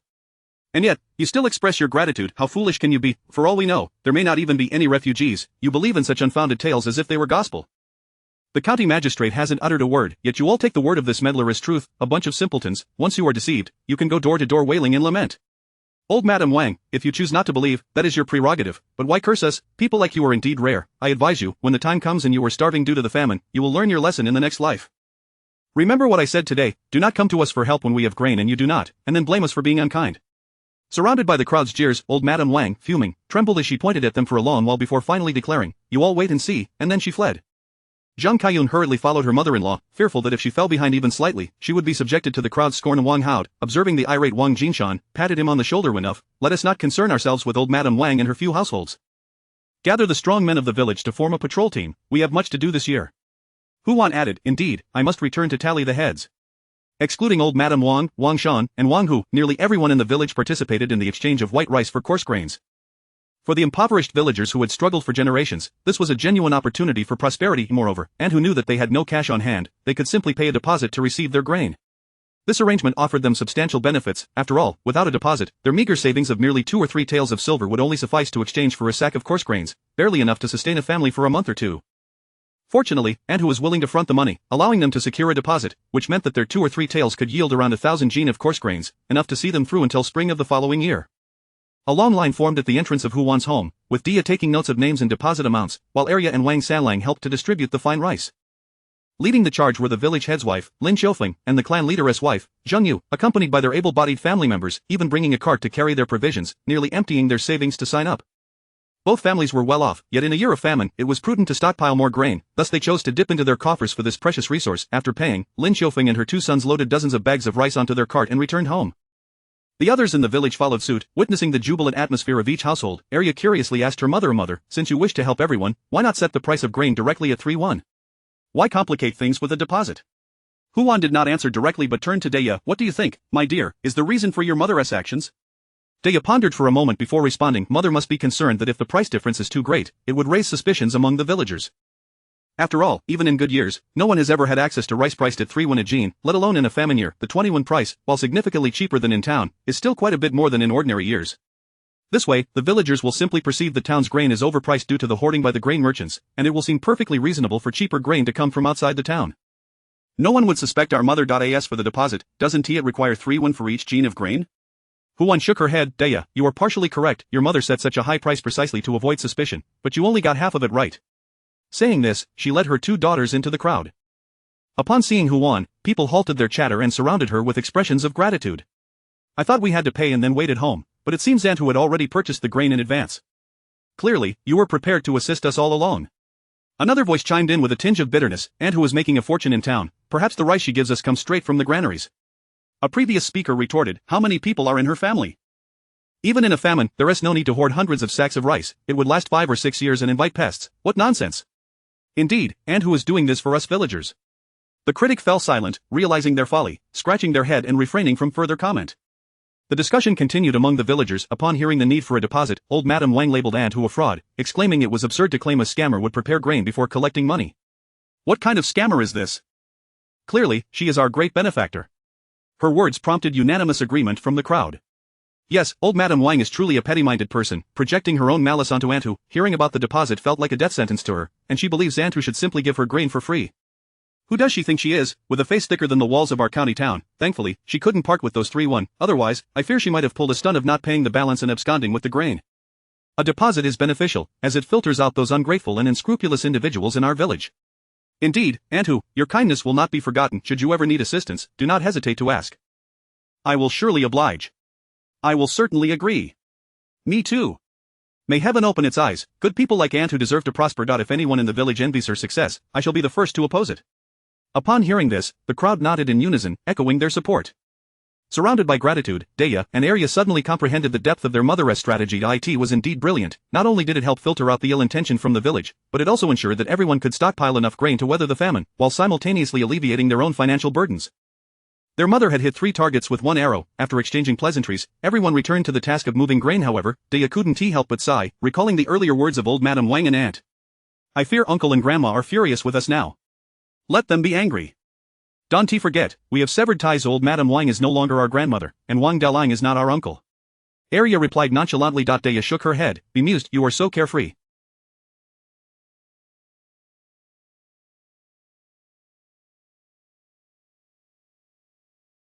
I am not worried about their anger. I fear they may resort to desperate measures and harm us. Do not forget, old Madame Wang has already entertained thoughts of using rat poison against our mother twice.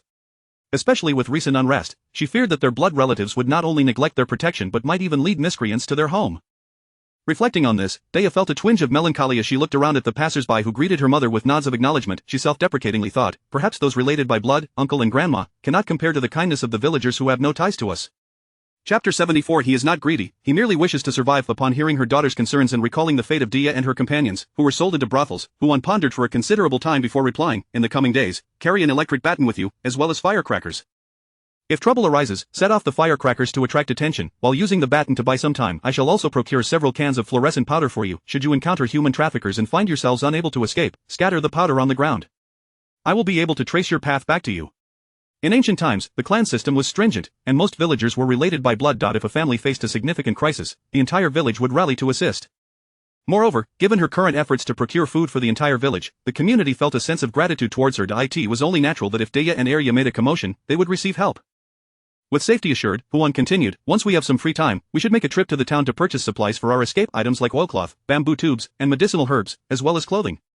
It would be prudent to prepare a couple of extra outfits, ideally some thicker garments. As for the filtration bags, the village chief intends for everyone to share one, but I believe it would be wise for us to acquire our own. Bamboo tubes are essential, as bottled mineral water cannot be distributed directly. It must be transferred into the bamboo tubes before being distributed. The filtration bags are merely a ruse. To ensure we can readily access bottled mineral water from the supermarket, I cannot allow the village to share in the filtered water, for they are all too aware of how much water we possess. Therefore, it is best to purchase one for ourselves. As for the oilcloth, it is to be placed over the ox cart to conceal the quantity of our belongings. In truth, I have not prepared much food.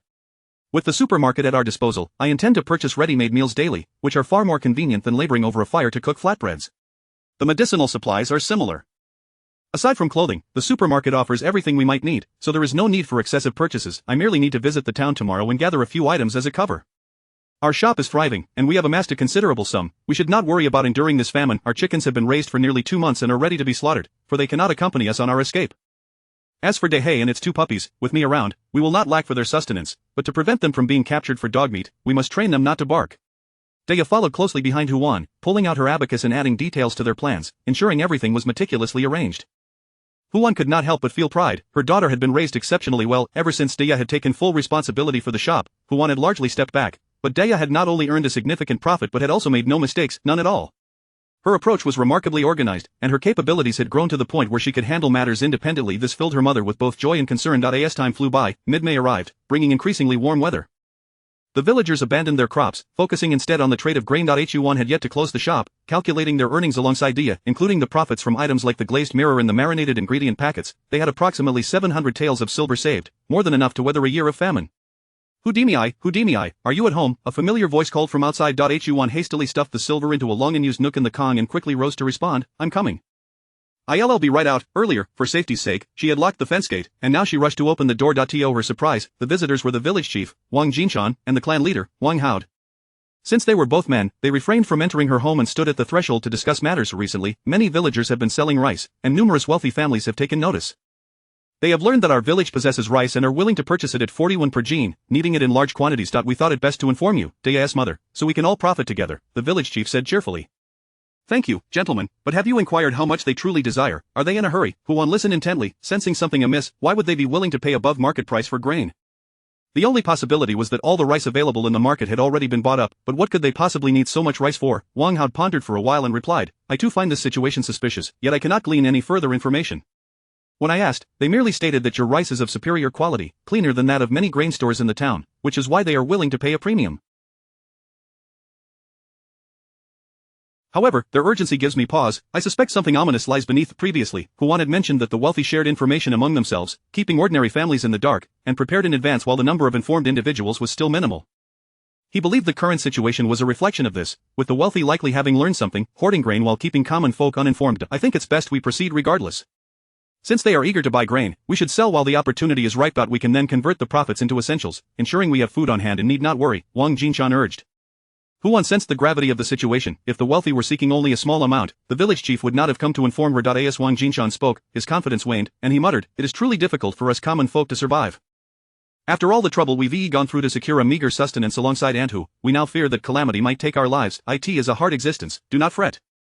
Worrying will not change anything, perhaps we are merely scaring ourselves, Wang Hao consoled. Let us hope so, Wang Jinshan replied, his eyes reddening as he wiped his face. The atmosphere grew tense, prompting Huan to suggest, let us not panic. My shop in town is still operating. If anything truly arises, we can have Dia gather information. It was not that she sought to boast, but rather that she had prophetic dreams, foreseeing that by the end of May, refugees would breach Fan County. Now, in mid-May, it was highly likely that these refugees had already infiltrated nearby villages. To ensure her family's safety, she genuinely needed to gather information. Wang Jinshan's spirits lifted immediately.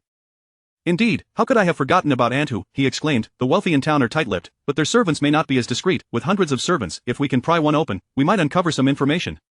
He is not greedy, he merely wishes to survive. As long as we can ascertain some vague information and have food to eat, that will suffice. Wang Hao opened his mouth, uncertain of what to say. Without exaggeration, Huan's actions could be seen as a salvation for their entire village. Then let us first sell all the rice we have on hand, converting it into food for Antu, and we will wait for specific news regarding the rest, Wang Hao instructed. Huan voiced no objections. Securing food was paramount before considering any escape. Chapter 75 Becoming a reliable, strong, and capable protector of those around you. The two departed with immense gratitude. For dinner, Huan prepared a free-range chicken, simmering it into a rich broth, and additionally stir-fried a pot of egg-fried rice using the leftover rice and diced ham from lunch. The family savored the hearty fried rice alongside the chicken soup. At the dining table, Huan instructed Zhao Chunfang and the two girls, Deya and Arya, to keep an eye out for familiar maidservants and attendants visiting the shop. She urged them to inquire about any news in town and to report back immediately if there were any developments. Zhao Chunfang, filled with concern, asked, are the refugees coming?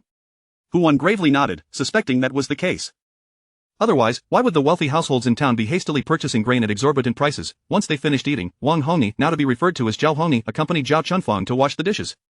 It was unclear what the mother and child discussed, but after washing the dishes, the young girl did not retreat to her usual corner. Instead, she hesitated for a moment before summoning the courage to approach Huan directly, an unusual departure from her typical behavior. Perhaps it was the scars of her upbringing that weighed heavily upon her. During her time at Huan's home, apart from a brief greeting upon their first meeting, Zhao Hongni had remained silent, avoiding drawing attention to herself, only showing any semblance of emotion when with Xiao Funyo. This marked the first occasion she had taken the initiative to speak to Huan. Let me guess, do you wish to work and earn some money? Huan inquired. A flicker of astonishment crossed Zhao Hongni's calm face, but she remained silent, merely nodding in response. Huan continued, did your mother mention the impending famine, and that she is worried? Is that why you wish to earn money? This time, Zhao Hongni could no longer contain herself, timidly asking, Antu, how did you know? Huan couldn't help but touzle the child's tousled hair. How endearing, she was but a child, unable to conceal her feelings, yet she often pretended to be profound. Huan feigned seriousness and said, I simply deduced it. Realizing Huan was teasing her, Zhao Hongni's cheeks flushed, yet she remained rooted in place, her small face brimming with determination. She yearned to work and earn money for food, not wanting to see her mother so worried. However, she also recognized her own youth and feared that Antu might be unwilling to hire her, yet she still wanted to give it a try. Huan did not chastise her. Instead, she gently guided her. Hongni, you know your mother has only you as her family. She works so hard for your well-being. It is commendable to empathize with her, but that does not mean you should bear burdens that are not yours to carry at such a tender age. Earning money for food is your mother's responsibility, not something a 10-year-old girl should be anxious about. Your task is to grow up happily, not to remain mired in the past, living in constant fear, shrinking away at every. No amount of worry or effort will alter your circumstances, it may even cause you harm. Thus, what you should focus on now is to eat well, drink well, and study diligently to become stronger. Zhao Hongni's small face was filled with confusion as she lowered her gaze, choked with emotion, but I am a girl. What can I learn? Since childhood, that person has berated me as a burden. To him, my eating one more morsel is not worth it. Even when I was 6, he arranged for me to be given to an old widower from the neighboring village when I turned 14, simply requiring the man to buy him a drink. Every bite of food I consume at Auntie's home is earned by my mother. I know Auntie is a good person and can earn a lot of money, which is why she is willing to take me and my mother in. But if there truly is a famine in the future, and there is not enough food, I cannot be a burden to Auntie, can I? The more Huan listened, the more unsettled she became. The earlier words were those of the deceased Wang Lizi, a wretched man. She had no means to contest that, but who had instilled these notions in Zhao Hongni? Hongni, who told you that you and your mother are a burden to me? Zhao Hongni sobbed, mother said so.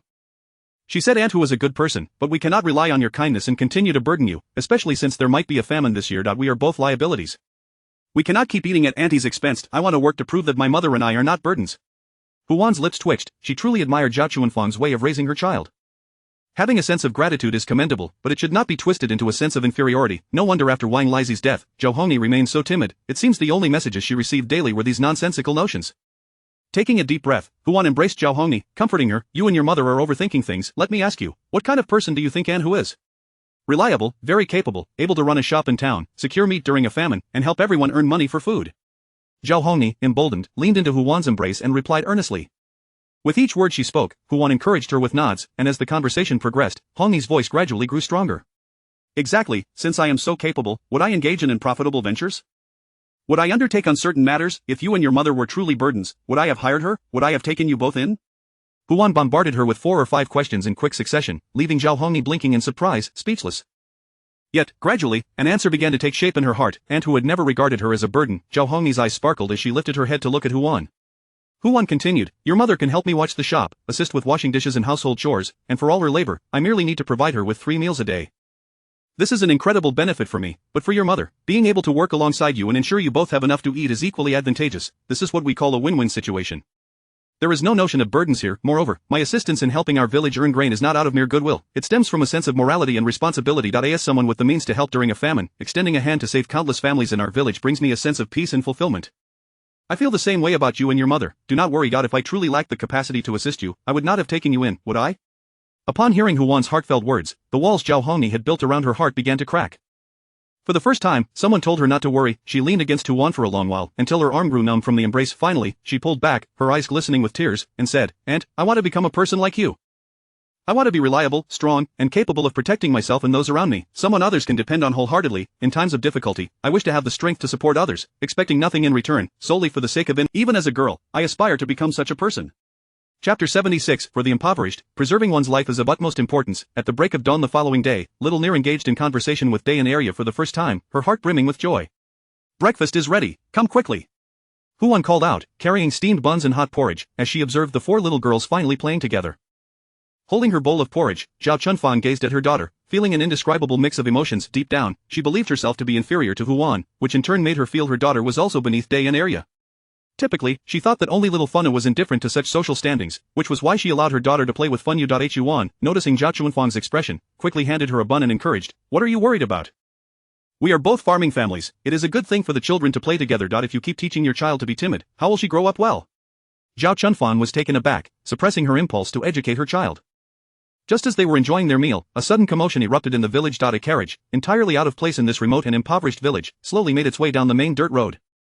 It was neither a bullock cart nor a donkey cart, nor even a common horse-drawn cart covered with oiled cloth, but a grandiose carriage drawn by 2 horses side by side, adorned with a striking red canopy. At the helm was a young man with an oiled face and painted features, flanked by 2 robust middle-aged men who appeared to be seasoned fighters. The farmers of Dushan village had never witnessed such a spectacle. Households stretched their necks to catch a glimpse, while children cheered and ran ahead, following the carriage. Even the adults trailed behind, forming a long procession. Upon hearing the commotion, Huan stepped outside and saw the lavish carriage come to a halt. A man leaned out and inquired something from a nearby child, and moments later, the child pointed towards Huan's home, and the carriage slowly made its way towards them. Puzzled about which affluent family had come to visit, Huan hurried back inside and instructed the family, who were thoroughly enjoying their meal, have you stirred up trouble at the shop these past 2 days? Why is a carriage coming towards us? Day, Arya, you must recall any peculiar incidents that have transpired at our shop lately. Chunfang, take Hong and I to the inner room to avoid any potential trouble. This matter does not concern you, so do not bring calamity upon yourself. Upon receiving these instructions, the others immediately set down their bowls and began to busy themselves. Day sprang up, spinning twice on the spot, then suddenly clapped her hands as if struck by a revelation. Mother, I remember now. Recently, the madam from the Yihong Luan town has been persistently asking about our second sister and Hong and I. Huan's alarm bells went off immediately. What does she want to know about your sister and Hong and I? Could it be that she intends to abduct them? Logically, the madam had altered the fates of her 2 daughters from being sold into a brothel. Why then had the madam come sniffing around again? The carriage had arrived at an open space and came to a halt. The men aboard leapt down, some lifted the door curtain while others set out footstools, and a young man stood by to assist them. Soon, a woman in her 30s or 40s descended from the carriage, dressed in fine garments, albeit in gaudy colors. She exuded an air of opulence, holding a handkerchief in her left hand and a fan in her right, intricately embroidered with images of beautiful women. Huan's wariness surged as she stepped outside alone, not calling her daughters, but securing the door of her home. Addressing the madam, who had come to forcibly sell her daughters, she frowned and inquired, what brings you to my humble abode, madam? Oh, dear aunt, why must you regard me with such animosity? The madam replied with a feigned sweetness. I have come to bring you wealth. Look at your family, old and young alike, living in this dilapidated thatched hut. I've heard from the villagers that you are a widow. Surely life has not been easy for you, otherwise you would not have sent your daughters to work in town. Springing forth from the adjacent yard, Li Xiangxiao interjected, Madam, you must be mistaken. Hu Auntie is one of the wealthier individuals in our village. She owns that shop herself. The madam's expression flickered with displeasure as she cast a sidelong glance at Li Xiangxiao, rolling her eyes in disdain. Oh, what pretense!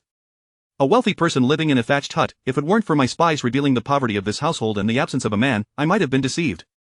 Advancing toward Huan, she grasped her hand, forcing a smile that did not reach her eyes. Let's be honest, dear aunt. In these hard times, every household is struggling, especially for you farmers. Selling your daughters is no great matter. After all, they cannot continue the family line. Why cling to such sentiments? Pausing for a moment, the madam stepped back, scrutinizing Huan thoroughly. You, a widow, dressed so well, surely do not wish to endure a life of hardship. If you were to sell your daughters to me, you would no longer need to worry about your finances. As Li Shangso was about to speak, the young man interjected, Our madam has specifically come to seek you out, as she holds you in high regard. Your second daughter is indeed beautiful, and that lovely girl who often works alongside her is quite charming as well. We have made this visit to you with the hope that they will return with our madam, where they shall enjoy a life of luxury. He then surveyed the It means never having to toil in the fields, merely playing music and dancing while feasting on meat and fine rice. Huan's countenance darkened. These two individuals viewed themselves as saviors, boldly demanding her to sell her daughters while painting the brothel as a paradise. Did she appear to be someone easily deceived? I must insist, please take your leave. My family has not fallen to the depths of selling our daughters for sustenance. Huan firmly rejected them. These two were merely charlatans attempting to exploit the Navii. Upon hearing Huan's resolute refusal, the madam pouted and interjected, Auntie, do you truly believe that life will improve from here? Let me be frank, in a few days, refugees will be besieging the city, and your village may not remain safe. As a widow, you cannot safeguard the virtue of your two daughters. It would be wiser to sell them for a good price. After a moment of contemplation, she added, the southern Zhejiu prefecture is willing to take in fleeing merchants, but everyone entering the city must pay 10 bags of grain or 5 bags of rice. How can your farming household afford such an expense? However, if you sell them to me, it would be different. I can provide the means. Consider this, if you sell them to me, not only will they have enough to eat, but they will also be able to stay with me and ensure their safety. 2 benefits in one. Auntie, why must you concern yourself with reputation? For the impoverished, preserving life is of utmost importance. Chapter 77 of the townspeople have become so destitute upon hearing the implications embedded in the words of the madam, everyone finally comprehended why the affluent residents of the town were so eager to purchase white rice at exorbitant prices. Huan glanced at the two individuals before her eyes filled with a frigid disdain. Gentlemen, whether or not I can protect these two girls is my concern alone, and you need not trouble yourselves with such matters. Her tone was saturated with contempt and indifference, nearly uttering the words to bid them farewell. These two seemed not only to harbor disdain for her village but also carried an air of superiority. They incessantly spoke of how their children could enjoy a prosperous life, indulging in fine delicacies. Yet, she was a widow, not a fool. The villagers regarded selling children to brothels as a shameful act. Even without the education of the 21st century or prophetic dreams, she understood that she could not send her children to such disgraceful places. Did these two truly believe that painting a rosy picture would sway her? The madam was momentarily taken aback. She prided herself on her insight into human nature, convinced she knew what people desired. Money and survival, especially someone like Huan, who lived in a dilapidated thatched hut, a widow adorned in finery, sending her barely teenage daughter to town for work. Such vanity was only driven by a lust for wealth. How could it be that her words failed to persuade this time? You are quite stubborn, indeed. Not a word of what our Mama-chan said is false. Why do you refuse to believe it? You are simply clinging to your pride while suffering. With no man and only daughters, you could sell them for silver and remarry. Why persist in such obstinacy? The madam and her handsome companion harmonized as if they were Huan's own kin, genuinely concerned for her well-being. Seeing that she remained unyielding, the madam turned to two silent practitioners behind her, signaling them with a glance. She then faced Huan with a feigned warmth. Allow me to show you the grand offerings of my Honglu, so you may understand that I am not lacking in funds. Your children will surely thrive under my care. In truth, what good life could there be under her patronage? Surviving past 20 was uncertain, yet she could not say so. After all, these two beautiful maidens could not be allowed to slip away. If she were to leave Famine County and continue her brothel business elsewhere, she needed to find two pure, innocent girls to train anew. She had been watching for over half a month before her eyes fell upon Arya and Hong and I. She had learned that these two girls were not related. One was the daughter of a laborer, while the other belonged to a wealthy family. Yet, her informants reported that the girls were seen dining together in a dilapidated hut in a neighboring village. Clearly, their families were not affluent. Hence, the madam had come today, brimming with enthusiasm, intending to deceive the villagers. With minimal expense, she aimed to secure. Honglu was renowned as the town's infamous den of vice. What sort of grand offering would the owner of such a place present to purchase a girl? Hundreds of taels of gold? Unlikely, as a maiden typically fetched only 2 or 3 taels there. How do you know? Have you been there? One retorted.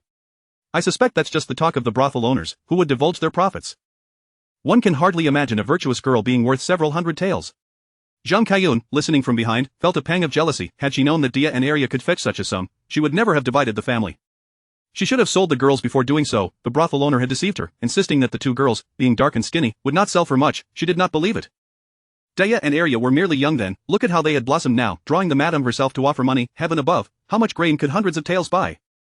Zhang Kaiyun had not considered that just 2 months prior to their separation, Dia and Arya could not possibly have matured so quickly. They had been gaunt and unattractive during their time with old Wang's family, but after living a good life with Huan, how could they not appear clean and lovely? Upon hearing the news, the clan leader and village head rushed over, their expressions shifting dramatically. Wang Jinshan approached Huan in just a few strides. Do not listen to the madam's nonsense. What grand offerings? Places like brothels are notorious for their wickedness, akin to gambling dens. Huan remained composed. Rest assured, I am no fool. Let us see what she presents. She had never intended to sell her daughters. She was merely waiting for the madam, who had thick skin, to depart after being refused several times. She had firmly resolved that whatever was presented, she would not agree to it. Her eyes were not so easily swayed by gold and jewels that would ruin her children's lives. However, she feared that if she refused outright, the madam might retaliate with force. Yet, seeing the crowd of villagers around her, who one shook her head, no one could overpower an entire village, she felt secure. Meanwhile, the handsome young man, observing the murmuring villagers, waved his hand grandly and instructed two burly men bring it out. A wave of fervent discussion erupted among the crowd. Did you hear that? They are bringing something out. Good heavens, could it be an entire chest of silver? An entire chest? No wonder people said brothels were dens of vice. Purchasing a girl would require a whole chest of silver. Pah! You are envious, but tell me, could such a place be good? Perhaps we should sell you there instead. The handsome young man arrogantly surveyed the onlookers, waiting for the spectacle. Soon, they would witness the grand offerings of Yi Hon Lu and be utterly astonished by the wealth of their impoverished village. All 30 households in the village had gathered, encircling the madam and her entourage, while those in the back stood on tiptoe to catch a glimpse of the silver. However, when the coarse burlap sacks were lowered, the once boisterous crowd fell into a collective silence. The air grew so still that even the sound of the wind could be heard. With an air of arrogance, the handsome young man looked at the 5 large sacks of rice and inquired, "What do you think?" 5 sacks of fine white rice. The madam confidently addressed those around her. Currently, 1 pound of white rice in the town costs 35 won. These 5 sacks contain 1,000 pounds, worth 3.5 taels of silver. Huan replied, "So? You think 3.5 taels can buy 2 living beings? That is as laughable as modern capitalists expecting you to work for a mere 3,500 a month." Zhang Kaiyun burst into laughter. How could she put it? Although her family was currently surviving on meager rations, the thought that Huan could sell her daughters for 5 sacks of rice made her reconsider the recent division of their family. The onlookers stood in stunned disbelief, questioning, "Is that all? Surely there must be more. This is just the beginning. Isn't it? Rice, using rice to buy people. No wonder they say brothels and gambling dens are corrupt. This is truly depraved." Though grain was precious in times of famine, were they really at the point of using it to purchase lives? The townspeople had indeed become so impoverished. She had only heard her grandmother speak of times when half a bag of millet could buy a person to toil as a servant. Little did she expect to witness such a reality with her own eyes. Chapter 78. The Wheel of Fortune turns. Upon hearing the remarks from the surrounding villagers, the madam's composure faltered. Her countenance darkened like murky water as she cast a glance at the pale-faced young man. His expression was equally grim, his finger pointed accusatorily at the crowd. "Do not presume that I am unaware. Last night my guards came to investigate, and it is evident that most of you are still consuming black corn cakes and bean porridge, unable even to afford millet or corn. Now, we arrived bearing 1,000 pounds of rice, precious in this year of famine, merely in exchange for 2 young girls. Are you villagers under the impression that we are here to make extravagant demands?" The villagers, believing themselves to be of respectable standing, were unwilling to endure the scorn of those from a brothel. "You, a mere gigolo, dare to put on airs before me? We are honest folk, earning our keep through hard work, unlike you who thrive on the sale of your own flesh. Had I known you would arrive with only a few sacks of rice, I would have seen to it that you were turned away at the village's entrance. Indeed, be gone. Our village has no need for those who sell their children to survive."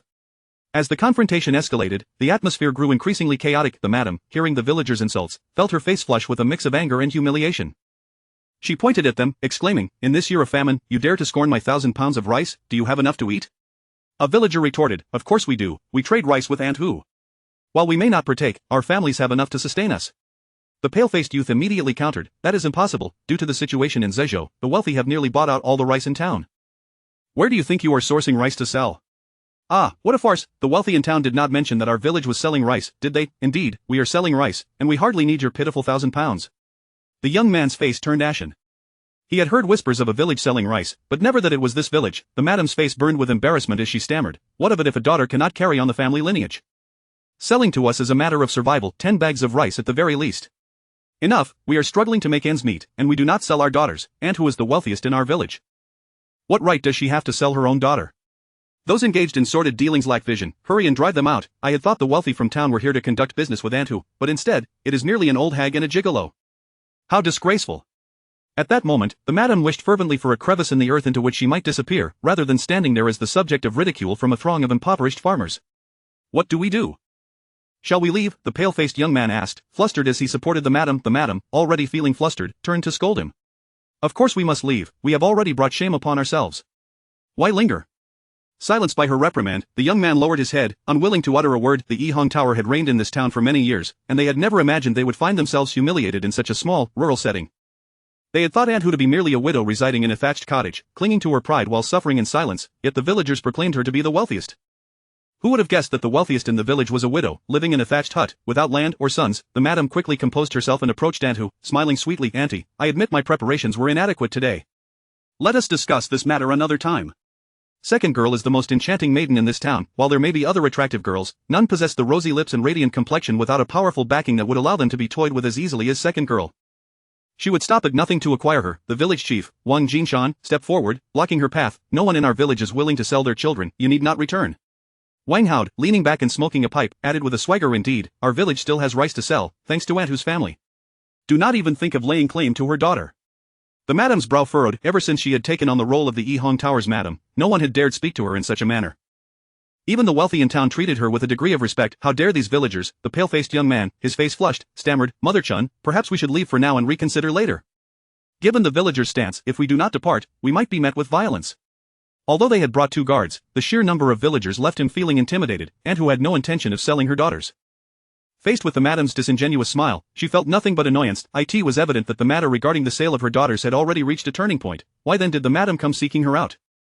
Was fate truly so unyielding? No, since she had arrived, her daughters must not be allowed to come to harm. Coldly, she stated, there is no need for a future meeting. I assure you, my family will not starve, nor do I fear any refugees. I can clearly tell you that the shops in town belong to me, and our village still has rice to sell. The thought of selling our children is utterly out of the question. Aunt Hu's icy demeanor ignited a spark of fury within the madam. If it were a wealthy gentleman, she would endure his ire with a smile, but a mere shopkeeper, she could no longer maintain her composure. Drawing a deep breath, she threatened softly, have you ever heard the saying, the wheel of fortune turns? Just wait and see what tomorrow brings. Today, you have suffered a great loss. With a flourish of her handkerchief, she turned and climbed aboard the carriage. Let us return.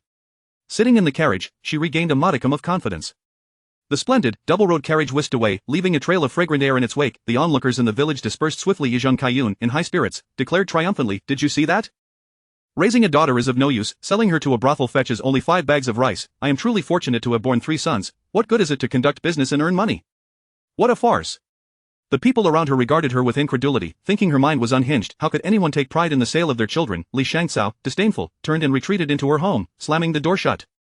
After driving away the madam, Aunt Hu sighed with relief. She turned and entered the house, retrieving the silver hidden in the stove, beginning to calculate. With over 700 taels of silver in hand, Aunt Hu felt it might be time to close the shop. Otherwise, her daughter's ventures in the market would inevitably attract the madam's attention, leading to potential disaster. Daughter 1, who had heard everything from within the house, comforted her sister in Zhao Hongni, feeling that it was indeed time to cease their business. Given the madam's demeanor, this matter was far from over. Her sister's involvement in trade could very well lead to her being taken away. Chapter 79, closing the shop as she entered the house, preparing to share her plans with her mother, she observed her mother sorting out 3 piles of silver coins, 1 large and 2 smaller ones. Mother, what are you doing? Huan, engrossed in her calculations, did not lift her head and replied, dividing the money. Do you think I've allocated these 2 smaller piles evenly? The situation was about to become chaotic, as she felt compelled to distribute some silver coins to everyone, allowing them to purchase their respective necessities in town. After all, her ox cart no longer needed to haul grain, freeing up a considerable amount of space. Aside from creating a doghouse for the big gray dog, she intended to store some miscellaneous items to give the appearance of being on the run. She also yearned to acquire a horse and perhaps a cart, though not one as lavish as the ostentatious carriages often associated with brothels. She merely desired a simple cart that could be drawn by a horse for transport. After all, she could not travel far, especially on the uneven dirt roads of ancient times. Look at this money. If I purchase a few useful small items, it should suffice, right? The remaining amount should be kept by you, mother. Daya approached to examine the 2 smaller piles, estimating them to be around 5 or 6 taels each. She nodded and remarked, indeed, mother, you have divided the money quite evenly. It should be enough for small purchases, but what do you intend to buy? Why split it into 2 portions? Are you planning to separate Aunt Chunfang from us? Huan shook her head in explanation. From what that old madam suggested, things are about to become chaotic. I thought we should buy some necessities for the journey before the turmoil begins. I'm uncertain of what Aunt Zhao requires, so I figured it best to provide her with a share for her to procure what she needs. We must not squander this money. When the time comes, we will act separately, buying items like blankets for outdoor use, medicinal herbs for pest control, clay pots, bamboo tubes, and the like. Daya sighed in relief. You scared me. Aunt Chunfang and her daughter 1T survive in this chaos. She looked up at her mother and inquired, Mother, aren't you capable of transforming things? Why not just keep the money for yourself to create what we need instead of going through all this trouble to buy? Wouldn't the villagers envy us if they saw us making purchases? Huan replied, well, plastic packaging is not environmentally friendly. Moreover, we cannot transform things right in front of Zhao Chunfang. Nonetheless, she had to concede that Daya had a point. The other villagers had little to worry about. The main concern was the Wang family, who could not bear to see her family prosper. However, she could not allow the jealousy of a few to dictate her life. After placing the money into 2 pouches, she called out, Arya, Funyo, Chunfang, Hong and I, come here. Mother, I'm coming, little Funyo shouted as she scampered in with small, quick steps. Following her were Arya, Zhao Chunfang, and Zhao Hong and I. For a month and a half, they had been well-fed, recently enjoying chicken soup from 5 chickens. Their meals had improved significantly, and everyone had gained considerable weight. Observing her daughter's once sunken cheeks now rounder and their complexions much healthier, with their arms and figures no longer resembling mere sticks, Huan felt a swell of pride.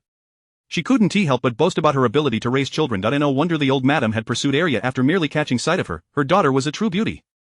Initially, Zhang Kaiyun had lamented that her daughter was unfortunate, claiming she was frail compared to her son. In reality, it was merely a case of withholding food from her daughter, leading to years of hunger and deprivation. Then her gaze fell upon the youngest, little Funyo, who had once looked like a malnourished refugee but had now blossomed into a fair and delicate girl. After escaping the old madam's clutches, Zhao Chunfang had also gained weight, though the change was still minimal due to the brief time. Zhao Hong'an remained slender, but as Zhao Chunfang had been the most beautiful girl in the village, it was no wonder that Hong Ni's features were also commendable. It was no surprise that the old madam had taken an interest in her children. After being scrutinized several times, Arya inquired with curiosity, "Mother, what is it?" Huan felt a mix of comfort and concern. Her daughters were undeniably beautiful, and she couldn't shake her unease. She now understood why parents of daughters in modern times often regarded others with suspicion, especially after the incident with the old madam. She felt fearful at the slightest hint of trouble. Returning her attention to the two slightly deflated cloth bags on the bed, she said, Come, this is the money for you." "Money?" Zhao Chunfang asked, bewildered. Huan nodded, pointing to one of the piles. "Here, this is yours." Zhao Chunfang took it in astonishment. "And who, are you intending to pay me for my work?" "Mother, this is not right. With the upcoming chaos, how will Aunt Zhao, a widow with a child, manage? I cannot burden you with this." Holding the heavy pouch, Zhao Chunfang felt overwhelmed with emotion. Huan sighed, "I'm not trying to push you away. I want you to buy things that are useful." Zhao Chunfang was flabbergasted. "What, and who is giving me money to buy useful items? As a helper, what have I done to deserve such generosity from you?" Huan, unfazed, understood that this reaction was natural. Elevating one's social standing takes time. "And, is this perhaps too much?" Hong'an asked with concern. "Not at all. How could one complain about receiving money?" Arya interjected, urging them to accept it. Huan smiled, "Indeed, it is not excessive. If I can give, it is certainly within my means. However," she added firmly, "but remember, once it's spent, it's gone. I won't provide any more. Now, let us close the shop for today and use the remaining time to buy what we need." Close the shop? Just moments ago, they had been reveling in newfound wealth, but now Zhao Chunfang's expression soured. The others stood frozen, unable to believe Huan's words, glancing back and forth between her and Arya replied seriously, "Yes, this morning the old madam left with harsh words. Mother believes things are getting too chaotic outside, so it's best to close the shop early and stay at home." Zhao Chunfang's face fell. Closing the shop meant she could no longer shamelessly partake in Aunt Hua's hospitality. Arya, feeling disgruntled, wore an expression of barely concealed anger. That wretched old madam, if it weren't for her ruckus, would we willingly close such a profitable shop? With the sudden decision to close the shop, Huan instructed, "All right, don't be upset. The shop was bound to close eventually, it's just happening a bit sooner." Although the group understood the logic behind her words, they still harbored resentment towards the old madam. Seeing their discontent, Arya urged, "Come on, let us think positively. We still need to go buy things. We need oilcloth for covering, bamboo tubes for drinking, and various useful herbs, as well as blankets for outdoor use." Upon hearing this, everyone began to set aside their grievances. Huan had her own calculations in mind. While replenishing supplies in town was one reason, the other was to provide a cover for the village, discreetly taking out some useful items from the store for her own use. As the villagers observed her possessing these items, they would not find it strange when they saw her utilizing them later. Chapter 80. Refugees surrounding the city. Are we all set? Let us go. Huan, having changed into her clothes with the help of Daya, pulled out the ox cart, clutching her portion of saved silver, and took the lead in heading out. It had been a long time since she visited the town, and this was the perfect opportunity to assess the situation there. Arya bounced over joyfully and jumped onto the ox cart, her bright and beautiful face radiating delight. Xiao Chunhua, leading Zhao Hongni, had also finished preparing and quickly joined them, holding her daughter as they climbed onto the cart. She weighed the silver in her pocket, contemplating purchasing some clothes for her daughter. "Arya, you shouldn't go," Daya said gravely, observing the two younger sisters. After the incident with the old madam, she no longer dared to let Arya and Hong'an venture into town. In the village, every household was familiar, and the old madam wouldn't dare act, but things were different in the town. That was her domain. Then I won't go either. Xiao Hong'an voiced her understanding. Zhao Chunfang, however, appeared troubled. She yearned to take her daughter to the town for a bit of fun, especially since this would be her first proper market visit. She glanced at Huan, her face etched with hesitation. "Daya, Arya, you both shouldn't go." Huan finally spoke after a long pause. She had a premonition that today's events were orchestrated by fate, indicating that the true danger lay not with Hong'an, but with Daya and Arya. However, she couldn't articulate this. Facing Daya's puzzled gaze, she struggled to find the right words. "Why, Mama, I want to go to town," Arya protested, her discontent evident as she jumped up. "Listen to your mother," Daya scolded her sister. Just moments ago, she wanted to question why their mother forbade them from going, but now she understood. It was likely their mother wanted her to stay home and watch over her sister. Taking the initiative to provide a reason to Huan, she nodded at her mother, saying, "Mama, we won't go. You and the little sister, Hong and I, be careful. With that, she pulled Arya back into the house. Arya, feeling disgruntled, stomped her feet in frustration, watching the ox cart grow smaller in the distance, her anger towards the old madam intensifying. Unbeknownst to Arya's frustration, "Mama, when we get to town, can we buy Lin Qingxian's pastries?" Little Fu Niu gazed up at her with hopeful, kitten-like eyes. The pastry shop of Lin Qingxian was not far from their own, located at the alley's entrance, nearly 5 or 6 shops away. Whenever she played outside, the wind would carry the delectable scent of pastries, and occasionally, she would see someone passing by with a bag of treats. In those moments, it felt as if the air itself was infused with sweetness. Little Fu Niu was often left drooling with desire, yet her elder sisters always insisted the treats were too expensive, prompting her to seek food from their mother instead. She had never tasted them, the things a child longs for yet cannot have often linger in their memory for a lifetime. "Of course, dear, I will buy some for you on the way back," Huan replied affectionately, ruffling little Fu Niu's hair as the ox cart ambled along. "Auntie, you must buy a lot for Fu Niu. The last time we passed by, I saw her drooling by the shop." Hong and I, now more cheerful, chimed in from the cart. "You and your keen eyes, noticing everything." Zhao Chunfang couldn't help but tap her daughter's forehead lightly. She cautiously stole a glance at Huan, relieved to see she was not upset. Little Fu Niu, feeling slighted, pouted and pulled out the green fluorescent powder Huan had given her. Dabbing a bit on her fingers, she smeared it on Zhao Hong and I's face. "Sister Hong and I, you're mean, teasing me." Zhao Hong and I, quick and agile, retaliated by dipping her fingers into the box and swiping the powder back at her. "Little Fu Niu, take that." In no time, the two girls' faces were smeared green, resembling two patients in dire straits from a distance. Huan, unable to resist joining in the playful antics, teased Hong and I. "How did you know Fu Niu was drooling by the shop? Were you tempted to sneak a peek yourself?" "No, I wasn't." Zhao Hong and I blushed, trying to defend herself. "I was just worried Fu Niu might get lost, so I went to check." Alright, thank you for your concern, Hong and I. We will buy plenty for everyone to share." The group continued their banter, leisurely traveling for about half an hour, when they unexpectedly spotted a number of refugees on the official road. Huan felt a pang of dread and hastened the ox cart's pace. "Auntie Hu, why are there refugees? Everything seemed fine yesterday, why are there so many today, and they appear to be staring at us?" Zhao Chunfang remarked, feeling unnerved by the refugees' unsettling gazes, as if they viewed the travelers as a piece of prime meat. Huan, quick on your feet, shouted, "Everyone, please make way, my daughter has a high fever, and I must rush to town to find a doctor." Zhao Chunfang, taken aback, instinctively gathered little Fu Niu and Zhao Hong and A closer, suddenly realizing the gravity of the situation. Swallowing hard, she too began to shout, "All you uncles, aunts, brothers, sisters, please step aside, our children are gravely ill and in urgent need of help, or stay too close, and you might catch the illness as well." Before she could finish, the refugees, who had been gradually approaching, dispersed at her words. Zhao Chunfang let out a sigh of relief, glancing at Huan with a low voice. "Auntie, how did they believe us?" Huan pointed at little Fu Niu and Zhao Chunfang, who were now coughing without their knowledge, their recently dyed green faces looking quite alarming. The nearby refugees, initially skeptical, were taken aback by their appearance. Little Fu Niu was very clever. When she heard Auntie say our children were sick, she pulled me into the act. Zhao Hong and I explained quietly, taking advantage of the distraction. Zhao Chunfang, momentarily impressed by the children's cleverness, suddenly turned her gaze back, her heart racing her. Upon closer inspection, she realized that the refugees they had just shaken off had swelled to nearly 20 or 30. If they surged forward, the two women and their 2 children would stand no chance of resistance. She patted her chest in fear, turning to tightly embrace her daughter and little Fu Niu, exclaiming, "Thank goodness for Fu Niu, she reacted so quickly." Zhao Hong and I, however, was more concerned about survival, pressing on with her questions. "Mama, Auntie Hu, why are the refugees just wandering along the official road? Doesn't the county magistrate provide them with food?" "Of course not. How much grain can our town possibly have? What will we do when we return? We have a cart full of supplies. Surely, we can't only buy medicine for the children?" Zhao Chunfang began to fret. Huan interrupted their musings, saying, "Let us take it step by step. We will go to town and buy everything we need, and as for the return journey, we will figure it out then." "I wonder how the village is faring," Zhao Chunfang still fretted. Huan had begun to sense that the moment from her dreams was approaching, her mind racing with thoughts on how to ensure the safety of the children through the impending hardships. Chapter 81. Even in well-kept affluent households, there are hidden treasures. The green hue on the face of Daya, Zhao Hongni, made the refugees who harbored intentions towards them steer clear, allowing them to safely arrive in town. The ox cart came to a halt as it was obstructed by a throng of people at the entrance of the schoolhouse, where several horse-drawn carriages were also parked. "Child, hurry, don't linger, come home with me at once." "Yazu, we must hurry, it will soon be too late, father, my belongings are still at the courtyard, I haven't packed anything, we shall leave it all behind, we must go, quickly." The ox cart carrying Huan and her companions became ensnared at the school's entrance, coinciding with the students being hurriedly pulled away by their elders. The atmosphere was tumultuous, a scene of alarming intensity. "Mother, what are they doing?" Little Funny, still quite young, reached out in a fluster seeking comfort. "They too are preparing to flee from the famine." Huan reassured her with a pat on the shoulder. In her dreams, before the ultimate upheaval, she had witnessed several disturbances instigated by wealthy merchants and landowners. At this moment, the refugees still had the opportunity to enter Fan County and beg for alms. Somehow, the affluent families received news from an unknown source, darting south one moment and north the next, each making frantic preparations to leave early. This incited chaos among ordinary folk, some seeking refuge in the capital, believing it to be the safest haven beneath the emperor's feet, while others scattered to relatives.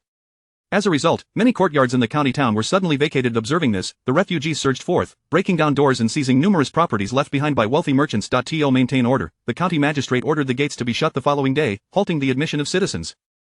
This closure led to a cacophony of grievances from both inside and outside the town. Those trapped within could not escape, and those outside could not enter. Ultimately, the chaos that led to Dia's demise occurred a day or two later, as the refugees amassed outside, clamoring for entry, yet the county gates remained firmly shut.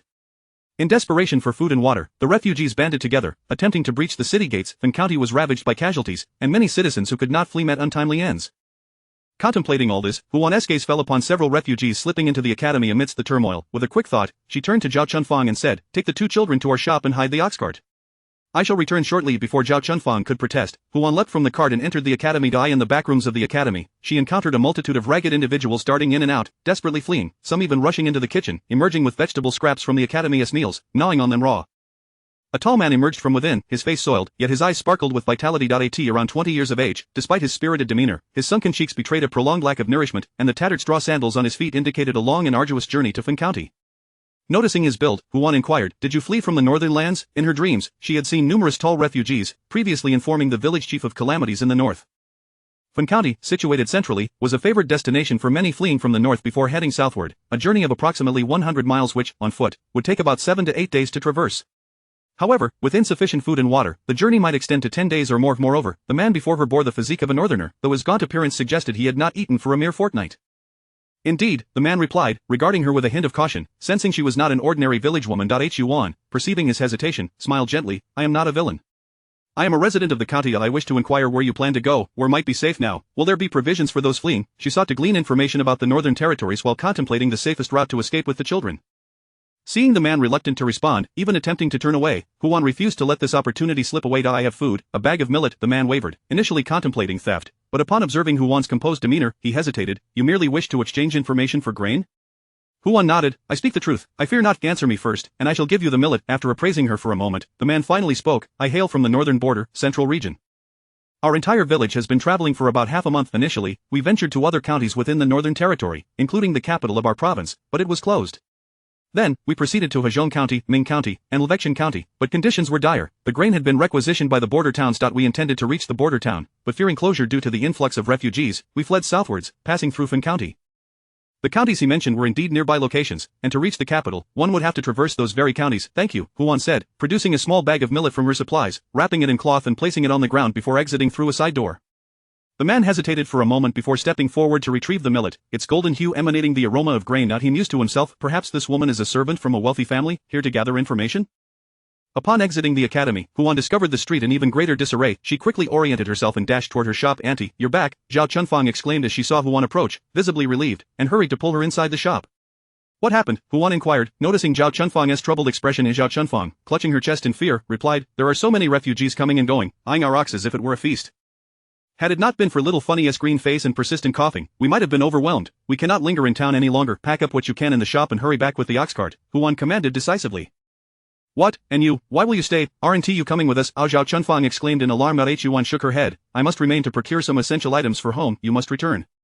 Otherwise, the ox will be taken from us." Seeing Huan's resolve, Zhao Chunfang ceased her protests, handing over the silver she had in her possession, and began to gather the tables, chairs, and other items in the shop, loading them onto the ox cart as they made their way home. Once they departed, Huan followed the street to the apothecary, only to find the door firmly shut. With no other option, she turned to the general store. The general store remained open, and upon entering, Huan noticed the shopkeeper and a few assistants eyeing her warily. "I am here to purchase goods, not to steal," she stated, selecting several water bags and a dozen bamboo tubes, ensuring that each family member would have one. After completing her purchases, Huan emerged from the store to see refugees surging toward a particular direction. A thought struck her. Could it be that a wealthy landlord's home had been breached? Even the most meticulously maintained affluent households harbor treasures hidden in their nooks and crannies. Chapter 82. The supermarket can store items. As Huan passed by the bookstore and fabric shop, she purchased some oilcloth and a hodgepodge of other items that might come in handy. Once her shopping was complete and she emerged from the alley of the market, she noticed a throng of people surging down the street in a singular direction. Among them were not only refugees but also numerous townsfolk. Huan was certain that a wealthy household had been breached. Without hesitation, she decided to follow the crowd from a distance. She spotted a grand mansion with its gates wide open, refugees streaming inside. To her surprise, she recognized a familiar figure, the man she had encountered at the school this time. He was not alone but accompanied by several frail youths. The group swiftly entered the mansion behind him. Glancing up, Huan noticed the name Wang Mansion inscribed above the entrance, and memories came flooding back. The Wang family was renowned in the town for their wealth, frequently sending servants to purchase goods from her shop. Rumor had it they had departed for the capital just a couple of days prior to in the mansion. Only 2 elderly men were left to guard the premises. It wasn't that the old men were particularly skilled. Rather, the Wang family had connections with the county magistrate, ensuring that their abode was somewhat protected. Yet, if the magistrate was watching over them, why had the Wang residence been compromised? Huan's thoughts raced for a mere moment, but she was determined not to let this golden opportunity slip away. However, her arms were laden with purchases. After some contemplation, she swiftly entered the supermarket and deposited her belongings at the designated area near the entrance. The storage lockers were located outside, and Huan had previously attempted to use them but found them inaccessible. The only available option for temporarily storing her items was the baggage area, though she remained uncertain whether her belongings would vanish, as every visit to the supermarket reset her experience. This act was undeniably a gamble, yet the rich often sought fortune amidst risk, and besides, her purchases were not exorbitantly priced. Resolute, Huan exited the supermarket empty-handed and stealthily made her way into the Wang mansion, deliberately avoiding the Instead, she headed towards the quarters of the young master of the Wang family. Admittedly, she was uncertain which room belonged to him, relying solely on the distinctive scent of laundry detergent to guide her. Following the aroma, she accurately located the young master's chamber, which had been nearly stripped bare. Only some bedding remained, inexplicably left behind. After a thorough search, Huan successfully uncovered a pouch of silver coins in a cabinet, likely forgotten in haste. To her astonishment, upon opening it, she discovered several gold beads nestled inside. Satisfied, she tucked the gold away in her bosom. Hearing footsteps outside the room, Huan cast a quick glance around and noted that aside from clothing and bedding, the room was devoid of any other items. She promptly turned to leave, narrowly avoiding other individuals. Upon stepping out, she saw several refugees entering the study but decided against joining them. It was too late for her to enter. Not only was she outnumbered, but she had yet to explore other courtyards. There was no need to push her luck. Leaving the young master's quarters, she made her way to the adjacent yard. She casually entered a nearby room, which also turned out to be a bedroom, where sumptuous silk quilts lay abandoned on the bed. Seizing the opportunity, Huan collected the silk and deposited it in the supermarket's baggage area. With the remaining time, she focused intently on searching for more silver. She rummaged through various locations, uncovering not only several gold hairpins and jade bracelets hidden within wardrobes and jewelry boxes, but also a substantial gold ingot weighing nearly 10 taels.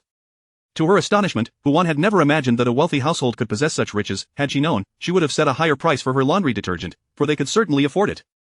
Having collected a considerable amount of gold and silver, Huan prepared to depart. However, she noticed chaos erupting near the kitchen as refugees fought over the food and vegetables inside, snatching them away without even cooking. Some even bit into cabbages raw, consuming them on the spot. Huan admired the refugees' cleverness. Taking the food outside would likely result in it being stolen. After some contemplation, she stealthily returned to the room, taking the remaining silk and wrapping up some garments, while with her other hand she carried a quilt.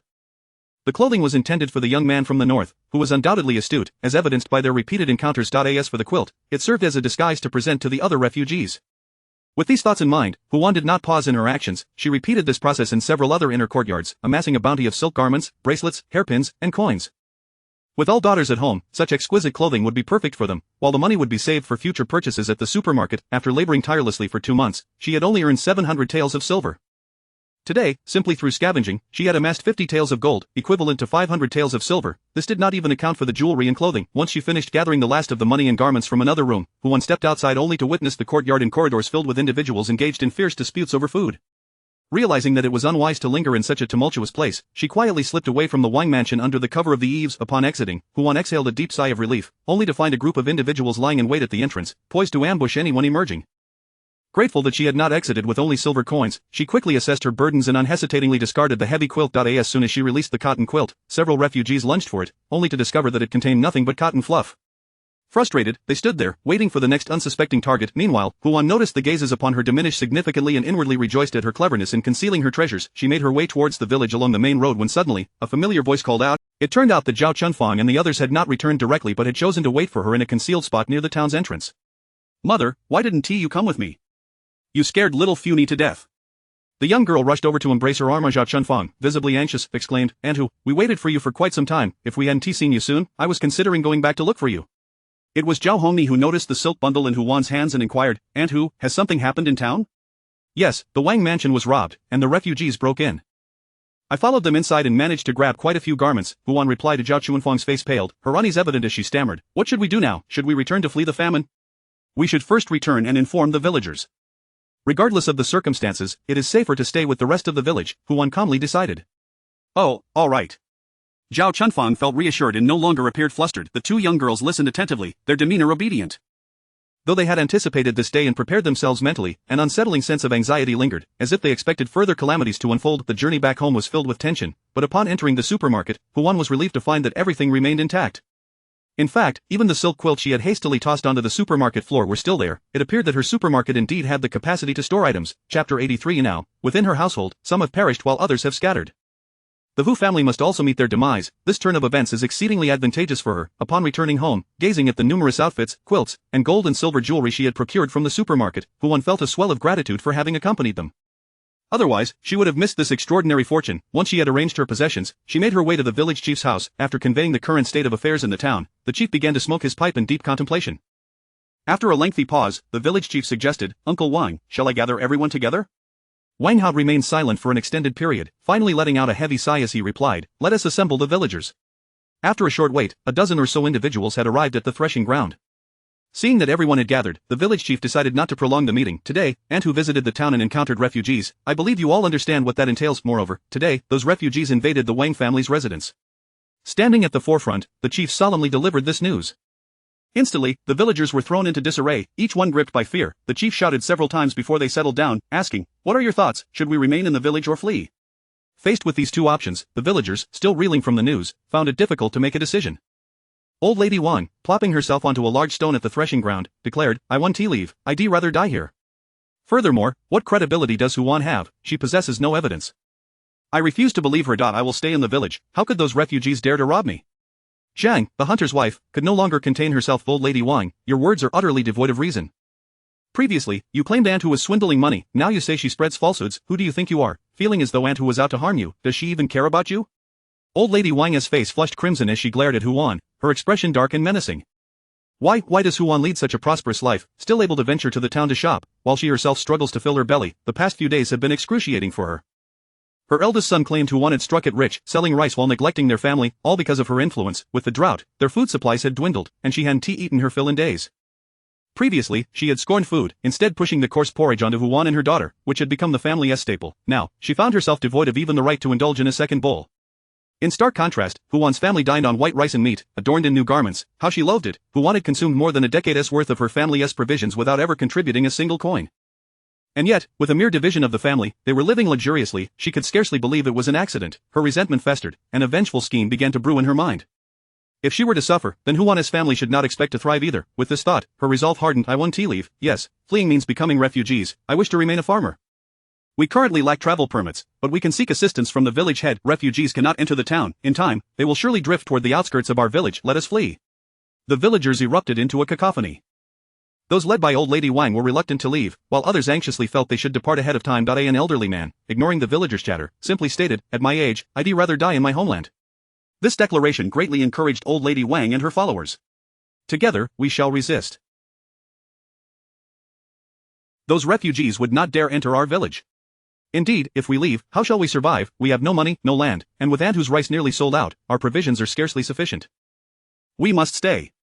The village chief shook his head, his voice cold as he interjected, "Cease the noise, let us wait a couple more days. If the town south gates close, we will have no choice but to leave." Old Lady Wang, seething with indignation, yearned to voice her objections, but seeing the disheartened expressions on the villagers' faces, she fell silent and returned home. As Huan made her way back, she pondered the villagers' reactions, fully aware that the town south gates would inevitably close, and chaos would soon ensue. It seemed an escape could be arranged. Upon arriving home, Old Lady Wang confronted her eldest son, whose disdainful demeanor and unyielding daughter-in-law only added to her frustration. Suddenly, she exclaimed, "Do you wish to earn some silver?" Zhang Kaiyun, upon hearing this, scoffed and stormed into her room. Her grandchildren pretended not to hear. Wang Dala, standing nearby, let out a derisive snort, taunting, "It would be better for you to refrain from stirring up trouble." Old Lady Wang was incensed, her face turning pale.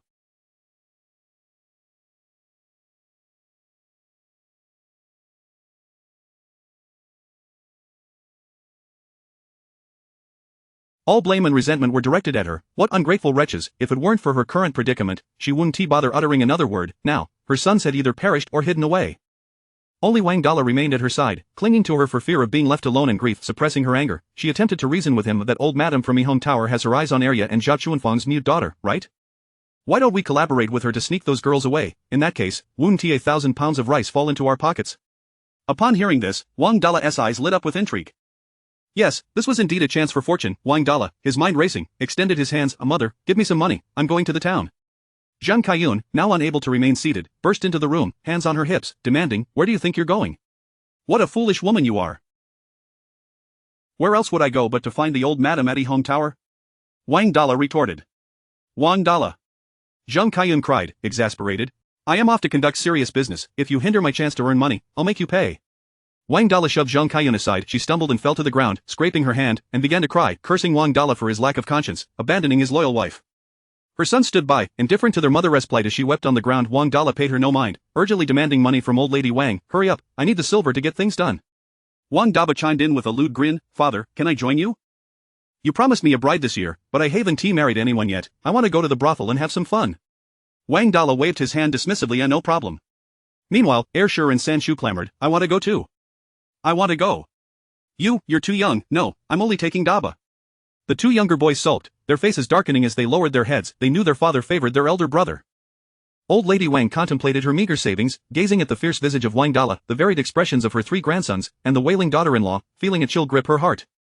This was the family she had cherished her entire life. At this moment, she truly felt regret, wishing she had never divided the family. Yes, it was all that Huan's fault. Had she not instigated the division, why must she endure the disdain of her eldest son's family? Now her household is in disarray, some dead, others scattered, and Huan's family shall also perish and scatter. Chapter 84. The drug from the earthen pit beneath her bed. Granny Wang unearthed the 2 taels of silver she had set aside for her coffin, her heart heavy with sorrow as her trembling hands clutched the coins. At that moment, a thought crossed her mind, and perhaps it would be best to let it go. After all, the silver could still be preserved. However, unbeknownst to her, Wang Dalong, with swift reflexes, spotted her and snatched the silver away with such force that she nearly lost her balance. Staring at her empty palms, Granny Wang felt as though her heart were being cleaved in two. With a furrowed brow, she seethed inwardly, plotting that once Wang Dalong sold off the girls, she would step forward to expose him, accusing her own son of lacking filial piety and shifting all blame onto Wang Dalong. In that moment, she envisioned banishing her grandchildren and welcoming back the third son's family. She believed that with the third son's company and the rice provided by the old brothel keeper, she would surely navigate the impending famine with ease, perhaps even amass another 2 taels for her coffin. With a wicked glint in her eye, Granny Wang lifted her head, adopting a facade of benevolence as she earnestly implored her eldest son and grandson, "You must see this through." Wang Dalong nodded dismissively and, with his eldest son, ambled away. Zhang Kaiyun, wailing on the ground, turned to berate her 2 sons. "You heartless wretches, why don't you stop them?" The 2 grandsons, annoyed by their mother's cries, scoffed, "What's the point of crying? Father and elder brother have already gone far. Who cares about you? You brought this upon yourself with your favoritism. My brother and I have no desire to help." Watching the departing figures and the cacophony within her home, Granny Wang clenched her fist, her gnarled hand pressing into her palm, leaving deep white imprints. In a moment of bitter clarity, she thought, "My family is doomed, but Huan, yours shall meet the same fate." That night, with the moon hanging high, Dehe slumbered soundly in the front yard with his 2 pups. A shadow stealthily crept past the fence, entering the backyard and, with a ghostly gaze, scaled the wall, making its way toward Huan's thatched cottage. The oppressive summer night was stifling, and Huan found herself inexplicably restless, her heart racing. Unable to sleep, she decided to check on her daughters. Noticing they were drenched in sweat, Huan resolved to discreetly retrieve her battery-operated fan to provide them some relief. Today, she had discovered that the local To avoid waking the children, she had chosen a silent fan, and as it quietly circulated the air at the head of the bed, the young ones found greater comfort, their furrowed brows easing. Feeling a bit cooler herself, Huan was just about to lie down again when she noticed a hole had been torn in her paper window, followed by the insertion of a bamboo tube. Huan gasped in shock. This was her home's unique paper window. Most thatched cottages lacked proper lighting, and the villagers typically employed carpenters to seal their windows with bamboo boards, allowing light during the day and complete darkness at night.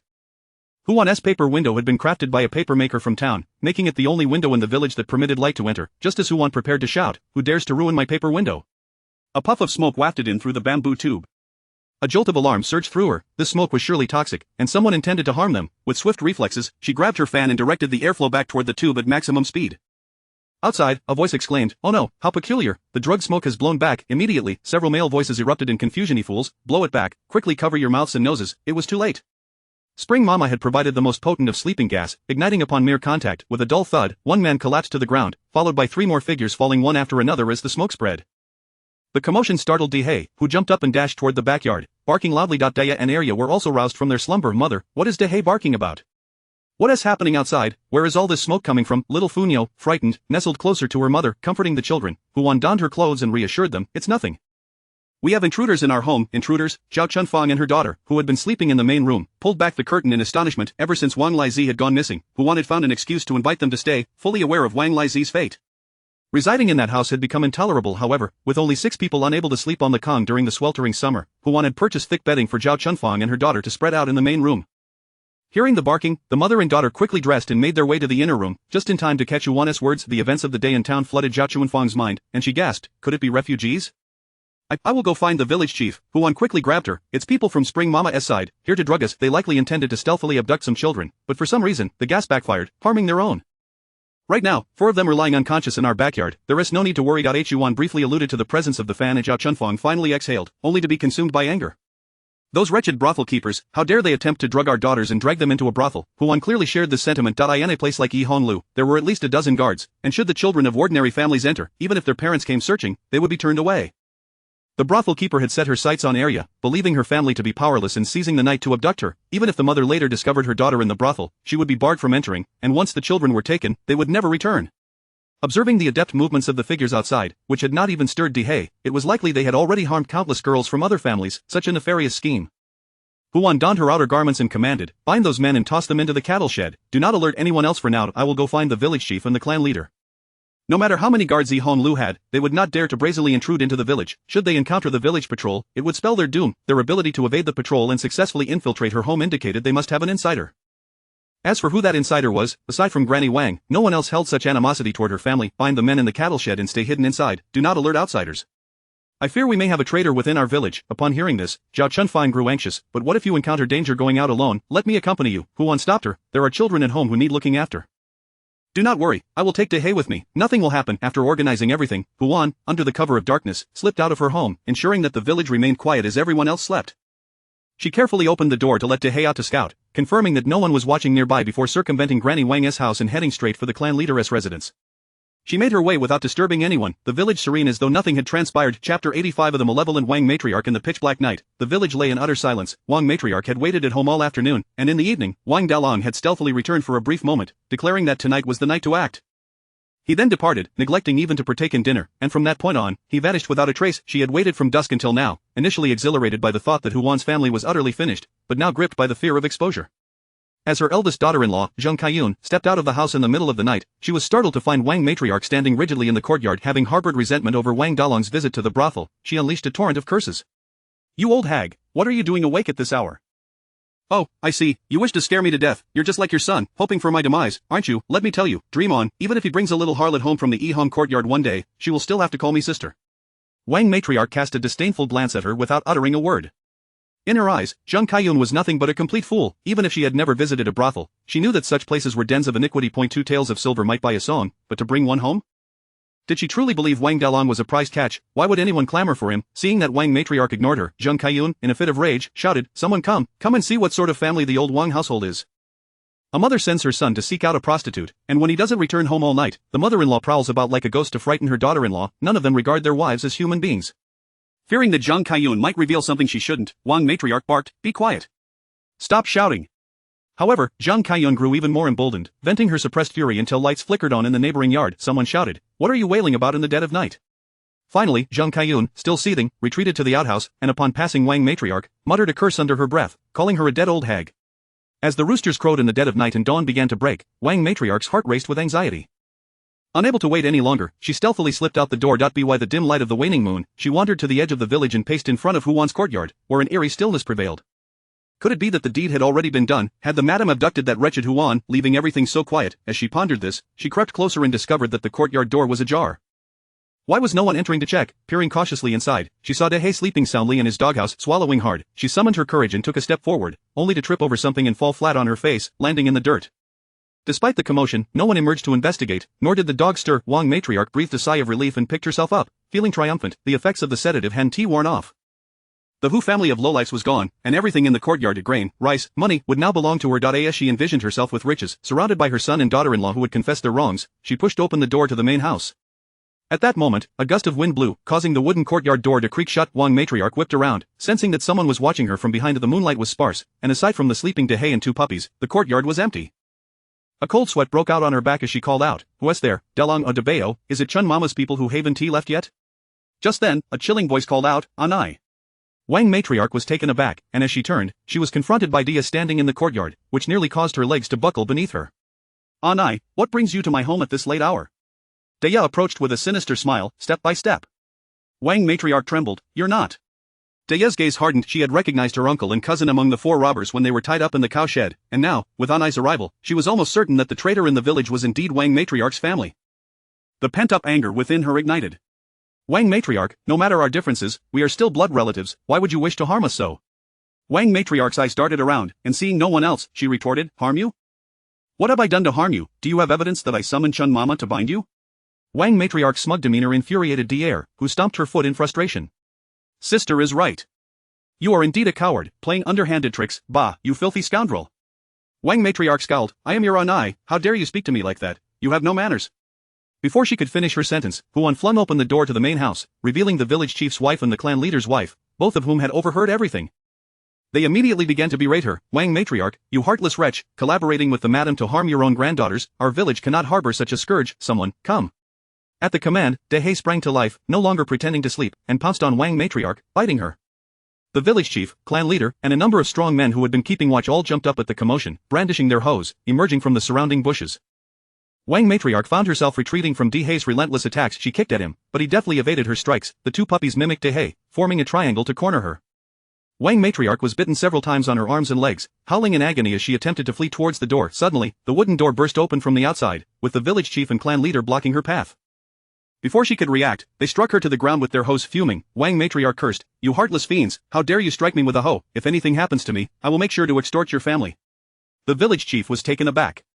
He had never imagined that Wang Matriarch would be so brazen even in her capture. The others were equally stunned. Huan's assertion that it was Wang Matriarch who colluded with the madam to sell her daughters was shocking, especially since she was the girl's own grandmother. Though their ties had been severed and relations were strained, to betray her own granddaughters to a brothel was truly a heart of darkness. Bind her. Huan commanded coldly, radiating an aura of authority. Tonight, we shall get to the bottom of this matter in the courtyard. The village chief had never seen Huan like this, exuding more determination than any man. No wonder she could thrive and prosper alone after separating from her family. He could not match her resolve. After Wang Matriarch was bound, they summoned the 4 individuals from the cowshed. Huan turned and entered the main house, lighting torches in the courtyard as Wang Matriarch, tied up and sitting on the ground, erupted into a stream of curses, spewing every foul word imaginable. Chapter 86, The unyielding Wang Dalong. At this juncture, Huan no longer felt the need to maintain her facade. Her countenance darkened as she strode over and delivered a resounding slap across the face. Subsequently, she stuffed a rag into the woman's mouth and took her seat by the fire, her expression cold and austere. In the dead of night, the commotion drew nearly all the villagers, who arrived wielding torches. Among them was Antli, the village's most prominent figure and a known rival of Huan, who hurried over. As she approached the figure lying on the ground, she squinted and exclaimed, why, it's old lady Wang. And there's Dalong and Dabeo as well. What on earth has happened? Could it be that the Wang family is finally destitute, and you've come to steal from Aunt Hu? After mocking and jeering, she couldn't help but shout, everyone, come and see. Wang Dalong's family is so impoverished that old lady Wang has resorted to stealing grain from Aunt Hu. Huan cast a fleeting glance at Aunt Li's retreating form, the flickering flames reflected in her eyes, igniting the anger that simmered within her. They weren't there to pilfer grain, they had come to escort the old brothel keeper, intending to sell a girl from my family. Aunt Li halted, stunned, and stared at Huan in disbelief. Sister, you can't be serious. The onlookers, equally intrigued, fell silent, eager to hear Huan's words. She pointed at the 2 unfamiliar faces, stating, these 2 are the guards sent by the old brothel keeper. Aunt Li was immediately roused, kicking Wang Dalong in the chest and unleashing a torrent of curses. You bastard! How dare you, are Daya, Arya, and Xiafunia the children left behind by your deceased younger brother? The villagers erupted into chaos. The wretched old lady Wang, how could Wang Dalong conspire with the old brothel keeper to sell his own niece? And Wang Dabeo, the apple doesn't fall far from the tree. As Zhang Kaiyun entered the courtyard with Wang Ershi and Wang Sanshu, her sharp eyes quickly landed on her bound husband and eldest son. She immediately reprimanded Huan, what are you doing, why have you tied up my man? Wang Ershi, ever the complainer, grumbled as he stepped inside, what has all this fuss about in the middle of the night? Why are so many people crammed into such a small yard? Wang Sanshu chimed in, rolling his eyes, mother, what is going on, why come here at night to stir up trouble, wouldn't it be better to sleep? Zhang Kaiyun wanted to retort but found herself at a loss for words. She had come to investigate the commotion at Huan's home, only to discover her own husband and son in such a predicament. Could it be that her husband had indeed gone to the brothel for business, not for a rendezvous with a woman? Huan shot a chilling glance at Zhang Kaiyun, observing her shifting expressions. On the verge of putting on a performance, she shot back with disdain, sleep, your grandmother is colluding with the brothel, and a wretched beast like her bore a whole brood of little beasts. How could you possibly sleep soundly? The villagers had never witnessed such a fierce sight of her, and for a moment, they were taken aback, but then they felt a sense of exhilaration. Well said, Zhang Kaiyun, infuriated, prepared to retaliate, but Wang Ershi quickly intervened, feigning mockery towards Huan. Mother, don't stoop to Aunt Li's level, her words are unseemly. Bah, who is your Aunt Li? Our family has long severed ties with you. Daya retorted indignantly. Enough, let us settle down, the village chief declared gravely, leaning heavily on his hoe. We need to discern who the mastermind is and who the accomplices are, so we can determine the appropriate punishment. As soon as the village chief finished speaking, Zhang Kaiyun interjected, "My husband and son must have been incited. Chief, you must advocate for them and not let them suffer unjustly." Wang Ershi and Wang Sanshu nodded in agreement, standing by her side. Li Shangsa couldn't help but counter, "There with the old brothel keeper, tied up on the ground, and you still cry injustice? Who are you trying to fool?" Wang Ershi chimed in, "If we are to be judged, then my father and brother must be released first. Binding them and not allowing them to plead their case is utterly unjust." Upon hearing the term plead their case, someone in the crowd scolded Wang Ershi for his shamelessness. The village chief cast a cool glance at Zhang Kaiyun and the others, ignoring them, and turned to question Old Lady Wang. "Now, tell me, whose idea was this, who orchestrated it?" Old Lady Wang understood she could never admit to it. If she did, it would spell her doom. Perhaps she could shift the blame onto someone else. She glanced at Wang Dalong, gazing at her eldest son, who lay unconscious on the ground, still under the effects of the drug. Her heart softened. After all, he was the son she had cherished for a lifetime. The words of blame lingered on her lips but were swallowed back down. "I don't know, we have no dealings with the old brothel keeper." The village chief furrowed his brow and asked, "Then why did you come to Aunt Hu's courtyard?" "Couldn't he sleep?" "I was passing by and thought I'd take a look," Old Lady Wang retorted. Aunt Li challenged her, "Take a look, you've already stepped into someone's courtyard, and you claim it's just to take a look?" Old Lady Wang glared back, "Is that not permissible? Who says I can't visit my daughter-in-law?" "Bah!" Aunt Li was about to unleash another tirade when Huan intervened, smiling. "You indeed came just to look, to see if the old brothel keeper had abducted my daughter, to check if I had been bound as well, or perhaps to see if I was already dead." As the crowd listened to her words, they turned their gazes towards the bound Wang Dalong, nodding in agreement. Yes, it was likely that Wang Dalong had not returned for a long time, causing Old Lady Wang to worry, hence her special visit to check on him. "Shut your filthy mouth. You wretched woman, how dare you slander me?"